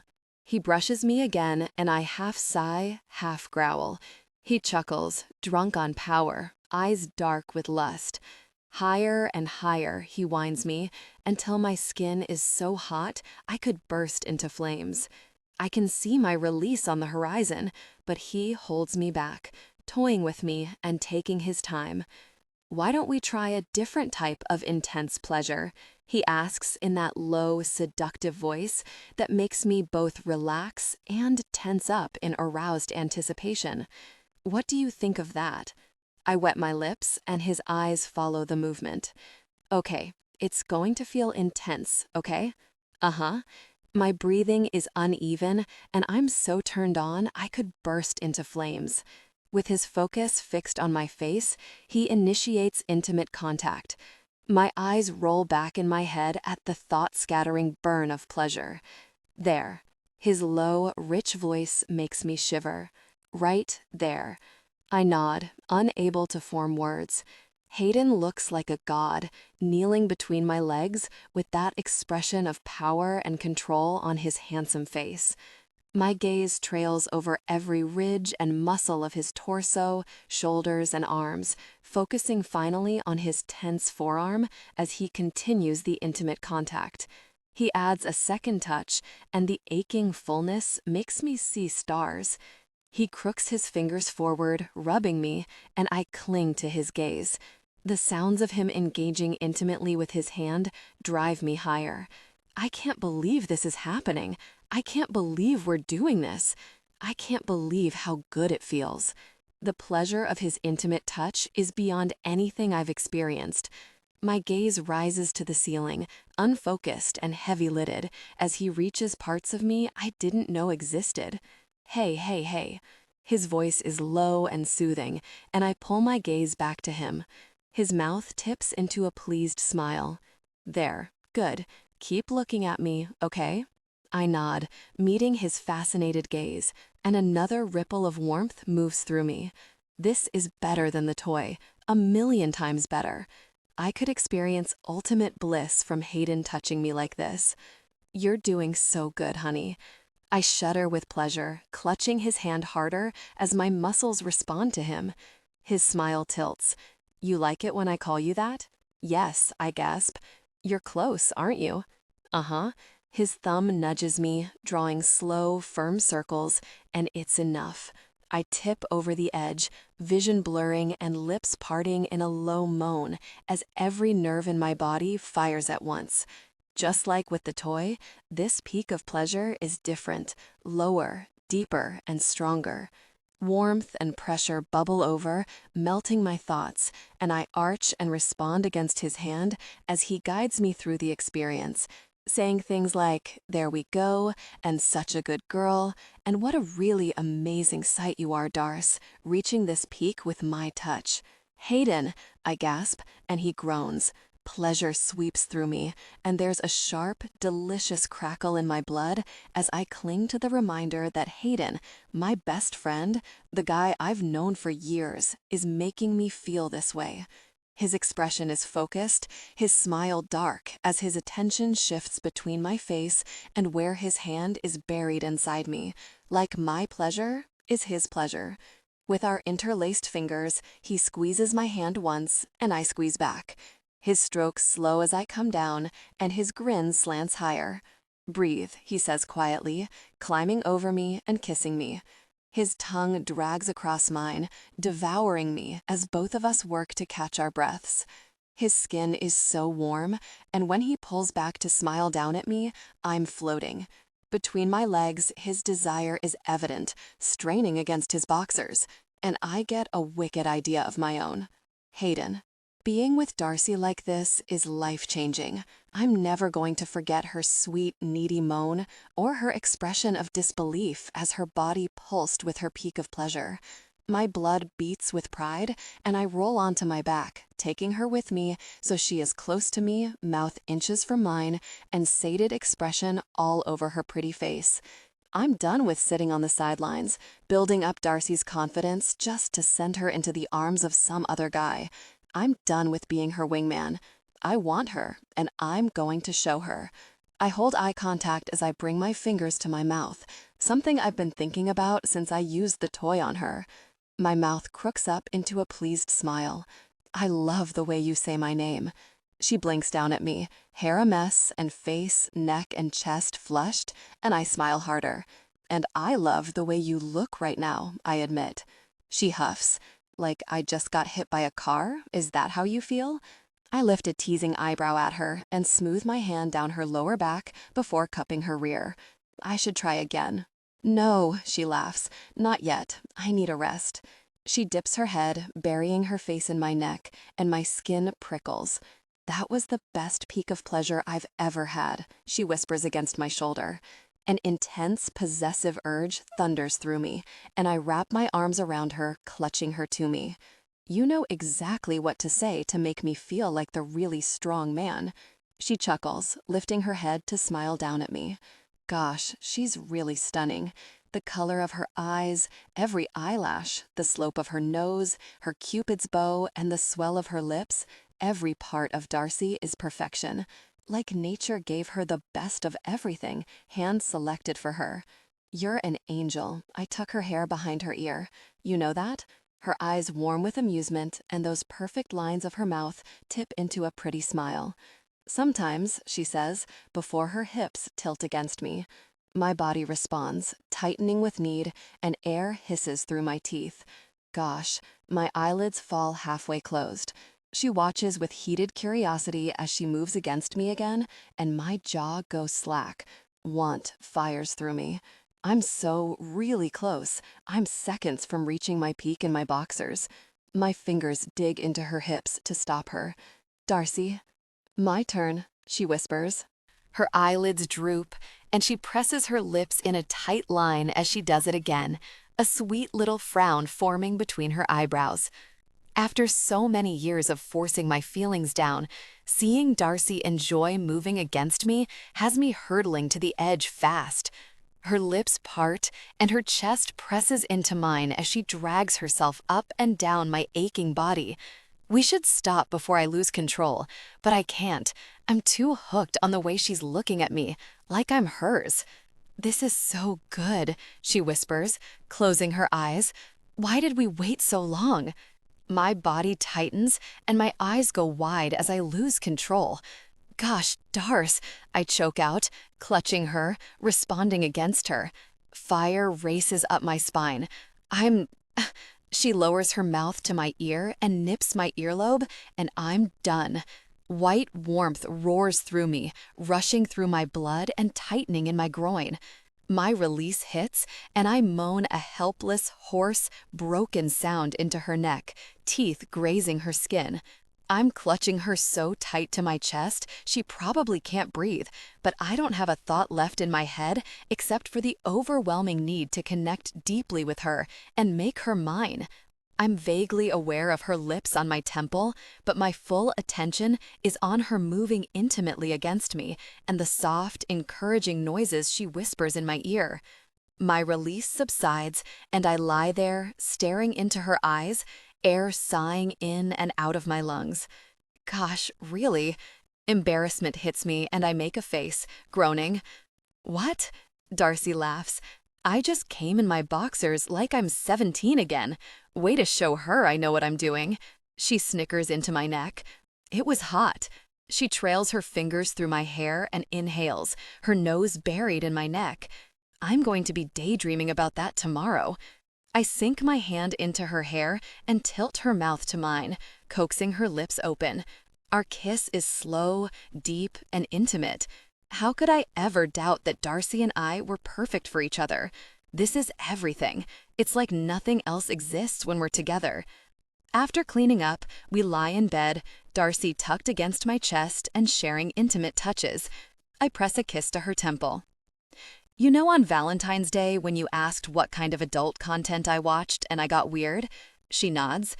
"I didn't want to send it to you because they look exactly like us, and it's the only adult content I've watched for years." I lift my head to hold her eyes with a steady gaze. I imagine they're us. The corner of her mouth pulls into a tiny, adorable smile. "Oh, yeah. And you mentioned that I always take a shower after we touch, like after we cuddled and after you tried flirting with me?" She nods, eyebrows sliding together. "It's because you turned me on so very much, Darce, that I needed to relieve the tension, and I can't always do that discreetly." My mouth hooks in a lazy grin. She swallows, cheeks going pink. "Oh, yeah." There's a flare of surprise in her eyes, and I know, inside her head, she's processing this info. That's fine. I'll give her time to let it sink in. "You're really cute when you're flustered." She chuckles into my shoulder before glancing at the door, hesitating. "You're not going back to your bed," I tell her. Maybe it's my imagination, but I think she's relieved. Bossy. I kiss her forehead, inhaling her, stroking my hand over her back. "You want some water?" She shakes her head, takes a deep breath, and lets it out slow, her body relaxing into mine. I listen to her soft breathing as she falls asleep, and my thoughts begin to clear. I'm done with being her wingman, and I'll do what it takes to convince Darcy she's mine. She'll need time to process this, and the last thing I want to do is rush her. Telling her she's it for me, that she's the only woman I've ever wanted and will ever want, will make her panic. So I'll give her time. I'll take the pressure off. My heart does an uneasy tug. What if I show her how good we could be together, but it's still not enough? Just a pretty face and a passionate encounter. I tighten my arm around her. In her sleep, she sighs and nestles farther into my chest, and determination floods me. I'm racing toward a cliff with a cut brake line. My only option is to push the pedal to the floor and hope I clear it. Darcy. I wake in Hayden's bed, wrapped up tight in his arms. His sheets are softer than ever, and gentle sunlight filters into the room as his exhales tickle the back of my neck. On his bedside table sits the photo of us from university, the one I gave him for Valentine's Day. My brows slide together, and I blink at it, biting back a smile. Was that there last night? He must notice the change in my breathing because the arm he has strewn across my chest tightens, pulling me to him. "Morning," he mumbles against me, low voice raspy with sleep. "Good morning." I revel in the comfort of this moment for about 4 seconds before the questions start pinging around my brain. Was that the best, most intense, most vivid dream of my life? Or did I let my best friend and wingman give me the most profound experience of my life? Did he enjoy it as much as he seemed to? Is he freaking out? Am I? Does he regret what we did? Do I? I turn over so we're facing each other, and my heart skips a beat at the sleepy look on his handsome face. "You've got bedhead." I reach to smooth it down, but the thick locks spring back up, making me laugh. His smile is drowsy, happy, and adorably boyish. "You want some breakfast?" I shake my head. I could lie here forever with him. Last night replays in my head. Him hauling me out of the restaurant, him losing his patience and kissing me, the desperate, needy way he brought me to a peak of intimacy, and all the things he said. The adult content I thought looked like us, he thought that too. He watched it because he thought it looked like us. My skin tingles as I think back to every time we've touched or smiled at each other over the past 8 years, and now I'm looking at those interactions in new light. Are these feelings recent? They must be. I'd know if they weren't, right? "What happened last night?" I whisper, and worry begins to thread through me. We've stepped so far over the line of friends, it's not even funny. But where we landed, I'm not sure. He studies me for a beat. I think we did something we've wanted to do for a long time. His mouth crooks. Tell me I'm wrong. "You're not." My pulse picks up. I say we're just friends and that he's just my wingman, but over the past few months, it's become increasingly difficult to believe it. He's a player, though. Hayden Owens moves from woman to woman. He said it himself. He doesn't do commitment. It's easier that way. He could change his mind. I could change my mind. I thought I loved Kit, and I was so wrong. What if Hayden and I get involved, and I turn out to be wrong again? He's my best friend, and if we broke each other's hearts, there'd be no coming back from that. Our friendship would be over, and the idea of Hayden not being in my life makes me feel like crying. I swallow past the rock in my throat, and he brushes his thumb over the crease between my eyebrows. "What's going on in there?" he asks quietly. "Just thinking." He gives me a slight shake of his head, looking concerned. "Don't do that." I break into a grin, but the hesitation remains. I don't want to mess things up with you and me. It's so strange, lying on the pillow, talking quietly as the sun streams in. Strange and yet completely normal and natural. There are a lot of reasons we shouldn't do this. He pauses, wearing his own thoughtful frown. Let's see where it goes. I know where it'll go. Either he'll get bored in a relationship, or I'll realize that I'm exactly where I was a year ago, trapped. Hayden's so different from Kit, but maybe it's not the guy I'm with who's the problem. Maybe it's me. Maybe I dissolve into the life of whoever I'm dating. The thought of falling in love with Hayden but losing myself again sends terror through me. I've only started finding myself. I'm not ready to sink into someone else's life again and lose everything I've discovered about who I am. I'm vaguely aware of her lips on my temple, but my full attention is on her moving intimately against me and the soft, encouraging noises she whispers in my ear. My release subsides, and I lie there, staring into her eyes, air sawing in and out of my lungs. Gosh, really? Embarrassment hits me, and I make a face, groaning. "What?" Darcy laughs. "I just came in my boxers like I'm 17 again. Way to show her I know what I'm doing." She snickers into my neck. It was hot. She trails her fingers through my hair and inhales, her nose buried in my neck. I'm going to be daydreaming about that tomorrow. I sink my hand into her hair and tilt her mouth to mine, coaxing her lips open. Our kiss is slow, deep, and intimate. How could I ever doubt that Darcy and I were perfect for each other? This is everything. It's like nothing else exists when we're together. After cleaning up, we lie in bed, Darcy tucked against my chest and sharing intimate touches. I press a kiss to her temple. "You know, on Valentine's Day, when you asked what kind of adult content I watched and I got weird?" She nods.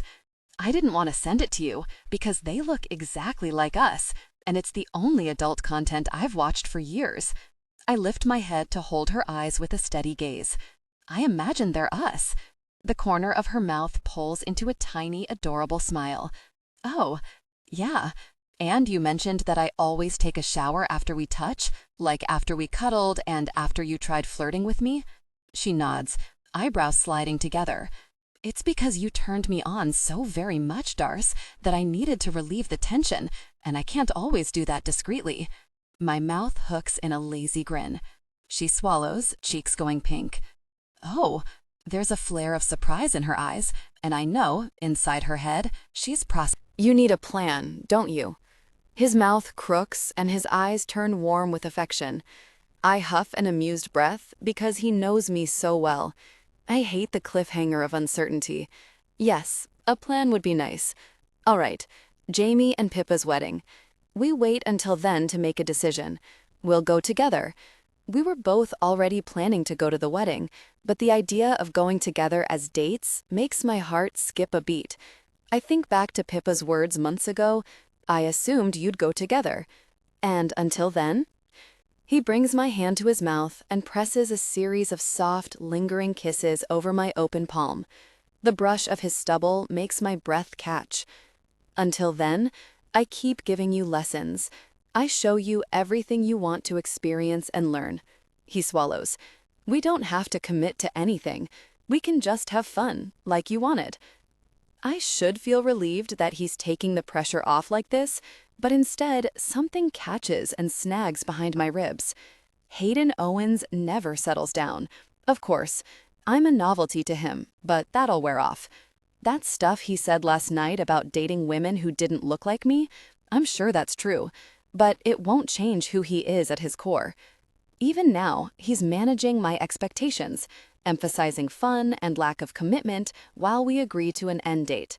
His eyes hold mine. Just me, though. No one else. I don't want to share you.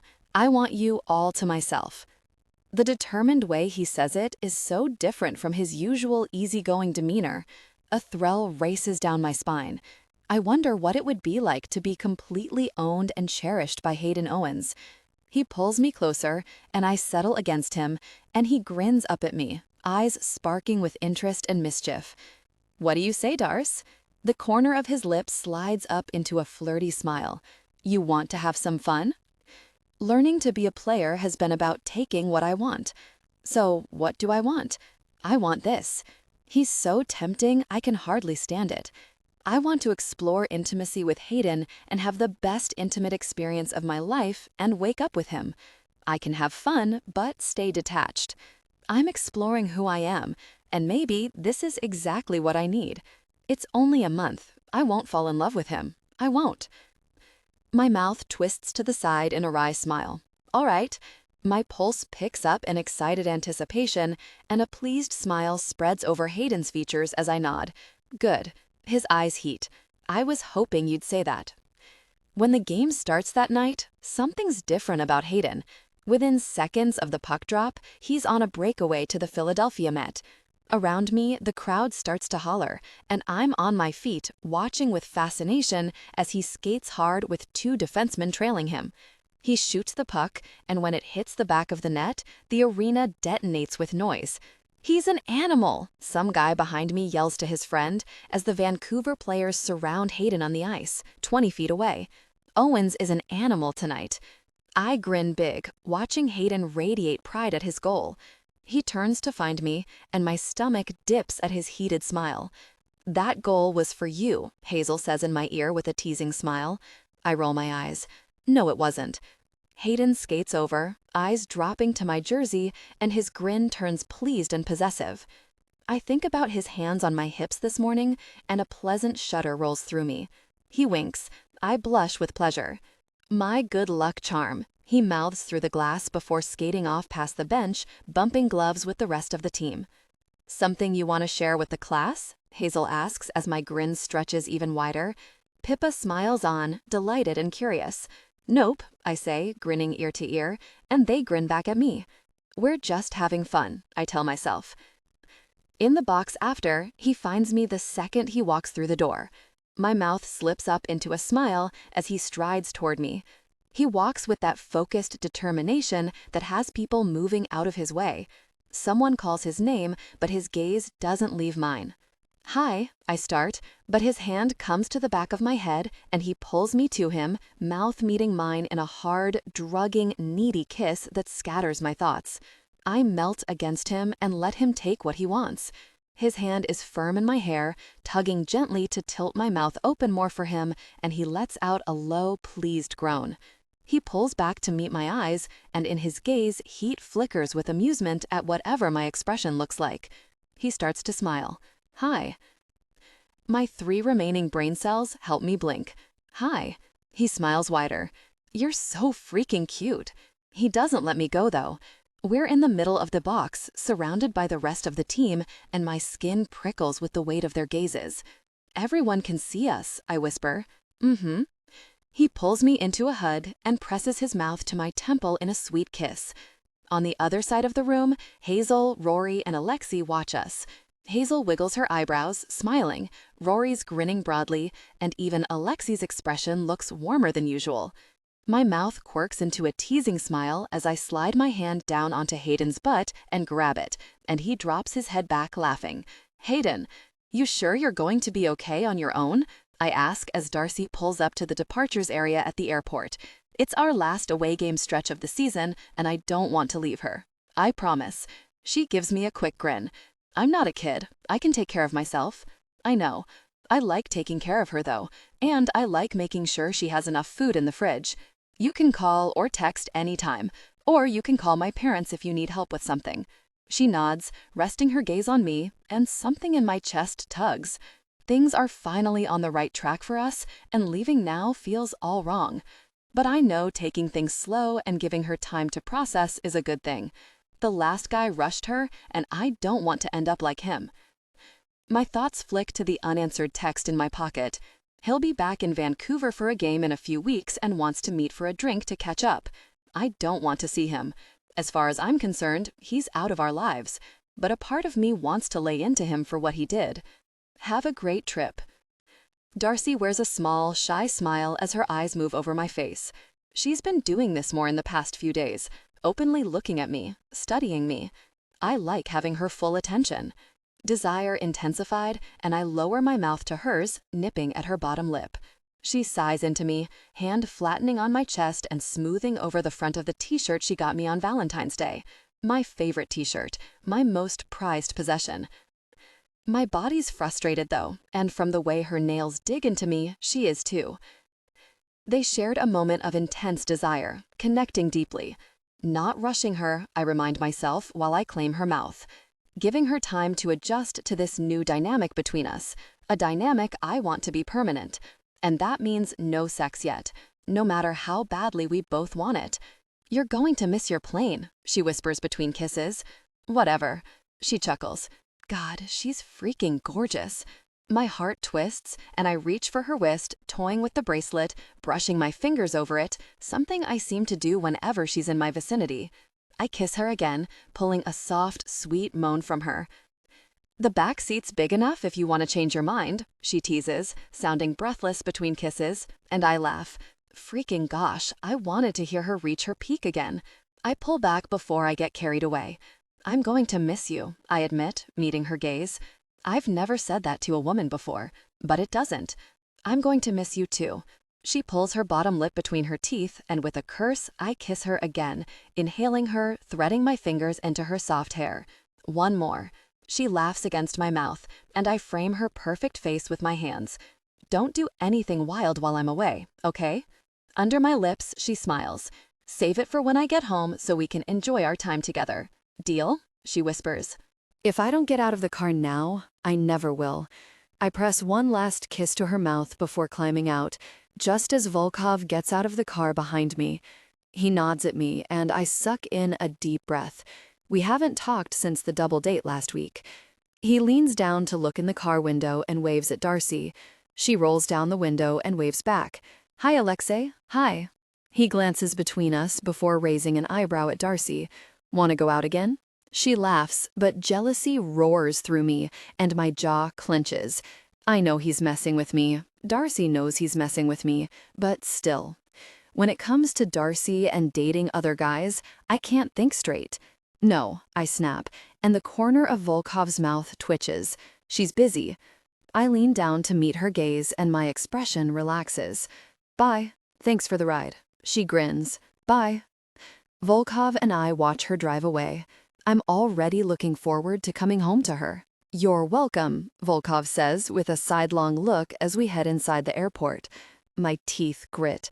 For what? A push in the right direction. Really? He laughs. The jerk actually really laughs. I stare at him in shock. I don't think I've ever seen him laugh. We flash our IDs at the entrance to the security area, and the guy waves us in. You know I'm right. He hoists his bag onto the conveyor to be scanned before his expression turns more serious. It's good to see you happy. I'm always happy. Not like this. My heart does a few hard thumps because he's right. I've spent years telling myself I'm the type of guy women have fun with but don't settle down with. Darcy makes me feel like more, though, and maybe I am.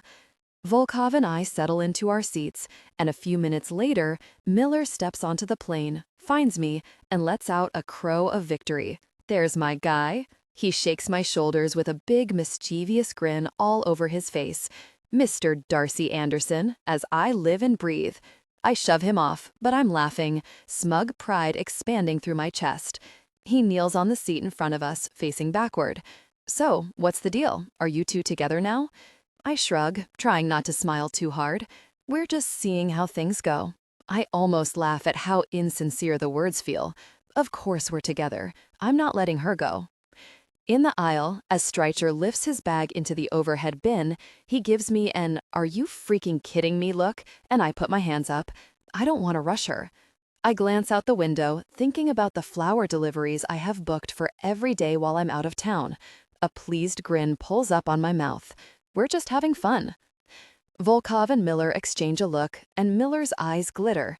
I'll watch for the save the date, Miller says, before turning around and taking a seat. I grin out the window, imagining it, before I find a picture of Darcy and me from the cast party and set it to my phone background.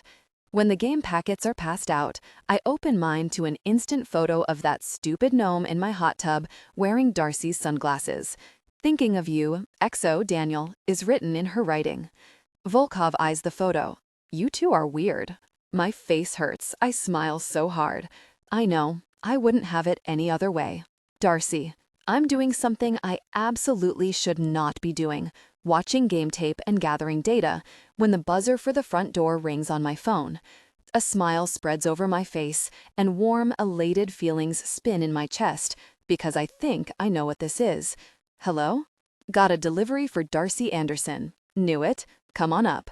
I buzz him in, and minutes later, the delivery guy knocks on the door. Third time this week. He grins between me and the enormous bouquet of flowers, and my face goes hot. Those elated feelings join hands and spin in a huge circle before they flop over and sigh. The first bouquet was oranges and yellows, yesterday was different shades of purples, and today is soft feminine pinks. Either someone messed up big time, or he's in love. I cough out a dry laugh as I sign for the delivery. He's not in love. We're just having fun. Hayden Owens doesn't fall in love. Whatever you say. He gives me a short wave. See you soon, I'm sure. I chuckle, thank him, and close the door before pulling out my phone. Hayden answers my FaceTime call on the second ring. Another? I angle the camera at the giant bouquet on the kitchen counter. What are you up to? What do you mean? He grins, lying on his bed, leaning against the headboard in the hotel room.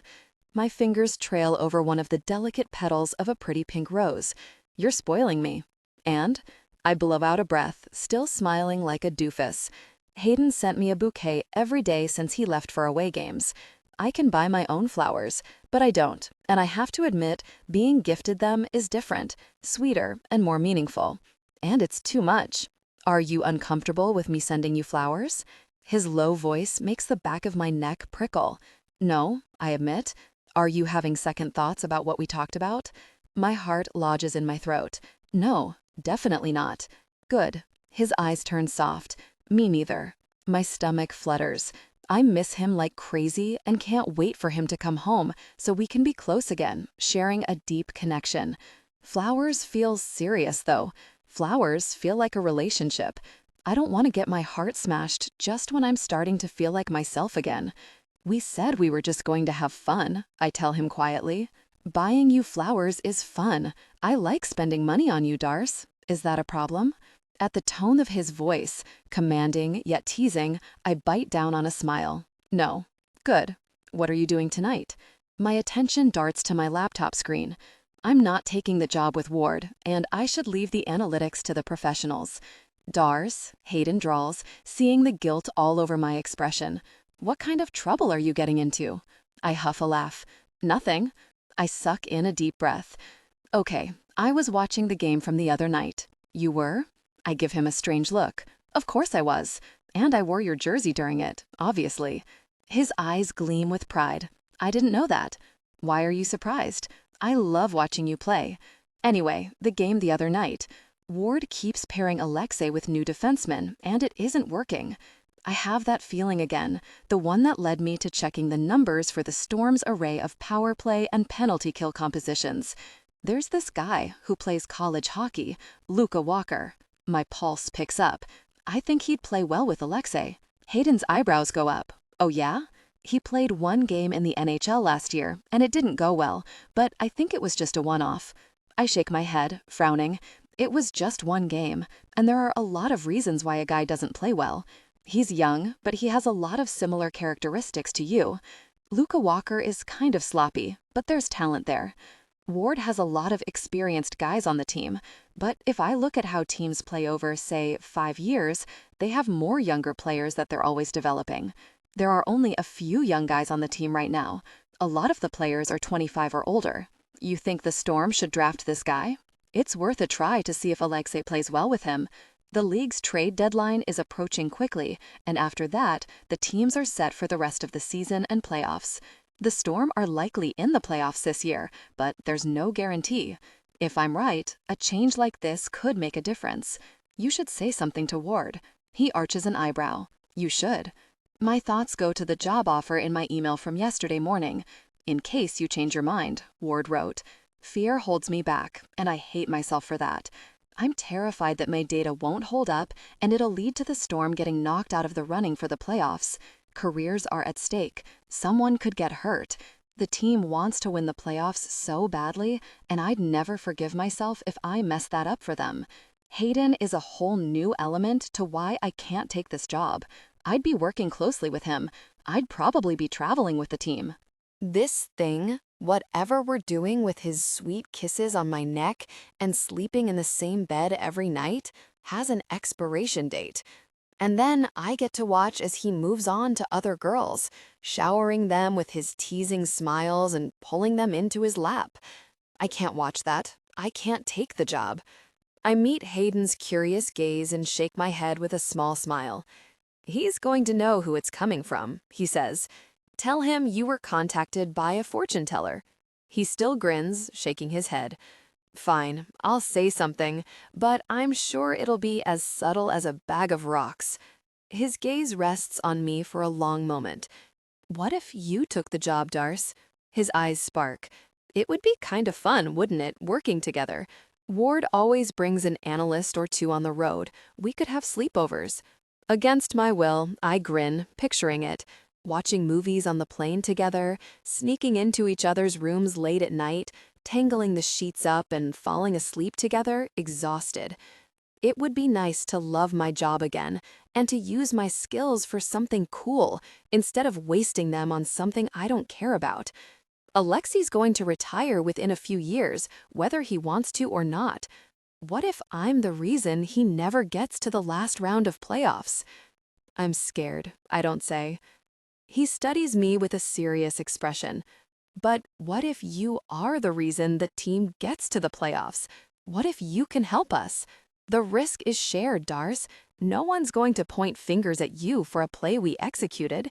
There are lots of reasons plays don't work. The team's future doesn't ride on your shoulders. His mouth tips. Besides, you know what you're doing. That mistake you made, that was years ago. I hum, nodding and glancing away. It feels like it happened yesterday. I wish that mess never happened to you, he mutters, sighing. You're brilliant, Anderson. Everyone can see it but you, and you deserve to have the life you want. He shifts onto his side, leaning his head on his elbow and propping the phone against the pillow. As he does, I catch sight of something on the night table behind him. Wait, I lean in, squinting at it, and sparklers go off in my chest. What's on the nightstand behind you? I ask, even though I can see it perfectly well. His expression stills, and he doesn't even glance over his shoulder. The photo you gave me, he says, with a guilty grimace, like he's done something wrong. My heart beats harder. You took it with you? He rubs his jaw, looking away. I always take it on the road with me. Oh gosh, he's so sweet. There's no relationship in my life like the one I have with Hayden. My eyes prick with emotion. If we screw up this having fun thing, I'd never forgive myself for losing him as a friend. I slept in your bed last night, I admit, and the night before, and I'll probably sleep in his bed tonight. I'm staying detached, I am, but I sleep better in his bed with his scent in my nose. I'm not expecting it to last forever. A pleased smile curls onto his mouth. Really? Mm-hmm. My face goes warm. Is that okay? Yes. His grin broadens. It's more than okay.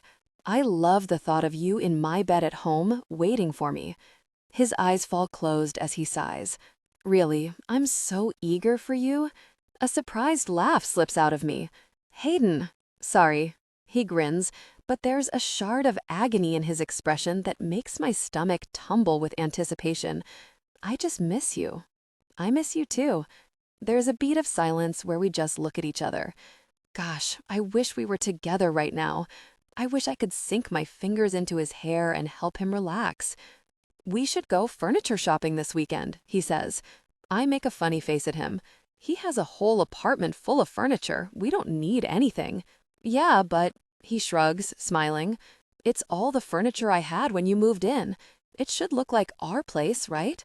I want it to look like you live there too. But what about after Jamie and Pippa's wedding? I want to ask. If we go back to being just friends, I can't go back to sleeping in my own bed and keeping my hands to myself like nothing happened. Is this because of my list? I ask. The player-worthy pad item? It feels like I made that list ages ago. The idea of inviting some strange guy into our place makes me recoil. His jaw ticks. No. He glances away, and the tightness in his expression clears. I had a designer buy all that stuff, but I want something that feels like us.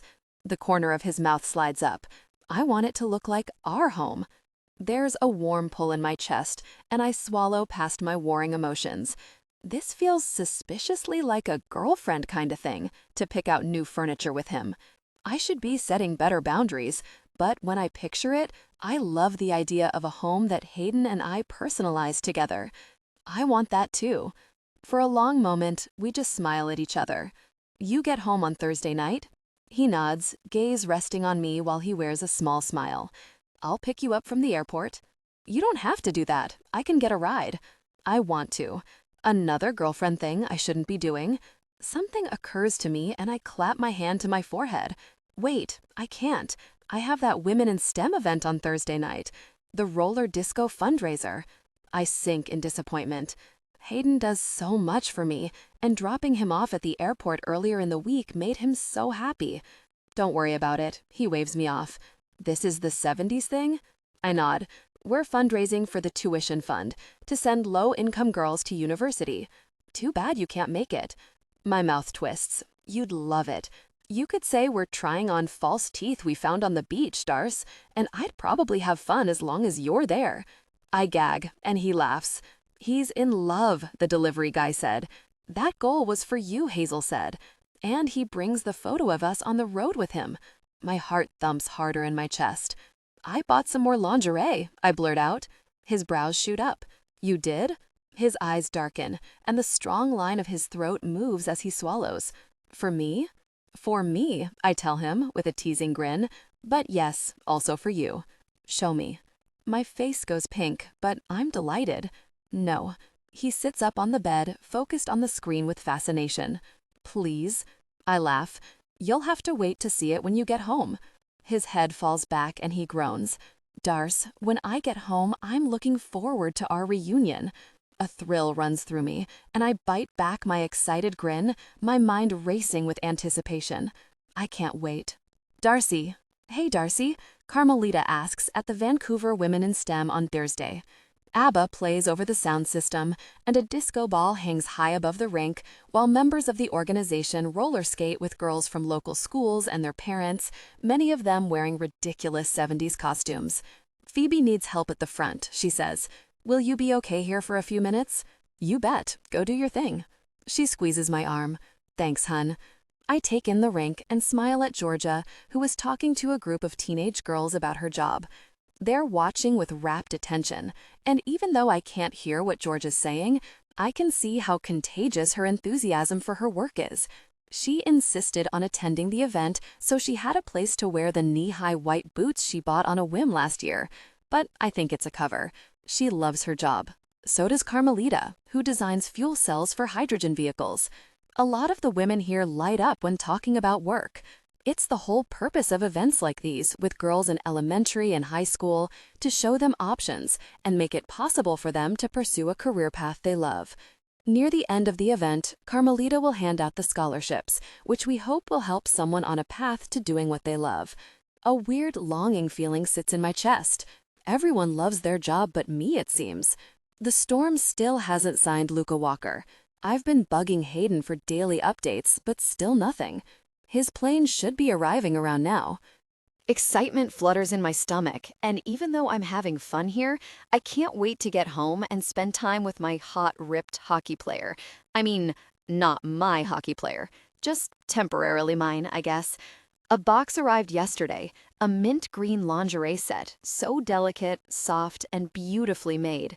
Love, Hayden, the card said, which I propped up on his bedside table and smiled at as I fell asleep. I'm wearing the lingerie now. I glance at the time again.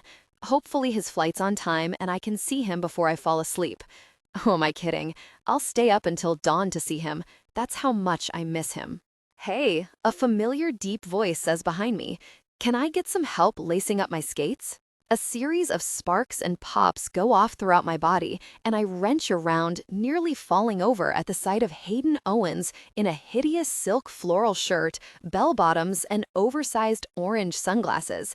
He's grinning big and holding a pair of rented roller skates. He's shaved a mustache.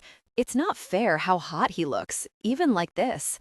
Christ, it's good to see you, he murmurs, stepping into my space and leaning his palms on the railing behind me, caging me in. You look so freaking cute. I've missed you. He kisses the corner of my mouth and my pulse stumbles, drunk and disoriented. You're here. I blink at him in disbelief. I sink my hands into his hair and his eyelids fall halfway before I pull his lips to mine. He groans, and I inhale him, kissing him, showing him how much I missed him as he claims my mouth. His arms are around me, and I sink against his broad, solid warmth. Someone whistles at us, but I don't care. I just want Hayden. We gotta slow down, Darce, he says against me, smiling. These pants are already too tight, and there are kids here. I huff a laugh and pull back to look at his outfit. You look like Austin Powers. If Austin Powers was played by a life-sized Ken doll with perfect teeth. He winks. Oh, behave. You're supposed to be on a plane. My gaze snags behind him and I burst out laughing. Is that Rory? Rory's wearing a full Elvis jumpsuit with a black wig and aviators, and he's taking a photo with a group of teenage girls. Hayden grins. Yep, the entire team is here, all dressed up to some degree. Even Alexi is wearing big, sparkly sunglasses, someone probably forced on him. I feel like I'm full of hot air, like I could float. I thought your flight didn't get in until now. Darcy, you should have seen this guy at the hotel this morning, Rory says as he passes, jostling Hayden. He was a drill sergeant, knocking on doors to get people up at the crack of dawn. Hayden rolls his eyes. Whatever. Rory does a fake cough, smirking at Hayden. I think he needs a bit of extra attention tonight. He's sick. Lovesick, he mouths. Hayden shoves him away, then smiles down at me. My face goes hot, but I can't stop beaming. Don't listen to him, Hayden murmurs. He hits his head a lot. I laugh, but my attention catches on Alexei, where he's signing a jersey with Carmelita. Hayden follows my line of sight. We brought merch for you to auction off. Carmelita, Rory calls to her, holding up his phone. Can you send me the link for the donations? I want to post to my social media. Hayden wraps his arms around me, and I catch his scent. Warm, spicy, and clean. So familiar it makes my heart ache. Can I steal you away for a bit? It looks like everyone has everything handled, so I nod and take Hayden's outstretched hand. He leads me over to a bench. I'll do it, he says firmly when I reach for my skates. Then he kneels in front of me. He shoots me a quick wink as he tightens the laces. On the roller rink, we skate big loops, listening to ridiculous disco music and exchanging private smiles. I'm wobbly on my skates, but he holds my hand. I know if I were to swerve or stumble, he'd be right there to catch me. A song he loves comes on, and he lights up, dancing while we skate and spreading his joyful, silly energy around the rink. Soon, everyone is dancing and goofing around, and I'm laughing at Hayden's hilarious disco dance moves. His eyes warm with affection. Me too. He presses a kiss, then takes my hand and spins me. Kit never came to events like these. If he wasn't playing hockey, he was resting or golfing. Everything revolved around him. Hayden's so different. I don't know why it took moving in with him and doing whatever to see it. I have more fun with him than anyone. In hindsight, I realized I looked forward to hanging out with him on our trips to Vancouver more than a woman in a relationship with someone else should. If I let myself, I could fall harder for Hayden than anyone. Roller skating with him and talking on the phone before bed and talking about stats with him, it all feels so right. When Jamie and Pippa's wedding is over and whatever Hayden and I are doing is done, I'm going to try to remember this feeling. This is what I missed out on for years with the wrong guy. Darcy, God, I really missed you. Hayden pins me against the wall in the elevator, sucking on my neck. I thought about you constantly. My skin flushes hot, and I arch against him like a cat as tingles run across my skin. He stills and drops his head to my shoulder with a tortured groan. I just laugh. The elevator doors open, and with a grin, he leans down and flips me over his shoulder. Marry that man, Carmelita hissed at me after Hayden privately donated $100,000 to the Women in STEM Scholarship Fund. This is unnecessary, I laugh upside down as he carries me to the front door and unlocks it. Anyone could see. Inside, he kicks his shoes off while gripping the back of my thighs to hold me steady. Molten heat courses through me, gathering and pooling between my thighs. He whispered a suggestive request. Hayden, I blush. He drops his head to my breast and pulls my nipple between his lips. A choked noise slips out of me as the drugging pull of his lips, the hot slide of his tongue. He murmured a provocative question. I laugh, trying to focus on the conversation. Don't be embarrassed. He reaches around, unhooks my bra, and pulls it off. And then his mouth is back on the stiff point, his fingers on the other. He confessed his intense desire for her. More arousal floods my panties, and when he brushes over the front of them, he sucks in a sharp breath. He noted her strong reaction. He draws a firm circle, and pleasure ripples through me. I'm breathing hard, watching him enjoy my body. He gives me a dark, devilish smile, and his touch became more intimate. We groaned together at the divine sensation of his intimate touch. He asked if she had experienced such pleasure before. I shake my head. Pressure built as his intimate touch intensified. On his shoulders, my nails dig into his skin. He slips my panties off, leaving me completely naked.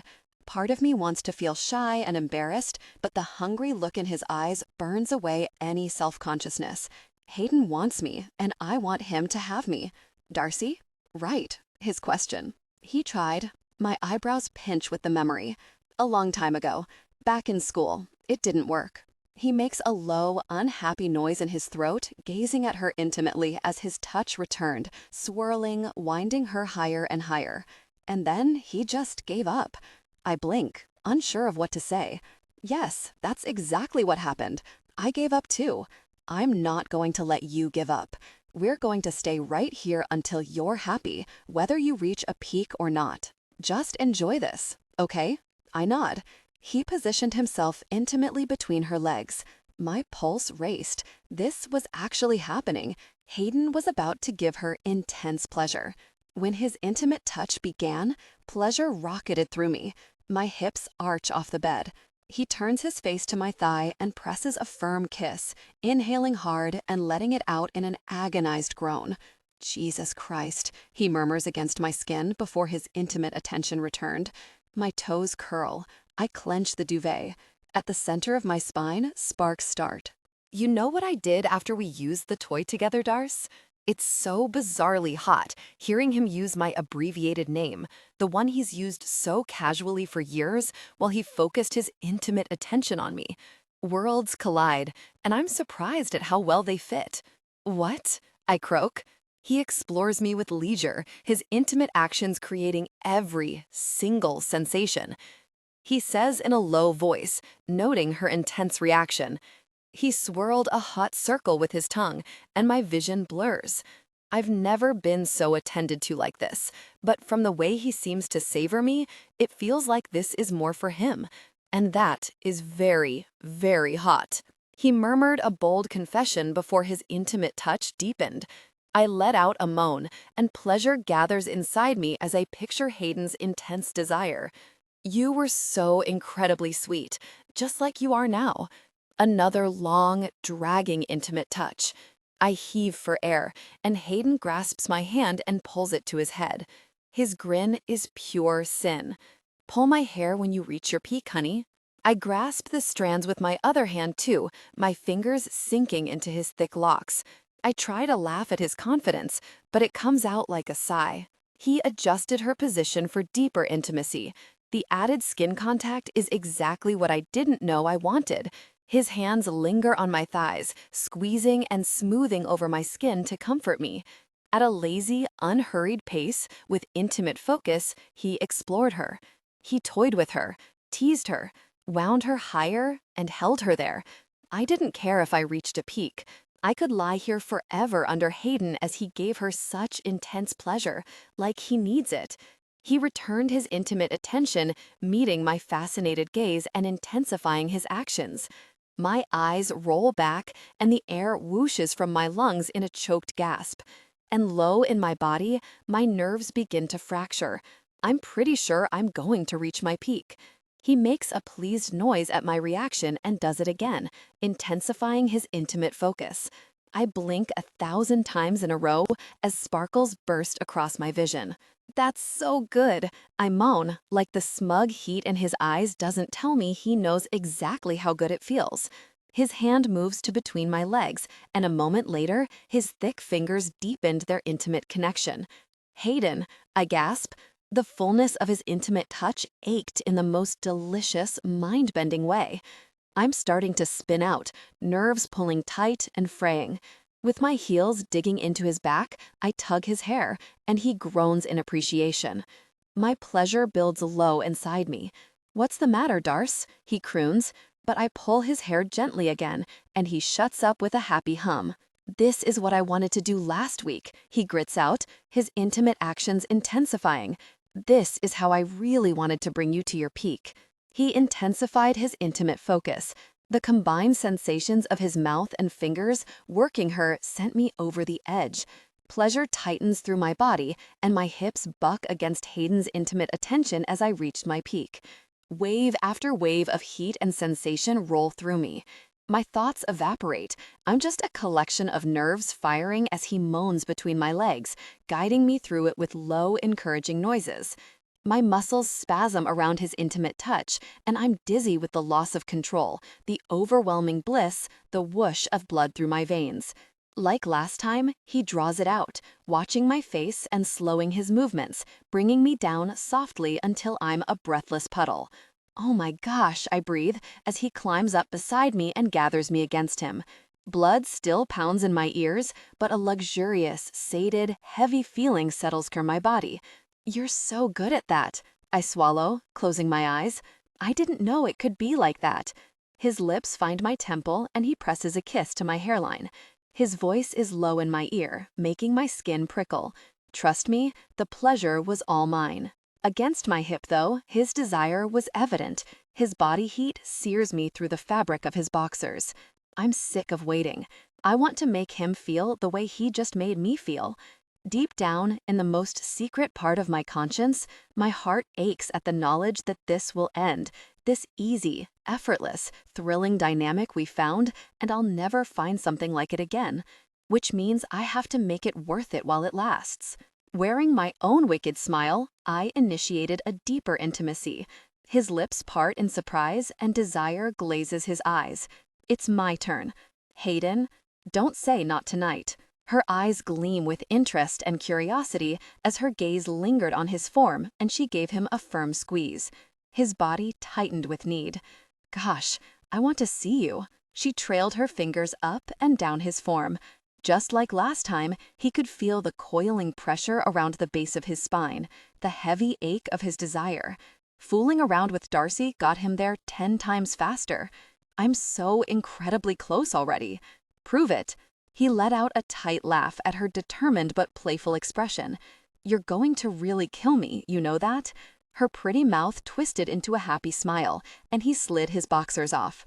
His aroused form sprang free, and the first brush of her fingers against his bare skin had his hips jerking. Wow, she breathed, staring at him with a reverence that should embarrass him, but instead makes the blood beat harder through his veins. I knew you were proportional, but she studied his form, smoothing her fingertips down, and he struggled to breathe. It feels so incredibly good. But it sounds cliché. Say it. I can barely get the words out. You're really big, and I wish we could be intimate. Her mouth tips. Happy? His form responded in her hand as his body tightened. Lying here with her like this, with her making those interested eyes at him? Yeah, Darce, I'm happy. She explored and played with his aroused form, and I wrap an arm around her to keep her close. Is this okay? She asks. That I'm just slow like this? It's really incredible, I rasp as she brought him higher and higher into ecstasy. Kiss me?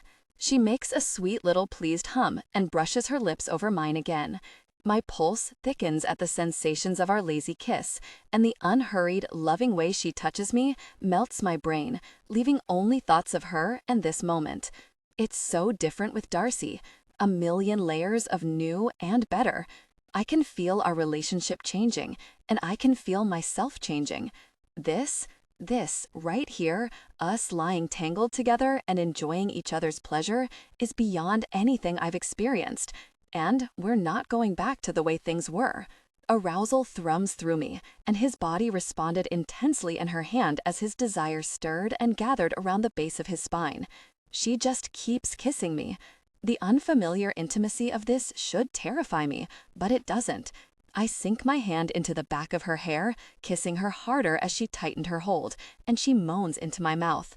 His body ached. My hips can't into her grip. Like this? She whispers. I nod, my heart pounding and my head spinning. I feel like I'm drunk. Just like that. I'm so incredibly close, I mumble, voice rough and low. I've been thinking about what you look like when you reach your peak, she whispers between kisses, and the thought of Darcy fantasizing about him sends electricity crackling through him. The tension broke. They came together in passion. Gosh, I gasped, feeling the lingering intensity. I finished with a low moan, lightheaded and exhausted. Darcy smiles against my shoulder. Feeling smug about yourself, Anderson? She arches an eyebrow, lips curving more. Very. A dark, possessive urge soared through me. My gaze traveled up her body, over the delicate curves of her chest, and I pictured making her mine. Making her mine. The intimacy deepened. Powerful, possessive urges roared through me. She bites her lip with a coy smile. I'm so very gone for her. I needed to get up, but my body felt weighted and more relaxed than ever. I don't think I can stand, I admit with an embarrassed grin, chest still heaving as I catch my breath. She laughs. Is that a good thing? Yes, honey. I lower my lips to hers, kissing her soft and gentle. It's a good thing. Darcy, Hayden and I are walking home from breakfast at a nearby greasy diner when he points at a store window. You would look so good in that. I stop in my tracks. It's similar to the dress I bought last year, the tangerine one that hung in my closet with the tags on until I donated it, the one Kit said was too loud, the one I wish I hadn't gotten rid of. By giving it away without wearing it, I let him win. It's so bright, I say, as if I'm able to take my eyes off it, as if I don't feel an urgent tug in my chest toward it. Just try it on. I have nowhere to wear it. I don't know why I'm fighting this so hard. It's just a stupid dress. It's not just a stupid dress, a voice insists in my head. It's more. It's that part of you that wasn't enough for him. You can wear it to Jamie and Pippa's wedding. I do need a dress for their wedding. If Georgia were here, she'd already be hauling me into the store. Hayden doesn't even know about the dress I bought and donated. That must mean something, right? Okay, I nod resolutely. I'll try it on. You look beautiful, is the first thing Hayden says when I step out of the dressing room. He leans against the wall, gaze raking up and down my form, wearing a stunned expression. I feel beautiful, just like the dress I tried on with Georgia that time. The dress is a perfect fit, like it was designed just for me. But it's more than that. Wearing this dress feels like victory, like I'm a little closer to wherever I wanted to be all those months ago, when I left Calgary lost and confused. It's not too... I try not to choke on the word loud. He makes a face like I'm ridiculous. No way, and who cares if it is? You're gorgeous. What's wrong with standing out? I'm going to someone else's wedding. I study my reflection, and my stomach does an excited flop at the way the dress skims over my body. I don't want to stand out too much and steal their thunder. As long as you don't get on the table and try to take it off, I think you're good. Pippa doesn't really care about the spotlight. She just cares about playing music. Besides, his eyes soften and he gives me a sweet, encouraging smile. I like it when you wear bright colors. It feels like you're not trying to hide anymore. When I wear this dress, I no longer feel like the girl who was never good enough for Kit or the girl who got herself and her boss and mentor fired. I feel like Darcy Anderson, the woman who loves fantasy romance, making the world better with math, and who loves to laugh with her best friend Hayden. The woman who has created a new life for herself here in Vancouver from nothing. In this dress, I feel like myself. His eyes trail down my form, his throat works. A grin tips up on my mouth. Are you okay? No, he laughs, looking away before his gaze swings back to my body, and his eyes spark with heat. I step closer, walking slowly, and his eyes drag over me again. He wets his lips, and his cheekbones go pink. I push my hair back behind my shoulders, and his gaze drops to my collarbones. Am I flustering you? Yes. He grabs my waist and pulls me against him while I shake with laughter. He brushes his lips over the shell of my ear, and I shudder with pleasure. Who knew you'd react like this to a dress? It's not the dress, Darce. His breath is warm on my neck. It's you. In the dressing room, I nearly choke at the price on the tag. It's a lot. Like 2 months' rent if I were paying rent. I'm not, though. Due to Hayden's insistence on me living there rent-free, I've saved up a bit of extra hash over the past few months. I've never spent this amount on one item of clothing before, but it's not just an item of clothing. It's something that makes me feel beautiful and special and unique. It makes me feel like myself. I'll take it to the front for you, Hayden says through the curtain, and I hand him the hanger. When I head to the front, he's waiting, holding a thick paper bag with a white box inside. It's so weird, he says, shaking his head with a puzzled frown, but his eyes sparkle. They gave it to us for free. Behind him, the sales associate pretends to look busy, but sneaks us glances, smiling to herself. I sigh, smiling. Hayden. His hand comes to my lower back, and he leads me out of the store. They were like, "Please, sir, take this dress. You're doing us a favor." They did not say that, and they definitely didn't call you sir. You bought it. And I said, "Please let me pay for it," and they insisted. He wraps his hand around mine as we walk home to the apartment. I'm laughing. I'm trying to be stern, but I'm laughing. I'm paying you back. You can't let me live with you for free and buy overpriced dresses. It's not fair. I'm already so indebted to you. Hey, he stops walking and his eyebrows pinch. Don't say that, okay? You don't owe me anything. Let me buy it for you. He gives me a patient, amused smile. Consider it an early birthday present. Right, it's in 2 weeks. Nerves twist in my stomach. I was supposed to have everything figured out by then. Between my growing worries about things with Hayden and the job offer I think about at least 4 times a day, nothing feels figured out. Nothing is quite right. You know I'm going to make your birthday special, right? Hayden crooks an amused look at me. We're celebrating. We don't need to do anything. I want to. I want to make it special for you. He presses a quick kiss to my temple and wraps his arm around my shoulder, tucking me against him. My heart squeezes and I lean into him, smiling. I shouldn't be letting myself get swept up in him like this, but it's getting harder to stop. Maybe one memorable birthday with Hayden wouldn't hurt. Darcy. I'm pacing a hole into the living room rug when Hayden gets home from practice. Well, you look beautiful? His eyebrows quirk with confusion. Hayden. I give him an exasperated look, and he starts laughing. I'm in leggings and his old hockey hoodie, with my hair in a messy bun on top of my head. What? He grasps my hips and walks me back until I'm against the wall, his lips on my neck, making me shiver. I like when you wear my hoodie. You're so cute in it. I like wearing it too. My breath catches as his teeth nip my earlobe. It's soft, and it smells like you. He sucks the sensitive skin beneath my ear, and my lips part in response. Since we started being intimate, I've learned that Hayden is even more physically affectionate than I thought. I thought he was touchy-feely when we were friends. No, that was his affection on light mode. Every time we're in the same room, his hands are on me, in my hair, around my waist, on my thigh, or if we're walking, he has one interlaced with mine. And yet, he won't let our intimacy deepen further in the bedroom. I'm crawling out of my skin with intense desire.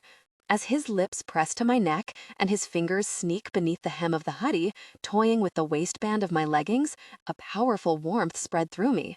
His scent washes over me, clean and fresh from his post-practice shower, and I sigh. Wait, stop distracting me. The trade deadline is tonight. Did Ward sign Luka Walker? He pulls his phone out to check his email. Ward sends out team memos whenever someone joins the organization. Still no. I make a strangled noise of frustration. I know he's mentioned it to Ward already. I texted Alexei about him too. He didn't respond. I chew at my bottom lip, insides in knots.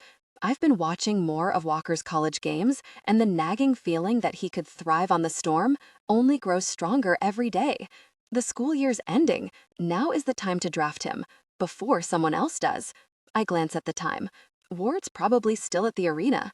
My lungs expand with a big breath before I meet Hayden's curious, entertained expression. I need to go to the arena, I tell him, closing my laptop and sliding it into my bag. Now? Right now? He beams. Great, let's go. The receptionist is gone for the evening, so I'm grateful Hayden's here to buzz me into the quiet offices. He takes a seat in the private lobby outside the corporate offices and sends me a playful wink. I'll be right here. Go get him, Tiger. I nod, heart in my throat. I can't believe I'm about to do this.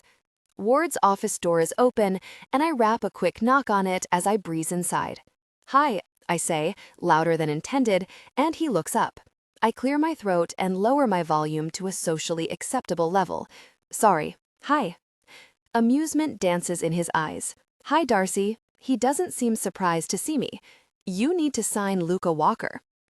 I set my laptop on his desk so he can see the screen before coming around to his side. Here's my data. I flip through the models. I've reviewed every college game of his I could find.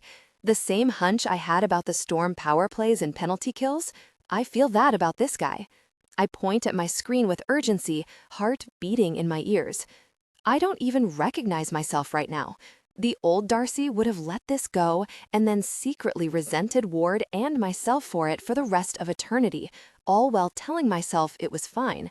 I don't know where that version of me is, but the person I am today, she knows she's right. You need to draft him before someone else does.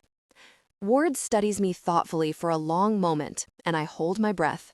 I know, he finally says. You know. I shake my head at him. So what's the delay? Money? He leans back in his chair. Come work for me.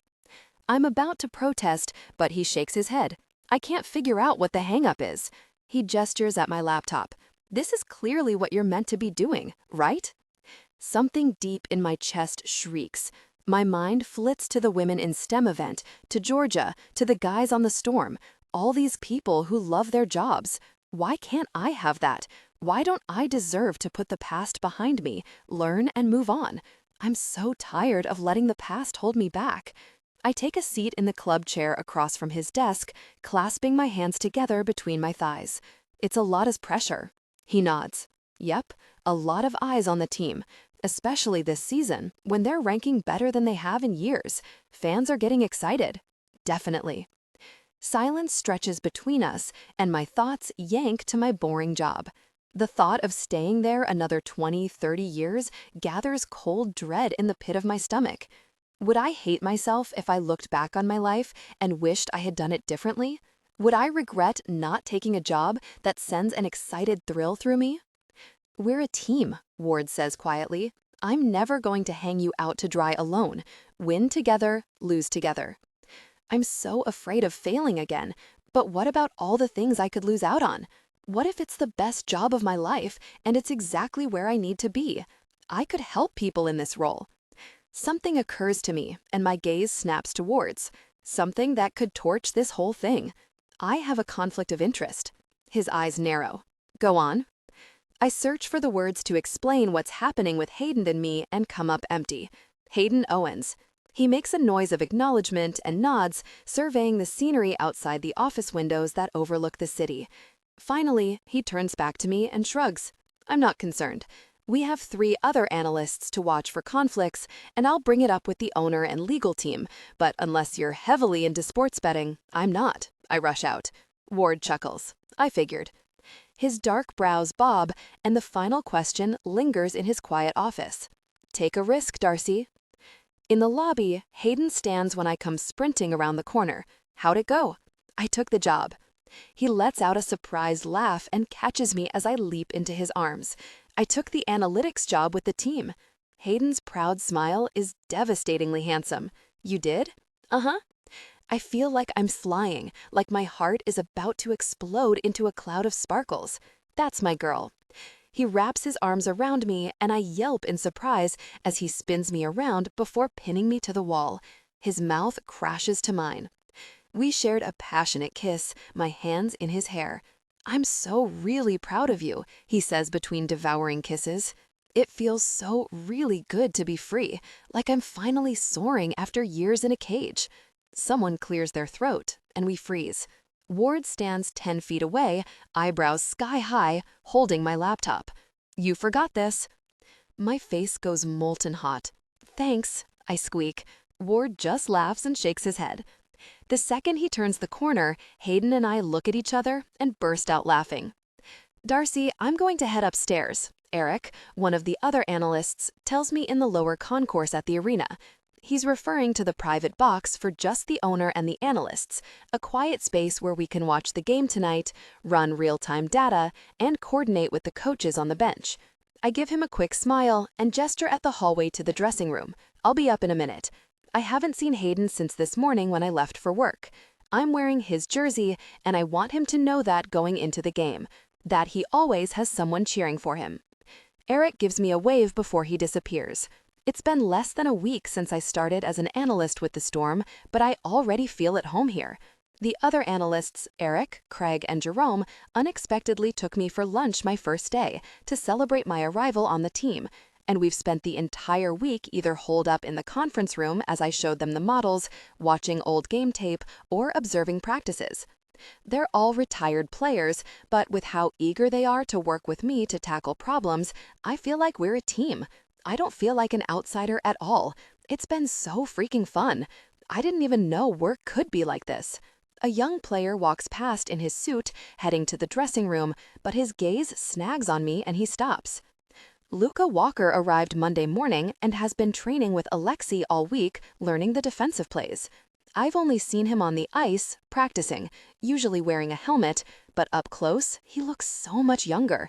He's tall and broad like Hayden, but with wavy dark hair and delicate impish features. A wash of healthy pink across his cheeks and sparkling gray eyes. He reminds me of a prince from one of my fantasy romance books, boyish, cocky, and unfairly beautiful. His eyes go to my purple hair. Darcy Anderson? His dark brow arches, a playful grin pulling up on his mouth. That's me. So you're who I have to thank for being here tonight. Warmth threads through me and I chuckle. Let's see how you play before you thank me. He clutches his chest like he's wounded, eyes dancing with humor. All right, I see how it is. I love a challenge. Something flashes through his eyes, a sliver of vulnerability, and he slips his hands into his pockets. I mean it though, thank you. Whatever you saw in me, I appreciate it. After that game earlier this year, He glances away with a tight smile. I thought it wasn't going to happen, you know? If there were any doubt in my mind that this job is where I'm supposed to be, it evaporates. What I do matters, and Luca is proof of that. The risk is worth it. You're welcome. Interest sparks in his gaze, and he grins higher. What are you doing after the game? Let's go out. I want to say I'm taken, but I doubt that's how Hayden would categorize us. You're a little young for me. His smile is pure seduction as he glances at my mouth. Doesn't bother me if it doesn't bother you. He winks. I've always had a thing for the smart girls. He's amusing and adorable, but like a little brother would be. It bothers her, Hayden bites out, suddenly at my side, wearing his pregame suit. I didn't even hear him approach. Alexi's right beside him, glaring at Luca. No hitting on the analysts. My chest shakes with laughter. Hi. I smile up at Hayden, who's looking deadly handsome. Hi. His gaze softens. You look very cute in my jersey, Anderson.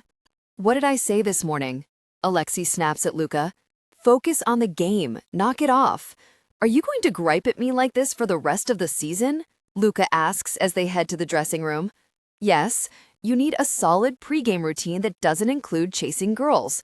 Luca sighs. Jesus, you're obsessed with this pregame routine thing. He tilts a grin at Alexi, unfazed by his stern and abrupt demeanor. Hey, did you realize that you're almost old enough to be my dad? Alexi grumbles something as they walk through the door of the dressing room, and Hayden stares after them with a tight jaw. Gosh, cocky rookies. You were a cocky rookie once. I wasn't like that. I cough out a laugh. Yes, you were. You were exactly like that. A boyish grin flashes across his face. I was better at it, more charming. I don't know. I sigh and gaze after Luca like I'm besotted. He's pretty charming and cute. Hayden makes a noise low in his throat, and his hand comes to my back. Did you just growl? His grin is back, and we beam at each other. Ready for tonight? I think so. Nerves tumble in my stomach. I'll be upstairs with the other analysts, watching. My nose scrunches. I'm bummed that I can't sit in my usual spot with Hazel and Pippa. It would never work. I need my laptop and a quiet area to concentrate so I can make real-time recommendations with the other analysts. Our data and decisions are confidential too, so the room needs to be secure. I'd stick out like a sore thumb with my laptop in the front row. Don't tell me you're nervous, Darcy. A little. It's my first game as an analyst after all. Hey. He leans down until his mouth is inches from my ear. You're going to be great, okay? He catches my gaze, eyes bright. When he says it like that, I believe him. Maybe tonight we can finally be together. We still haven't had sex. When we fool around, his arousal is clear, but he won't let me go any further than a close embrace. I should appreciate how considerate he's being, but I also really, really want to be with Hayden. Your wicked way? He bites his lip, eyes going hot. What did you have in mind? Cake sitting? Wizard roleplay? Sexy tickling? Sexy tickling, I repeat in amused horror. I was thinking more along the lines of pushing you onto your bed and connecting deeply. He stares at me, speechless, and there's a tremor of self-consciousness through me. I don't say things like this. The old Darcy didn't say things like that, at least. My nose wrinkles in hesitation as I watch Hayden's stunned reaction. Gosh, he rests his forehead against mine like he's in pain. Please, don't make me so aroused before I have to get changed in front of the guys. He presses a kiss to my mouth, and I laugh, feeling lighter than air. Thought you said no hitting on the analysts? Luca calls from down the hall, and I dissolve into laughter against Hayden's chest. Hayden chuckles into my neck before pressing a series of quick, urgent kisses up my neck and jaw until he reaches my mouth. "See you after," he murmurs against my lips. "See you after." "Darcy." "Gosh," I whisper, as the other team scores yet another goal. The game is a disaster, and none of the data we've provided is helping. Their defenseman slams Hayden into the boards hard, and I'm on my feet, pressing my hands over my mouth, eyes wide. That should have been a penalty, but the ref doesn't call it. Behind the glass, fans jump to their feet, outraged and shouting at the ref. The Storm starts another play we recommended, but the other team snags the puck and scores again, and the arena deflates. 2 goals in less than 30 seconds. "So much for that play," Eric mutters, standing beside me. The fans leave in droves, emptying the stands, and disappointment and resentment hang in the air like a thick, noxious cloud. My lungs are so tight I can't get a full breath. It's happening again. I screwed up, and it's all my fault. From up here, I can't see Ward's face, so I flip through camera feeds on the TV until I find one of the bench. His expression gives me nothing. It's the same watchful, patient, unruffled look he always wears. He has to be mad, though. He just hired a new analyst, and everything about this game has gone wrong. When the game ends, I'm downstairs outside the Storm dressing room, waiting for Ward to finish his usual post-game debrief, nails digging into my palms. I thought my numbers were solid, but I really messed up. I thought this time was different, but it wasn't. I thought I could do this, but maybe I can't. The door swings open and Ward appears. I push off the wall, heart in my throat. "Do you have a second?" "For you, Darcy, always." He gives me a quick smile, and my insides clench up again. "Walk with me." We walk down the hallway, and he slows his pace so I don't have to jog to keep up with his long strides. None of the plays worked tonight, and I want to apologize. I'm going to do a full review on my own time of my data and the plays and the game to see where we went wrong. I'll get to the bottom of this before the next game. Please, just don't fire me, I beg silently. Hesitation and worry are written all over my face, I'm sure, but I'm not ready to give it up. I just got here. Ward lets out a heavy, frustrated exhale as we round a corner. Volkov's injured, and he didn't tell us. My jaw drops, and my eyes go wide. What kind of injury? ACL. Apparently, it's been giving him trouble all week. He had surgery on it last year. I blink about 12 times, thinking about how I'd factor this in. It changes his plays, I know that. The analyst team would have made different recommendations for the game, I tell Ward. I'm not trying to sound defensive. I know. And Walker decided to do his own thing instead of the plays we practiced. I missed that, but I would have caught it in my review of the game tape. Irritation singes behind my sternum. That cocky rookie. Don't worry, I've already torn a strip off them for that. Those two are going to figure out how to work together if it kills them. The corner of his mouth tips like he's looking forward to it, before he gives me a patient look. You were working on bad data. It's not your fault. It wasn't my fault. I did the best with the information I had. Relief settles through me, and my blood pressure descends to normal. It was a bad game, Darcy, Ward shrugs. We learn from it, and we do our best, but we're not going to let one night knock us down. That's how one game turns into a losing streak. He holds my eyes. We fall down, but we get back up and try again tomorrow. Understood?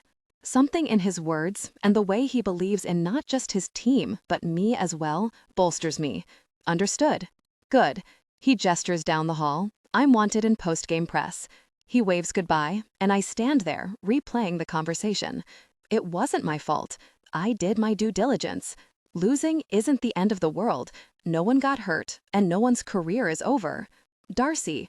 I look up to see Alexei standing there, the hard lines of his face arranged in an expression that almost looks like remorse. That irritation from earlier is back. Ward said you're injured. He grunts in acknowledgement, and the irritation doubles. He works his jaw, glancing around before he lowers his voice. My knee, an old injury. He probably didn't let it heal properly and now has long-term issues. The way he played during the game begins to make sense. I can't do my job without accurate data. I could have helped you. Why didn't you say something? He hesitates, blowing out a heavy breath, not meeting my eyes. In his mid-30s, he's one of the oldest defensemen in the league, and now he's being paired up with Luka, a fresh young rookie, full of energy and free of injury. Plus, all the comments about his impending retirement. He doesn't want the coaches to know he's injured because they'll trade him, or worse, not renew his contract. For an older player like him, it's a career death sentence. You want to retire on your own terms. You want it to be your choice. I can relate. I'm sorry I didn't tell you. He gives me a tight nod before he starts to walk away, limping a little. Maybe I can look into it. He stops and turns, frowning. I use data to find solutions. My mind whirs and spins with all the ways I could adjust the plays. For a moment, he looks like he's about to turn me down, but his features relax. That would be great, thanks. He gives me a nod and lifts his arm like he's about to clap me on the shoulder. When our eyes meet, he frowns and jerks his hand back. I hold back the laugh. We're friends. I shrug and give him a smile. That's what friends do. He dips his chin. Friends. He turns before he stops himself. About the double date. I know you just asked me out to make Hayden jealous. He gives me a guilty sidelong look. He needed a push. Even though I'm perfectly pleased with what happened as a result of the double date, I roll my eyes. The guys are right about you, you know, that you think you know best. He makes a low noise that might be a laugh.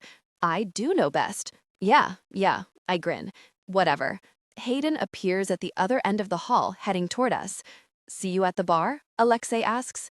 I nod. See you there. As he passes Hayden, Alexei claps him on the shoulder, and Hayden's expression flickers with tension. Hey, I lean up to give him a quick kiss. Rough game? He sighs. My heart aches for him because I know how hard he's trying not to let the loss get to him. Rough game, but we're going to the Filthy Flamingo to celebrate Walker's first night with the team. We're going to shake it off. Sounds good to me. We start walking down the long concourse to the exit. I lean against his shoulder, but catch the muted wince as he sucks in a sharp breath. I frowned up at him. What's wrong? A tight shake of his head. Nothing. My eyes move over him, studying the tension in his shoulders.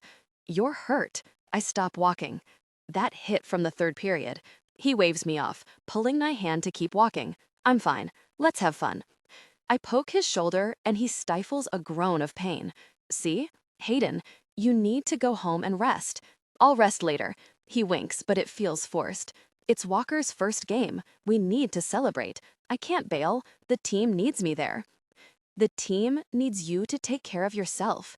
He presses his mouth into a tight line, glancing down the hall where we came from as more players leave the dressing room, talking and laughing. He's always the life of the party, ensuring other people have fun. I think about how we fooled around up until now, always Hayden pleasing me, him putting his needs second. We're going home, and I'm putting you to bed, I tell him, surprising myself with how firm I sound. And I'm going to take care of you.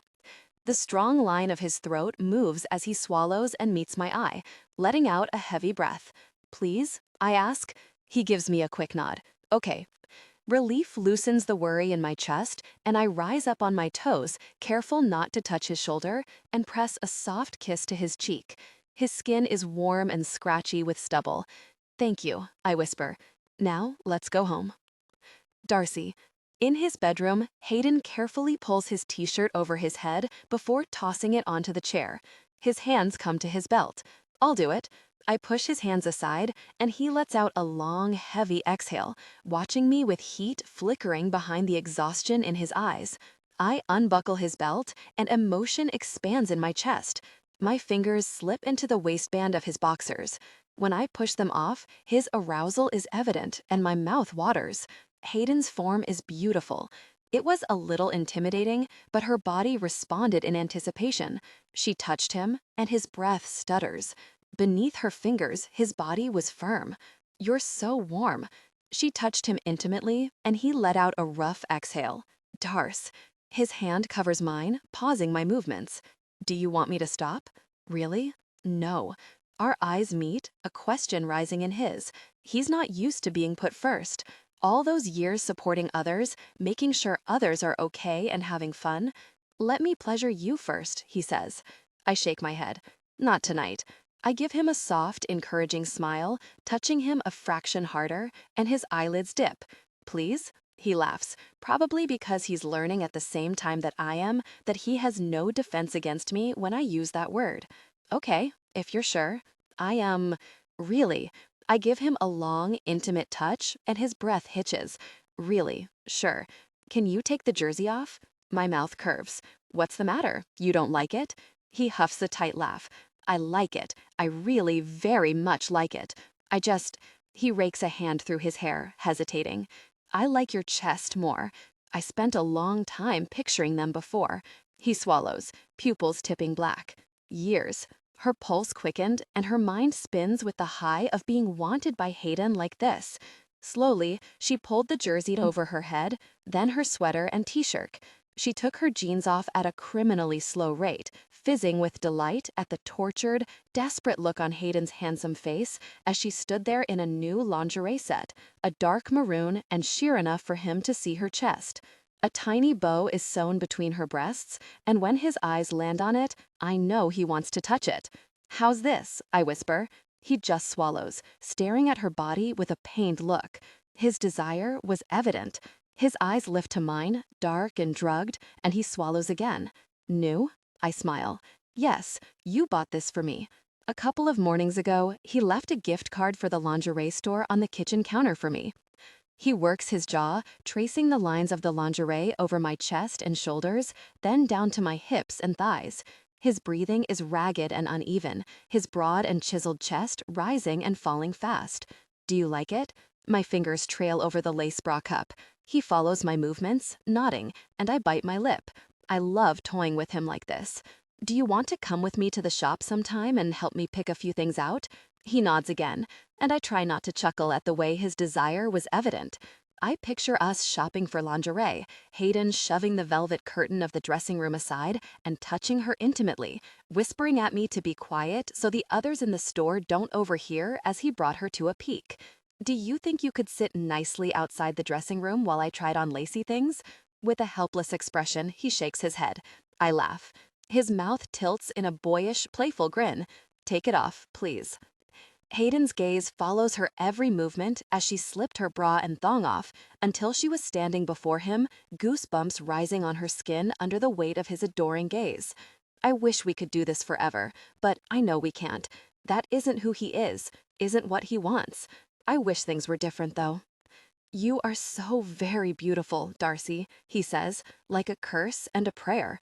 I've always thought that. My skin flushes, and my gaze drops to the wide expanse of his chest. A red and purple bruise is already blooming under the skin on his shoulder, and worry lodges in my throat. Once he gets in bed, I'm not letting him out of it. He's going to sleep for 12 hours minimum. First, though, she was going to pleasure him deeply. So deeply, he remembers it for years, long after they're done. She knelt before him, and he muttered an, "Oh, gosh." I just smile. It's time for Hayden to get the attention he deserves. At an unhurried pace, she pleasured him, looking up at him through her lashes. His skin is scorching hot and velvet soft. His body was so aroused, her ego got a permanent boost. And when she touched him intimately, a moan tears out of him. That look of disbelief he's wearing, like this is the best thing to happen to him, I'm drunk on it. She pleasured him intimately. His eyelids fall heavy with his rushed exhale. He groaned, low and needy. At his sides, his hands flex and clench. She reached for one and placed it on her head. His gaze burns hotter. His other hand settles on the back of her head, and heat wavers through her. She loved being in this position, kneeling before him, letting him know how much she wanted him, and how special and important he is to her. She pulled back, continuing her intimate touch, and he winces like the pleasure is too much. She smiled. He hasn't seen anything yet. Her hand wrapped around him, and slowly, so freaking slowly, she pleasured Hayden. His brow is damp with sweat. His breath saws in and out of his chest, and his fingers tense against my scalp as he struggles to keep his eyes open and on her. If it's anything like this when Hayden pleasured her, I completely understand why he said, "Your pleasure is my pleasure." Gosh, your touch is heaven, he moans with tortured hunger in his eyes. She added even more intimate attention, studying how his muscles tense. His eyes burned her as she continued to pleasure him deeply. His jaw clenches, and the eye contact between us is like an electric current crackling through her. His hips tilted, pushing him deeper as she moved up and down his length. Eventually, he took over, moving intimately with a tight jaw and dark eyes, making the dirtiest, neediest noises. Each moan sent her body responding, and if she were to reach down and touch herself, she'd reach a peak within a minute. His fingers tighten in my hair, his breathing is uneven, and for a brief moment, he looks up at the ceiling like he's praying. "I'm close," he begs, "so very close." So I slow down. "Hayden, I think I'm going to die. I've never had such intimate pleasure like this, so leisurely but intense, loving and intimate. I'm on the brink of a peak, but Darcy won't let me." She holds back, keeping me right at the edge, searing every thought in my brain with the lust racing through me. At the base of my spine, pleasure gathers, hot and tight. All I can see is her. Darcy's gorgeous like an angel, giving me her full attention and pleasure. It's never been like this. I'm never coming down from the high of this moment, never forgetting how perfect she looks, how soft and sweet she is. Her intimate touch worked steadily, adding to the overwhelming sensation. He gathered her hair and wound it around his fist, gentle, not to pull, but firm enough to hold her still while his hips sped up. He's so very careful with her. As she pleasured him, she hums, eyes closing like she loves this, and on her arms, all the hairs stand on end. It's all I need to stumble closer to the edge. My body seizes up, muscles tightening, pulse pounding in my ears. Reaching my peak, he choked out, unable to control the movement of his hips as he held her close. "I really want to reach my peak with you," he gasped, his body tightening. "Is that okay?" She murmurs with warmth and affection in her eyes, and the last thread of his control snaps. Her intimate touch was too perfect, too warm and soft and wet, and the way she pleasured him melted his brain. His head fell back as he reached his peak, eyes clenched tight, hot pressure spiraling up his legs and squeezing the base of his spine like a tight fist. He jerked his head up just in time to see her, eyes on him, the hot, slick slide of her tongue rubbing him. It was a peak that lasted, and lasts as she brought him through it, dragged him to the edge of sanity and back with that perfect touch. "Gosh, you're so good." He can't take his eyes off her. "Such a good girl." She hums again, slowing down as my brain puts itself back together. His eyes prick with tears, and he doesn't know whether it's because of how intensely he just reached his peak or because Darcy's sweet, caring attention makes him feel whole for the first time in his life. "Come here." He pulled her up to standing and into his chest, still catching his breath against her temple, inhaling her sweet scent. Can she feel his heart pounding? Can she see her name etched across it in her loopy feminine writing? He wrapped his arms tight around her, holding her to him. "Thank you," I whisper against her hairline. It feels so inadequate, but she raises up on her toes and catches his mouth. It was my pleasure. Warmth and pressure grow in my chest, demanding attention. That was the most effective painkiller I've ever had. I don't even feel the pain in my shoulder. I thought it might help. She scores her teeth over his pec with a playful grin. "Get in bed," she says gently, pressing her hands to my waist to push me back. I sit down on the mattress, hands framing her waist, pressing his lips to the curve beneath her breast in slow, snipping kisses. She brings her hands to his hair and drags them through it, sending tingles down my spine. "Not tonight." She steps away, out of his reach, and pulls back the duvet and gestures for me to get in. Off his alarmed, questioning looks, she's not actually going to try to sleep in her bed tonight, right? She grins again. "I'm going to get you some ice and painkillers. You'll thank me tomorrow." His instincts protest because he's never walked away from an intimate experience without ensuring his partner is satisfied, but she just smiles again. "Tonight was about you," she says. I sink against the pillows, staring at her in confusion. "Are you sure?" Mm-hmm. Her eyes are warm and soft, hair spilling around her shoulders, and my heart tugs. This is new to me, being put first like this, not being expected to perform. For Darcy, I'm eager to make her happy, but there's a buried, broken part of me that's still terrified it's my only value. Maybe Darcy's different, though. If anyone is, it's her.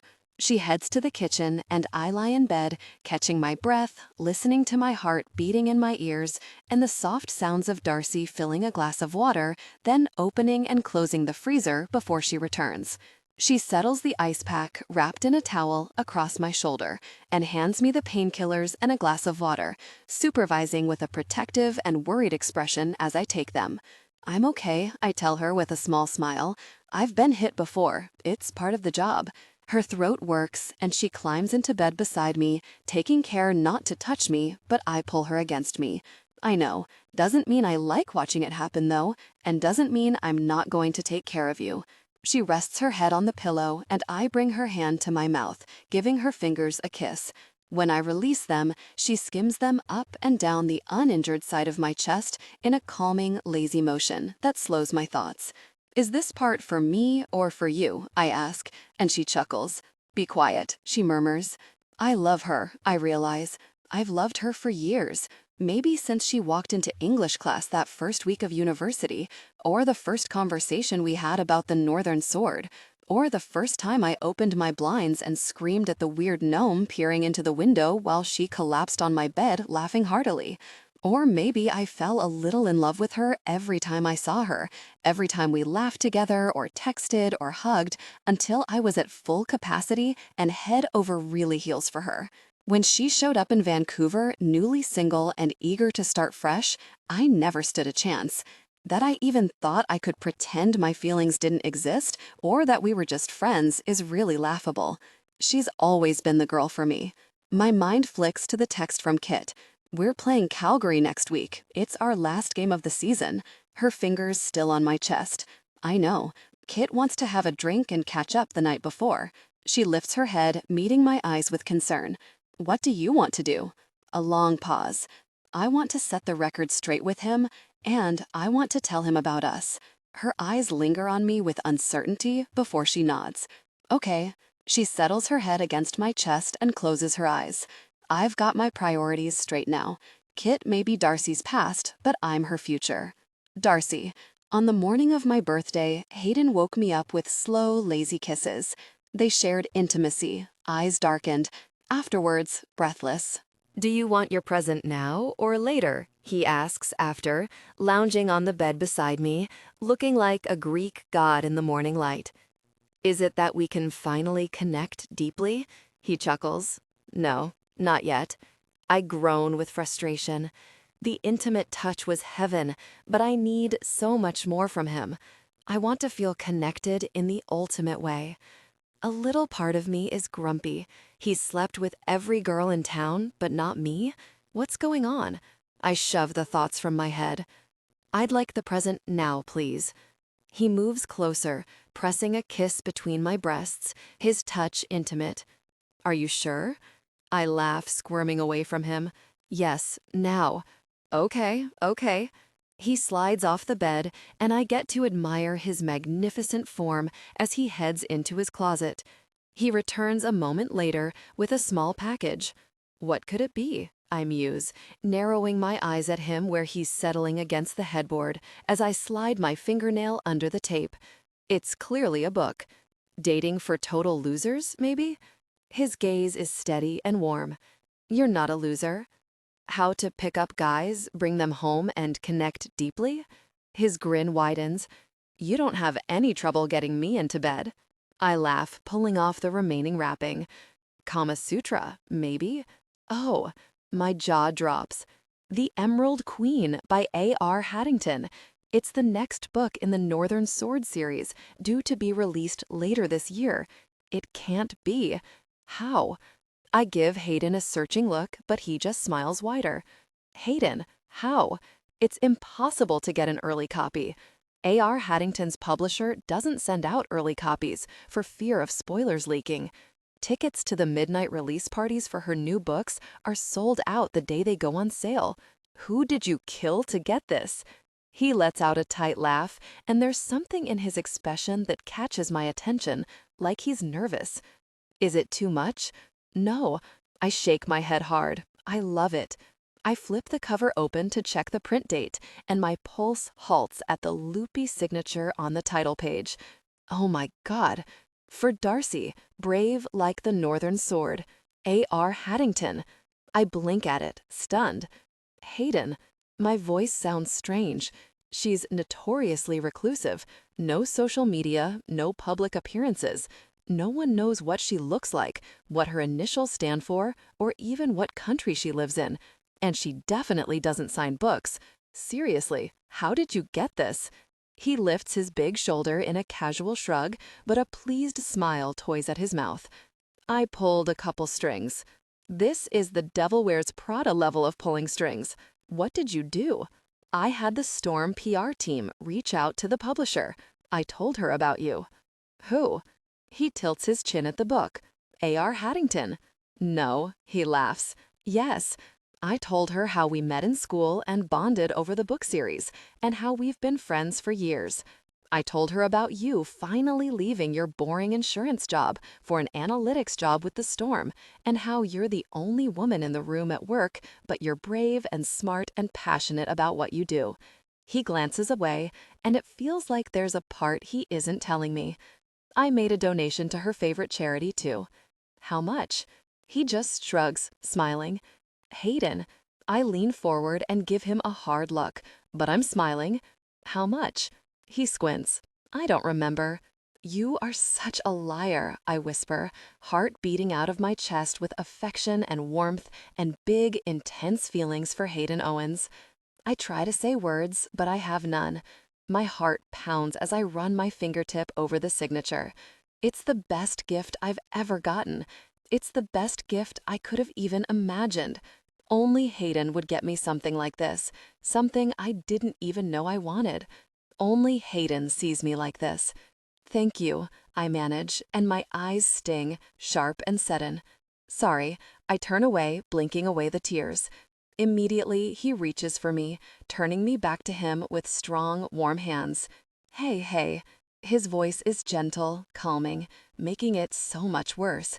It's okay. Come here. He pulls me against his chest, his comforting scent and the warm planes of his torso flooding my senses. He trails slow strokes against my back while I lean into him. So I guess you like it?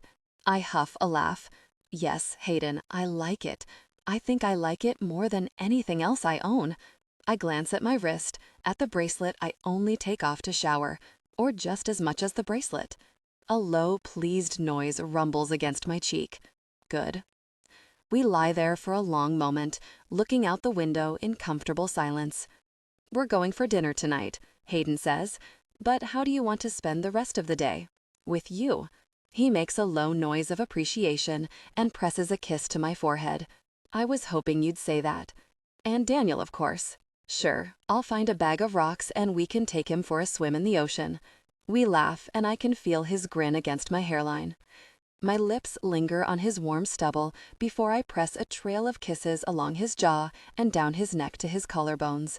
His breathing turns ragged, and a moment later his hand twines in my hair. What are you up to, Anderson? He asks in a low, teasing voice. I smile at him. Tension broke, they gave in to desire, connecting deeply. Darcy.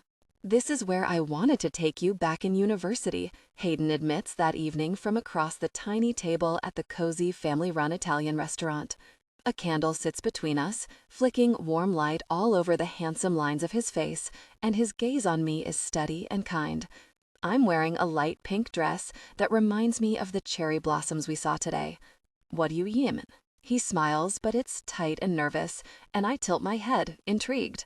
The first week of school, I wanted to ask you out. I planned to ask you out at the party that first weekend, he amends, rubbing the back of his neck. My lips part in surprise. That first week of school, I looked forward to class and seeing Hayden, my new friend who loved the Northern Sword, had muscles carved from stone, and had an open, affectionate smile. Despite how handsome and popular he was, everyone already seemed to know him, probably from hockey, and knowing he was hilariously out of my league, I felt so at ease and comfortable with him from the start. The hockey party. He nods. I had hoped he would ask me out that week. I thought Kit was inviting me to the party as friends, but when I got there, he made it seem like we were more, and I went along with it. Hayden didn't seem to care. He was chatting with other girls all night, and although I was disappointed, I didn't give it too much attention. I've thought back to that week so many times over the years, but I've always told myself I wasn't Hayden's type. I thought you were going to ask me out, too. I looked down at the white tablecloth, remembering. I hoped you would. I guess I could have asked you out, but you were so out of my league that it seemed like a great opportunity for rejection. My mouth twists, and it would have made things awkward with us being in the same class all semester.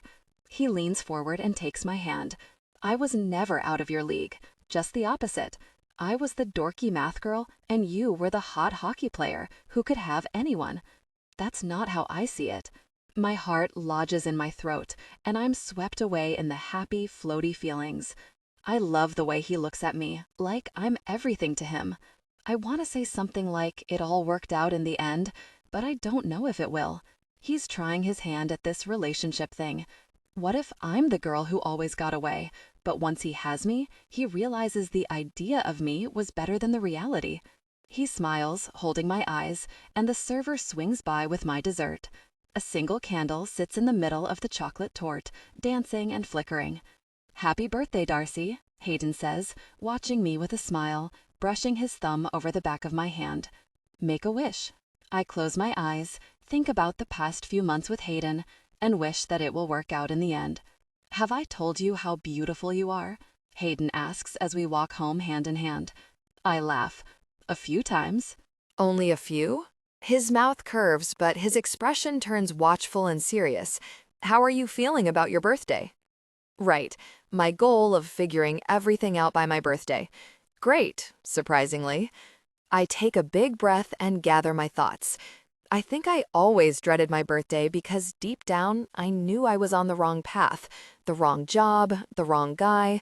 I don't have everything figured out, especially not with Hayden, but my life feels a lot better than it did this time last year. I wish I could go back to myself a few months ago, give her a big hug, and tell her everything would be okay. With a little smile, I nudge him. "I guess you did that." "You didn't believe me?" His eyes glint. "I wasn't sure. I needed to prove it to myself." "And you did." I hum a happy acknowledgement, taking in the man beside me, heart squeezing with something warm and intense. "Yeah, I did. I'm so lucky to have you." He stops walking, holds my gaze, and swallows. It looks like he wants to say something, but instead, he glances behind me. "Oh, we're at the entrance to the small side street where the Filthy Flamingo is. Let's get a drink, birthday girl." I nod, smiling. "Sure, let's go say hi to Jordan." Hayden pulls his phone out and sends a quick text. Then he takes my hand again and leads me down the alley. When we reach the bar with the unmarked door, he holds it open, but it's dark inside. I hesitate in the doorway. I think it's closed. On a Friday night? That's weird. There are no windows in the bar, so I can't see a thing. Did Jordan forget to lock the front door? We should call her. "Turn the very light on," someone grumbles in the dark, and I jump out of my skin. It sounds like Alexei. The lights flick on, and my jaw drops at the bar full of people and balloons. "Darcy!" they shout, and Hayden wraps his arms around me from behind, hugging me to him. I stand there, blinking. The entire Vancouver Storm team and their partners fill the bar, and everyone is in costume. We were going to do the party next week when everyone has time off. I sound dazed and a little breathless. Hayden shrugs, smiling. Wouldn't be much of a surprise then, would it? Most of the women are in long, flowing, medieval-looking dresses, except for Hazel, who looks like Robin Hood with a sword strapped across her back and a scar drawn down the side of her face. Pippa beams at me, her long, wavy hair sprayed white and her eyelashes coated in frost. Tiny sparrows are pinned into her hair. Georgia wears a long emerald green cloak, her hair piled on top of her head and arranged around a diadem. In the middle of the diadem, a ruby sparkles. Wait, I know that costume. This is a Northern Sword dress-up party? I ask Hayden, eyes going even wider. Georgia's dressed like Queen Amethyst, the main character in The Emerald Queen. Hazel is clearly Wren, the kidnapped princess.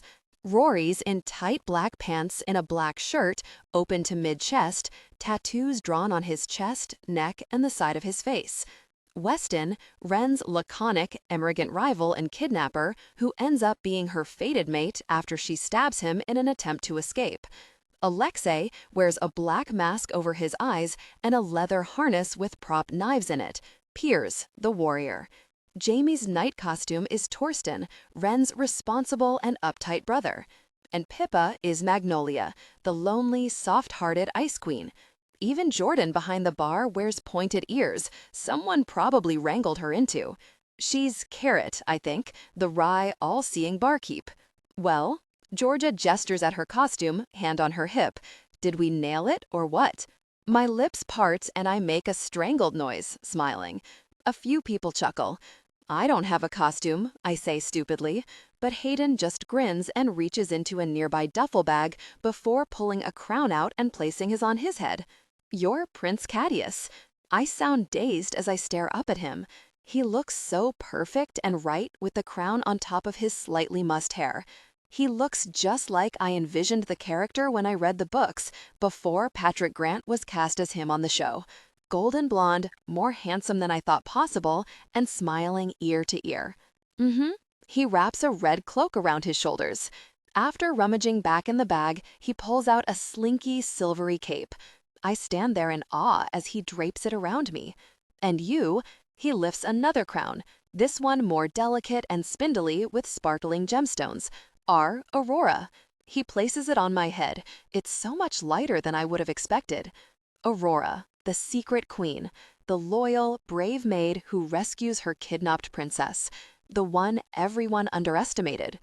Pride and delight clench in my chest at stepping into the shoes of my favorite character. His crown, his cape, my cape.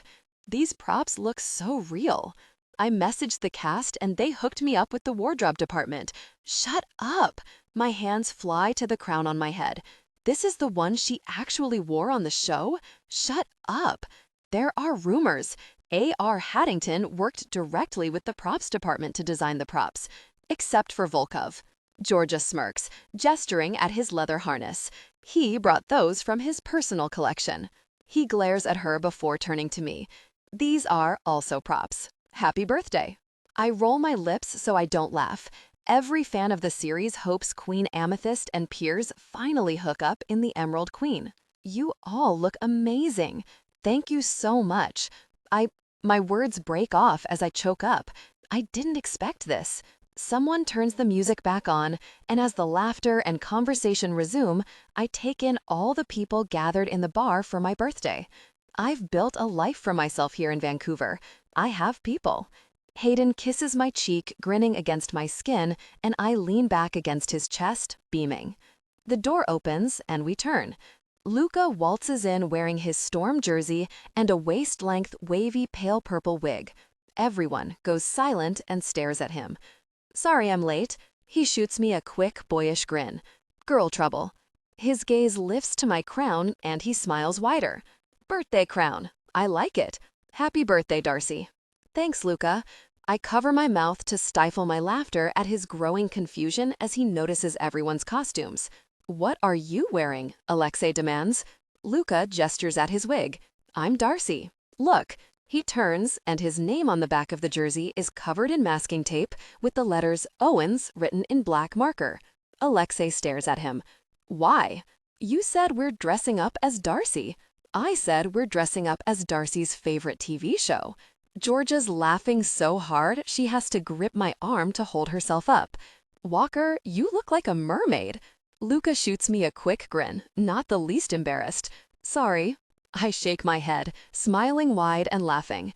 Nothing to be sorry about, Luca. You look great, right? He bobs his head, making the wig dance. I'm feeling this hair. Hayden tugs me to the bar to get a drink, and my gaze catches on the chalkboard with the daily specials. A pink cocktail is drawn with an umbrella and a scribbly something above it. The Darcy, bright, sweet, bubbly, and surprisingly strong. My heart squeezes. A special drink? For me? I beam at the sign, then glance at Hayden in surprise. He just grins and winks. Really? It was George's idea, Jordan says with a smile, filling a cocktail shaker. My heart warms with affection, and I look back up at the sign. What's the thing beside the umbrella? A sparkler, she says with a defensive edge, like it's not the first time someone has asked. She tucks something on the rim of my glass, clicks a lighter, and pulls her hand back as a sphere of sparks bursts from the drink. My eyes are probably glowing. Like it? Jordan asks with a wry smirk. I lean back against Hayden, smiling so hard my cheeks hurt as he presses a kiss to my neck.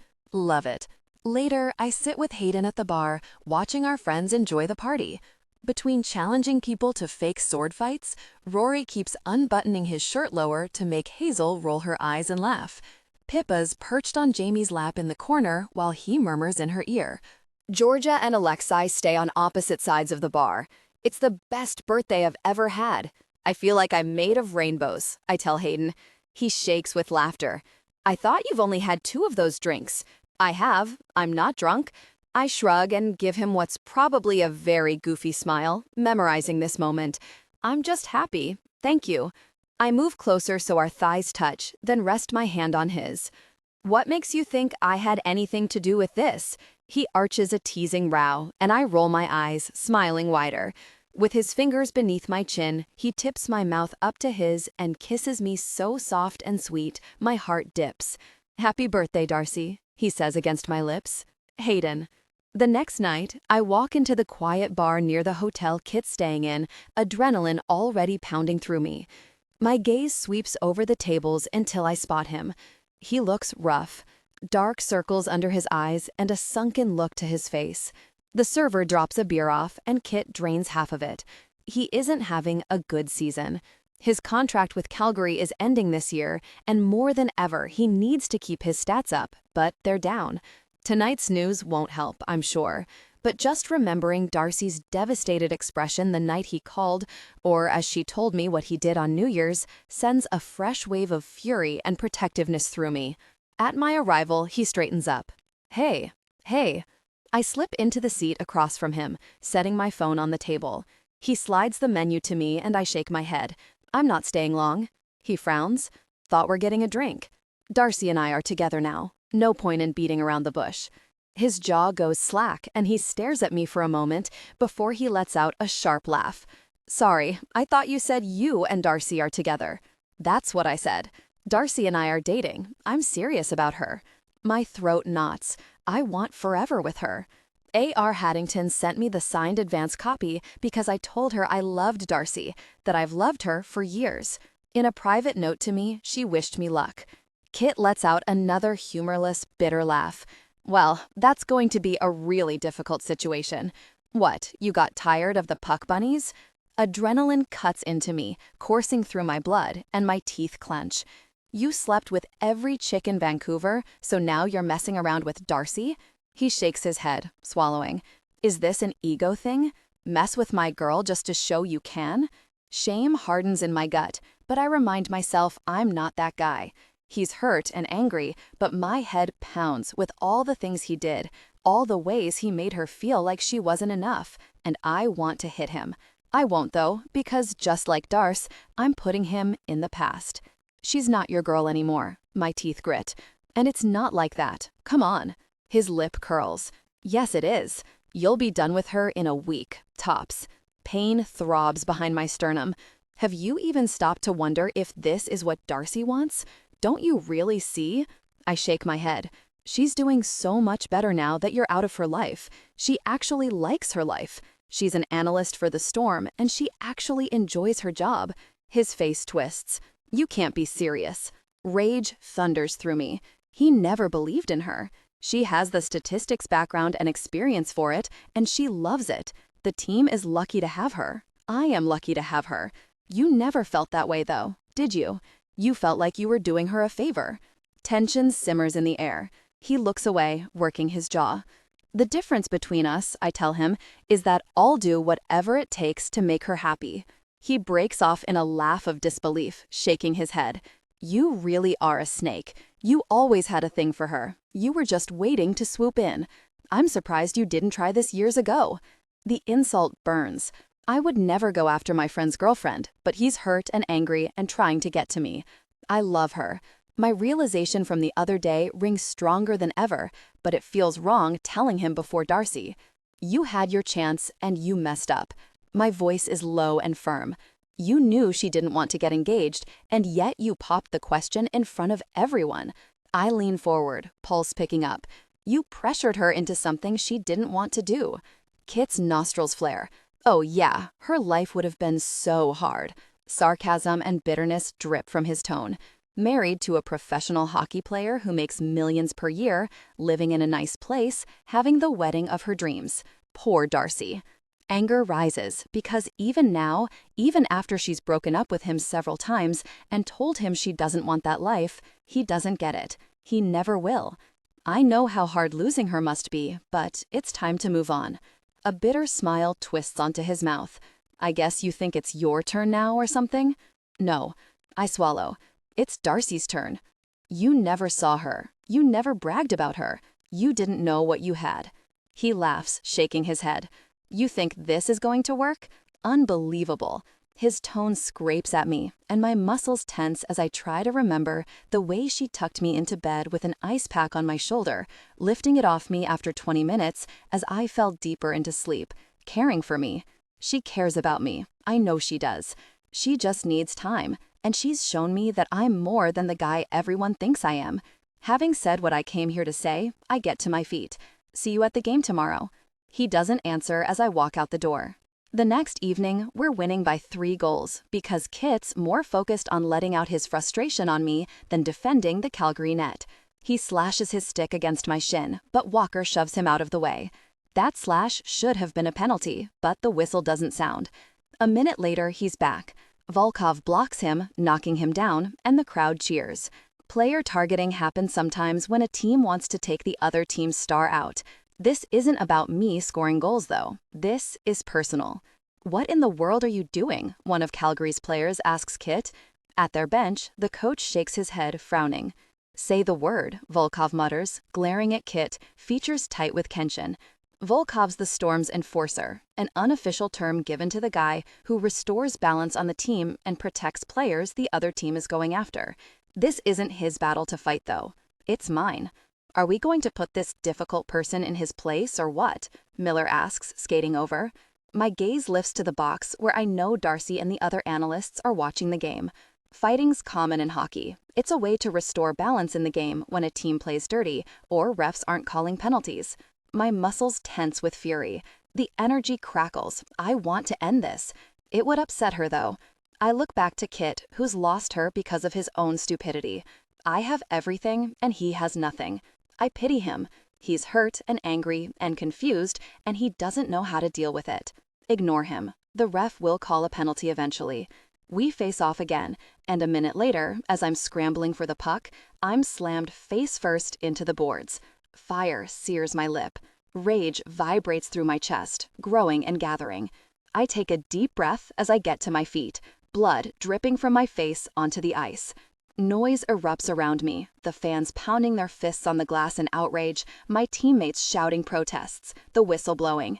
The arena's going wild as I meet Kit's gaze. He's surrounded by Vancouver players, refs, and linesmen, but his attention is focused on me. His eyes flash. This isn't the guy I grew up with, my best friend from university. This is someone else. You're a real embarrassment, I spit out. You think she's not going to do the same thing to you? His lip curls in an ugly sneer. Why would she end up with you? With a linesman between them, Volkov tries to shove Kit. Shut up. Tension simmers on the ice as the refs review the play on their screens. Players circle each other. Finally, the ref skates to center ice and the arena falls quiet as he clicks his mic on. 5-minute major for boarding. The arena cheers and Kit sends me another dirty look over his shoulder as he's escorted to the penalty box.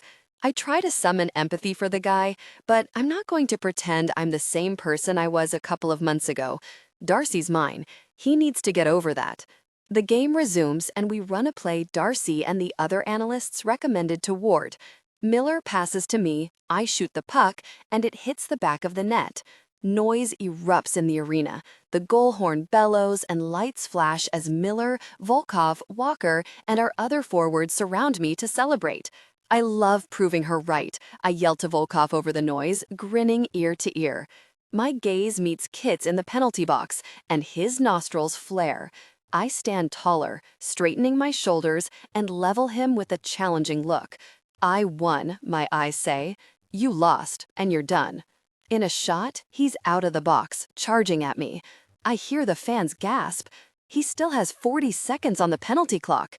Are you really serious? Walker crows, laughing. This guy's got a death wish. Owens, what did you do? Game isn't even in play, and the ref starts blowing the whistle, but Kit's undeterred, skating hard at me. The rest of the Calgary team watches in apprehension. Volkov mutters something to Walker. I catch Darcy's ex in there.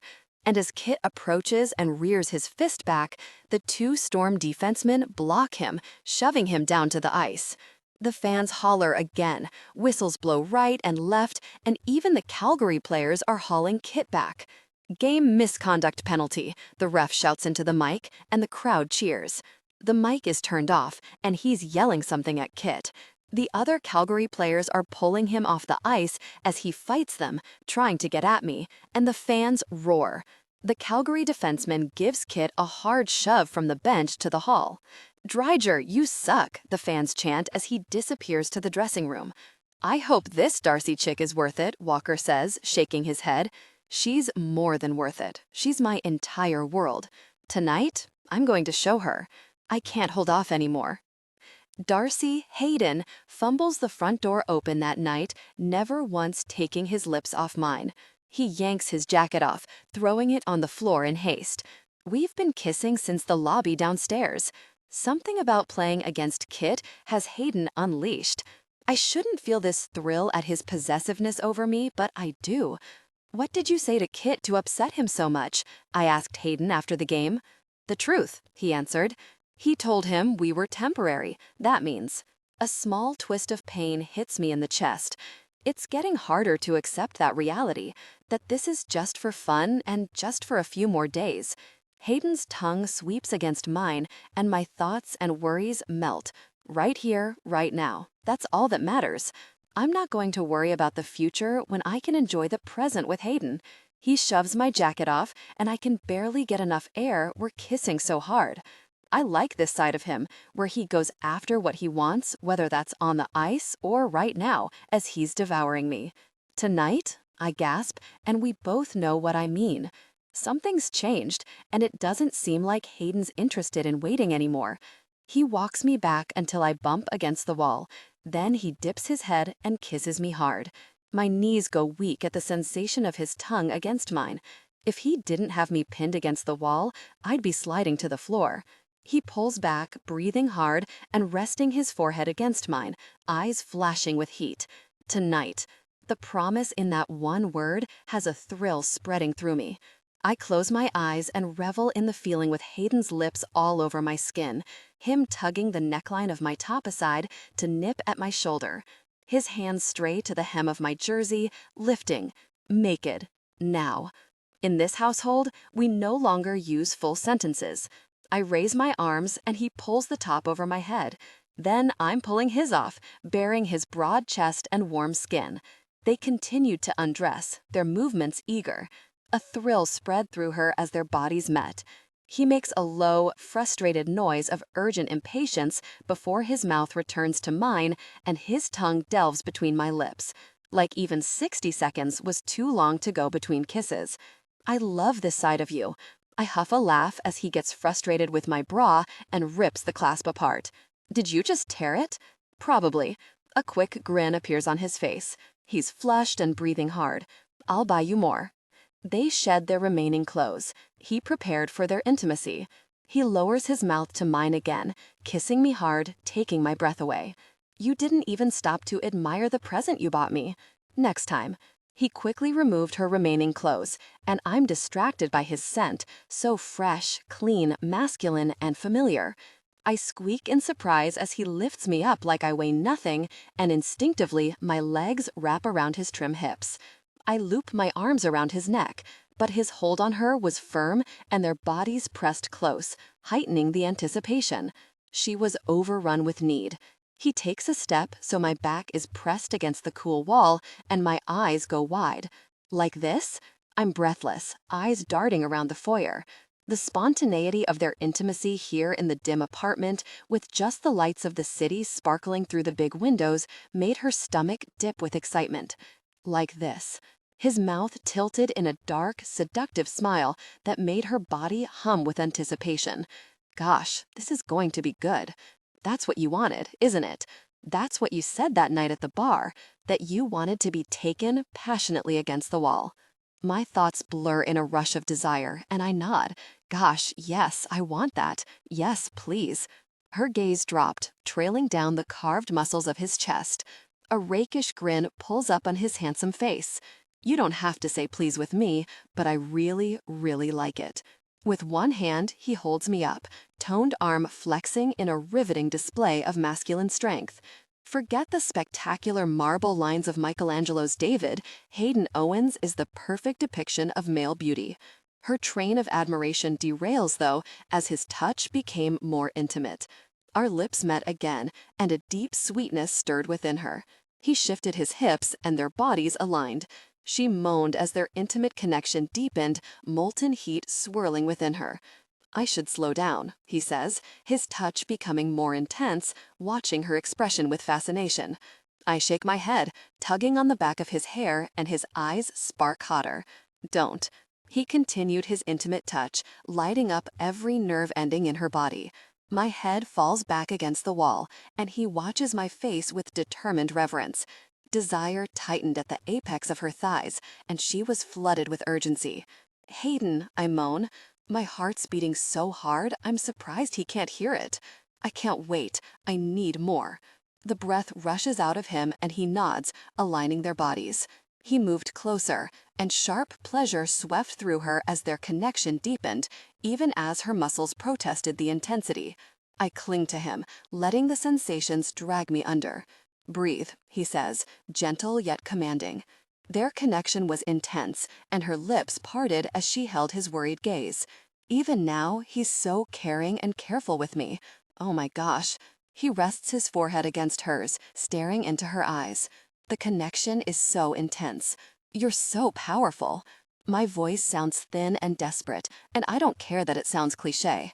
My whole focus narrows down to where my body's working hard to adjust to him. Any discomfort is washed away as electricity arcs through my blood. Keep going. He presses in until their hips meet, and I'm about to lose my mind with the delicious, burning intensity of their connection. Already, her pleasure stirred, waking up and coiling in her limbs. Okay, he whispers.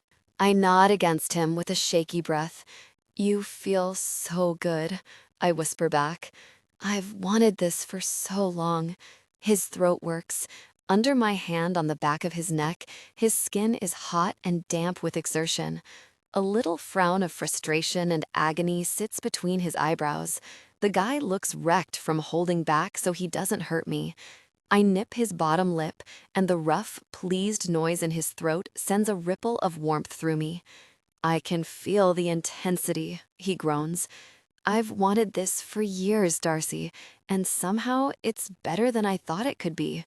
I whined higher, soaring from the knowledge that Hayden and I connected like this was inevitable. I was always going to figure it out and see him. It was just a matter of when. While her body adjusted to the intensity of their connection, he coasted a hand over her skin like he can't get enough of her, until finally his gaze meets hers. Can I move? He begs, eyes glazed and breathing ragged. His hair's a mess from my hands in it, and his eyes are wild with desperation as he hangs on to the last shreds of his control. I nod, and he shifted, looking down to where their bodies met before slowly deepening their connection, watching her face for any sign of discomfort. Pleasure rolls through me, my pulse thickens. Gosh, I moan. He rocked into her again, and she felt the full depth of their connection. You don't know how many times I thought about this. He closes his eyes, expression strained, and swallows. I've pictured us in every intimate way, on every surface of this apartment, of every apartment I've ever lived in. Heat swirled within her, and the pressure tightened. He moved with more intensity, and I climbed higher. The painting on the wall that we bought last weekend shook with their movements, and I'll probably have marks tomorrow from his firm hold. I don't care, though. I just want more. His hand found her intimate center, and he rubbed tight, firm circles. Hayden. Her pleasure intensified, and I tug his hair, gazing into his eyes. I can feel the desperate expression all over my face. He smiles, dark and dominant. Freaking love when you moan my name like that, Darcy. Freaking love the way your body responds to me. He presses feverish kisses against my skin as the pressure low in my belly begins to expand and my vision starts to blur. Such a good girl, responding so completely to me, letting me take you passionately against the wall like we both wanted. I dig my nails into his shoulder and the corner of his mouth ticks up. Are you reaching your peak for me, honey? Mm-hmm. I nod again and again. My nerves start to fray, and nothing else exists except us, here and now. Show me, he demands, clutching her as her body responded further. Show me what it looks like when I make you feel good. The pressure spills over, and I shatter. My toes curl. Heat coursed through me as her body convulsed with pleasure. I'm gasping for air, moaning his name and pleading with him not to stop as my pulse races. When I think I've hit the highest peak of my pleasure, I keep soaring, keep rising, so high I think I might die. He moved within her again and again, holding me tight like I'm precious. It's everything, all at once. Intimate, intense, hot, desperate, hungry, and everything I've ever needed. Her pleasure subsided, but from Hayden's clenched jaw and tortured expression, he's close. His teeth catch his bottom lip and he groans, low and hungry. His cheekbones flush with the exertion. His hair has fallen into his eyes. Gosh, he's so devastating like this, at the edge of his control, but taking everything he wants. I can't hold on much longer. Let go. I'm eager to see Hayden lose his mind in their shared intimacy. Reach your peak with me. They came together in passion, connecting deeply. Afterwards, breathless, they shared a moment of quiet intimacy. Are you trying to kill me? He asks, and we both laugh. With my fingertip, I trace the line of his bottom lip, but he dips down to catch my mouth again. Just the opposite. Hayden. Darcy points at a chair in the furniture store I pulled her into after brunch. My mind races with images of their intimate moments over the past 12 hours. The peaceful way she looked before I woke her up this morning, and her low sigh of pleasure as I washed her hair in the shower. The profound connection they shared, and the way her expression softened with enjoyment. Hayden, I stare at the chair. All I can think about is our intense chemistry. He imagined their passion, the way she would respond to his touch, and the overwhelming desire they shared. A surprised laugh bubbles out of her and her eyes glow bright. Are you feeling all right? I ask, pulling her closer, running my lips over her temple. She smells incredible. How did I control myself for 8 years? I can barely go 5 minutes without touching her now. Her mouth twists. A little tired. I make a low, sympathetic noise and smooth a hand over the back of her soft hair. I'm sorry. No, she shakes her head, cheeks going pink. I kinda like it. She sends me a hesitant glance, biting her lip. Is that weird? A breath rushes out of me, and I grin down at her, settling my arm around her shoulders. I like it too.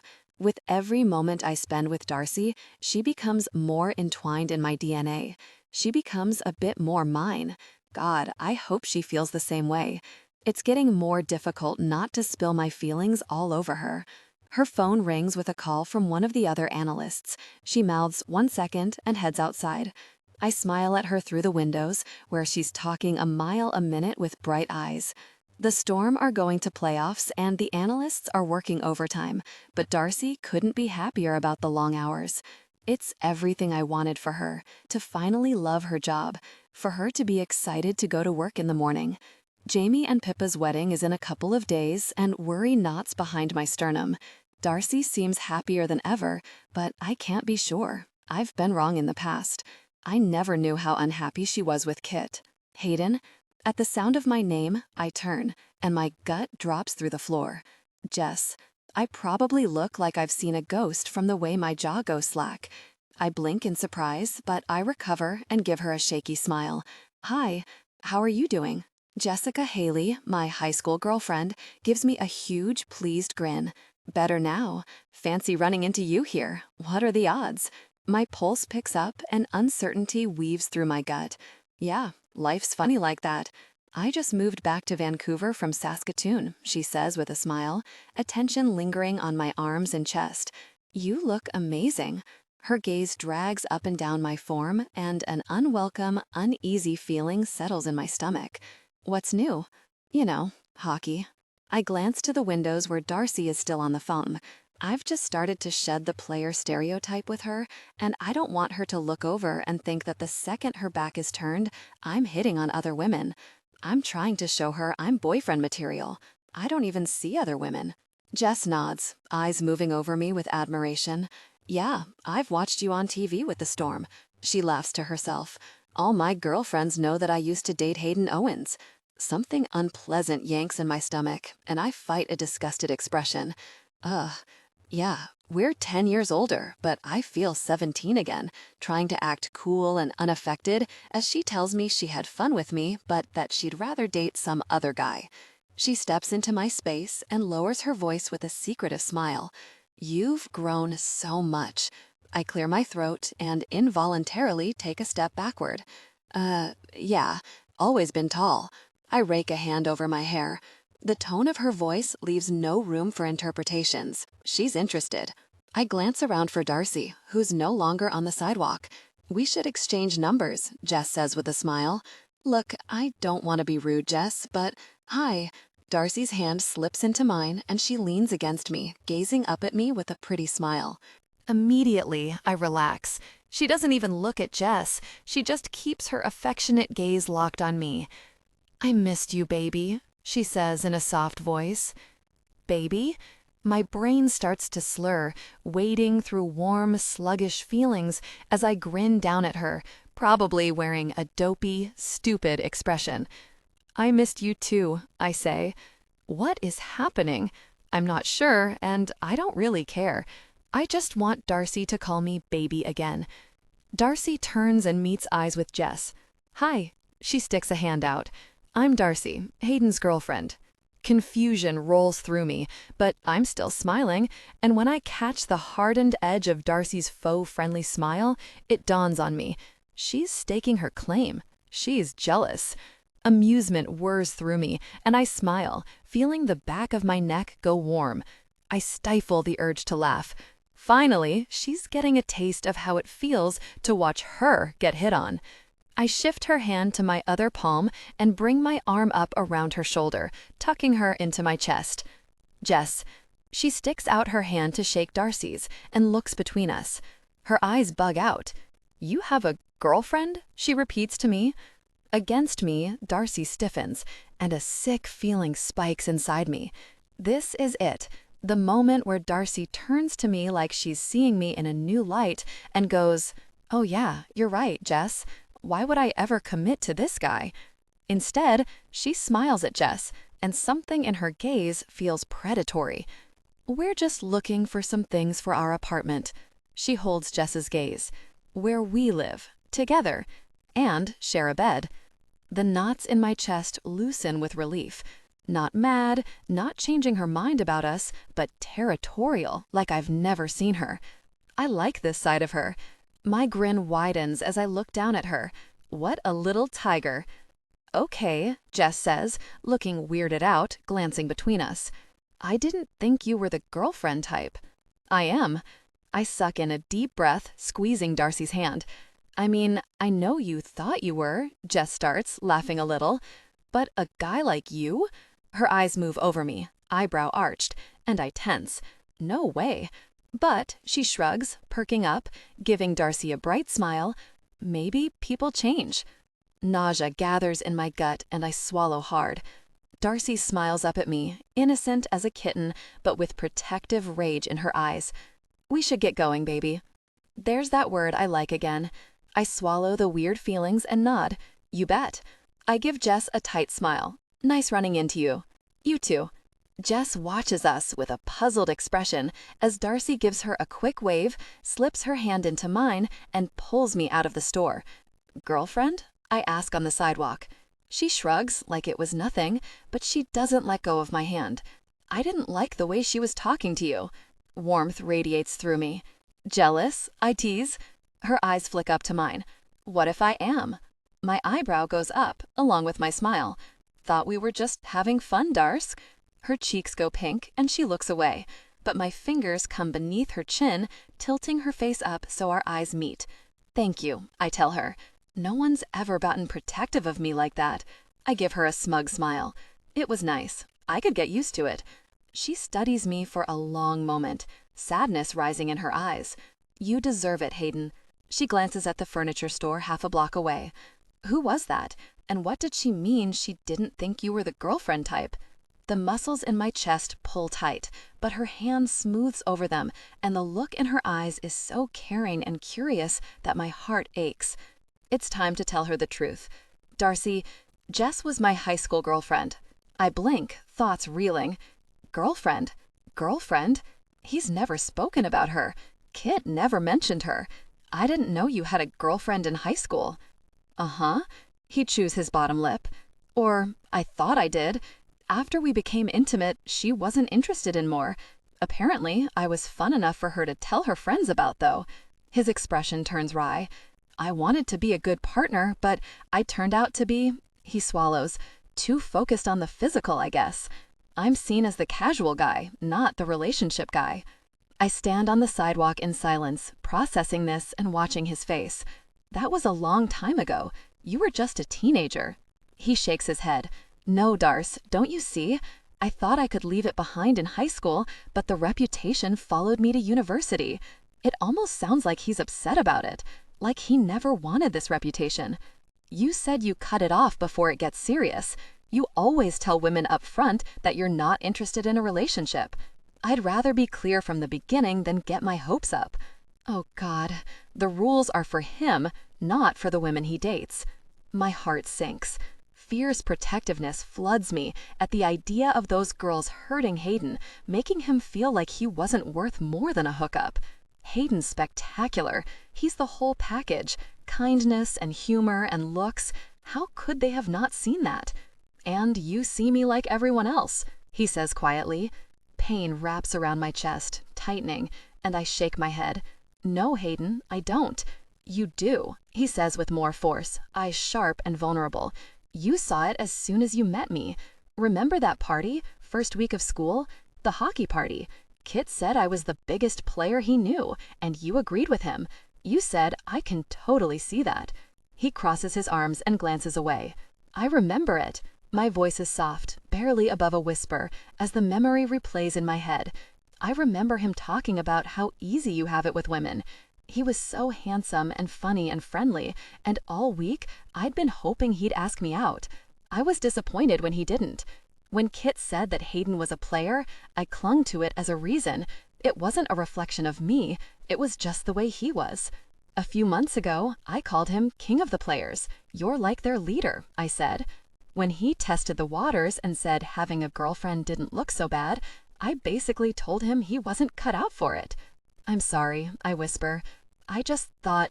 I shake my head. I'm sorry. It's fine. His voice is tight. It's not fine. How could I have not known? I've known Hayden for years. I saw what I wanted to see because it was easier that way. My mind flicks to the game against Calgary and how furious Kit was. What did you tell Kit?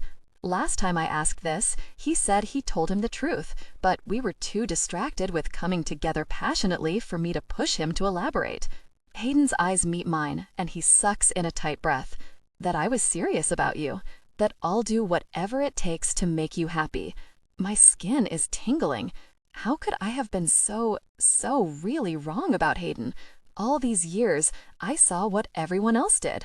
I'll be turning over this information in my head all night, all week, probably. I was so wrong. But right now, I need to make this situation right. I step in front of him and set my hands flat on his chest, looking up into his ocean blue eyes. He gives me a confused look. Hi. I give him a small, friendly smile. You're Hayden, right? His mouth slants and his expression is confused, but he nods. I'm Darcy. I step closer until I'm almost pressed against his body. I've had a crush on you from the second I saw you in class. His mouth tips up and something wavers in his eyes. His hands come to my elbows, holding me. Is this how you normally introduce yourself, Darcy? I shake my head. Just to you. Don't think you can fool me with your good looks, Hayden Owens. His eyes glint with amusement. Oh yeah? Uh-huh. You may be the hottest guy I've ever seen, but I can tell you're kind and funny and you have a good heart. You're an incredible hockey player, not just because of how fast and strong you are, but because you care about your team and making your coach proud. And you probably like fantasy romance, don't you? I do, actually. His mouth tips higher, and my chest feels so much lighter. Incredible how you know all of this, and we've just met. I smile, and I bet you always make sure everyone feels included at parties and stuff. My mom says that people always remember how you made them feel, he adds quietly, stroking a thumb over the back of my hand.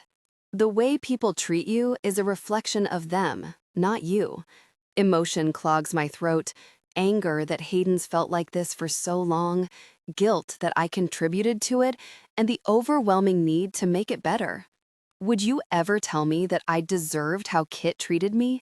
Never, he bites out, frowning. That was on him, Darce. He's the jerk who didn't deserve you. I give him a patient smile. See? My expression says. Something settles in his eyes. He believes me, I think. My heart tugs, and I lean forward to kiss him. Maybe some people say you're a player, I whisper against his lips, but I know the truth. You're so much more. Hayden. That afternoon, we walk through a stretch of the park where trees line either side of the sidewalk, bursting with petals in shades of white and pink. The park isn't too busy. A few people taking photos under the cherry blossoms, someone throwing a ball for their dog, a couple picnicking on the grass on a big plaid blanket, some kids playing street hockey.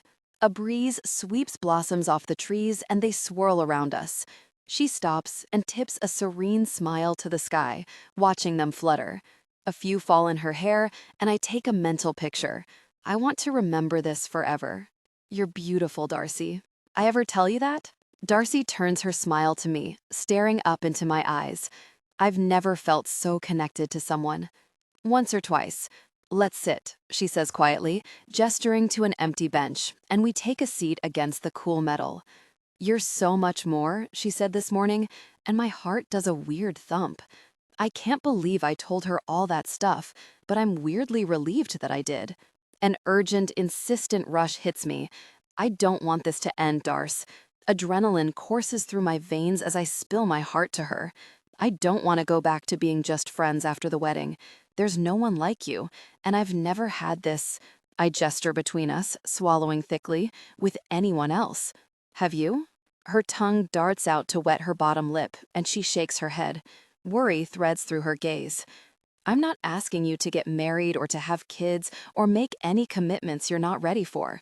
We'll always go at your pace. I just want you to keep living in the apartment and sleeping in my bed and letting me take you on dates. I shoot her a playful smirk, even as my heart pounds. And I want you to keep wearing lingerie. She chuckles. The choice is yours. He never gave her the choice, but I'm not him. I will always give you the choice, Darcy. I promise. The 3 words I want to say are on the tip of my tongue, but I hold them back. And there it is, my heart placed into the palm of her hand. She could crush me. She could toss me aside and break me in half with just a few words or a facial expression. But she's worth the risk. I'm asking her to be brave, so I need to be too. I need to trust that my best friend and the woman I love sees me for more than a fun time, good company, and pretty face. That I'm not just the life of the party to Darcy. I'm the guy she wants to wake up with every day, the guy she believes when I tell her she can do anything, the guy she can't wait to talk about books with and share hockey models with. What if you change your mind? She plays with her fingernails, and her voice is so small and scared that I want to scoop her up and never let her go. The breath whooshes out of my lungs in a laugh of disbelief. I won't. I know I won't. She swallows, staring at her hands. You're the one for me, I want to say, but that's too much pressure to put on her. Let's take the risk together, I say instead. Excuse me, a kid interrupts, standing in front of us with a few others, and our heads whip up. They look about 9 or 10 and are holding hockey sticks. Are you Hayden Owens? You bet, bud. You guys playing hockey over there? The kid nods and looks like he wants to say more. Ask him, one of the kids whispers, nudging the first boy. Do you maybe want to play hockey with us? The boy asks. My arm tightens around Darcy. Normally, I'd say yes, but with her under my arm, sitting in such a beautiful setting, I don't want to ever move. I don't know if I'm good enough to keep up with you guys, I tell them, glancing at Darcy. She gives me an encouraging smile. You should play. One of the kids claps in excitement, unable to contain himself. Are you sure? She nods, smiling wider. I want to watch you play. I'll be cheering for you. I sense she wants a few minutes to process what I just told her. Darcy's like that. She needs time to figure out how she feels about something. I press a quick kiss to her cheek. I won't be long. Take your time. She settles back on the bench, getting comfortable. I'm happy to sit here and watch. I follow the kids to where they have a net set up. No hitting me, okay? I tell them, and I hear Darcy chuckle behind me. I'm not as tough as I look. Darcy. Beneath the cherry blossoms, I sit on the park bench, watching Hayden play street hockey with a group of kids. He's so good with them, encouraging and coaching them and cheering when anyone scores. I can see at him having kids of his own, teaching them to play hockey, maybe coaching their teams and taking them out for ice cream after, whether they won or lost. I picture Hayden with 2 daughters, telling them they're smart and wonderful and that they can do anything. Then I picture him with 2 sons, teaching them how to be kind and inclusive of others. The threat of not being in that picture with him makes my heart ache. I think about us not being in each other's lives like we are now, contact limited to the occasional phone call or yearly visit, and I'm flooded with bone-deep sadness. He doesn't want this to end. There's no one like me, he said, and he's never had this with anyone else. The choice is mine. He's not a player, I know now. He never was. He always wanted more. He just didn't think he could have it. He could have more with me, if I let it happen. What's the alternative? I go back to trying to be a player? My sad attempts to date make me want to laugh. The best part of being a player was hanging out with Hayden. I wanted to feel free and empowered. Hayden always seemed in control, and I wanted a shred of that for myself. It's because of him that I found it. For my birthday, I wished things with Hayden would never have to end. Why can't I make my own wish come true? I've made my life into something I'm proud of, something I've dreamed about. How clueless would I be to let a guy like Hayden slip away? I'd tell myself it was the right thing to do, that I was protecting him or myself, but one day I'd wake up regretting that I wasn't more brave. And my fear about losing myself in him like I did with Kit? I think back to the party thrown for me, where everyone was dressed up in dumb, hilarious costumes. That was for me, and it made me so happy. Hayden would never let me be anyone but myself. He passes to one of the kids, grinning and calling out encouragement, and my heart twists. The idea of kids seems so far away, but I picture him having a kid with another woman, holding their baby with a besotted smile, and I want to both cry and rip this park bench out of the ground. Maybe it doesn't need to end. After what he told me about Jess, about being shoved into a stereotype and reputation he never wanted, maybe things with us could work. We're going to score 1 for Darcy, okay? Hayden tells the kids. He sets up the play, and when the kid scores, he raises both palms for high fives, handing them out to each kid, shining his enthusiastic, fun light all over them and making them all feel special. "Take a risk," Ward said when I debated about taking the analyst job, and look how well that's turning out. The stakes with Hayden are so much higher, though. This is my pattern. I get scared, so I stand still. Hayden deserves so much more than my uncertainty and hand-wringing, though. I don't want her to stand still. Darcy, the 3 words I want to say are on the tip of my tongue, but I hold them back. And there it is, my heart placed into the palm of her hand. She could crush me. She could toss me aside and break me in half with just a few words or a facial expression. But she's worth the risk. I'm asking her to be brave, so I need to be too. I need to trust that my best friend and the woman I love sees me for more than a fun time, good company, and pretty face. That I'm not just the life of the party to Darcy. I'm the guy she wants to wake up with every day. The guy she believes when I tell her she can do anything. The guy she can't wait to talk about books with and share hockey models with. What if you change your mind? She plays with her fingernails, and her voice is so small and scared that I want to scoop her up and never let her go. The breath whooshes out of my lungs in a laugh of disbelief. I won't. I know I won't. She swallows, staring at her hands. "You're the one for me," I want to say, but that's too much pressure to put on her. "Let's take the risk together," I say instead. "Excuse me," a kid interrupts, standing in front of us with a few others, and our heads whip up. They look about 9 or 10 and are holding hockey sticks. "Are you Hayden Owens?" "You bet, bud. You guys playing hockey over there?" The kid nods and looks like he wants to say more. "Ask him," one of the kids whispers, nudging the first boy. "Do you maybe want to play hockey with us?" the boy asks. My arm tightens around Darcy. Normally, I'd say yes, but with her under my arm, sitting in such a beautiful setting, I don't want to ever move. "I don't know if I'm good enough to keep up with you guys," I tell them, glancing at Darcy. She gives me an encouraging smile. "You should play." One of the kids claps in excitement, unable to contain himself. "Are you sure?" She nods, smiling wider. "I want to watch you play. I'll be cheering for you." I sense she wants a few minutes to process what I just told her. Darcy's like that. She needs time to figure out how she feels about something. I press a quick kiss to her cheek. "I won't be long. Take your time." She settles back on the bench, getting... When the pickup game ends, Hayden signs autographs and takes photos with the kids and parents. Then he jogs back to the bench and drops down beside me. That was fun. He smiles down at me, cheekbones flushed and eyes bright. A few petals have fallen into his hair. "You scored a goal for me." He rests his arm over my shoulders, holding me against his warm, solid chest. And when he smiles down at me again, his expression softens. "They're all for you, Darcy." My heart twists. Maybe he won't break my heart.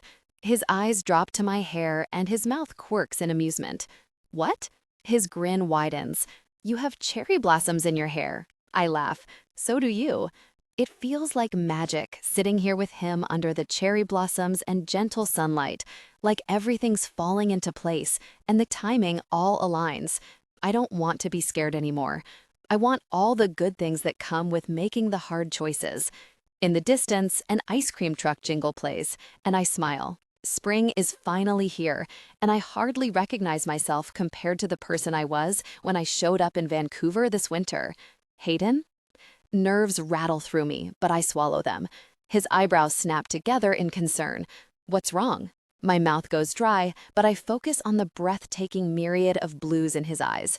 I don't want to stop doing this either. His eyebrows lift. I don't want what we're doing to end. I drag a deep breath in, meeting his gaze, and my stomach flips over at the affection in his expression. "I'm falling for you." I've never said those words to a guy, and I wonder if he's ever heard them. A tender smile breaks across his face. "I was hoping you'd say that." "Hayden? Darcy?" I kick my shoes off at the front door that evening, carrying a takeout bag of Thai food. "I'm in the bath," she calls from inside the apartment, a teasing, flirty note to her voice. Desire surged through me as I strode to the bathroom, imagining her waiting. I yank my shirt off in the hallway and toss it aside. I can smell the sweet vanilla orange scent of her bubble bath. I whip the bathroom door open and make a face. Ugh. Daniel the gnome is in the bathtub, surrounded by bubbles, staring at me with his beady, soulless eyes. No, I groan. Darcy stands behind the door, fully clothed and doubled over, laughing. Why do you torture me like this? He just wants to relax after a long day. She can hardly get the words out. She's laughing so hard, and her eyes are watering. You're sick, you know that? I chuckle, shaking my head. How long were you waiting in here? About 10 minutes. I pick the stupid gnome up out of the water and set it on the floor before I turn on Darcy, smiling a wicked grin. Her eyes light up and she takes a step back. Her words from earlier today replay in my mind. I know the truth. You're so much more. Maybe she's right. Maybe I'm not the guy everyone says I am. Maybe I am the Streicher or the Miller who can make his partner happy. You're going to get it. I scoop her up and she shrieks with laughter. Maybe I can make Darcy happy. God, I want to be that guy so really badly. No, she laughs as I carry her to the bath, fully clothed. Please. She clutches at my neck, shaking with laughter while I dip her down, half an inch above the surface of the water. She's laughing so hard she can barely breathe. Please, she begs again, and I beam down at her. The gnome is creepy as heck, but I love seeing her like this, happier than ever. I never want this to end. What do you say? Sorry, she gasps, clutching me and trying to wiggle away from the water. I'm sorry. And what else? Daniel's sorry too, she says, eyes sparkling, but she yelps when I dip her an inch lower, getting her all wet. Hayden! Darcy. On Saturday, I walk into the main area of the suite Hayden booked at the upscale Whistler Lodge, wearing my tangerine dress. He arranged for a hair and makeup artist to stop by this morning, so my hair is half up, half down, in loose, flowing curls, and my makeup is done in a way I could never achieve. Around my wrist, my favorite bracelet, my most prized possession, is clasped. I feel like my best self, my most true self, like I'm not hiding or pretending to be someone else. Hayden's lounging in the living room, and with his handsome features, the sharp cut of the suit over his powerful form, and the backdrop of the lake, mountains, and endless blue sky through the windows behind him, the image looks like a shoot from a magazine, from a movie, like it couldn't possibly be real. He looks up from his phone, and his mouth drops open. What do you think? I give him a small smile. He stares. What? I look down, frowning, scanning for makeup smudged on my dress. Hayden just continues to stare at me with a dazed expression. You're so gorgeous, Darce. He swallows, eyes dragging up and down my form. When his gaze settles on my face, his eyes soften. So pretty, it hurts. I've always thought that. My heart swells. I don't want this to end, he said. I don't want this to end either, I told him. It almost feels too good to be true, that a girl like me could end up with a guy like him. When I stand here in this dress, with this hair, with what I've achieved over the past few months, I don't feel like that awkward, dorky girl I used to be, though. Something sweet and sparkling swells in my chest, flowing through me, and I stand an inch taller. I feel worthy of the way Hayden's looking at me right now. He stands and reaches into his pocket. When he pulls his hand out, he's holding a pale pink velvet box. I got you a present. You're spoiling me. His eyes warm. My favorite activity. He cracks the box and hands it to me. A pair of sparkling earrings, pale gemstones in the same tiny clusters as my bracelet. They're beautiful. Hayden just watches with a smile, standing behind me with his hands on my hips as I slip them on and admire my reflection in the foyer mirror. You deserve the best, and buying you presents is a kink I didn't know I had. I chuckle and kiss him on the cheek. Thank you, baby. He makes a low, pleased noise and runs his lips over my jaw. My breath catches. Love it when you call me baby, he murmurs. I bite my lip. I love it when he uses that tone of voice with me, like he's about to pull me back into bed. We should get going, I whisper. At the front door, I reach for my heels, but he takes them from me. I'll do it. I sit, and Hayden kneels in front of me. He slips my foot into the shoe, wearing an adorable frown of concentration as he does the delicate strap-up with his big hands. He straightens my leg, meets my eyes with a cheeky smile, and presses a kiss to my ankle, my calf, the inside of my knee. We're going to be late, I laugh, pulse stumbling. I thought I had a good idea of Hayden's passion, but it was just another thing I had wrong about him. Hayden's desire was undeniable. I'd never experienced such intense connection so frequently. In bed first thing in the morning, in the shower, in the kitchen after breakfast, in the middle of the night, when he woke me with intimate touches. I didn't think my body was capable of it. Even now, need tightened between my legs. Where Hayden's involved, maybe I felt the same way too. You're right, he exhales a heavy breath. We need to leave now or we never will. At the door, he pauses, gaze trailing over me again, followed by the slow bob of his Adam's apple as he swallows. What is it? He lets out a light laugh, shaking his head. Just thinking how lucky I am to have you on my arm, Darce. Funny? I tug his tie to pull his mouth closer. I feel the same way about you. Hayden. We watch our friends Jamie Streicher and Pippa Hartley marry, and I glance down at Darcy beside me. She looks so heartbreakingly beautiful. She gives me a soft smile and turns back to the bride and groom, and her new earrings catch the light. Her awestruck expression, so delighted and surprised, only fed my addiction. I'm going to marry this girl. The thought struck me 8 years ago, during a conversation before class our first week of school. Embarrassed by it, I buried it as fast as it sprung up. I was 18, for goodness sake. I knew, though, a few conversations with Darcy Anderson, and I knew she was the one for me. She glances back at me with a teasing, scolding expression and flicks her gaze to the friend. "You're staring at me," she mouths, and I grin, lifting a shoulder. "I like you," I mouth back. "I love you," I want to say. She rolls her eyes, and I force my attention back to the reason we're here. Pippa wears a long white dress Darcy tells me is boho style. Streicher's in a dark gray suit, and their dog Daisy sits between them, wearing a little white bow tie on her collar. She gazes up with watchful eyes, waiting for the treats Streicher's been slipping her throughout the ceremony. Every member of the Vancouver Storm, with the exception of Volko, is here, including Ward.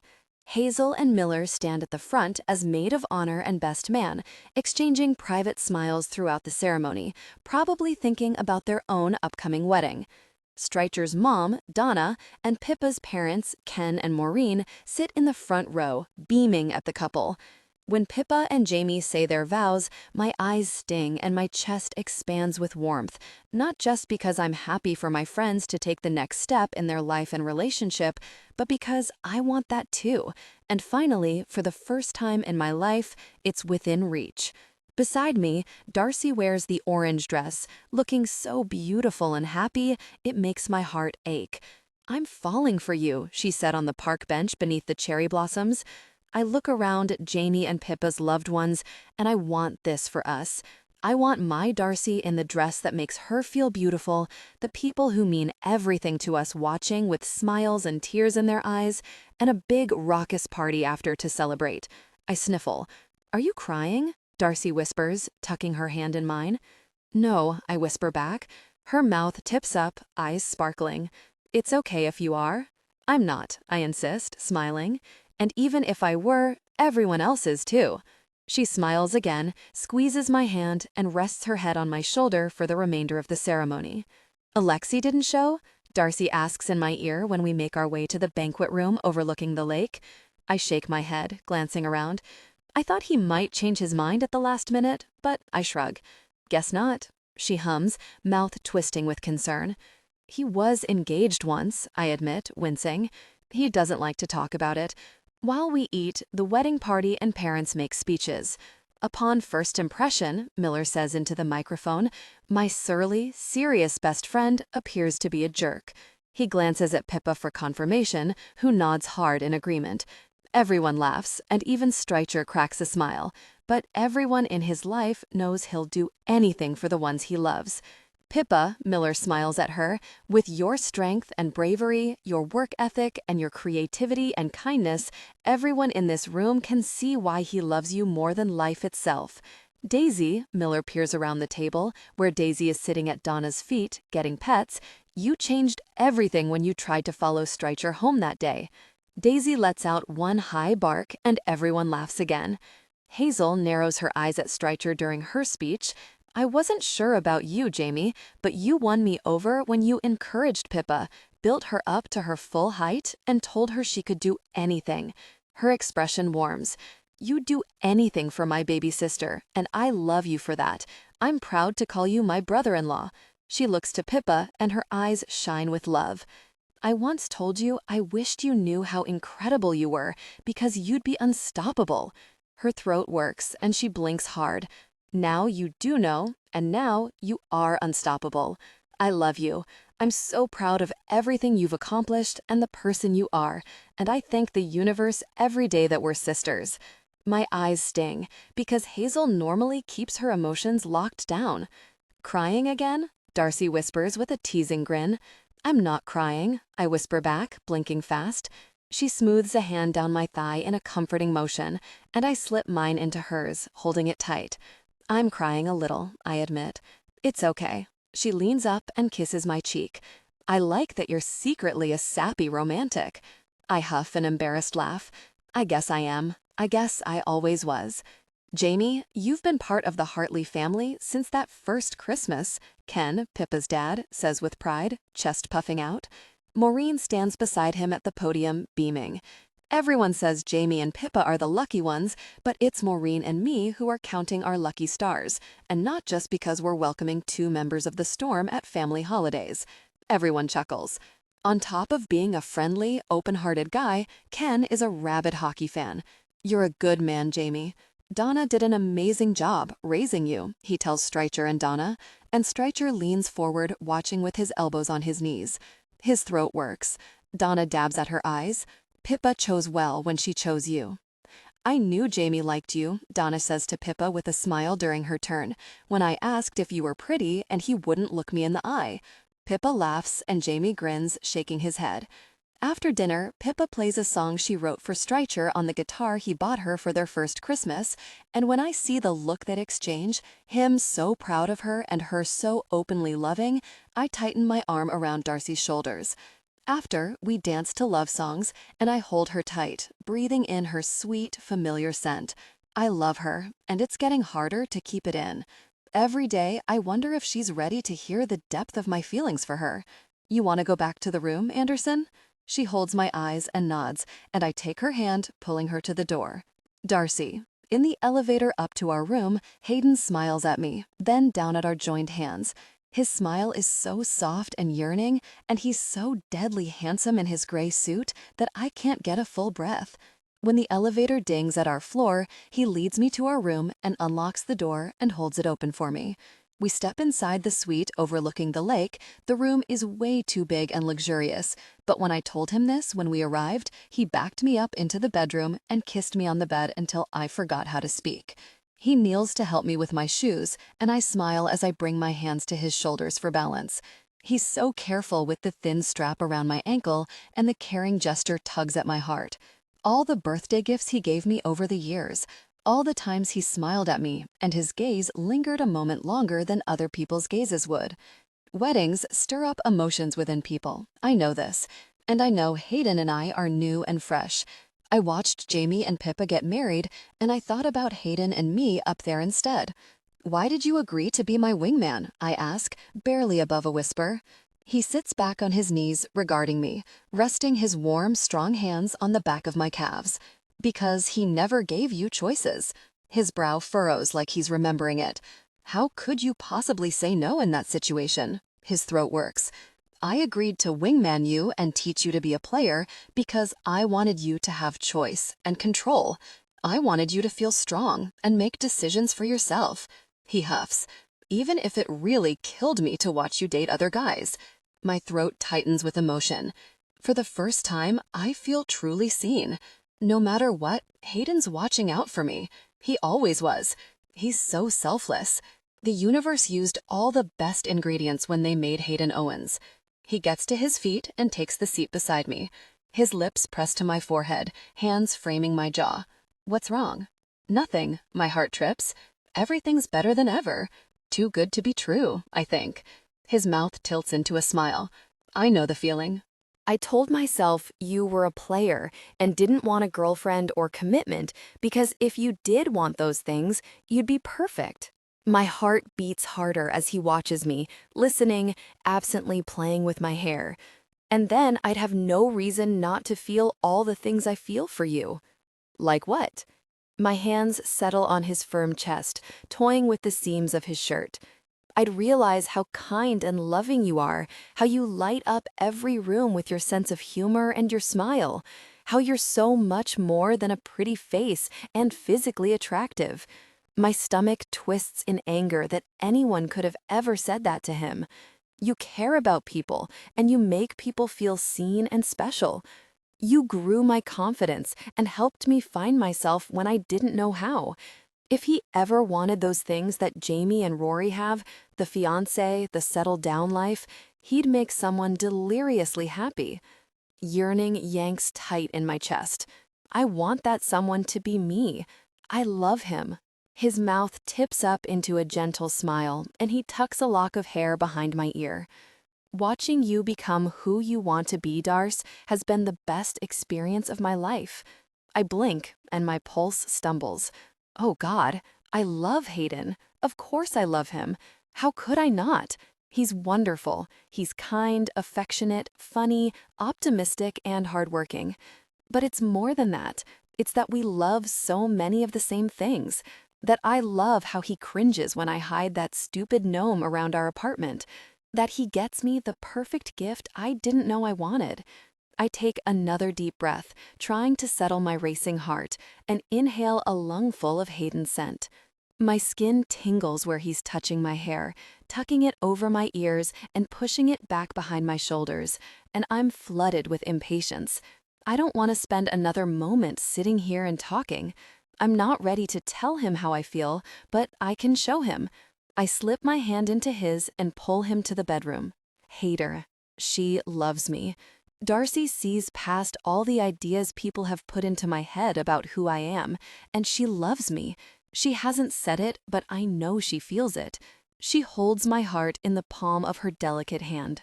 In the bedroom, I press soft kisses to her neck, letting her sweet scent wash over me. She's trying to undo the buttons on my shirt, but I suck the sensitive skin beneath her ear and her fingers fumble. "Can't think when you do that," she murmurs. So I do it again, and she moans. Our lips meet, and I tease her tongue with mine, savoring her, coaxing her, claiming her. Darcy's mine. I tell her that with every stroke of my tongue against hers, with every brush of my fingers over her skin, with every breath we share. She nips my bottom lip, pushing me further, and my pulse thickens. My fingers come to the side zip, and I slide it down.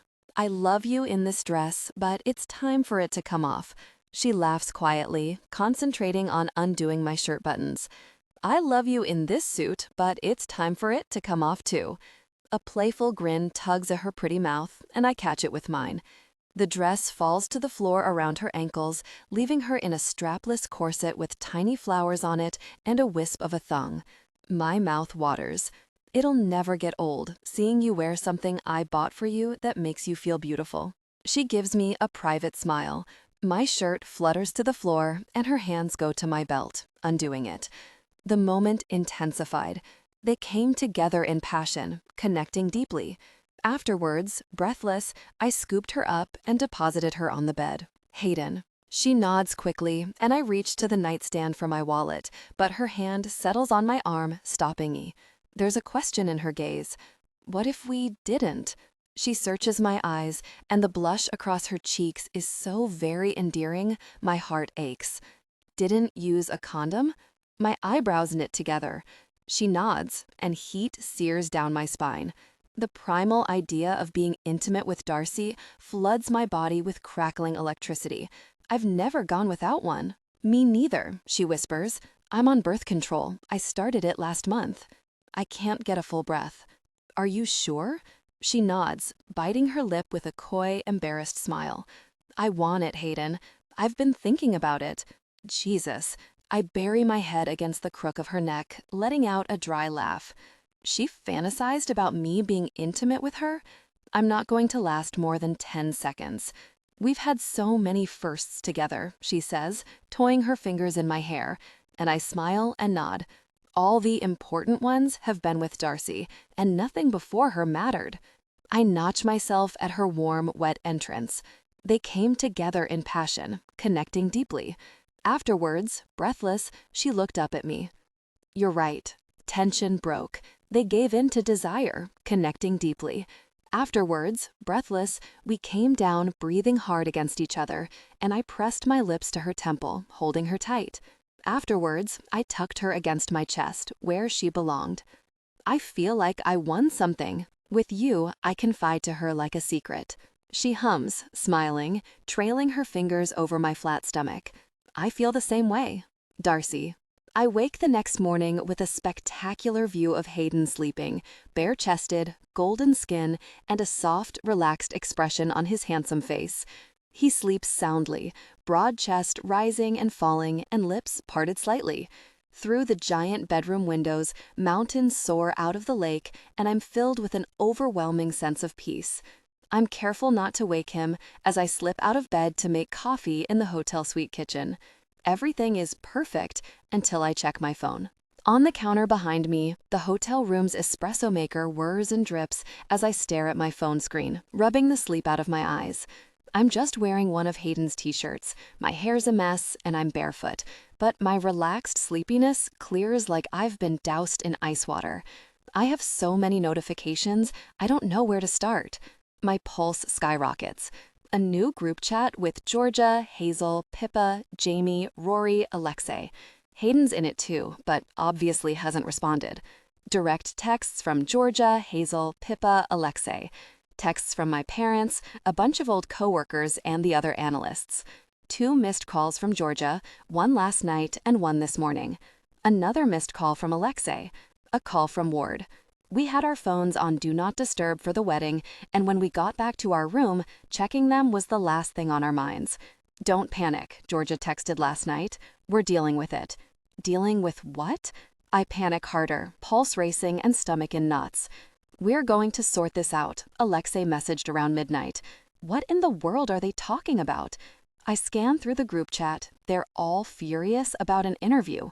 They ask what room we're in. Kit's name appears, and my eyes go wide, heart in my throat. I Google Kit Dreiger, and the first video is a press interview from yesterday after Calgary's first playoff game. Kit's face appears on the video with the Calgary team logo behind him. You and Vancouver Storm forward Hayden Owens are longtime friends, the interviewer says. During last week's game against Vancouver, though, it seemed like you were targeting him. Fans are speculating that your behavior during that game is a result of Owens having his best season yet, while your stats are lagging. Is there any truth to this rumor? Kit folds his arms over his chest, scowling. No, there's no truth to it. I don't care about him. He swallows hard. And I bet it's a lot easier to have a good season when you're getting special treatment from the team's new data analyst, if you know what I mean. He raises his eyebrows, and his implication is clear. There's a long pause of silence before all the reporters begin asking questions at once. I don't hear what they say after because of the blood pumping in my ears. Something crumples in my chest. In an instant, he cut down everything I do with the team, all my hard work and passion for my job. He slapped a big, unprofessional sticker on me. Shame surges, coiling and sinking in my stomach, and my eyes sting. How could I have been so wrong about someone? Darce? My head snaps up. Hayden strides toward me with a concerned frown, shirtless, just wearing his black boxers. I wish I could fully appreciate how adorable he is, all sleepy when he just wakes up, but instead, I'm reeling, spinning out, floundering. Still speechless, I hand him my phone and hit play. His jaw grows tight as he watches the video, his muscles tense. What in the world? I stare at the screen in disbelief. How could he do this? What did I do to deserve this? Is this really who I was with for 8 years? Darce. Hayden sets the phone down and places his hands on my shoulders, turning me to face him. I'll deal with this. I scan through the rest of the messages, and one sticks out. Call me, Ward texts. I call him, but it goes straight to his voicemail. Hayden makes his own phone call while I stare out the window. I don't think Ward would fire me for this. I've done nothing wrong, but drawing this kind of attention to the team isn't good. I've met the owner once, a nice man in his 60s with a kind smile. While he seems like the kind of patient guy I can see Ward turning into one day, I doubt he's pleased with this either. My mind goes to 4 years ago, when I sat in my boss's office as he fired me for my mistake. I was so focused on not repeating the past that I didn't even see this coming. I was looking in the wrong direction the whole time. The pain of taking someone down with me rings sharp and clear like it was yesterday. Hayden's proven himself as an incredible forward without my help, but now that the media has gotten a hold of our relationship, he'll never get full credit for the work he's put in. Yep, okay, Hayden says into the phone. I'll be there in 2 hours. He says goodbye and hangs up before turning to me. I need to talk to Ward, I tell him. Hayden rakes a hand through his hair. He must have driven back last night to deal with this. While everyone else was dealing with my mess, I was wrapped up in Hayden and our own little world. Let's leave. I swallow and glance around at the hotel suite. We plan to spend the day in bed and drive back tomorrow, but we can't hide anymore. I know what I need to do. This time, I'm not taking anyone down with me. Hayden. We arrive at the arena in record time. We barely spoke the whole drive, each of us consumed by our own thoughts. But outside Ward's office, I pause, touching her arm. Can you wait outside? I ask her. Her jaw is set. No, I want to talk to Ward. I want to talk to him first. I swallow past the knives in my throat, barely keeping my gosh together. I'm so really mad at Kit, but more than anything, I need to protect Darcy. Please? No. Her eyes flash with determination. I sigh. She can be so stubborn when she wants something, which I still find cute, even if it's inconvenient. We'll go in together. After knocking, we hear a muted "come in" and open the door to a tired-looking Ward behind his desk. He waves us in. Let's tackle this. We take a seat, and I rest my elbows on my knees, watching him. This is my fault. I pissed off Kit. I kept my feelings for Darcy from him for years. He's retaliating against me, but she's getting caught in the crossfire.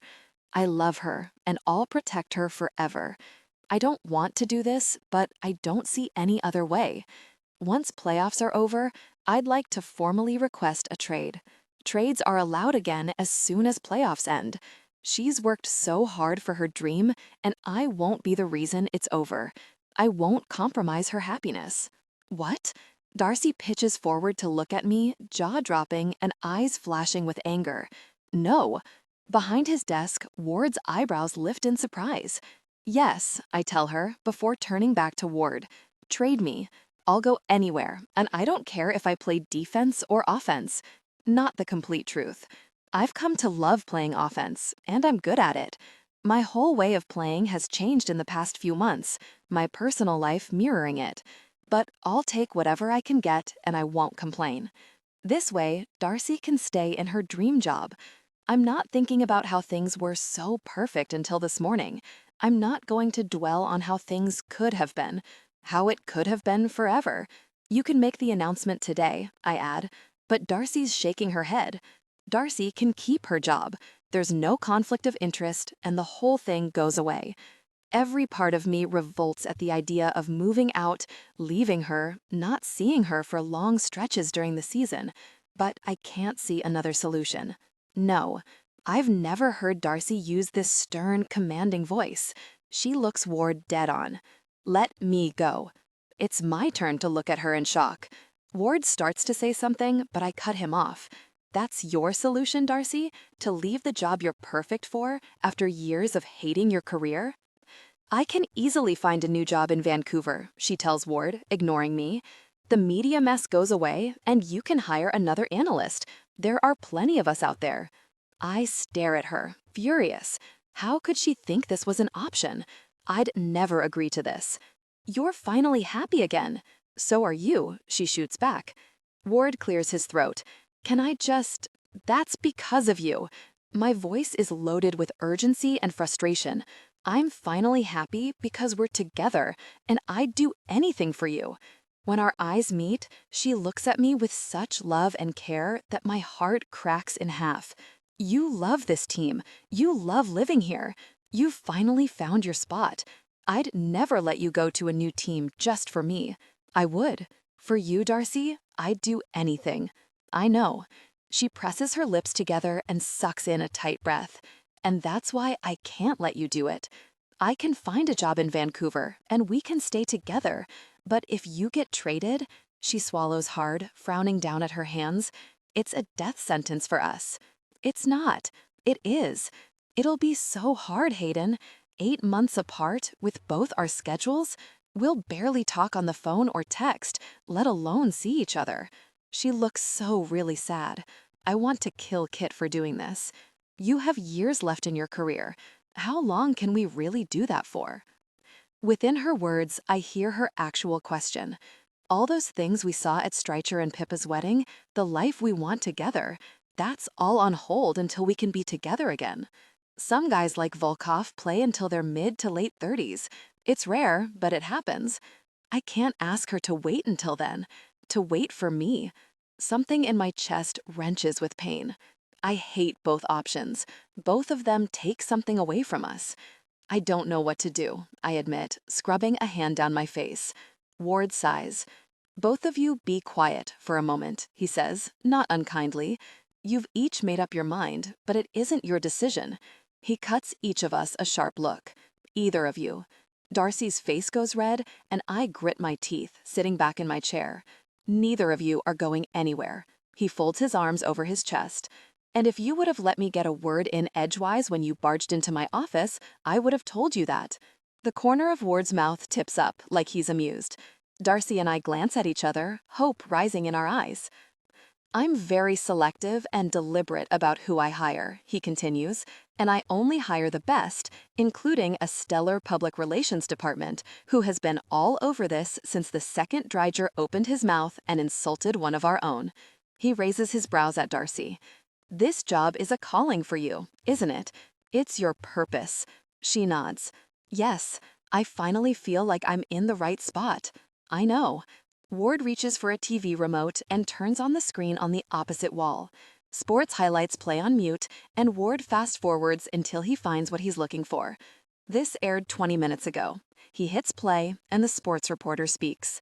Coach Tate Ward has made a statement regarding the allegations of a conflict of interest against the Storm's recent data analyst hire, Darcy Anderson. Darcy Anderson is an incredible statistical data analyst who approaches her role with the utmost professionalism.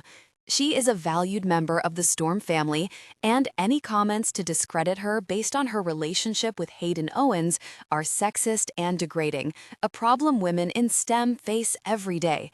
On behalf of Miss Anderson, the Vancouver Storm will be donating $100,000 to the Vancouver chapter of Women in STEM and making the nonprofit organization one of our official causes. The reporter turns to her colleague at the desk with raised eyebrows. That sure sends a message to Dreiger. My heart is in my throat as Ward turns the TV off and leans back in his chair, regarding us. The team has posted on their social media in support of you. Your old colleagues from Eckhart Foster have spoken out about your professionalism and talent as an analyst. The Women in STEM group obviously are supporting you, and gosh, even your old university profs are weighing in. He regards Darcy. Don't let some jerk who's bitter over something personal drag you down with him. You're not leaving. He looks to me with a stern look. You aren't leaving. He looks between the two of us. Are we clear? Darcy and I sit there in shock. I'm not leaving, she's not leaving, and the future we wanted together is no longer in jeopardy. We glance at each other. She starts to smile, and my mouth tips up as relief surges through me. We're clear, I tell Ward, smiling at Darcy. Crystal clear. Darcy offers her own relieved smile. Good. Now, please get out of my office. He nods at us. See you Monday. I stand and hold my hand out to Darcy. When she takes it, I pull her out of his office. When we're finally outside the arena, walking through the park under the cherry blossoms, Darcy stops walking and turns to me with a worried expression. There's something I need to tell you. Darcy, I love you. I tell Hayden under the cherry blossom trees while the April sun shines down on us, glinting in his hair and making his eyes look more blue than the ocean. I should have said it last night, but I froze up because I was scared. I didn't trust myself. I was scared I'd hurt you or I'd disappear into your life. He watches with a small smile, listening patiently, and I rest my hand on his firm chest. Beneath my palm, his heart beats steadily. A breeze lifts a lock of hair that's fallen onto his forehead, and more cherry blossoms flutter from the trees. Love blooms all around us, and I see it so clearly now. How could I ever think I'd lose myself in this man? Wrong again, Darcy. He'd never let me. He tried to give up everything so I could keep a job I love. You would never let that happen, I tell him. With you, I'm the best version of myself. I look over my shoulder at a nearby bench, the one we sat on a couple of weeks ago. I sat under the cherry blossoms, watching you play hockey with those kids, and realized my life was undeniably better with you in it. My breath catches with emotion as I gaze up at him. With every fiber of my being, I hope he feels the same way. Longing and pure affection flare in his eyes. I love you, Darce. I always have. I love you more than I thought possible. You make me feel like the person I want to be.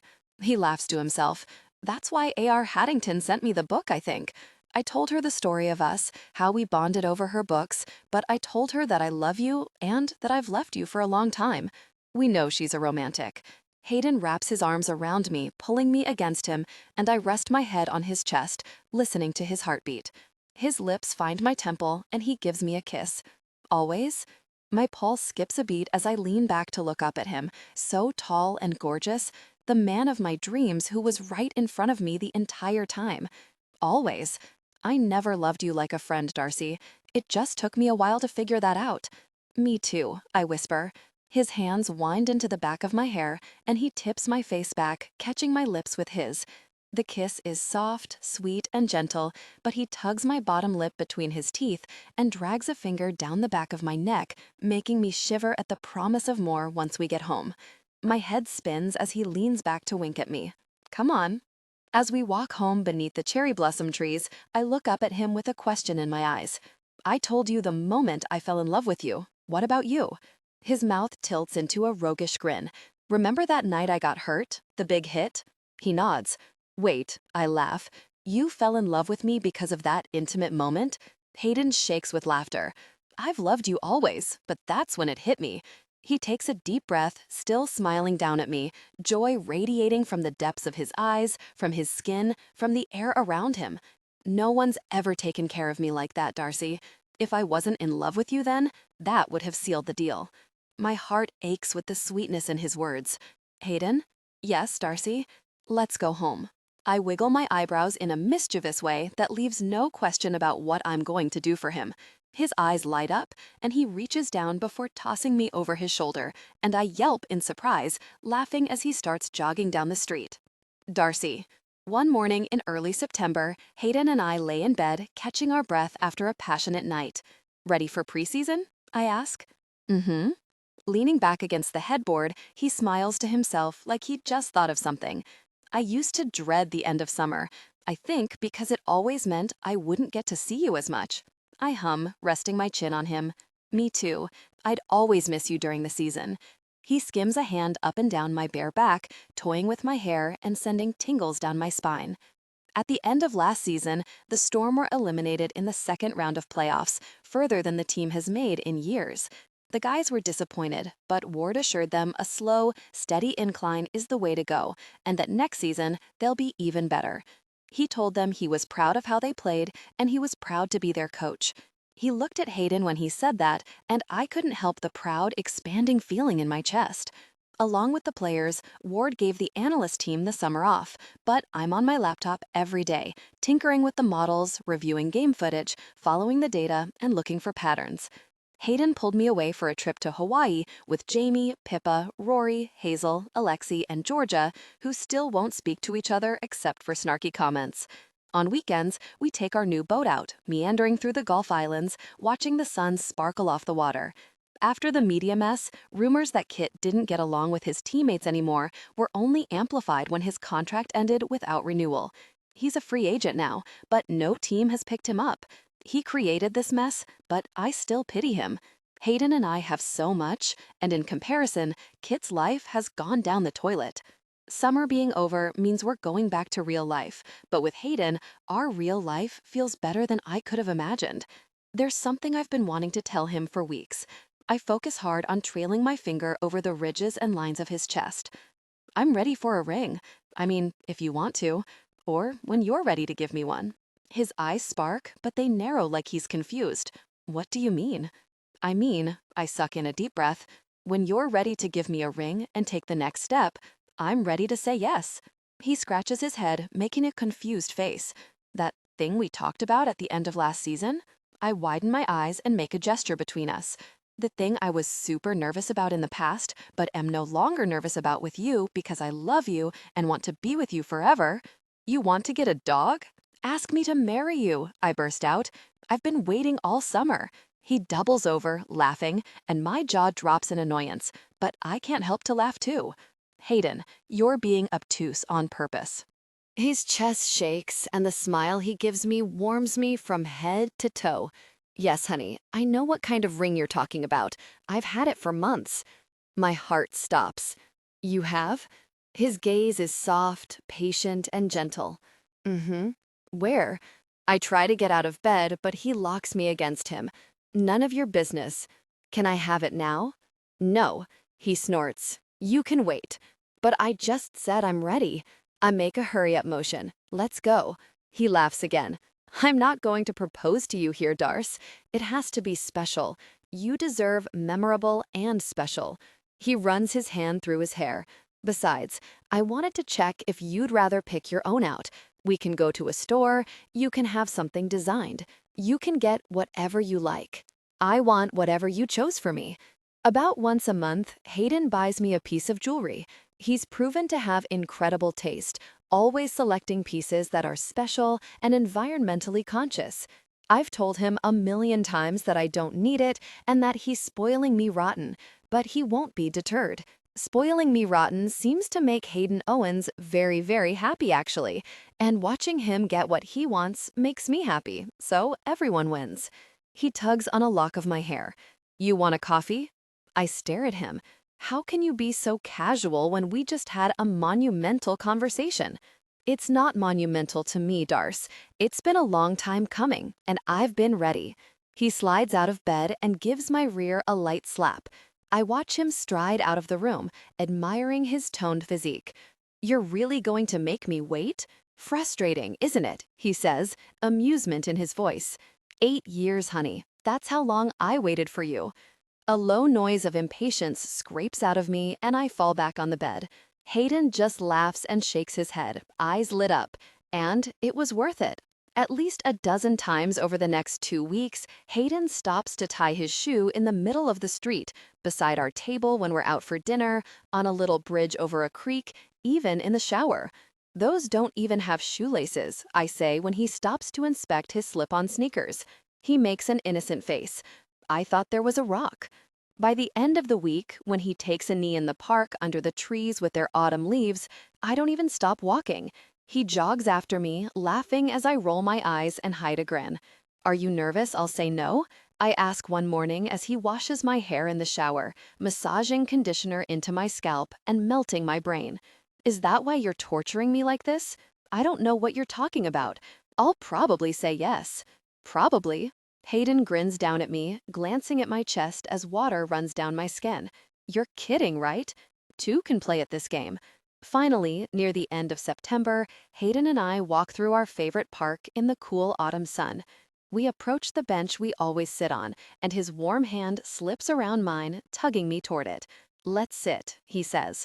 I plop down on the bench. Hayden doesn't sit, though. Hayden reaches into his pocket.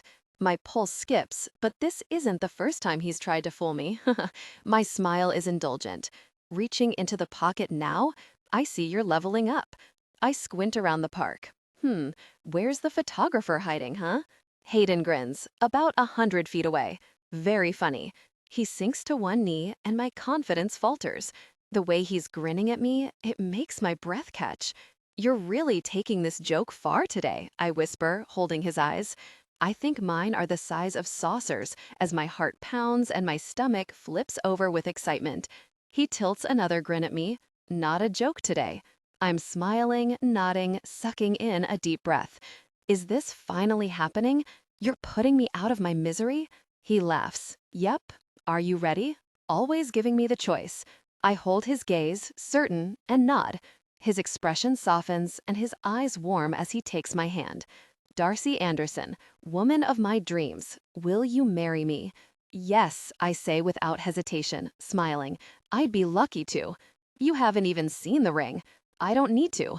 I memorize this moment. The way the sun feels on my skin, the sound of the birds chirping and the kids playing in the park, the breeze lifting Hayden's hair, and the way his eyes are blue like the sky.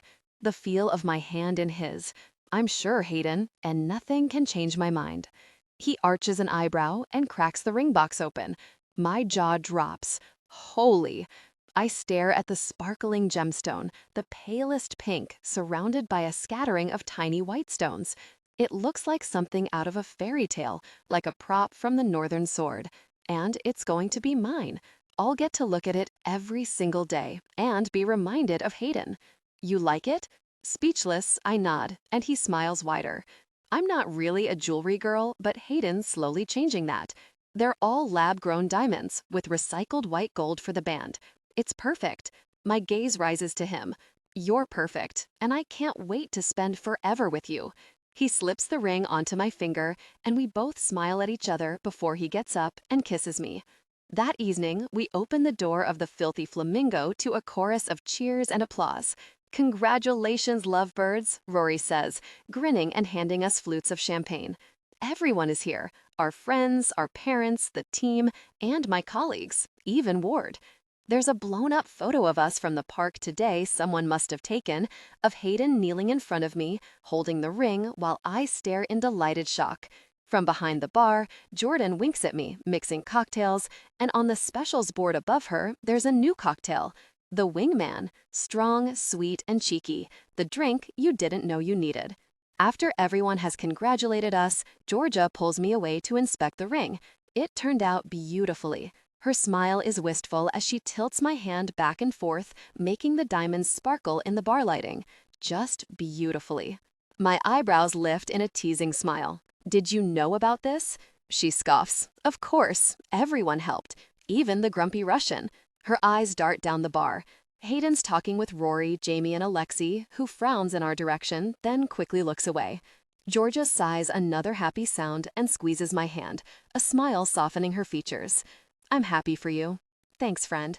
We probably have you to thank for this whole situation. You and your obsession with lingerie. Her mouth tilts, smug and amused. You both just needed a little encouragement. I shake my head, grinning. I can't even be mad. You know who you sound like? Alexi. She pretends to gag, taking a sip of her drink, and light glints off her hand, snagging my attention.